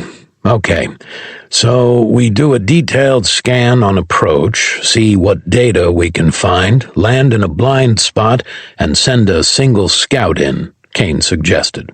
"I'll go. I've got more than enough experience, and I'll feed you the information you need to mount an effective offensive." "You don't plan to be with us?" Dahlia asked. "If they're as good as Sandrina makes them out to be, I imagine they'll capture me," Kane continued. "At that point, I can feed you even more vital information from their base of operations." "Death squads are named that for a reason. They usually don't leave people alive," Dax cut in. "They still need us," Kane countered. "There's a chance they'll put me down, but more than likely they'll capture us so they can finish their experiments, which buys you time to rescue me if I get caught." Dax turned to Sandrina. She clipped on the last piece of her armor with her medical satchel on her hip. "How good of standing will rescuing Bleeze put us in with the guild?" "He's one of their top handlers. We rescue him, we're in above good standing for life," Sandrina replied. "Are you thinking of leaving him?" "No, we're not going to leave him. I just want to do a cost-benefit analysis before we dive headfirst into the fan that gets hit," Dax replied. Dax grabbed his plasma rifle and checked the weapon to make sure it was operational. "You're not going to use one of my guns?" Kane asked. "If you don't get captured or start shooting, then me opening fire first could give them a false sense of security and draw an extra one or two out," Dax explained, "at which point you three could blow a few extra away." "I'm good at close-range fighting," Sandrina said. "I've never been able to hit a target further than 5 yards away, and even then it's not great." "Then I've got a 500 S&W Magnum with your name on it," Kane countered. "It's a pistol, so you'll be close, but it's also a big game gun. It should be able to punch through armored weak points at close range." "I'll take it." Kane motioned at Dahlia and Sandrina while making his way toward their new armory. "You two, come with me, and Mark, I'll be bringing up a little something for you, too." "Copy that," Mark replied. "Sandrina, hide the other 3 vials of the cordyceps in the false airlock downstairs." She nodded while Dahlia followed Kane. Sandrina rushed into her room and re-emerged with the fungus and cat before going into the ship's belly. Dax walked over to the pilot's chair. He leaned forward to get a good look at all the instruments. Mark was making small changes on the fly while they surged through space. "What are you doing with the tweaks?" Dax asked. "Working our drop out of LEAP to be right behind the system's star, so we're close enough its radiation hides our approach, but far enough away they don't pick us up," Mark replied. "When you're done, suit up." "I'm going to be in the ship. This thing is literally my suit of armor," Mark countered. "It's a death squad, meaning they're likely better than any Valtakta we've faced," Dax explained. "I want you in that armor to give yourself at least a buffer if they get on the ship." "Fine," Mark huffed, unstrapping himself and pointing at the navigation computer. "But you have to sit here and make sure these numbers don't get outside of .5 and .8. If they do, we end up inside a star instead of behind it." Mark stood up while Dax slid into the seat. He started to fidget with the controls like he'd seen Mark do, keeping an eye on the parameters laid out for him. "Should I get the staff?" Mark asked, rushing to his room. "That'll cut the junkyard in half if you use it. Don't get the staff," Dax replied. "Okay, then I'm going to set some parameters for the robo-dog, which is in my room," Mark called back. "It'll take a minute while I upload our signatures as allies. Be sure to add Bleeze in there.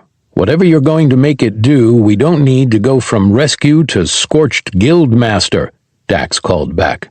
"Good idea, thank you." Mark disappeared into the crew quarters. Dax continued making micro-adjustments to their trajectory. A meow pulled his attention up for a split second. Sandrina's new pet leapt on top of the pilot seat. With a soft chirp, she jumped into Dax's lap. "Not now, furball," he huffed. Dax glanced at the cat to see a worn leather collar with the name Lord Pottermort engraved on a brass plate. "You've got to be joking," Dax grumbled. He grabbed the cat and put her down. She let out a hiss, stuck her tail straight up, and trotted off. Kane, Dahlia, and Sandrina emerged with their weapons. "What's with the cat?" Kane asked. "I wouldn't let her on my lap," Dax explained. "She loves the lap," Sandrina replied. "Where's Mark?" Dahlia asked. A clatter of armor on waffle grates accompanied Mark's grunt. "He's suiting up," Dax replied, "and setting up the junkyard's internal security system." "We don't have an internal security system," Kane countered. The robot dog trotted out of the crew quarters hallway. A small flame burst from the tube on its back. "It does now," Dahlia replied. "Unless this doesn't work." "No, that definitely works," Kane said, chambering around. "Mark, how long until we're in the system?" "You know, I'm right here with the ETA. I am capable of answering that for you," Dax chimed in. Kane turned toward him, a hint of agitation in his face. "Okay, how long until we're in the system?" Dax looked at the navigation computer. Its countdown showed 10 minutes, 15 seconds. "Oh no, you wanted to hear it from Mark," Dax teased. "Boy," Kane hissed. "It's 10 minutes. We've got time." Dahlia placed a round in her shoulder cannon and pulled the lever back into place. Sandrina opened the revolver, loaded it with one of a handful of quick loaders attached to her hip, and pushed the cylinder back into place. "Are you ready?" Dahlia asked. "It's not my first firefight," Sandrina replied. "I'm well aware of that, but is it your first fight with a death squad?" Dahlia asked. Sandrina smirked, winked, and slid the revolver into her thigh holster. "Okay, we're good. Anything comes inside that isn't us, Bleeze, or the cat, and the robot will fry it," Mark said. He emerged from the crew quarters, clipping his helmet on. He approached Dax and flicked his finger. "Up, up," Mark said. Dax slid out of the seat. Mark climbed back in to continue his calculations. "What's the plan for the junkyard?" Dahlia asked. "They're going to have a ship in the area. If you land, it'll leave you wide open for an attack. Remember that really bad earthquake that sank the mountain range into the sea?" Mark asked, glancing back. "That threw off the planet's electromagnetic field to the point no sensors can penetrate it?" "Then that's where they'll be waiting," Kane cut in. "We'll see," Mark mused. "Hang on. Dropping out of leap." Dax widened his stance and leaned back. Mark pulled the leap drive back, dropping them into normal space. The sun overtook their viewport, causing everyone's visors to darken. Lord Pottermort hissed and rushed into Sandrina's room. Mark pulled back on the yoke, changing their path around the star, slingshotting them toward the blue marble in the distance. Dax's heart started to race, seeing the world grow larger.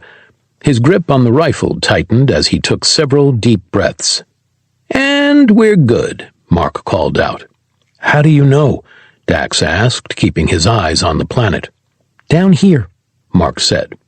He pointed at the screen that was used for rear view.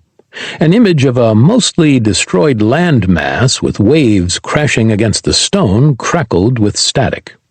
I put a camera on Bleeze's secret escape hatch last time we were here. Mark's voice brimmed with pride. Well done, Dahlia said. What about where we can't see? Kane asked. There's no place for a ship to land. It's sheer cliffs just off camera. No room for another ship. You are a devious one, Sandrina said softly. Thank you. I do, in fact, try. Mark pulled back on the yoke. He slowed their descent, passing through the upper atmosphere. Engines roared, rattling the ship violently, while they entered the stratosphere slow enough not to catch flame. Mark steered toward a cloud. He hid them inside. Line up, Kane ordered. He rushed toward the door, standing next to the hatch with his hand on its latch. Dax slid in behind him, with Dahlia and Sandrina lining up across from them. Dax glanced back to see them burst through the clouds into a torrential rainstorm. Turbulence tried to rattle the ship.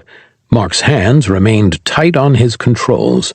It'll take more than Poseidon's rage to throw us off, Mark called back. We are coming in hot. Kane, get ready. Kane unlocked the door and shoved it open. The wind fought rusted hinges, pulling it completely open with a roar. Rain rushed into the main deck, soaking Dahlia and Sandrina. So glad I'm in armor, the Bastet huffed. Approaching canopy. That should slow your descent enough not to damage your armor, Mark called back. Copy that. Keep the channel open. I'll let you know what I find.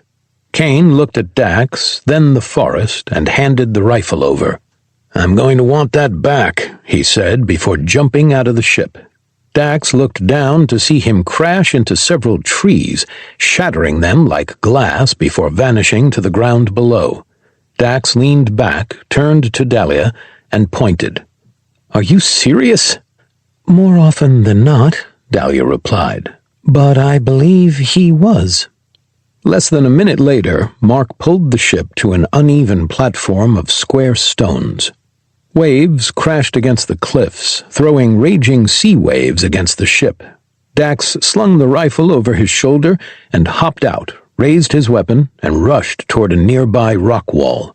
Dahlia and Sandrina moved quickly behind him, pressing themselves against the stone as well. Kane, you still alive? Dax asked. Yes, and moving toward the surface entrance. Stand by, Kane breathed. 39. Rescue. We've got a problem, Kane whispered, his voice barely audible through the monsoon slamming against their armor. What is it? Dax asked. The hangar's been collapsed. It looks pretty new because it hasn't completely washed away, Kane added. The emergency surface exit. You can use that to get inside, Sandrina suggested. Or I can go with the Valtakuntera that just showed up, Kane replied. I'm counting half a dozen. Their weapons are standard. Their armor looks a little bit different, and they can blend in. Muffled shouting came over the radio. I've got a pistol. I'm reaching for it slowly. I'll toss it to the ground, Kane shouted before shifting to a whisper. I likely don't have all their attention, but most eyes are on me. Now's probably the best time to get inside. Dax looked at his plasma rifle, then the knife on his side. He lowered the gun and drew his blade. Glancing at Dahlia, he nodded. She grabbed the door, twisted its hatch, and pulled. With a squeal, muted by the cracking of thunder, it opened. A ball of plasma screamed through the dark tunnel. Dax's body moved before he could fully process what he was seeing. He shoved Dahlia out of the way with a powerful push, as the energy, followed by a heat warning flashing on his HUD, staggered him backward. Another shot soared straight for his head. Lifting his left hand, he opened his fingers. Curling them created a magnetic repulse. It destabilized the Valtakuntera's containment field, causing plasma to harmlessly flare out in every direction, illuminating the tunnel enough for Dax's heads-up display to lock onto the shooter's location on the ceiling. "Nice try," he snarled. Opening his fingers, Dax pulled. A groan of metal ran down the pipe, followed by a shocked shout, clatter of metal and sparks jumping off the ground. Dax lowered his hand and dashed forward, a single light on his helmet automatically turning on so he could see. A Valtakuntera in sleek dark armor jumped to his feet, kicked his sparking rifle away, and drew a knife. Once in range, he moved like a blur, stabbing at Dax. In a flash, he caught the edge of his opponent's blade with his own, redirecting it past him. Before a second move could be made, Dahlia had clamped down on the Valtakuntera's forearm. With a yank, she pulled him past Dax, slammed him into the ground, and with her free hand, twisted his helmet so hard a crack rang out. His body went limp. Dahlia picked up his knife and inspected it. "I believe your people would call this a toothpick," she said, sliding it into her bandolier. "Something like that," Dax replied. The radio channel opened again. Taunts from the Valtakuntera crackled through, accompanied by the metallic clangs of metal on metal. Kane grunted after each one before releasing a defiant cackle. "Did you really have to kill everyone in the bar?" Kane asked. "They had nothing to do with you." Dax's heart sank at the comment. With a flick of his eyes, he turned his light off and initiated his suit's night vision mode. A gray filter overtook his field of view, allowing him to see the long tunnel leading straight to a wall nearly 100 yards away. "We've allowed the guild to operate with impunity long enough," a woman's voice replied. "For harboring the only people who dared to escape from us, the Empress has decided to make an example out of the chapter who funded you." A wet impact, followed by Bleeze's muffled screams, rang through the radio. Dahlia tried to rush forward. Dax put out a hand to stop her. A thin line visible to him spanned the bottom of the tunnel. "Slow is smooth, smooth is quick. Don't rush into anything. Take your time. Get there to help alive," Dax said to himself. He leaned over and followed the wire to see an explosive attached to the wall. Using his knife, he barely touched the tripwire with its edge, sending it falling limply to the ground. "Stay behind me," he whispered. "They've trapped the tunnel." Silently making their way forward, Dax kept his eyes peeled for any form of tripwire or motion-sensing laser.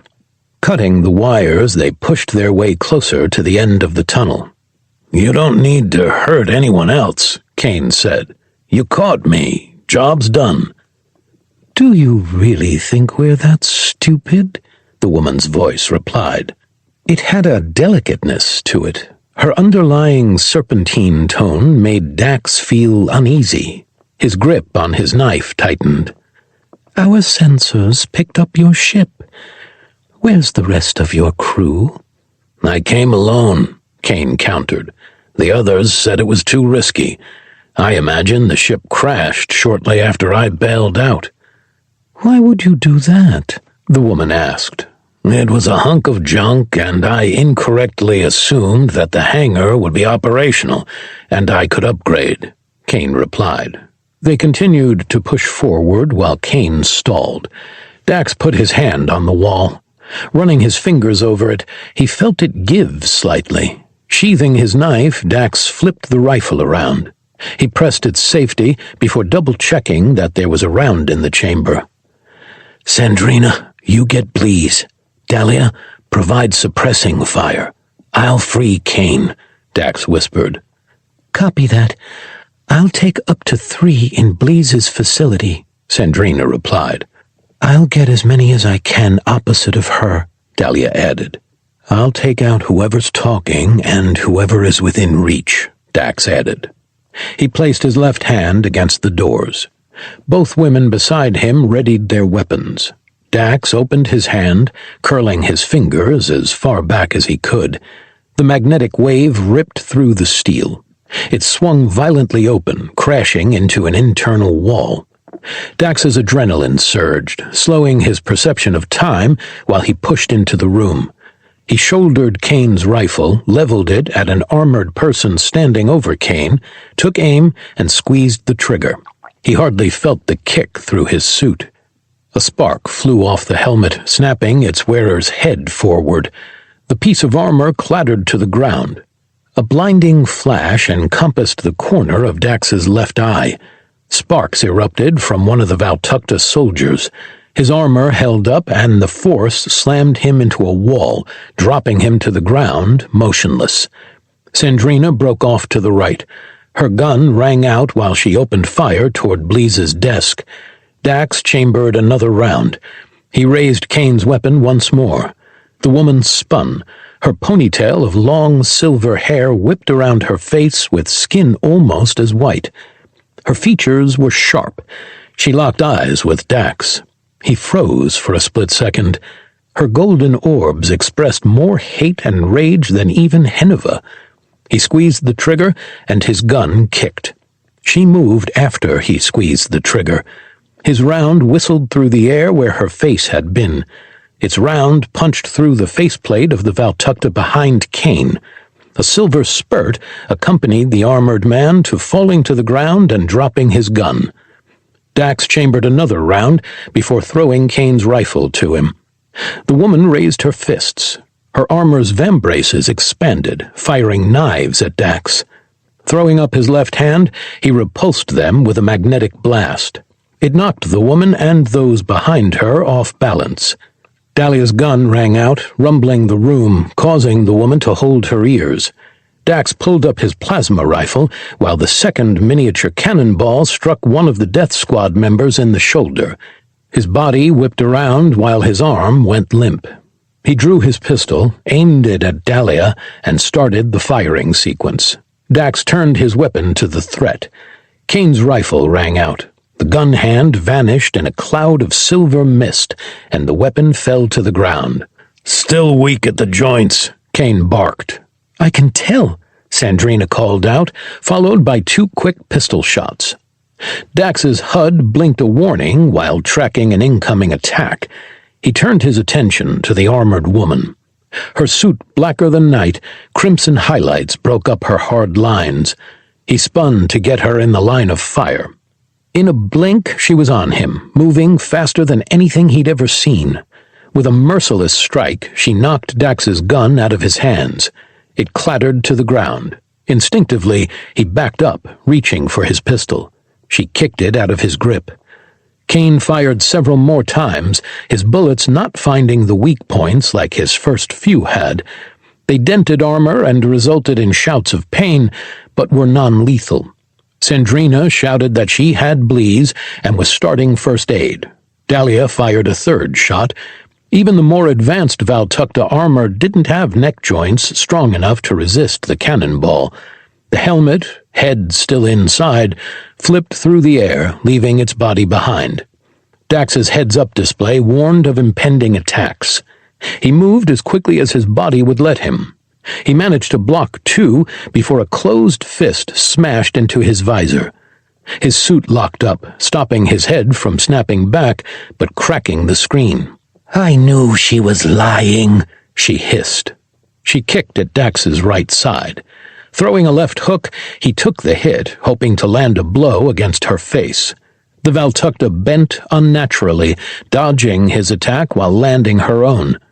Dax slid several inches to the left, feeling her kick through his armor. Before he could process what had happened, she launched herself at him, punching him in the side of the face. Metal clanged, sending a deafening ringing through his ears, further cracking his visor. An uppercut caught the bottom of his chin, ripping the front of his helmet off. With his first unfiltered breath, the stench of blood and death cursed his nostrils. It focused Dax on the woman in front of him. Figuring she'd go for the face, he threw his hands up like a boxer, only to take a boot to the guts. Her blows hit harder in armor than Heneva out of it. Keeping his face covered, he blocked 3 more strikes, each one sending sparks off his bracers. One of his mini-mines fell from its holder. Dax ducked, narrowly dodging a kick to the side of his head. He caught the mini-mine and stuck it to her upper inner thigh. Pumping his fist, he detonated it. Its blast wave knocked Dax back. Dust filled the office, leading to Dahlia starting to cough. 2 of the surviving Valtakuntera emerged from the cloud of dust, ripped the rifles from Dahlia's and Kane's hands, and engaged in hand-to-hand combat with them both. A soft whistle pulled Dax's attention back to the dust cloud's center. 2 blades flew at him. He leaned to one side, narrowly dodging one, while the second grazed his cheek. He ignored the stinging on his face once he saw the shadow of a tall, thin woman emerge from the dust. Portions of her lower body armor were missing, revealing areas of her legs. An undersuit covered her no-no parts. "I should have seen that coming," she hissed. Her perfect English sent a chill down Dax's spine. "Hennifer's notes did say you were clever." "Aw, he talks about me?" Dax asked. "That's sweet. And I thought he didn't care." His sarcasm masked the nervousness he was starting to feel. "Next time you see him, you've got to tell him I say hi, and that we should actually drink the coffee next time." "I see him again. My orders are to put a blade through his heart." She lunged at Dax, feeling the lump in his throat contract, his mouth filled with heat. Taking a deep breath, Dax spat a glob of glowing blue liquid at the charging Valtakuntera. She tried to move out of the way, only for it to splash across the side of her face. With a scream, she dropped to her knees, smoke billowing from her flesh and filling the room with the stench of burning skin. She snarled and thrashed for several seconds before becoming still. Her shoulders heaved. A raspy laugh echoed from her. Memories of the last Valtakuntera he'd spat radiation onto flashed across his mind. It had killed the soldier in the blink of an eye. Tendrils of terror coiled themselves around his mind as the assassin rose to her feet. Dax pulled his knife when she lifted her head to stare at him. Her right eye was milky white. Radiation burns covered half of her face and most of her throat. After several seconds, her skin started to heal, faster than Dax's did. In the span of 3 heartbeats, she'd returned to her pre-burned state. The woman touched her face, then looked at her hand before scoffing to herself. "He actually happened to be right," she whispered in disbelief. She looked at Dax, then glanced around the room to see Kane fire a plasma pistol under the chin of his attacker. Its eye lenses flared with purple light before the body fell to the ground. Dahlia broke both arms of the man fighting her. She locked her fingers together, grabbed his helmet, and squeezed. His scream was cut off by a bone-chilling crunch. "You are as good as he said," the woman mused. "Better," Kane countered, pointing his pistol at her. Dax pointed his knife at her, while Dahlia picked up a plasma rifle and aimed it at the woman as well. "Now it's time for you to answer some questions," Dax snarled. A wicked smile spread across her lips. She tilted her head to one side, playing with her waist-length ponytail. "Oh, my sweet boy. Did you really think all of this was going to end with you winning?" she asked with a sadistic giggle. "This was just a test, and it was a resounding success." In a blur, she moved across the room. She struck the barrel of Dahlia's plasma rifle, bending it.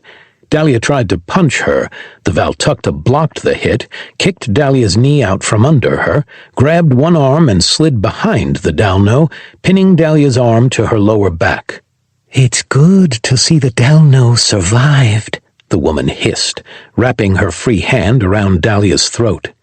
"It would have been a shame to let the strength of your people just die off." Terror filled Dahlia's face. Dax watched her try and break free from the significantly smaller woman to no avail. "Now, put your weapons down, or I kill the Dalno," the assassin ordered. "Dax," Dahlia called out. He looked at her, their eyes locked. The fear on her face quickly faded while her free arm lowered to her side. "I trust you, battle-bonded. You think about throwing that knife at my head, and I'll move hers in the way," the Valtakta warned.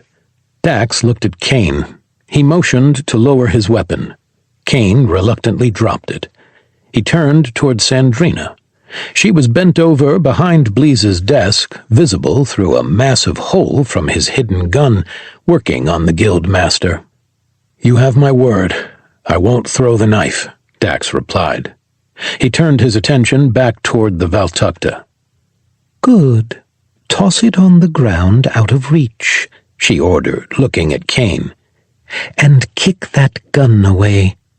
Kane kicked the gun. Dax's mind ran 1,000 miles an hour.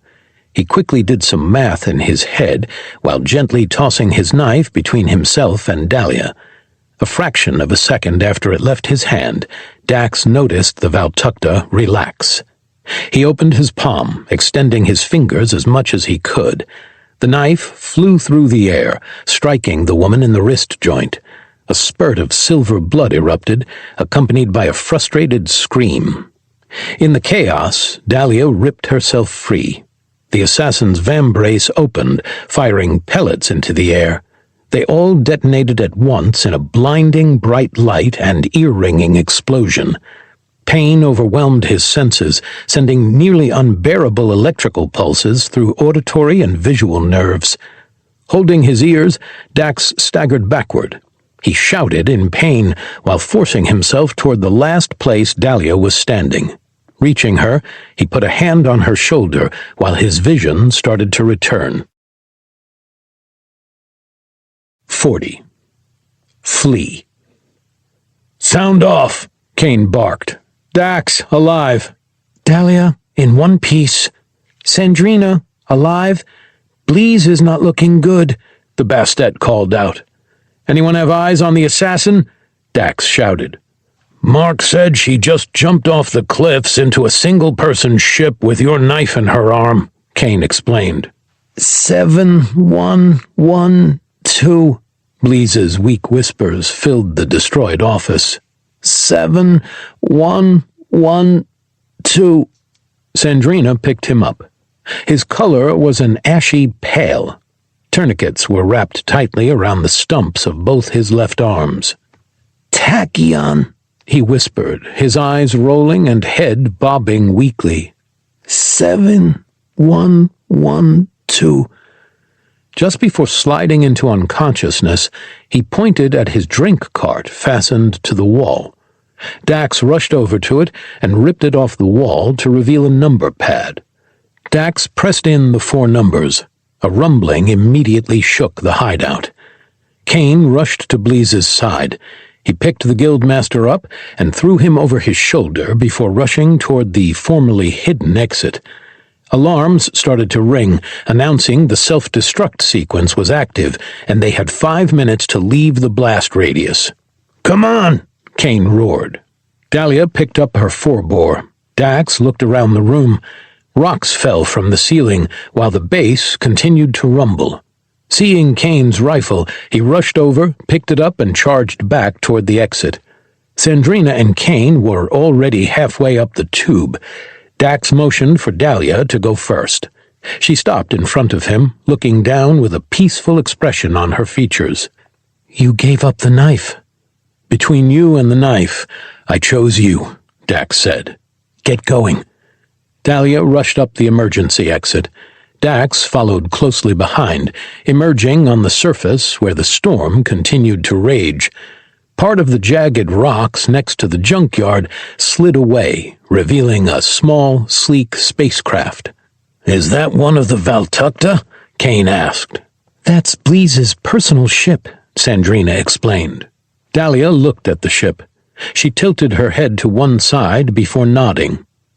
"I'll take it," she said. You'll what? Dax asked, turning toward her. There's a Valtakuntera that knows about my people, Dahlia replied. And whoever she is, she's more dangerous than Henova. We need to get the fungus replicating and create dispersal pods for it as soon as possible. My people can do that without drawing attention, and if she shows up on Down-No Nuer, I can help protect my people. Kane and Sandrina returned to the junkyard. They climbed in, carefully transporting Bleeze to safety. Dax's heart sank at Dahlia's words. "You're leaving?" he asked. Dahlia flashed him a sympathetic smile. "Unless you give me a stronger reason to stay, then we're battle-bonded," Dahlia replied. Stunned, Dax's mind went blank. He took a half-step back, the tinnitus from the flashbangs returning. Mark rushed between them, the vials in one hand and 2 coffee plants in the other. He pushed them into her chest. Dahlia took them and took a few steps back. "That's what I was afraid of," she said softly. "My people need me, now more than ever. We'll reach out when this is ready." Dahlia turned and jogged to Bleeze's ship. She climbed in, placing the coffee trees and cordyceps vials down before shutting the ship door. Seconds later, its engines roared to life, and the small craft took off, shooting into the stormy sky. Dax watched her vanish. Disbelief gripped him while Mark pulled at his arm. It took a punch to the side of his face to snap Dax out of his trance. Mark pointed at the junkyard. "Get going or we all die!" Mark roared. Turning toward their ship, Dax followed the kid. They both leapt into the vessel, only to be greeted by a pile of burned corpses. The robotic dog sat next to them, its little flamethrower sparking. "I am a good boy," the dog said in a robotic voice. "I cleaned my privates, and then I torched the bad men. I am a good boy." They had a backup team hidden in the trees. They weren't expecting to be charbroiled, Mark explained. Both men quickly grabbed the bodies and threw them out of the ship. Kane slid into the pilot's chair, starting up the ship. He initiated takeoff before the last body was out. Once it was, Dax shut the door and locked it. "How'd you pull that off?" Dax asked. "It doesn't matter how hard your armor is. You superheat it, and it'll turn into an oven with you as the main course," Mark replied. 10 seconds until blow," Kane called out. Dax rushed over to the pilot chair. He turned on the rear-view camera while they rushed into the sky. A ball of blue energy engulfed the hideout with a matching shockwave ripping across the continent's surface. Within seconds, 3 miles of landmass disappeared underneath raging waves. Passing through the cloud bank, Dax turned off the camera. Sandrina stepped out of her room, Bleeze's blood covering her armor. She took off her helmet and marched toward the cockpit. She pushed Dax out of the way, leaned over Kane's shoulder, and put a set of coordinates into the navigation computer. "That's Tachyon. If we get there immediately, we may be able to save his life," Sandrina ordered. Passing through the clouds, they entered space. Kane lined their ship up with Sandrina's heading and pushed forward on the leap drive controls. The junkyard let out a scream. Space warped, shifting blue in front of them while they charged forward. Epilogue. Dax scrubbed the last bit of blood and soot from the robotic dog. Mark sat next to him on the floor. Lord Podmort climbed into his lap.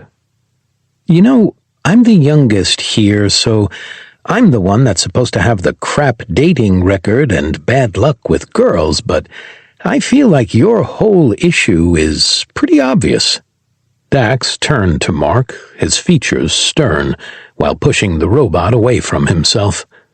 "Seriously? I don't want you sulking around, feeling sorry for yourself. It's just sad," Mark said, rubbing behind the cat's ears. "You clearly love her. You won't tell her while sending countless mixed signals, So she left because you won't commit. You really think I don't know that? Dax asked. If you do, and you're not acting on that information, then you're an idiot, Mark said. The cat let out a low growl. And Lord Podemort agrees with me. Mark stood up, placing the cat on his shoulder before walking back to the pilot chair. Now, if you want to come over here, you can get a good look at this tachyon place. Dax stood up. He walked over to the viewport. Mark pulled back on their leap drive, gracefully snapping back to normal space. Dax leaned forward. His jaw fell open. An asteroid the size of a small moon floated in the center of a belt. Pristine, polished structures were set inside the rock, with hundreds of ships flying to the smaller asteroids, mining them for minerals. "Welcome to Tachyon," Mark announced. This concludes Deadman's Run by Jonathan Yanez and Ross Buzzell. Narrated by Phil Thron. Copyright 2024 by Archimedes Books. This unabridged audiobook is published by arrangement with Archimedes Books Corporation and was produced in the year 2025 by Tantor Media Incorporated, a division of Recorded Books, which holds the copyright thereto. Please visit tantor.com for more information on our growing library of unabridged audiobooks.